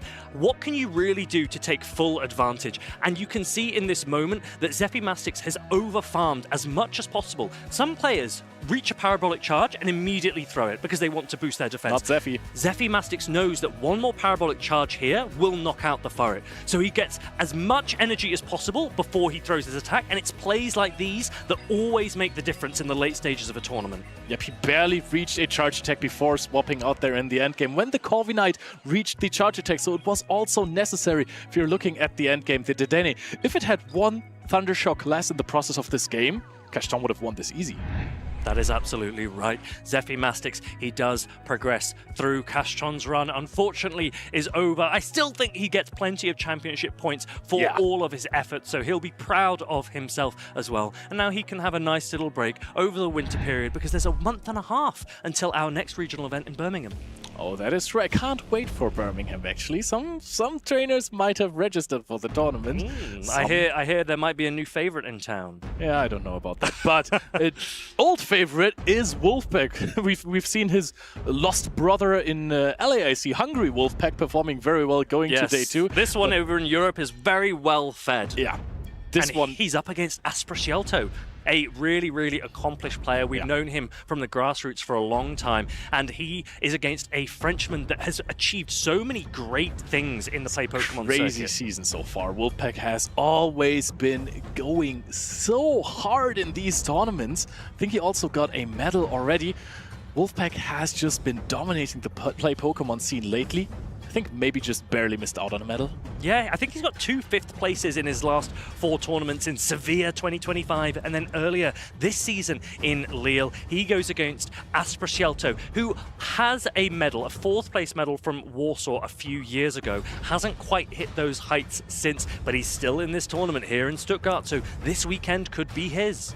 And I mean, he's running the Venusaur, right? He already has to be a fan favorite because we all know that Venusaur is the coolest of the first partner Pokemon, especially because it evolves from Bulbasaur, which is way cooler than Charmander or Squirtle. I mean, we don't see... I'm not going to comment on that because actually I'm constantly at a torn as to which is my favorite based on which one has Megas and what they look like in different forms. But Venusaur, I think, is a really exciting pick at the moment since it received the buffed Sludge attack. So really, really fast pacing with that poison type attack. It really answers Florges well. Florges, we know, runs Chilling Water and Trailblaze, also having access to Moonblast. All of those resisted by Venusaur, and we don't see many grass-type Pokemon in the Play Pokemon Championship Series other than Cradilly. So it's almost a little bit refreshing to see this alternative option from Asprocielto. And in this matchup, the secondary poison typing really helps because you don't get hit by super effective acid damage, which would then force a knockout at some point after some acids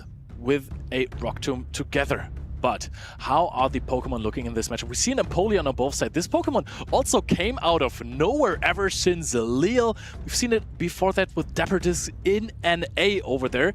But then, all of a sudden, everyone was playing Empoleon in Europe as well. And there it is again, so far into the tournament in a mirror matchup. Are you going to bring it in this one? So much option available to these players, so much flexibility. There is an Altaria on the left side there for Asprocielto. Will we see it? We saw it win Gdansk with PvP, David. It's going to be in the lead for Asprocielto up against a Galarian Corsola. That's a Pokemon that has dropped in usage ever since. Furret is on the rise, but don't forget about it because it is so good in its neutral matchups. It is so bulky. Astonish is insanely good, and Ghost Rock-type coverage is really flexible. Now, we've seen this lead matchup before, Galarian Corsola. If it can land a Power Gem against the Altaria, then it can win the Zero Shield scenario. So a catch comes in as Asprocielto doesn't want to allow that to happen. Feraligatr tanks this Power Gem instead. You're saving the HP on the Altaria, that is correct. Wolfpack taking the opportunity to guarantee that you're not... This is an Earth Power Gastrodon, by the way, to guarantee that your Gastrodon is not going to be aligned on this Altaria. However, Asprocielto, yes, you don't take super effective damage, but you take more damage on your Feraligatr, which is way more fragile than your Altaria would be. Do you know what's really interesting is that Asprocielto led an Altaria with a Venusaur in the back, and both of them have missed their target in Gastrodon. Gastrodon comes down, mud slapping through the Feraligatr, and Wolfpack knows that it's probably not going to have a lot of energy use in the backline, so lets it go down. The goal for Gastrodon was just to be somewhere that is not Venusaur or Altaria, and now even delivered one metal sound of energy to this Empoleon. Now Empoleon has a little bit of an advantage. Of course, Altaria has a bunch of energy. After all, he caught a charge attack on this Feraligatr earlier, but we're bringing in the Venusaur first, and now catching a Drill Peck here on the Altaria. Now, it is a catch, but it is still the correct attack to throw against this Altaria, but Asprashelto is going to use that energy on the Venusaur in the end game when it can perhaps do a little bit more damage. Wolfpack now comes back in with this Galarian Corsola. It is in yellow health, but it should be able to hold on to this Sky Attack. The question is, do you want to get knocked out here? Do you barely want to knock out? If you live, do you want to throw a Nightshade and put it maybe in Farm Down range? Maybe a strong undercharge from Wolfpack here, wanting to have this energy advantage in the end game. Are we going to see a no-tap from both trainers? There's going to be one more Astonished. Wolfpack thought, hey, this might have been too much of an undercharge, but now we're chilling. I love this from Wolfpack, recognizing that Asprashelto's switch timer was going to expire anyway, so he does just commit and take down the Altaria. Empoleon now comes in, 2 shields available, and we're going to see a Drill Peck come through. I wouldn't be surprised if Venusaur starts to need to bait in order to get to its final attack in this matchup.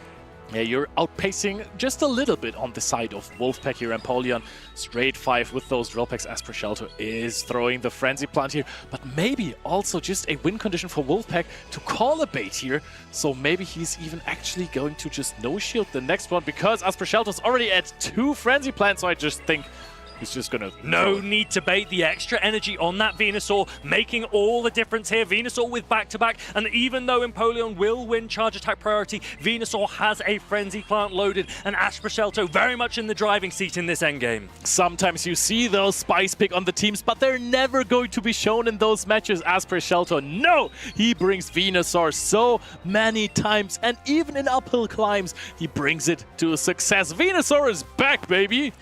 So many Kanto region starters we've seen over the years. Charizard, especially the Shadow variant. Blastoise has won titles, and now Venusaur is starting to perform as well.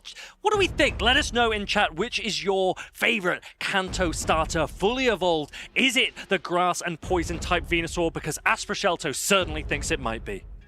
Honestly, also give us the one-stage evolutions and the basic forms. I want to know, because this has been a discussion, and I'm ready to defend my boy Bulbasaur.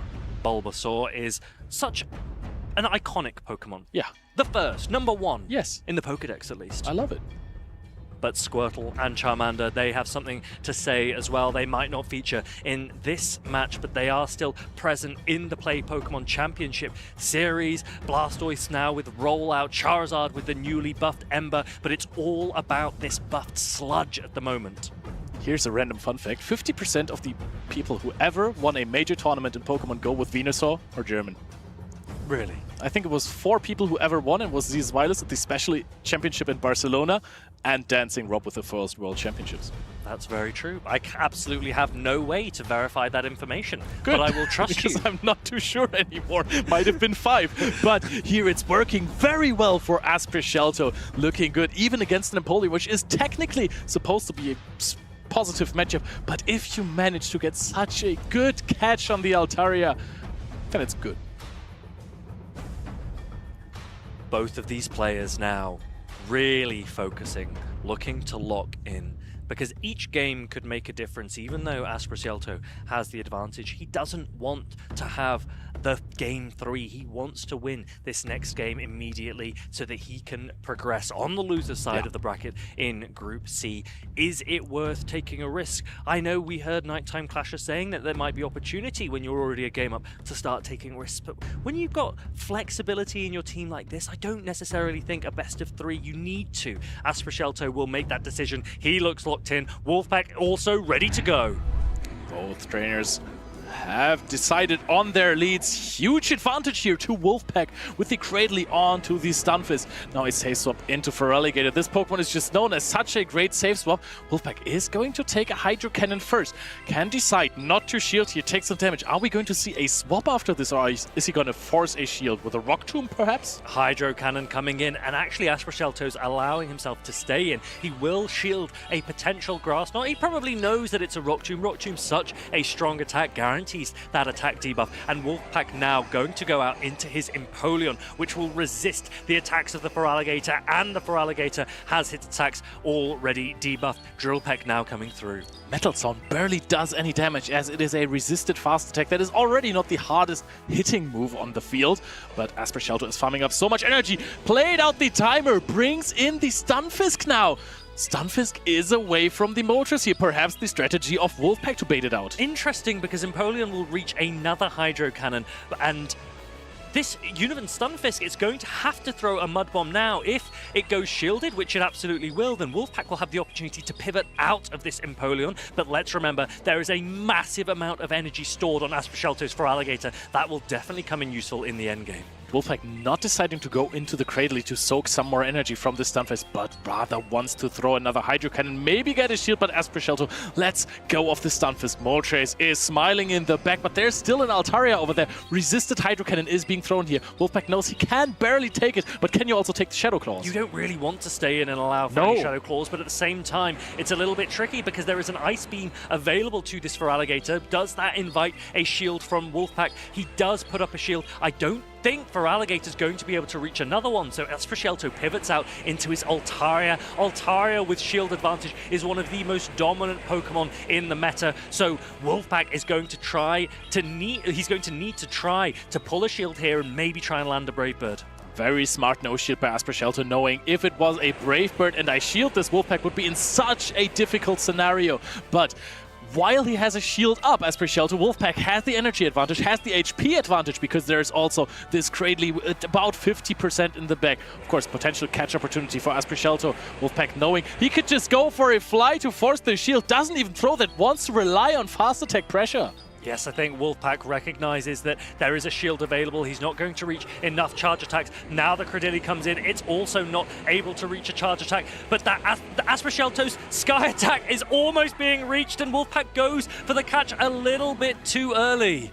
Cradley is bulky, so is Altaria, but can Cradley hang on to this Sky Attack? It is a strong attack. You barely hang on. Shadow Claw being swapped in as a reaction here. There is still a shield even. Aspercelto protect shields the Feraligatr. Shadow Claw knocks out Cradley, and Aspercelto goes on to lose as round 6 for his win it in next round. A really strong performance from Aspercelto. He progresses through on the loser side of the bracket. Wolfpack, his run here in Stuttgart is over. Aspercelto blows a kiss to the crowd, and Leo backstage has just caught it and put it in his pocket. I'm blushing so hard right now, but Aspercelto, congratulations here. Dominant win versus Wolfpack there, knowing exactly how to play the Altaria, and so many good catches over this entire course of the tournament for him. But especially in this last matchup, there was always one catch in this game that really made a difference. Feraligatr and Empoleon, two Pokemon that we have seen so much already this weekend, but they haven't been prominent too much over the last few months, I would say. Empoleon is really starting to shine towards the end of this Tales of Transformation season. Feraligatr, once upon a time, it was the Pokemon to play, particularly the Shadow variant, and it's now the regular that's starting to see more usage. Yeah, it was alongside of something like a Shadow Drapion, which is also such a strong, versatile, fast-pacing Pokemon that is also rarely to be seen. That might change soon. If Ferret uses continuous rising, Drapion might have a really good time. Yeah, Shadow Drapion, it was not nerfed for a long time. Eventually that crunch debuff chance, that came down a little bit. And I wonder if that was the reason that Shadow Drapion started to fall away, or if there were other reasons. I mean, maybe just some changes in the metagame, because those mud-slapping Pokemon like Gastrodon and Kanto Marowak, they started to be everywhere. Sometimes they were a bit polarizing, but right now, without Altaria, most of the time, Gastrodon is super safe. Now, in my mind, I think Shadow Scizor was also a massive reason for the drop of Shadow Drapion. A lot of Pokemon started to come in that were able to compromise the Shadow Drapion and Azumarill core, Shadow Scizor being a really, really key example of that. But also that we went through a phase where Mudslap was so popular that winning teams were actually running nothing weak to ground at all.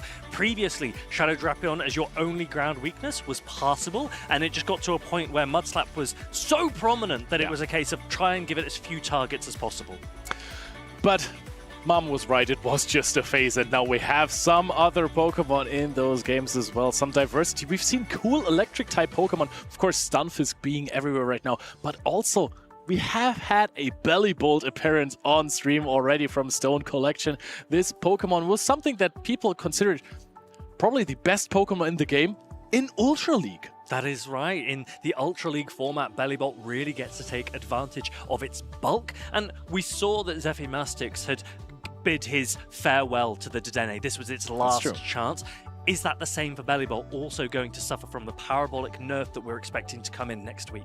I mean, it's not as much a farewell as it's a hello from the Bellibolt, because we have never seen this in our tournaments before at the Play Pokemon series. I'm sure some people have played it before because it's bulky, it's got some zing behind its attacks, it has parabolic charge, which right now is probably the best charge attack in the game.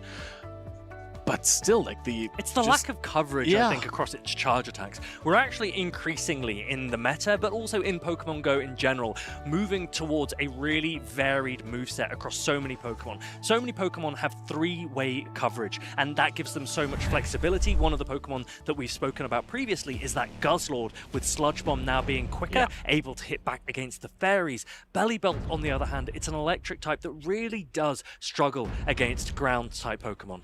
I think the only one you're fine against is probably Runerigus, because you can hit with the Sucker Punch for super effective damage, or maybe a Claydol as well, even though I actually think that Claydol is a horrible matchup because you're just getting mud-slapped down. But Claydol is a beautiful Pokemon, and that's what matters. True. Now, you mentioned the success of German players with Venusaur. Both of these players are German, so they are compatriots in that sense, and they'll be up against each other. Look, there is a Bellibolt on screen, as if we had known this before. Fantastic turn of events here, playing versus Elefantflasche with the Toadschool. Yes, now, interestingly, Stone Collection, he is no stranger to the Championship Series. Look at these top 16 in the 2022 Worlds in London. He's a regional finalist. Stuttgart last year, he was up against PvP David, and I believe he ran a Clodsire that did not have Earthquake. It was running Stone Edge and Sludge Bomb. Would I run that again? Absolutely, yes. It would have helped him in other tournaments as well, but people convinced him to run Earthquake. He was pretty mad at them. But well, all I can say is if he had Earthquake in that final, he might have fared a little better. That is true, but maybe he wouldn't even have got to that. It was an innovative moveset, but there, Elefantflasche. Now, we've mentioned that Bellibolt needs to avoid ground types. How do you think it's going to do here? Oh yeah, Clodsire and Toadscruel might be an issue here. Toadscruel, we haven't seen it too much, but a player like Elefantflasche, how did I butcher this name now? This is supposed to be my name. Yeah, I was going to say, this is your language, Leo. So there are 4 Pokemon on the side of Elefantflasche that resist electric. Toadscruel, Clodsire, Dedenne, and that Cradily.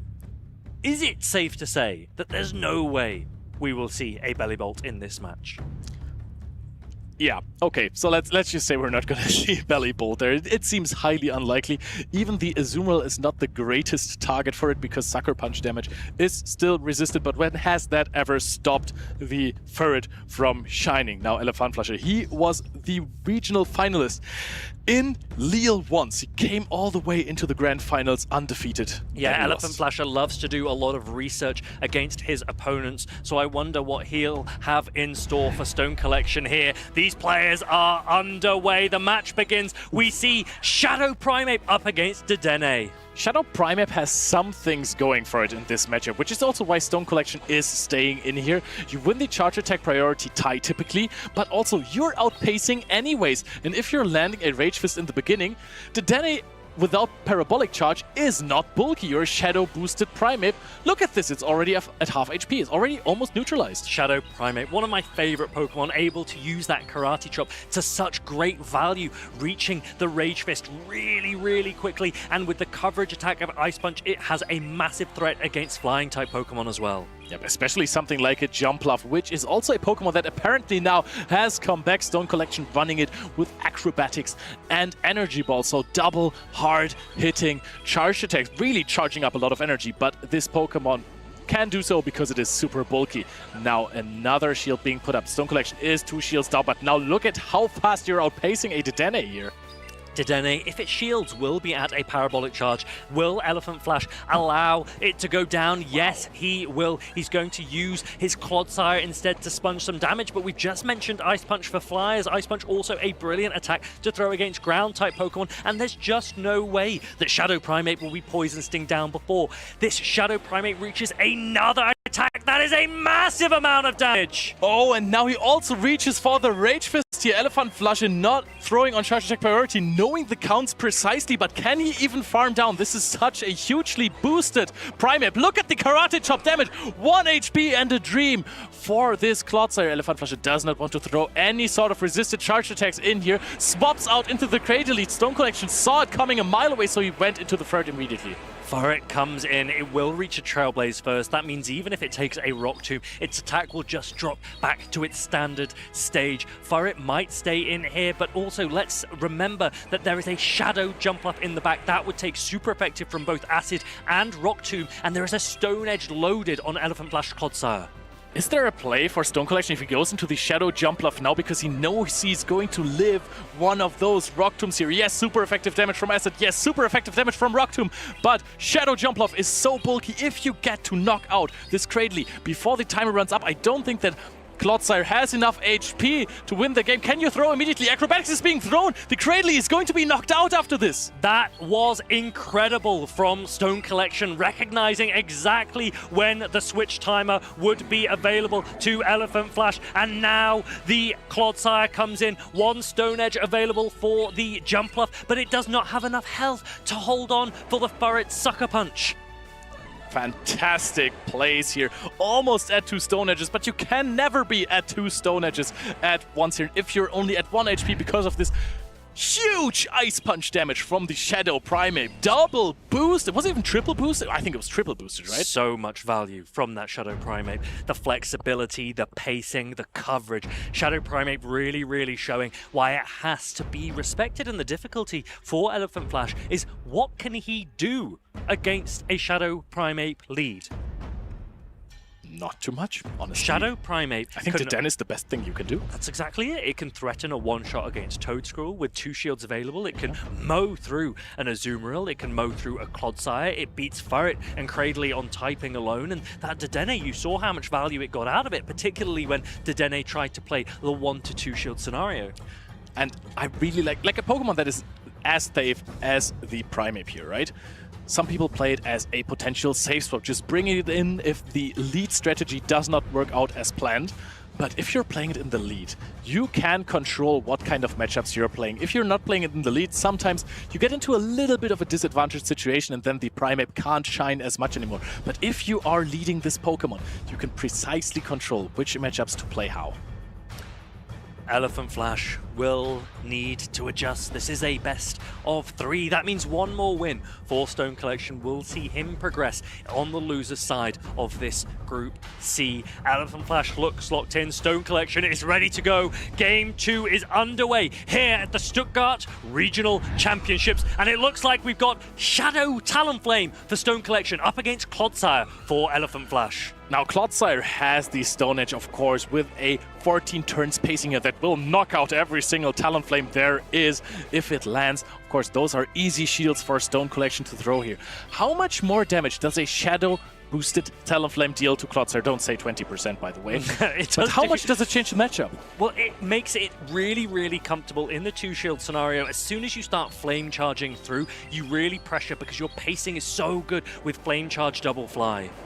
So he is going to, immediate swap out here into the Azumarill, but Stone Collection isn't bothered to throw boosted flies. It's just instead swapping into this Stunfisk, he is a little bit behind on energy. Both trainers over farming here. He's going to throw the first super effective discharge. I wouldn't have minded seeing a boosted fly land on the Azumarill. Put the Azumarill perhaps in a range where one discharge would have been enough to take it out, and then have Mud Bomb available for the Clodsire in the backline. But Stone Collection has opted to go straight into that Univan Stunfisk. Let's remember that Talonflame has a fly banked. Stone Collection now must be really happy to see so much damage on the Clodsire already, because if you're looking closely at his team, not only the Pokemon that he's bringing, but the entire team, it almost hits everything for super effective damage. Stone Edge into the Talonflame, Earthquake onto the Stunfisk. Stunfisk actually not being able to keep the switch here versus the Azumarill of Elephantflasher. Now, you're letting this Univan Stunfisk go down. What do you come in with as Stone Collection? He's actually going to go for an Incinerate down, and the difficulty is that he would take so much damage from Bubble. He's throwing a Flame Charge now. That means he's not going to reach the Fly at the pacing that he would have if he'd thrown Fly, but the advantage is he will be boosted. But he's a shield down, and there's a Dedenne in the back. Does Elephant Flash have play here? I think he has a lot of play here, especially if he reaches the Stone Edge before Stone Collection can throw his next charge attack. Does not even force a shield here. Now a possible play for Elephantflasher is just to pivot into Dedenne immediately, throw some shields on it, and try to farm down here. What here. if you catch on the Dedenne? Surely not. Wait. Now this just transfers the damage here. Tries to get a snipe with a Thunder Shock here, but Stone Collection has 2 charge attacks, and you kind of have to shield them. Is there play for Stone Collection here? Well, interestingly, that Clodsire might be able to hold on to a Fairy Wind from that Jumpluff. It's really, really low, and if it is able to hold on, then it would reach a Stone Edge. Talonflame is also really, really low, so let's not forget, that Clodsire has the possibility to reach a Stone Edge in the endgame. Yep, and it might be able to farm down that Talonflame. Honestly, this could also come down to a tie. Stone Collection, this is a boosted, defense-boosted Dedenne. Shadow-boosted Energy Ball. How much is it gonna do? Yeah, if Elephant Flash can land a Play Rough against this Dedenne, this is a defense-boosted Dedenne. It's able to hold on. Now, if you go up to this Play Rough, it will do a massive amount of damage. Same type attack bonus. Play Rough is a strong attack. And then the Talonflame, is it in range of 2 Thundershocks? I think it may Oh, he's not even knocking out here. This is a farm down with those Thunder Shocks here. The Stone Collection Jumpluff is really bulky. 1 Thunder Shock is enough to take out the Talonflame.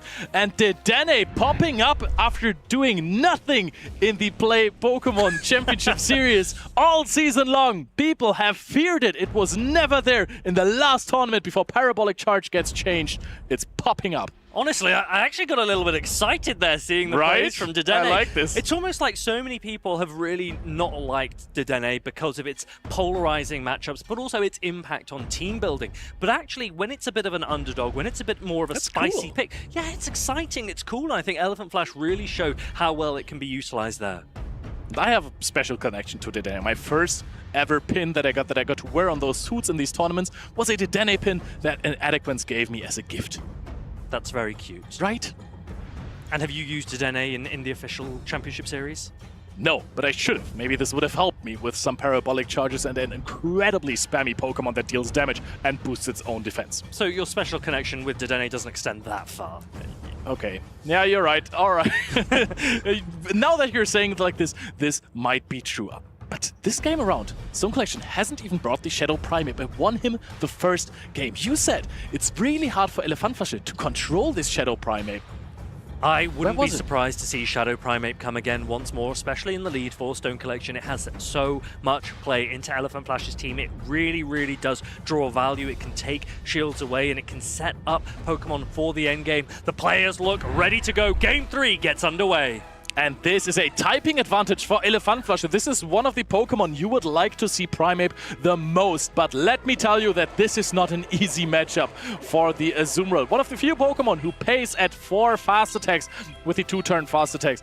Rage Fist immediately thrown to start boosting your attack. And now Elephant Flash needs to have a think what he wants to do in this matchup, because one attack from the Azumarill could be enough to knock out the Primeape. There's not a chance in the world that Stone Collection is going to let that happen. And now this Rage Fist lands. This Shadow Primeape is double boosted. Let's try and keep track over just what attack stage the Primeape hits. Oh, this is double boosted. I'm going to put up some fingers for us to remember. But now already this is Rage Fist Ray range. The Primeape still outpacing to the next one just before Azumarill gets to the Ice Beam, and this would knock out. You're forcing shields already. The big question is, after the shield, can you Karate Chop down? Count with me now. 3-stage boosted. The next shield goes up for Shadow Primeape, and the Karate Chops from being a low damage attack are now starting to really put pressure on this Azumarill. Will another Rage Fist come through, damage. or do you commit to the full farm down? I think you're going to commit to it, and you are going to get it. Is there any sort of fast attack damage on the side of Elephant Flasher? No, you're gonna get off those 2 charge attacks. Yes, one of them is going to be shielded, but the other one is free. Stone Collection can choose alignment. He has so much energy. This is almost 3 Rage Fists here. The Dedenne is brought in. Rage Fist, are you going to try and catch it? No, it deals so much damage, 60%. Another Rage Fist comes off your Elephant Flasher, is taking damage left and right. 4 times boosted Rage Fist coming through. It's going to draw the shield from Elephant Flasher. He's not going to be able to reach another one, so he goes into the turret now, and now this might be where Clodsire has an opportunity to shine, because Clodsire in the zero shield scenario is really, really strong. But there's one problem for Elephant Flasher. There is a Stunfisk in the back. The Stunfisk can easily take care of a chipped Clodsire in the back, but it can easilier take care of a Dedenne in the back. Electric type versus ground electric, not really the best matchup. Usually, Clodsire is a bad matchup into a third if you have some shields, but in the zero shield scenario with a little bit of a head start, it's really good. But interestingly, that Univan Stunfisk, although it has access to Mud Bomb, it is double resisted Thundershock. So as it comes through against this Clodsire, there is potential for Clodsire to land an Earthquake against this Univan Stunfisk. Elephant Flasher absolutely cannot allow it to be caught on the Primeape. The big question is, how much damage is the Earthquake going to do? Because it is not going to take out this Stunfisk in one hit. It's going to try and go for a catch attempt here. Wants to catch it on the Dedenne. Stone Collection charges up to 2 Mud Bombs. There's a parabolic charge being thrown. Let's see how much this is going to do. Parabolic charge, double, triple resisted actually by this Univan Stunfisk. And there might have only been one way for Elephant Flash to have won this game, and that was certainly not it. Stone Collection takes down the parabolic charge user with Mud Bomb, takes down the Earthquake potential user Clodsire with the second Mud Bomb, and he progresses on the loser side of this bracket to make day number 2 here in Stuttgart. He has one more round to go. This was losers round 5, so we're not quite there yet. Job's not done. Stone Collection still in the running to advance further in this tournament. He has been so strong in this season already. Got 2 travel awards already, LAAC and EUIC. Looking for the next one as well, question mark? Yeah, my mistake. I didn't realize just how far you really do have to go on the loser side of the bracket. So actually Stone Collection needs one more win, are you saying, before he's able to get into day 2? I missed out on calling him a travel award collection. Travel award collection. Oh man, now I'm mad that I didn't make this joke. But yeah, you have to actually win another round. Of course, if you're losing early in the double elimination system, you will have to play so many games against so many tough opponents. If you're losing a winner semifinals, you don't have to play that many. So that is good. He had some break, could catch some breath, and now play a breathtaking game with his Shadow Primeape, which is apparently making a great comeback here against Elephant Flasher. Shadow Primeape is a brilliant pick. It got an absolutely incredible amount of value there for Stone Collection. And we've talked about the journeys that these players have made to get to this regional championship here in Stuttgart. Leo, am I right in saying that Stone Collection had a little bit of a tricky ride last night? Yeah, true. Yeah, he actually got stranded with his car. I think a tire popped, and then they had to wait until like 3 a.m. to get into their accommodation in Stuttgart.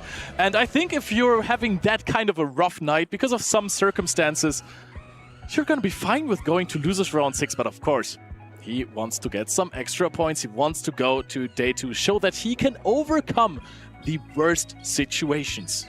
He's done really, really well on such little sleep. But sometimes we do often hear those stories where a player's like, this thing happened to me last week, and yet I've gone and made top 8. And maybe Stone Collection, he doesn't mind. He goes, if I can get into day 2, I'm happy to sleep on the motorway. I'm happy to sleep on a park bench. In fact, I think he has done that before an event in the past. pretty sure he has. Stone Collection, he is not only resilient as a player, but also as a person. He's gone through thick and thin with his Pokemon, also with his friend, for example, Zaphimastix, who has already secured a place in day 2. Now Stone Collection will have to win one more matchup. End of the road for Elephant Flash. He knocks out of this tournament. This is double elimination. That means you can lose once on the winner side. You can not lose again on the loser's side. Elephant Flash, that was his second loss of this tournament. And we whittle our way down to the final selection of players here in Stuttgart Regional Championship. And looking back at the match of Stone Collection versus Elephant Flash, we have prepared a little replay for you with our telestrator. And that was a situation of all times. And this, again, goes to show how far players have come, because time management is a thing now. If you pause it right here, we can't see it. We will go back ever so slightly. Aha! And I think that this is the key moment here, because what we're trying to look at is if you can see exactly when Stone Collection is going for that aerial, for that acrobatics, and the key point is what is the switch timer saying on the side of Elephant Flash? It's saying almost over. It's time to throw your charged attack now, because if this is caught on the Clodsire, the Cradley is going to sweep this. I just really quickly... Oh, I already messed it up. What are you trying to I wanted to, circle like, here? the 3 cotton balls on the jump love, I wanted to circle them. Leo, you're banned.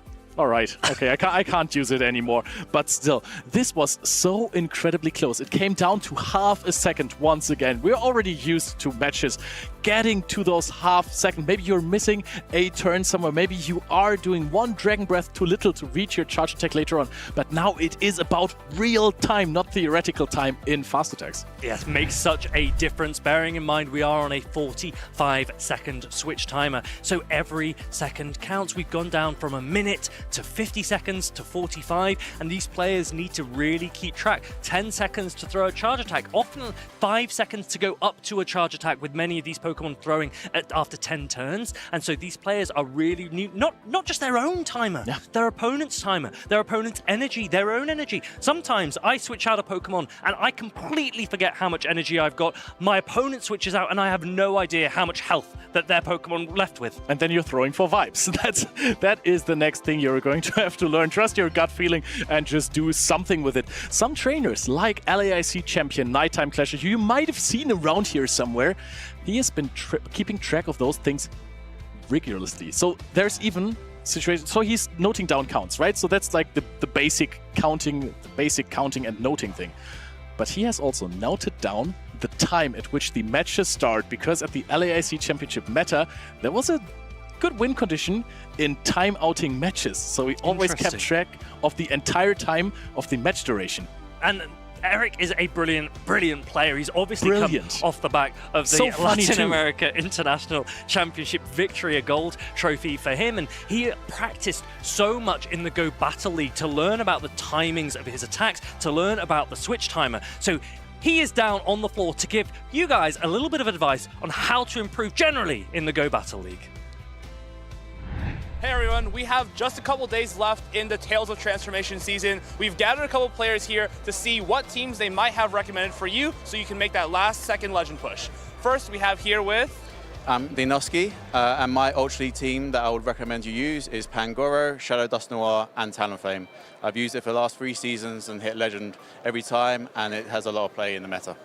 Awesome. What a great team. I love Pangoro. It sounds like a pretty fun pick. So good luck with that, team trainers. And our next person we have here is... Hello, Cacheton. Nice to meet you. Nice to see you. So, my team is like Ultra League also as Dean. Same mon, but in lead Shadow Dusk Noir also. Safe Primeape, Normal is Zenith, and Tinkaton Closer. This is the one I used to get legend also this season and pretty high rank in the leaderboard. And if you want to play off Metamon, you can play Shadow Nidoqueen lead. It breaks all the common mon of the meta. Thanks, that's a 6 team. Shadow Nidoqueen definitely sounds like a pretty fun one with Mudslap especially. Our next person, we have you, and your name is? My name is Withered9, and I'm running Shadow Ho-Oh, Shadow for Alligator, and Close Combat Annihilate. That's quite the team. How have you done with Ho-Oh? I've actually done pretty well. I think I went maybe 5-2 in like the couple stats I played. and I really like how like oppressive it is compared to like Shadow or like Talonflame in general in Ultra League. With Shadow Ho-Oh, you like always get a shield, and then for Alligator or like Annihilate up a shield, they can usually do really well in like endgame scenarios and sweep. What a sick team. All right, thank you so much. And our last person who we have here, your name is? I'm Snorek, and I don't know anything about the Master League, but I have a friend that knows something. Nickname told me a team that is Samazenta, the Ghost Necrozma, and Palkia Origin. So basically, you can play this team, it's pretty good, or you can counter it and beat Nickname in the GBL. Perfect. 3 times regional champion, giving some advice from remote. Thank you so much for the teams, and we'll go back to the casters. Good luck on those last minute legend pushes. Thank you very much, Eric, for all of that. Farid, we're going full circle. We started where we ended right now here, right? We're back. Farid, something happened. Something crazy happened to me. Tell me. These regionals are fun to, play some games. But not only that, you can meet people, shake hands, get to know the game and the environment, right? But I went to some of these trainers, and this trainer came up to me and he said, like, "Are you the Ryan Gosling of Pokemon Go?" How did he know? That's crazy. Honestly, I mean, you're such a big name in the scene. It's crazy that we've managed to get you here behind the desk. And yeah, you do kind of look similar. Oh, thank you. I think it's the hair. Yeah, it is brilliant. It's gleaming. Oh, thank you. These players, they are also glistening on stage. We have, now I know Eric likes to call Bill the Phil, but I actually think it's just Bill Flies. So it's Bill Flies, for sure, yeah. And he's up against a Mind Joke, also known as Alessio, who we have seen time and time again over the years in the championship series. A Mind Joke is a player that is a staple name. We've seen him in Grassroots, we've seen him in Play Pokemon, and he will be looking to get another day 2 under his belt, but he's got losers round 5 to get through first. Yeah, Mind Joke, another veteran of like the scene of Pokemon Go, especially in this format. We see as well like 2 Shadow Scissors for both opponents, which obviously I'm hyped for again. I'm hyped as well. I think these players must be as well because they are raring to go. They have locked in. The first game of this losers round 5 is underway. We see a Furret mirror in the lead matchup. Furret, another Pokemon I've seen so many times today. Furret, the king of neutral play. Both players are just overloading on energy. Most likely you're opting for a Swift, but he goes for a Swift, and Bill Flies goes for the Trailblaze first. I think this is the play. Trailblaze coming in, not going shielded by a Mind Joke, and now a Swift has been thrown on his side instead. So 2 different approaches for this mirror matchup from these players. Yeah, the Mind Joke lands the Swift on the Furret. The Furret, again, overloading. By Bill Flies, his Furret is boosted by these Trailblazes, but a Mind Joke goes for another Swift. It guarantees a knockout if he doesn't shield Bill Flies. And Bill Flies doesn't shield, it lands. Oh, it doesn't knock out, actually survives, and he gets to another Swift, and he catches it on the Stunfisk. A great catch there from a Mind Joke, recognizing that Bill Flies was going to reach another Swift, so he's going to preserve a little bit of health on that Furret and start to get some advantage on this Univan Stunfisk. Wigglytuff comes in, and that means that it avoids the Shadow Sizzle that we can see is in the back for a Mind Joke. Yeah, this is actually really great for Bill Flies. He avoids the Scissor since the Switch Timers are misaligned right now. The Stunfisk X go for a Mud Bomb here. Wigglytuff overloads on energy. Probably goes for a Ice Wind later on. Goes for another Mud Bomb here, but they will survive for sure. Mud Bomb coming through. Wigglytuff can tank this, as you say. 2 shields are available to Bill Flies. He's going to let this land on the Wigglytuff and really farm up, throwing a Swift just before a Mind Joke would reach another attack. That looks really scary, having a Scissor with 2 shields, knowing there's a Wigglytuff with not much HP left, and there's a Tara in the back. I think Scissor with 2 shields will do some crazy heavy damage right now. Now, if this Shadow Sizzle comes in, there's a chance that the Wigglytuff will go down before Bill Flies has an opportunity to actually throw an attack.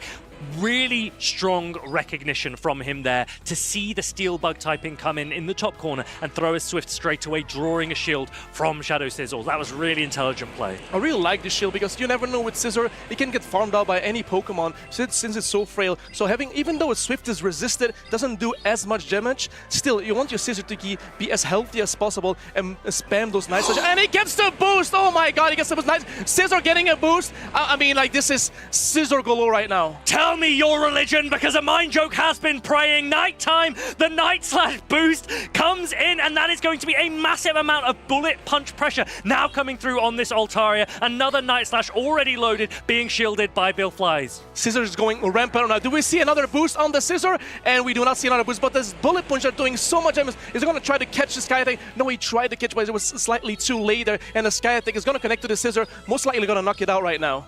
Now the Furret can come through, but it's on really low health, and there is still a little bit of health on the side of Billflies, both Pokemon, but I don't know if it's going to be enough. Can a Wigglytuff Charm get through? Might it be a simultaneous knockout? If it can, look at that! He actually gives away that Furret, and now the Wigglytuff comes back, but it's not going to be able to hold on. There's a Swift already loaded for a Mind Joke, and that Night/Boost could have made all the difference to seal game number 1 for Alessio. What amazing plays we've seen there, especially the energy management of a Mind Joke, also shielding that Swift on that Scissor, keeping it as healthy as possible, knowing that, okay, there could be something in the back weak to the Scissor as well, and he read that so right, and also getting a Night/Boost right there was key to his success. Night/Boost. It has been a prevalent charge attack for so long now in the Play Pokemon Championship Series. Originally run by Annihilate, we've seen it on Pangoro. Shadow Sizzle seems to be the most popular user of it today, and here this weekend, a Mind Joke using it to great effect to take game number 1 of this best of 3 series. Do you think we're going to see any adjustments here from Billflies? I mean, he played the Wigglytuff. Avoiding the Scissor was really good for Billflies in the beginning, but then we saw how strong Scissor was. They actually destroying the Altaria and also taking out the Wigglytuff, having the Night/Boost. I don't know what's Billflies going to change right now in this game. I think the tricky thing is that Wigglytuff looks so good into the team of a Mind Joke, except for that Shadow Sizzle. However, Billflies doesn't really have a clean Sizzle answer of his own, so a Mind Joke can bring his Scissor relatively freely. Billflies need to really think, how can he force the Scissor out and avoid the Wigglytuff, because then the Wigglytuff could have a great amount of play. Yeah, we could have the Dusknoir with the Astonish for neutral damage, for neutral heavy damage, and the Sucker Punches from the Ferret to neutralize some of that Scissor, or maybe the Mirror Match even Scissor on Scissor action, but other than that, there's not much we can do about it. Shadow Sizzle available for both players. Alessio looks locked in and ready to go. Billflies now looking to do the final stages as he progresses into this game 2, where it means so much to him. He cannot afford to lose again. His tournament here in Stuttgart would be over otherwise. Yeah, Billflies seeing what he can do here to change maybe his team, trying to lock in. Alessio looks locked in, and both trainers have locked in their team. They're saying good luck, so let's see what they're going to do right now. Here we are, ready to go. Game 2 kicks off. It's Shadow Sizzle on the side of a Mind Joke up against the Furret for Billflies. This is a decent matchup on paper for Sizzle, but because of the 2 shields, Furret is able to bully its way through. A Mind Joke makes a swap into his own Furret, immediately met by Billflies' Wigglytuff. This is how Wigglytuff can avoid that Shadow Sizzle. Look how smart this was for a Mind Joke. Safe swapping the Ferret, trying to bait out the Wigglytuff, and so the Altaria can be free, not be locked into that Wigglytuff. And even though the Sucker Punches are resisted, the Ferret still can put in a lot of work here. Swift after Swift, getting reached so fast right here. The Wigglytuff, I mean, look, it's already in the red. Wigglytuff going down into the red, but it still has a lot of energy available to throw. And now this first Swift is going to come through. Does this threaten a knockout, or will that Ferret hold on? I think the Ferret will hang on with little of HP, like 1 or 2 HP, and it does actually, getting to the Swift. This is huge for Alessio. And now Billflies has a shield decision to make. Is it worth shielding a Wigglytuff just to throw a Swift into a Shadow Sizzle? Possibly not. So he's going to let the Wigglytuff go down and come in with his own Ferret and get a tiny bit more energy. Now, Mind Joke knows the entire team of Billflies now. He can choose what he's going to do. Is he going to bring in the Altaria right now? Do you know what I think would be quite interesting? If Billflies can get both shields down with this Ferret, shield his Ferret as much as possible, and then potentially his Altaria in the back can land a Flamethrower on Shadow Sizzle. Perhaps that's the strategy that he's thinking of going for as we approach the mid to end game of this game. I'm seeing 2 shields on both sides. I'm seeing a Shadow Scissor for a Mind Joke side. Shadow Scissor with 2 shields against this Ferret and potentially an Altaria later. It feels like the win con for me.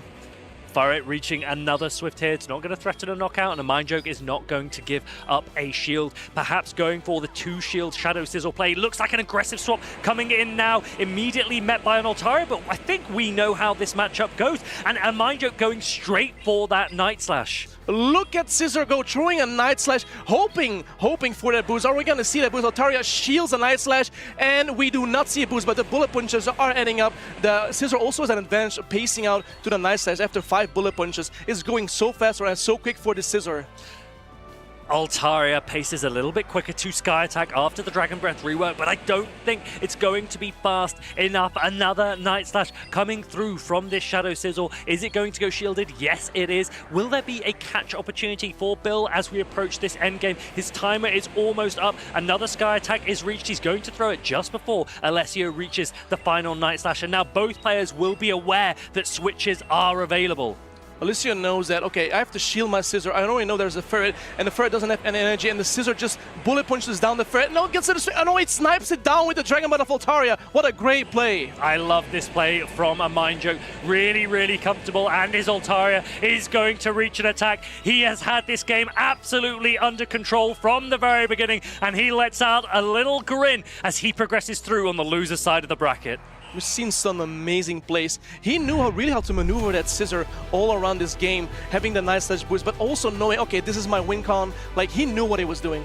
Really, really intelligently played, and we did say that Sizzle looked like a free pick for him. There wasn't really a strong answer on the side of Bill Flies, and you mentioned that we might get to see some Scissor and Scissor action, but that didn't quite play out in the end. No, we didn't see any Scissor and Scissor action. But would you have liked to?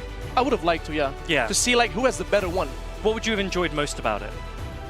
Well, if they would throw the Night Slash and someone get the boost, then you know, like, okay, he's getting a bullet punch down in the end. And would you have maybe opted for Trailblaze instead? Because we have seen that from some players in that mirror matchup go for a Trailblaze, which is double resisted from the Bug and Steel typing of Shadow Sizzle that allows you to guarantee a bullet punch through. A good Scissor actually survives the bullet punch and gets to 2 Night Slashes before. So it's always better to go for the Night Slash. You would run a bulky one or a high attack one for the charge trap priority? If I had a good one, I would run a bulky one, but I don't have a good one, so I run the But you do have a shiny one. I do have shiny, yeah. Well, there we go. You heard it here. Furret was the mirror we saw instead. Lots of catches available to these players. This was game 1 where a Mind Joke preserved his Furret, taking damage on the Univan Stunfisk instead. And the Shadow Sizzle and the Furret together just looked so strong for him. And he'll be thrilled to progress here in Stuttgart. Yeah, the Ferret on Wigglytuff here as well. The Ferret hanging out with a slither of HP. Getting to that last Swift was really good for Alessio right here. Getting the Swift right here. We saw the mirror and the Altaria. I mean, at this point it was fast moves, but Alessio want to play it safe. Just throw the Sky Attack and make sure I win the game. Yeah, Altaria, shiny Altaria. And Altaria is an interesting Pokemon in this meta because Dragon Breath and its own bulk has a lot of opportunity for stat spread adjustment. So some players will be going for sheer bulk, others will be trying to think about breakpoints or opportunities or charge attack priority, and there are so many matchups that can make a real difference. So there is a Dragon Breath breakpoint, and what that means is that with high enough attack, each Dragon Breath, every half second from an Altaria, will do 1 more damage against a Clodsire. But by doing that, you start to compromise other matchups. For example, the Galarian Corsola matchup becomes a lot worse. How do you know this information? Is it about Eric? Eric told you? Probably Eric told me. He knows the numbers. Eric simply loves maths. 139 HP? He did mention that a few times to us last night. He really does study up, but honestly, that's why he sees success. And these players up on stage will be wanting to see success of their own. We recognize these players. On the left, we have Auden and we have Aregi on the right. They are on the loser side of the bracket as well. So as we know, backs are against the wall, and Thievel is on the side of Auden to try and take him through here in Stuttgart. Earlier, we didn't see much Thievel action, and unfortunately, it was on the floor just at the time that it came on stream. So that's quite unfortunate, but maybe today we can see more of this Thievel action, because I want to see Thievel with a Night Slash boost go rampant against the other opponent's team. Now, Thievel is not a Pokemon that we see a lot of in the Play Pokemon Championship series. It is a mono dark type Pokemon, so it has the same type attack bonus as it uses Sucker Punch, unlike Furret here on the side of Aregi. It runs Sucker Punch as well, but it does not share a type typing with that attack, which means it does less damage, but also in that matchup, Furret's Sucker Punches will be resisted by the Thievul, so it's going to be really, really interesting to see if that's a Pokemon that Auden looks to use here. It really needs to avoid the Fairy-type Wigglytuff. What do you think of Annihilate in this meta? Do you think it's a great pick? We haven't seen many Annihilates today. I mean, Annihilate has always been a really strong pick and also a favorite of mine. I think it's difficult with Wigglytuff being in the most flexible place in the meta it's ever been to really see the same success that it once did. There is no Wigglytuff on the side of Auden, and instead his fairy type of choice is that Alolan Ninetales. Alolan Ninetales being an ice type Pokemon as well, which means it takes neutral damage from the counters of Annihilate. If I were a Reggie, I'd be very, very happy to use Annihilate in this matchup. Yeah, Annihilate looks really good into Auden's team, to be honest. And also Ninetales runs Powder Snow, so it doesn't have to fear the charms of the Alolan Ninetales either. Let's see what his opponents are going to do. I think the opponents have been locked in their game, and they've been locked in the Pokemon. We see Gastrodon into that Annihilate. There we go, Shadow Annihilate comes out. This is an interesting matchup because if Shadow Annihilate can land a Rage Fist, there is the possibility for it to counter all of the way through this Gastrodon. Gastrodon with Body Slam and Water Pulse. Normal type Body Slam, remember it's double resisted by the Ghost typing of Annihilate, but you might be able to throw it as a bait to pull away the shields. Everyone loves to shield Shadow Annihilate. Yeah, this is rather awkward for the Gastrodon because you really have to land the Water Pulse with any meaningful damage. And if he calls it, he doesn't call it, and he get bait on it, but he shields it. And now Auden will go straight into his Univern Stunfisk, but let's remember that this Annihilate is boosted. It also has Ice Punch, same as its lower evolution, the Shadow Primeape, and Ice Punch boosted from an Annihilate will do a lot of damage to this Univern Stunfisk. Look at that damage. That Stunfisk is already in the yellow, and here comes the Furt, catches the Mud Bomb. Furt easily takes his Mud Bomb day by day. It doesn't do that much damage, and the Furt can just load up on energy right now and probably just farm it down. I would love to see a big farm down from a Furret. Its energy often can go into a lot of places into a backline, and this Univern Stunfisk, although it can spam attacks, it doesn't do a huge amount of damage even when they land. And actually, he goes for the farm, and he gets the farm run. Furret is loaded up on energy right now, and I don't know what Auden's gonna bring in. Like, he has to bring in a Talonflame, start ramping up and getting some Incinerate energy going on. The Talonflame comes in, Incinerate comes through, and Aregi goes straight for a Swift. There is potential to land another Swift as well. Will you pull both shields from the Shadow Talonflame? One goes up already.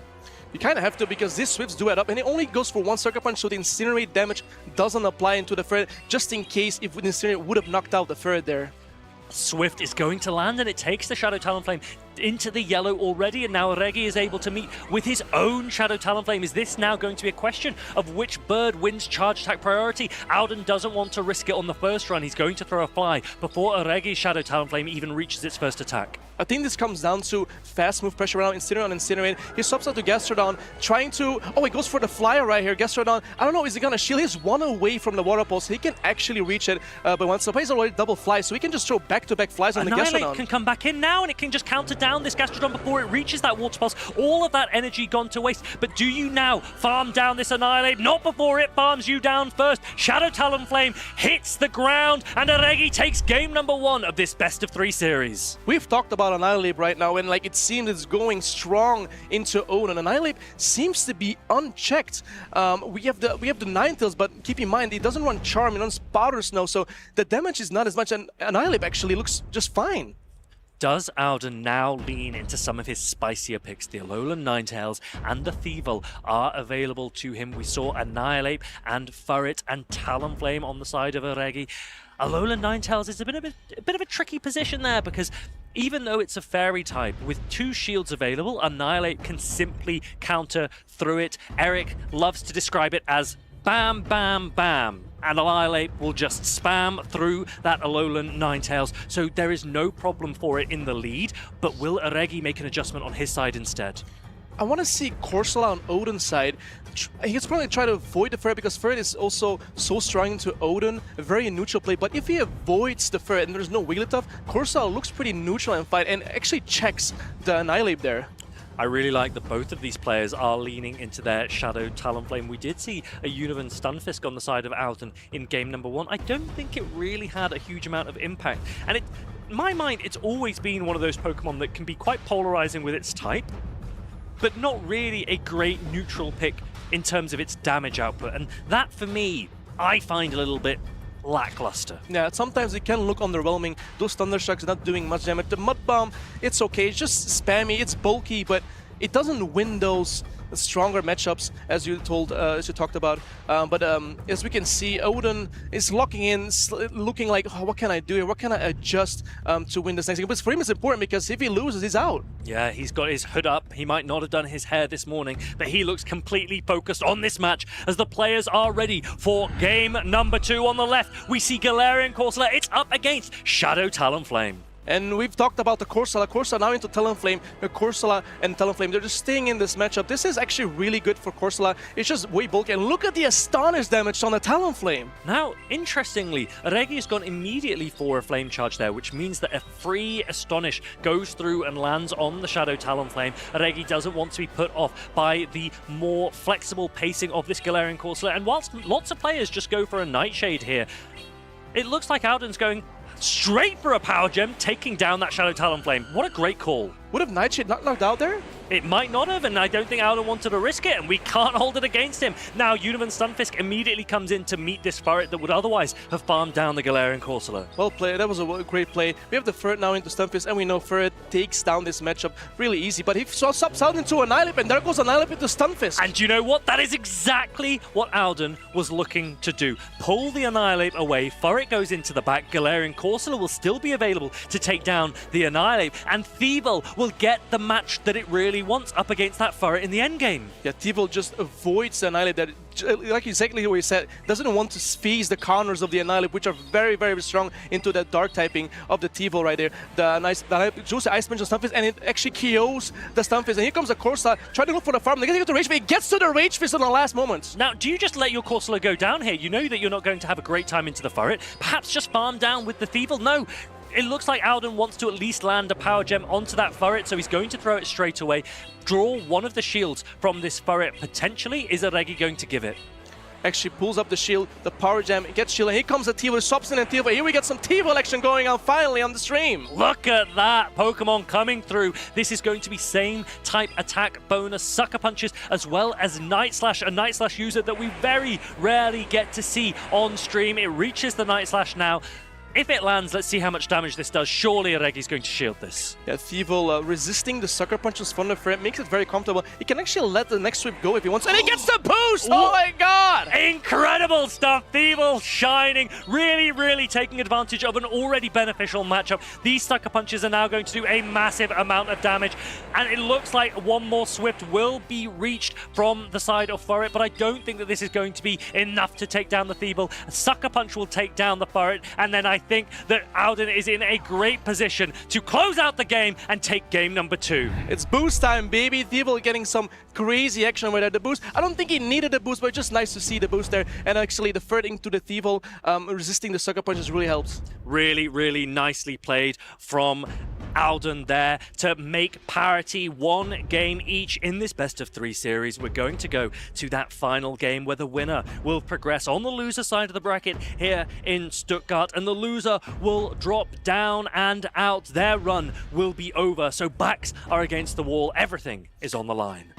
I'm glad Odin changes his lineup there. We talked about the Corsola trying to check the Annihilate. He did bring it, and also bringing the Thievul. A great play there, also baiting out the Annihilate, so the Thievul was free from the Annihilate, going rampant against his Furret.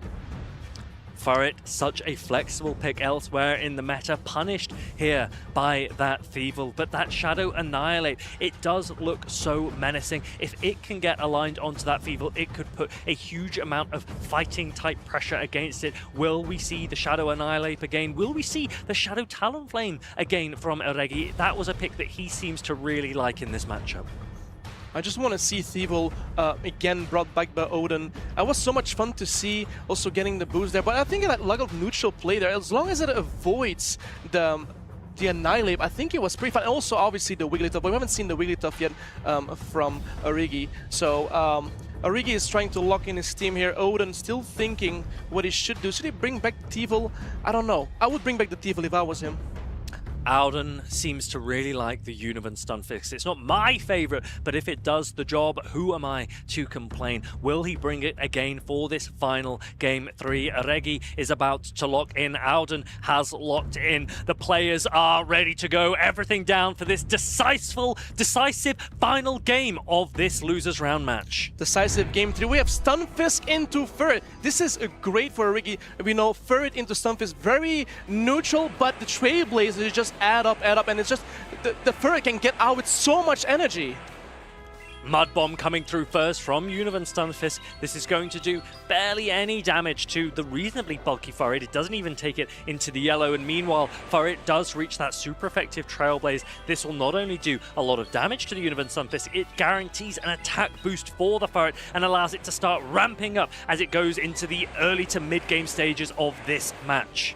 What is so great about this matchup, Ferret can actually no-shield this, still be comfortable, overloading on energy, get out with some energy and throw it in the backline. And that's exactly what, as he lets it go, can actually get away with a safety if he really wants to, and is counting, and it's going to probably go for the CMP, and it does go for the charge move priority, right, and throws a Swift. Yes, higher attack for Ferret means its attack will go through first on this charge attack priority event. Univan Stunfisk will go down. The Ferret, such low health that I wonder, can you come in with your Galarian Corsola? You don't really want to take boosted sucker punches. He is going to go for it. Alden comes through with the Galarian Corsola. The problem is the Ferret had enough energy that it's now going to also land a boosted Trailblaze against it, and Regi is going to be able to avoid with his Annihilate, and the Talonflame is going to come in instead. That means Alolan Ninetales for the endgame will avoid the Talonflame. I kind of like this play from Odin, trying to farm down the Ferret, even though it doesn't look like great into farming down on normal type with that ghost typing, but having all that energy into the backline whenever, as you can see, the Talonflame has to shield it, otherwise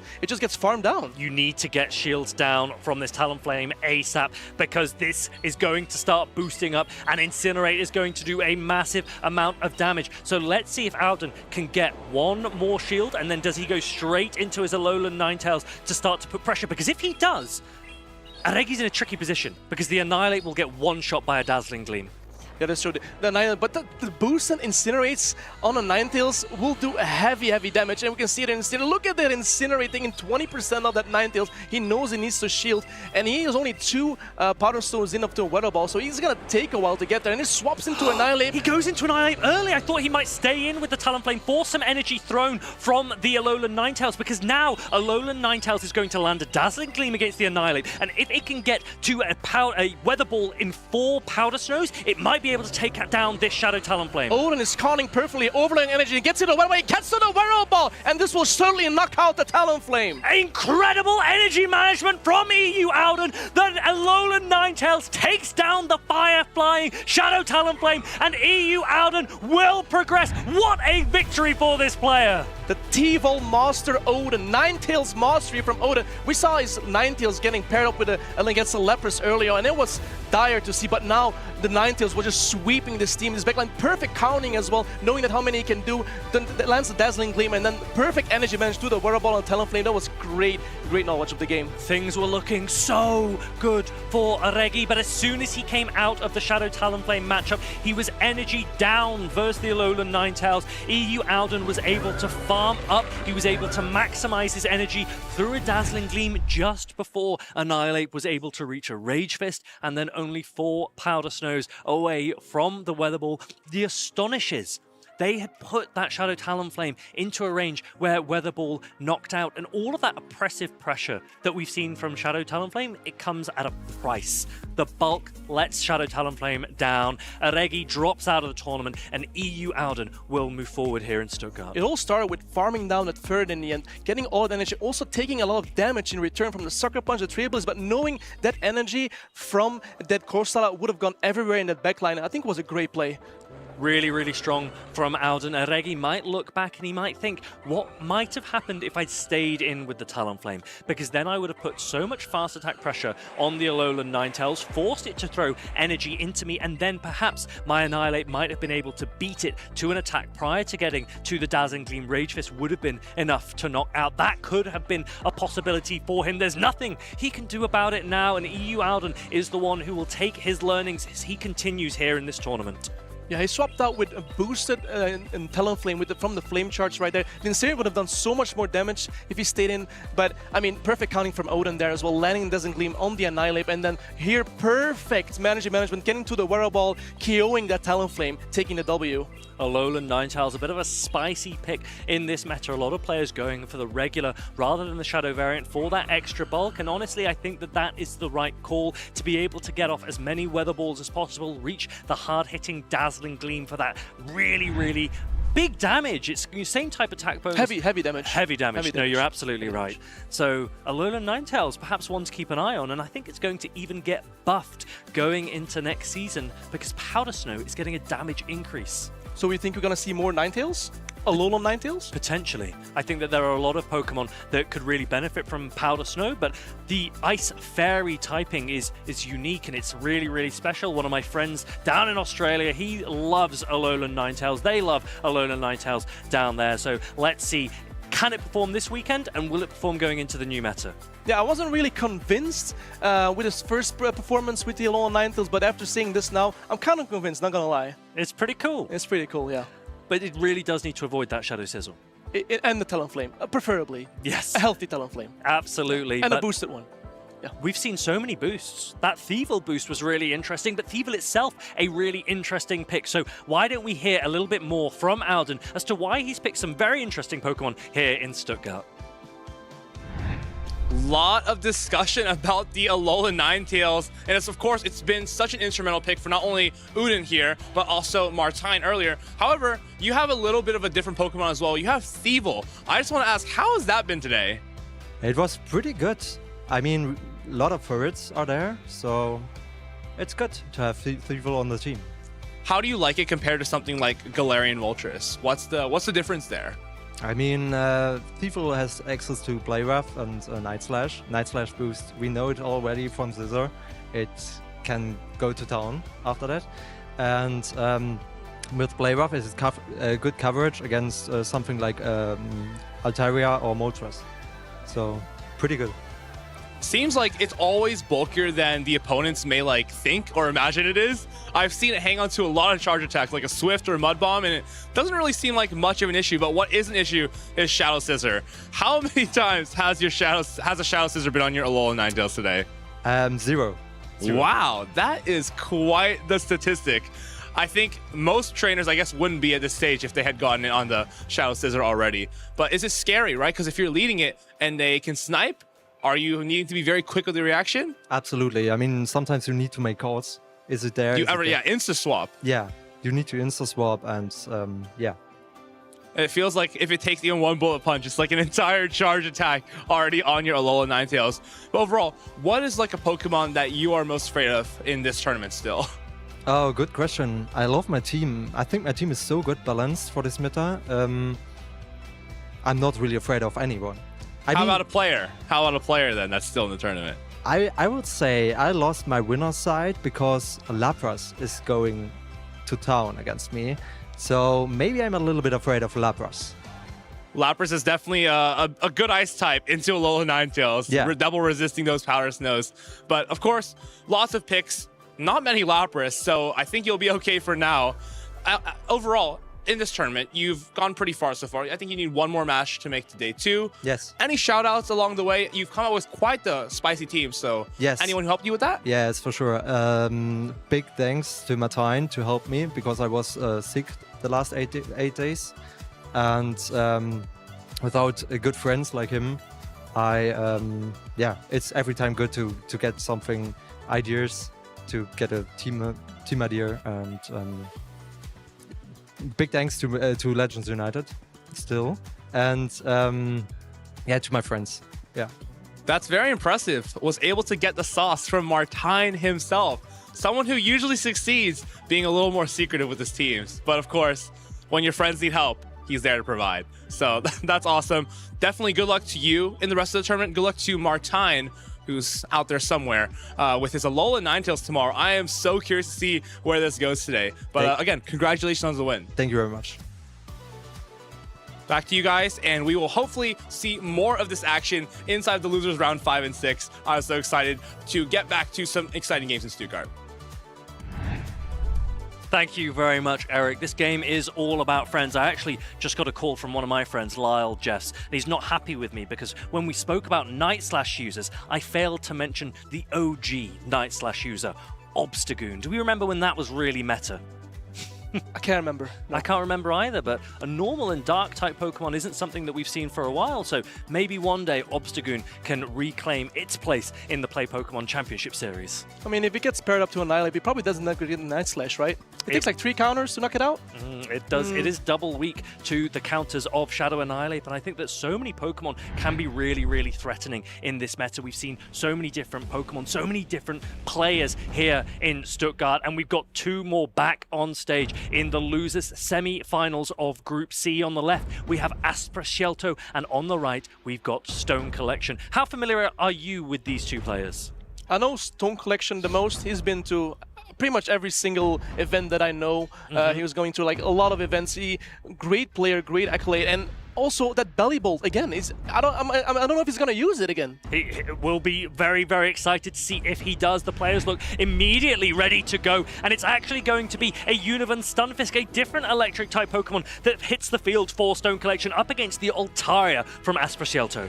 I got some good news for the viewers and the chatters here. There's a belly ball in the back, so we're gonna see definitely some belly ball action, but now the Stunfisk is going for a discharge. This is a rather neutral matchup. If you have great IVs, you can hang on as a Stunfisk and actually KO the Altaria before it KOs itself.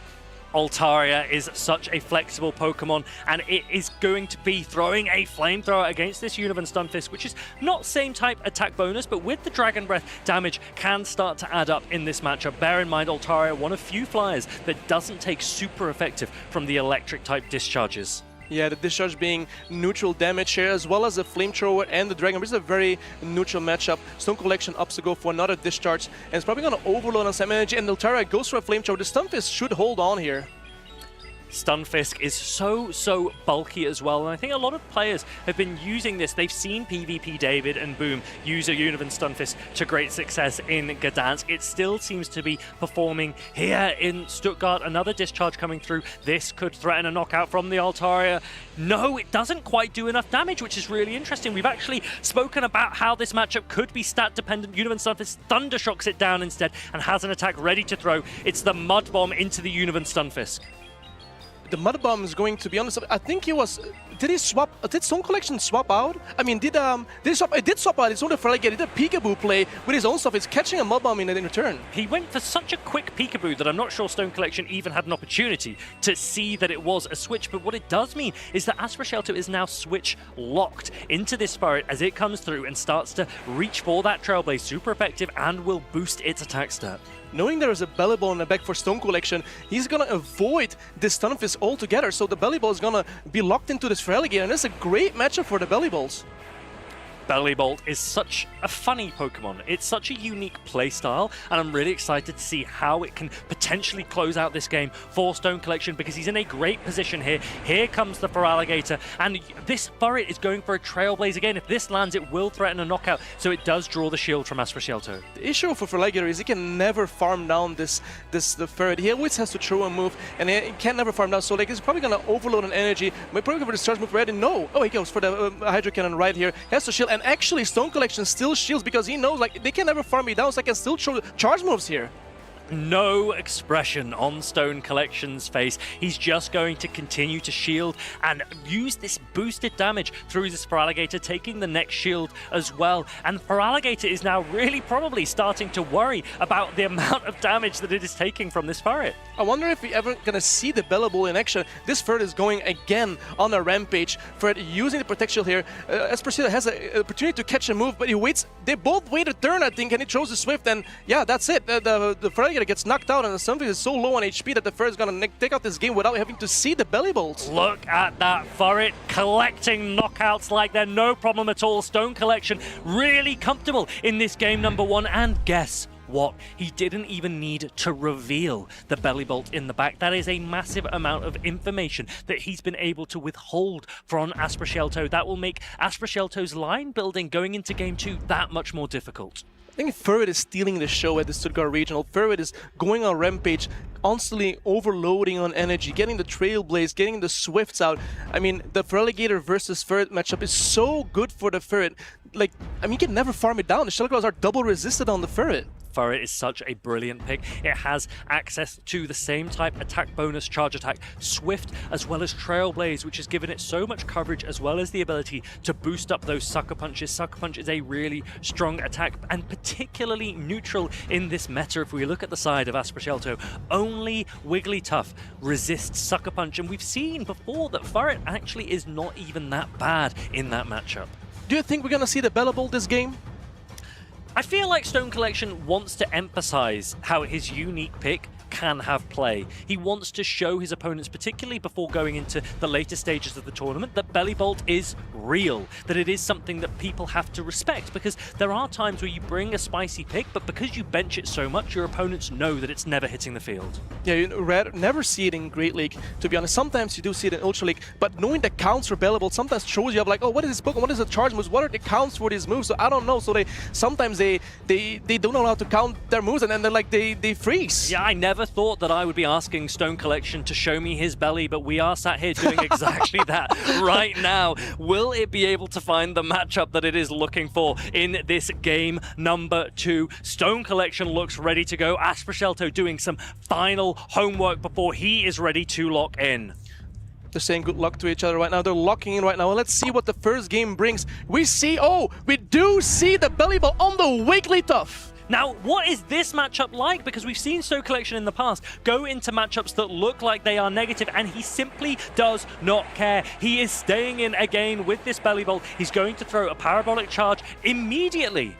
Yeah, even though the Sucker Punches are resistant on Wigglytuff, his belly can get even more thick and stronger and more beefy about when he's probably charged, raising its defense. And now it looks like very strong for a Belly Bolt, knowing that, okay, I can survive this Ice Wind. I don't have to shield anything here. If I get to the next Parabolic Charge, I'm fine. Yeah, Belly Bolt is so bulky, especially after a Parabolic Charge boost. And the Sucker Punches may well be resisted, but Belly Bolt reaches another Parabolic Charge. And now Asprashelto might have a shield decision to make. Will this threaten a knockout after the Ice Wind? We'll have to see. He lets it go. I think the Wigglytuff will hold on, and Wigglytuff actually holds on. Does Wigglytuff get another move? It gets to the farmer. No, he swaps out into Altaria right now. And look at that. Banking that Swift and going into the Altaria. Stone Collection meeting with his next Electric-type Pokemon. It's the Univan Stunfisk, forcing Altaria to throw Flamethrower instead. Sky Attack, a Flying-type attack, would be resisted by the Electric typing of Univan Stunfisk. We've seen this matchup a few times today, knowing that it's very neutral. Also, the Stunfisk has a little bit of energy advantage here. The discharges are neutral, Flamethrower is neutral, everything is neutral here, but Stunfisk has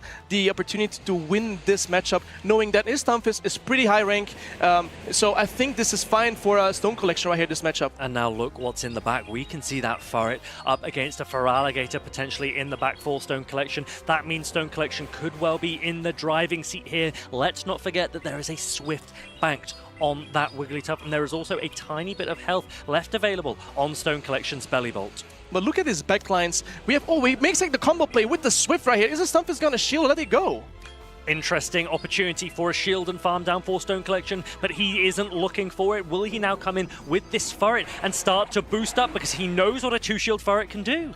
To having a 2-shield Furret, and there is a Feraligatr, and the Furret has an energy advantage, knowing that it never has to shield the first Hydro Cannon. It's so fine. It needs 2 Hydro Cannons to knock out this Furret. What is he going to do? He's going to bring in the Feraligatr, actually, and this Furret is actually going to overload on energy and throw the Trailblaze on the start to move to priority. I think Stone Collection is absolutely loving this matchup here. Do you shield the Hydro Cannons, knowing that they probably do the most amount of damage available? He's going to go for the Trailblazes. No matter if it lands or not, the Sucker Punches do get boosted, and Furret will really start to put pressure now on Asprashelto's Feraligatr. That's what he wants from this matchup, boosting those Sucker Punches, knowing that the Shadow Claws don't do any damage, and is pulling up energy. It throws another Hydro Cannon. I assume he's going to shield this one again, because this does way more than the Sky Attack of the Altaria. Yeah, Feraligatr, such a high attack Pokemon. Furret is going to shield again, exactly as you say, and now it's starting to threaten an attack, going straight for a Swift this time. Boosted, this will threaten a knockout on the Feraligatr, and Furret has so much energy to play with here. look at this matchup. The Furret is still so healthy, still in the green. He waits a little bit, goes on the Altari, goes for another Swift there. This Altari, yeah, this Swift will definitely knock out, but the Furret is still out of the Hydro Cannon range, so this Furret, I think, again, is going to steal the show. And absolutely no expression on Stone Collection's face as he drives towards the win in this game number 2. Aspergelto is reaching that Hydro Cannon. It's not going to be enough to knock out. This is a regular for Alligator, not a Shadow variant, and Furret is more than bulky enough to hold on. Look at Furret taking another W. Previous game we have Furret, this game we have Furret. Furret just literally stealing the show right now, boosting Sucker Punch damage, Swift. I mean, Furret is just the Pokemon of this region, in my opinion, right now. Furret has done absolutely superbly there. Stone Collection seals victory in this losers side match. He progresses through here in Stuttgart. Aspergelto, unfortunately, that's the end of the road for him. And we see Ballybolt advance one stage further here this weekend. I never thought you would have said that Bellybolt is going to advance to day 2. I mean, Bellybolt, really? Honestly, I'm now starting to think I'm going to need to start drafting some Bellybolt jokes as we progress further in this tournament, because it's such a funny looking Pokemon, but it plays in such a unique way that I think it's really interesting that Stone Collection was very happy to play on paper ABA weak to a number of things. He just simply didn't care because he knew he could get some value somewhere out of Bellybolt. I don't think many players know how to play against it. Now, knowing also there's going to be a lot of Stunfisk this weekend, bringing the Bellow, it's kind of a risky play, but I mean, it works out for him. And a double electric team for Stone Collection as well. So a really unique approach to this Tales of Transformation meta, the last event that we are going to have in this season in-game. And Stone Collection, although he's on the loser side of the bracket, we've seen players have incredible losers bracket runs. He'll be looking to make his name and mark his name on top 8 tomorrow if he can. It's definitely a steep hill, but at this point, I think I'm rooting for the Bellybolt guy, because if his Stone Collection actually wins with the Belly, I mean, that would be amazing, right? The winner, Bellybolt, I mean, this is the first ever to win a regional with a Bellybolt. Could you imagine? And it would also probably be the last time it ever could win. As we know, Parabolic Charge is going to have an energy increase that will make it so inefficient for so many Pokemon to run. We see Bellybolt all the time in the Ultra League, but so rarely in the Great League. But Stone Collection maybe has found the perfect place for it. Have you ever used Bellybolt? Do you know what? I was sat on my sofa a few months ago and there was a Tadbulb and I caught it and it turned out to be the rank 1 Bellybolt. So I built it, but I don't think I've actually ever used it because I haven't really found the right way to leverage its mono electric charge attack coverage. It runs Parabolic Charge and Zap Cannon. Have we ever seen Stone Collection even go up to that Zap Cannon? But my gosh, my golly gosh, if he does, that'll do a lot of damage. My golly gosh, indeed, yeah.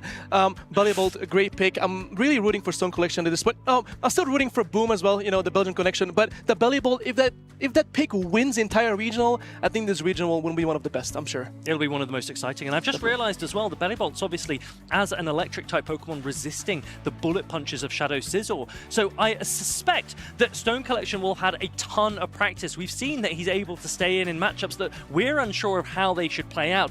If you want to get more practice, make sure to get involved in the local scene where you are. If you're unfamiliar with locals, then keep your eyes on this.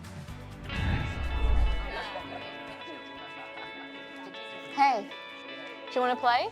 Yeah.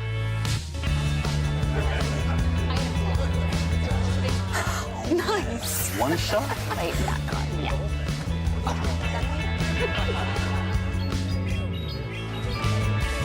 I'll use twin cannons. Great game, guys. Bye. See you next week. Come play at your local Pokemon League.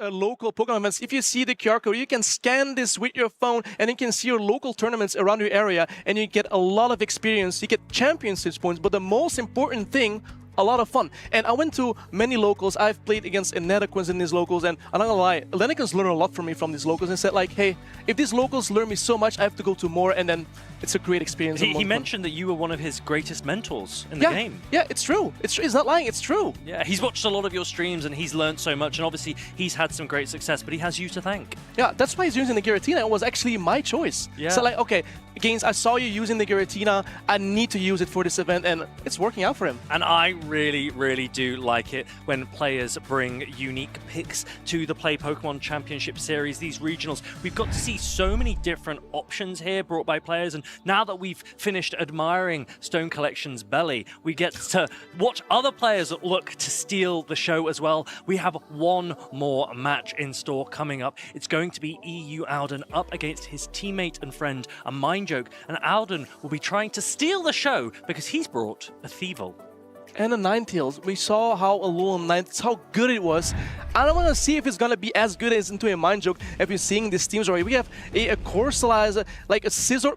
Now, there's a Scizor, so Odin has to be worried about his Alolan Ninetales, because I think 5 or 6 bullet punches and then Ninetales is out. He really does. Now, for the eagle-eyed amongst you, you'll notice that Alden he's removed his yellow Play Pokemon jersey. He's revealed his team shirt that he wants to match against his friend and teammate. I just got the chills. Honestly. Yeah, I just got the chills. It must be difficult when teammates go up against each other. You know each other so well. You must be happy for whoever wins, but at the same time, this tournament is really about you and how you can progress. No matter who your opponent is, each player will really want to succeed. This is a player that has seen a lot of success already. Look at this, top 4 in Stockholm, top 4 in Gdansk, and a top 8 in Stockholm before that as well. So Alden is no stranger to success and performance, and he's going to try and achieve that with a really spicy team this weekend. Also, being teammates, you scrim a lot. You know how he plays. Like, you know the play style. Is he gonna call baits? Is he gonna bait me? Is he gonna throw the big move? Like, you know, after a while, after scrimming your teammates, you know like how they play. So it may be easier, but then they can actually like, oh, he knows how I play. I gotta play differently and surprise my opponents. Yeah, now we did see Alden earlier today start to throw weather balls constantly into a Lapras that wasn't shielding them, and that wasn't what he was going for, but we don't see a Lapras here. Instead, we do see a few targets for that Alolan Ninetales.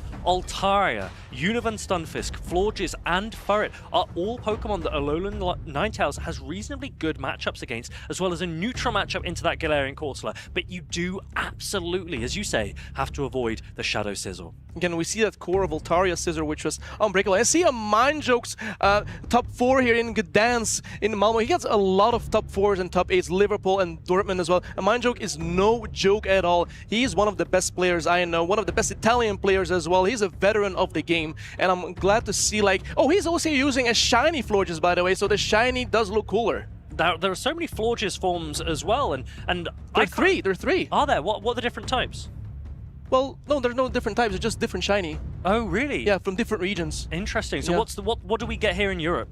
We get the red one, and that I think that's the purple one. I think that's the one that a Mind Joke has. I'm not sure. Actually, I don't know what I'm talking about. But I know there are 3 different shinies, and they have no different forms. That's okay. At least you're handsome. But these players are ready to get straight in to this game number 1. We've got Ninetales on the right for EU Alden up against that shiny Florges for a Mind Joke. That beautiful shiny Florges stays in here, and the Ninetales as well. They outpace the pace at the same exact time, and the Florges actually wins the charge move priority, throwing the first Chilly Water, debuffing the Ninetales. But the interesting thing about Alolan Ninetales is it paces slightly quicker to those weather balls. They're a cheaper attack than Chilling Water. So the first one lands, although it's debuffed, Alolan Ninetales will have the opportunity to throw the second first if Alden chooses it. This is actually a great position for the Florges as well. You know it's debuffed. You don't have to every care like it. You just go for the weather ball here. This doesn't threaten a knockout. You can go for the next Chilling Water after this weather ball lands. You got the Fairy Wind throw, so even with Chilling Water also will not knock out. The Ninetales will still be debuffed. The interesting thing here is that Alolan Ninetales will be able to tank this Chilling Water.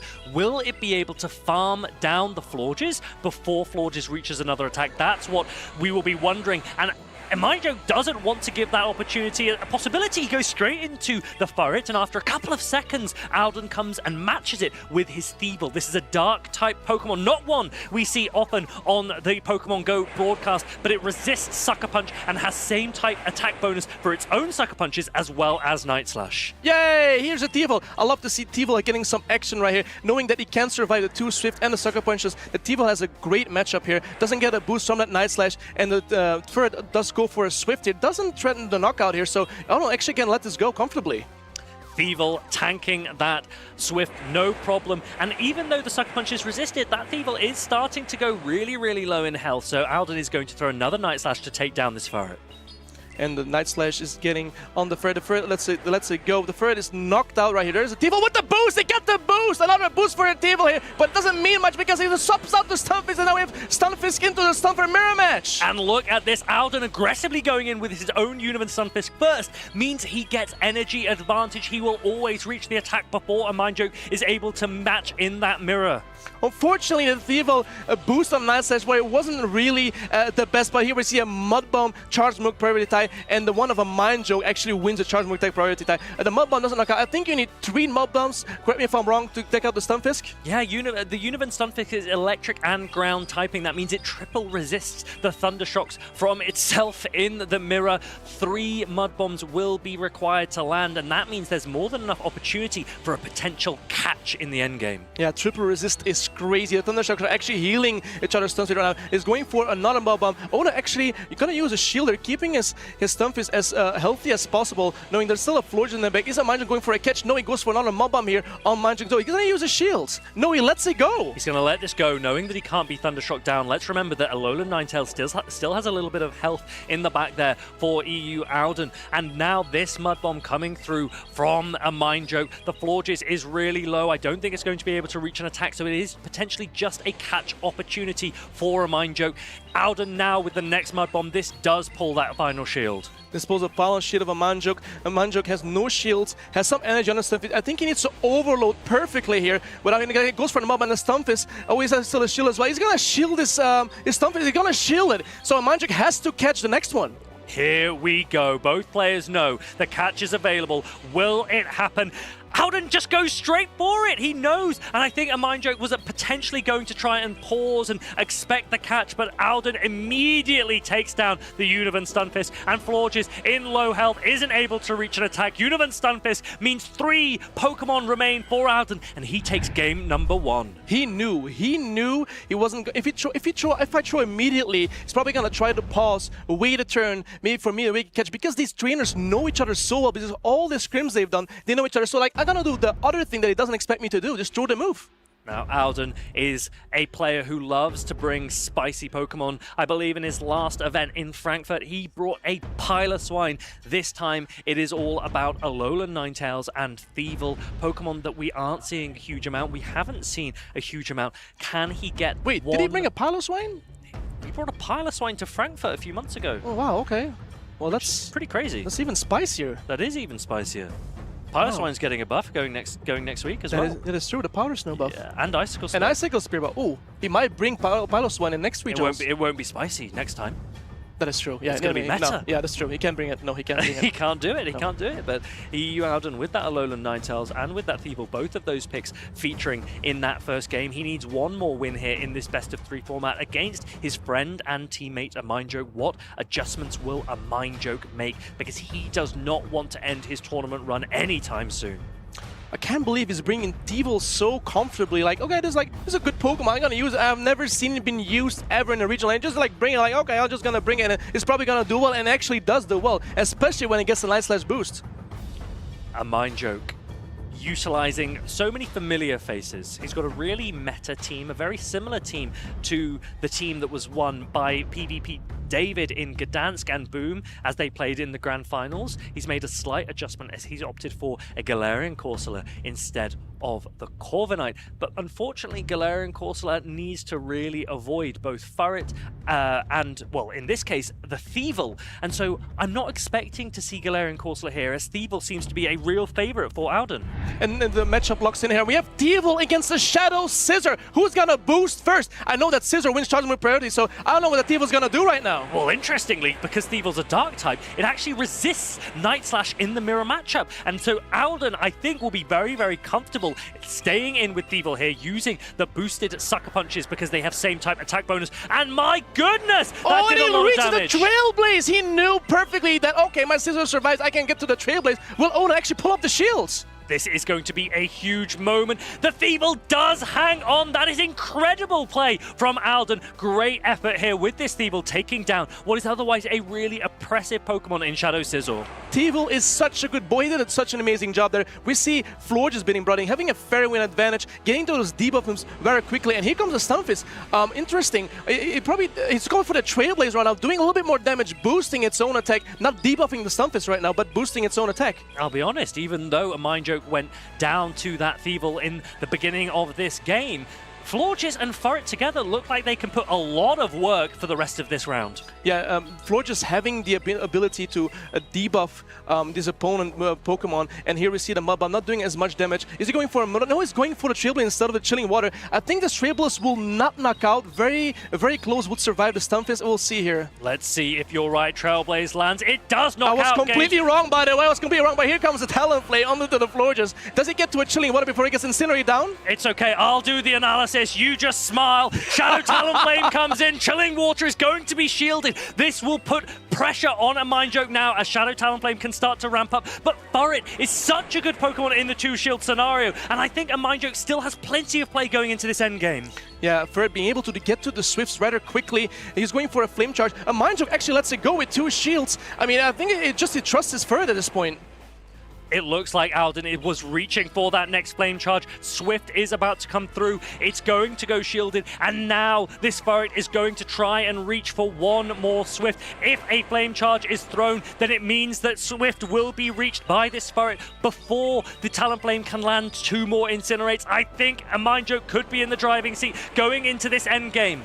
Are we going to see another Furret sweep here? I don't know what's going on. I think we're going to have the Swift will KO here, the Talonflame. And then that's for a Talonflame. I think the Furret is stealing the show yet again. Landing the Swift there, Talonflame will be knocked out. You've said it time and time again. This event has really been all about that Furret. And a Mind Joke clawing back one game as he gets this to 1-1, going into the final game of 3. The winner of this next game will progress. The loser, their tournament is over. Farid, I knew this matchup, by the way. I really knew. I just wanted to see if you knew it, by the way. Oh, no, absolutely. Okay. I'm really glad that you're here to test me. You know, I haven't played as much recently, and so, you know, you're keeping me on my toes, and I appreciate you for that. Yeah, I need to do that. I've seen you play it. You need to do it for sure. No, absolutely. You're so right, and, you know, we're all looking up to Eric at this point in time, so we've got so much to learn. Who? Wait, did he win LIC recently? I think he's mentioned it a couple times. He did? Yes. I didn't hear it. Okay. So now it's the last game of tonight here of Group D loser semis. We have a 1-1. We have a last game right here.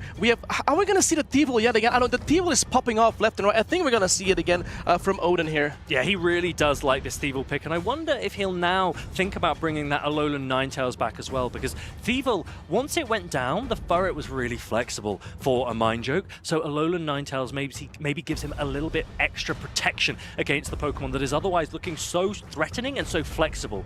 That Florges was also really strong, having the opportunity to either Chilling Water, debuff the opponent, or Trailblazing, buffing your own attack. I think the Florges was key in the win of a Mind Joke right there. Now, a Mind Joke knows that he has a little bit of momentum here. Both of these players have locked in relatively quickly. They are ready to go. We are ready to watch. Game 3 of this best of 3 is underway. We have the shiny Florges up against Galarian Corsola. The beautiful shiny Florges going up to the Corsola.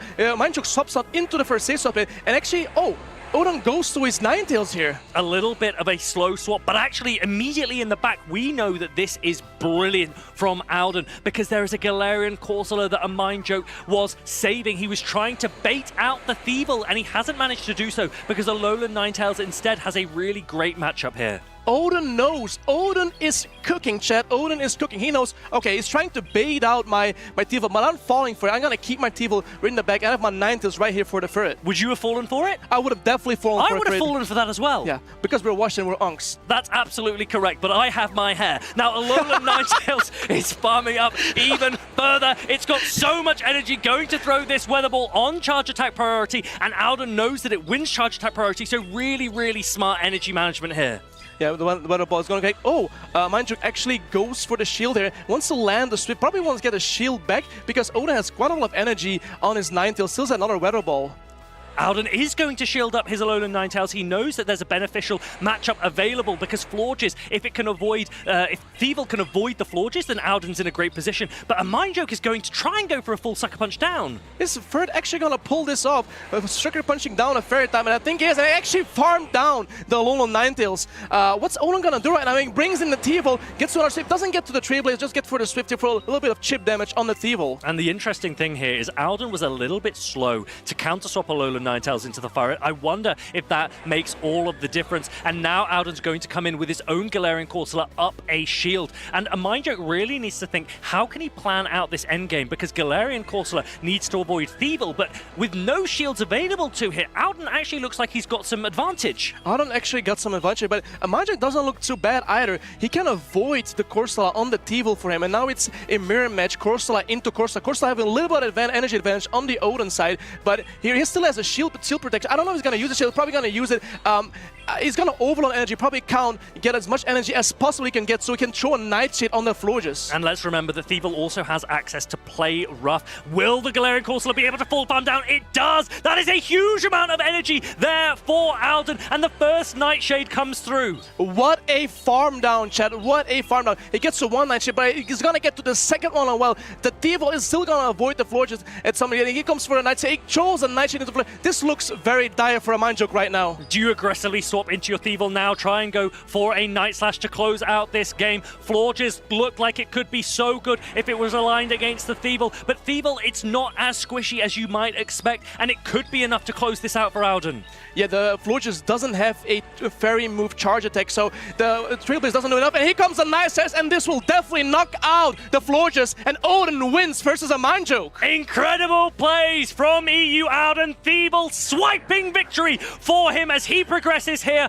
in Stuttgart. He is on the loser side of the bracket, but he is not out, and he says, I like my team, I think my team is strong, and he is showing just how brilliant it can play. Okay, forget the Belly Bolts. I'm going to vote now for the Thievul. My Thievul is the favorite right now. Forget the Belly Bolts. Your favorite? In this event, the Thievul, yeah. Okay, I like it. But both Thievul. of them are Sucker Punch users, so we know that Furret is also a Pokemon that you like, so Sucker Punch generally across the board seems to be a bit of a leaning in your favor. Yes.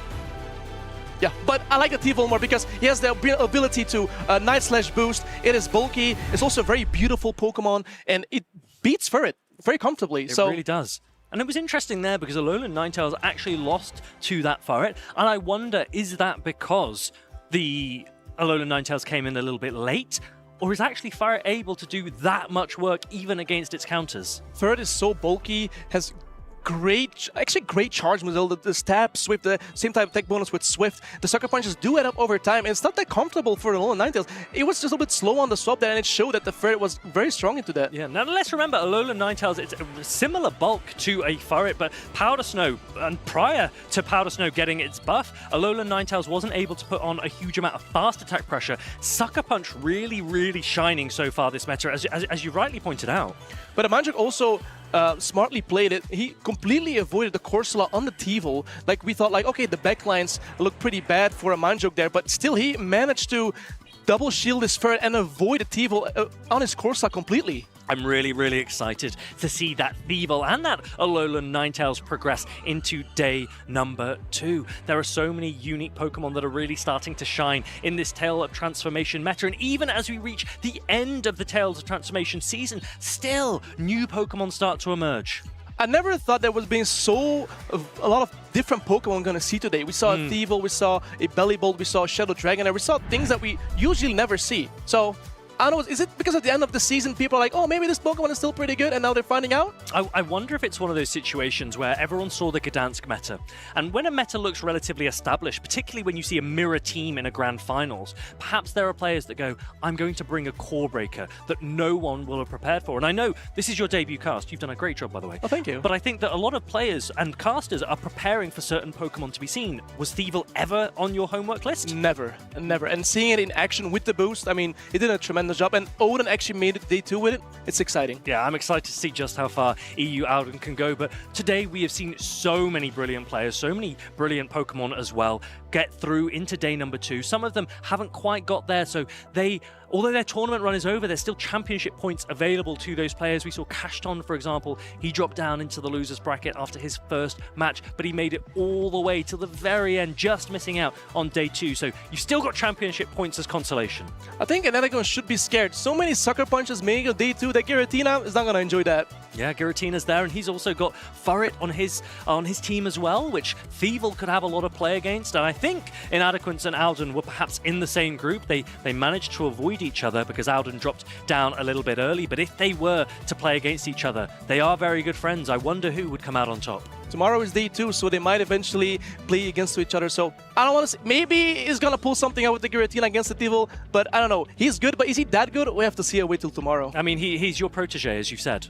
He is, yeah, but I'm his mentor. But I have to watch his gameplay a little bit because I'm not sure yet. You can give him some instructions this Yeah, evening. I have to give some instructions, yeah. No, I've seen some catchy gameplay, for sure. Yeah, there's areas to improve. Yeah, I think so. Yeah, so other than Thievel, are there any other Pokemon that you are really interested in watching or keeping an eye out on? Just the Belly Bolt, we already mentioned it. It's good, it's fun, it's new, it's unique. Other than that, I think the Scizor Altaria core is still so strong, still rather unchecked. So I think I still want Scizor to get it as to the finals as as close as possible with winning. But if Thievel or Bellybolt wins, I will be very happy. Yeah, so many different Pokemon available. Now, we did have so many different Pokemon that we saw last week in LAIC, and at that event, they also announced the unique meta that we are going to get later this season at the European International Championships in London. If you are excited, you absolutely should be. Keep an eye on this. It's going to be the KO. He won the whole thing, and now he's come to London and won the whole thing. Another day. Here we go, which is it into the Flutter Man, and it is going to be enough. The race, so level up. Come on, take it all the way you're in. Here we go. Look all the pieces I have defended. You're European International Champion. Going to win this dream. Oh, sweet for the grand finals. Bubble damage coming through, still tapping, some clapping. Let's give it up. 10 seconds left on the clock, but there's just no time. Overlord moves to the middle, and Luminosity Gaming's gonna stop. Show what you got. Yeah, they already know. You got your sights set on making me roll. Show what you got. Yeah, they already know. You got your sights set on making me roll. Put your hands up. Put your hands. Oh.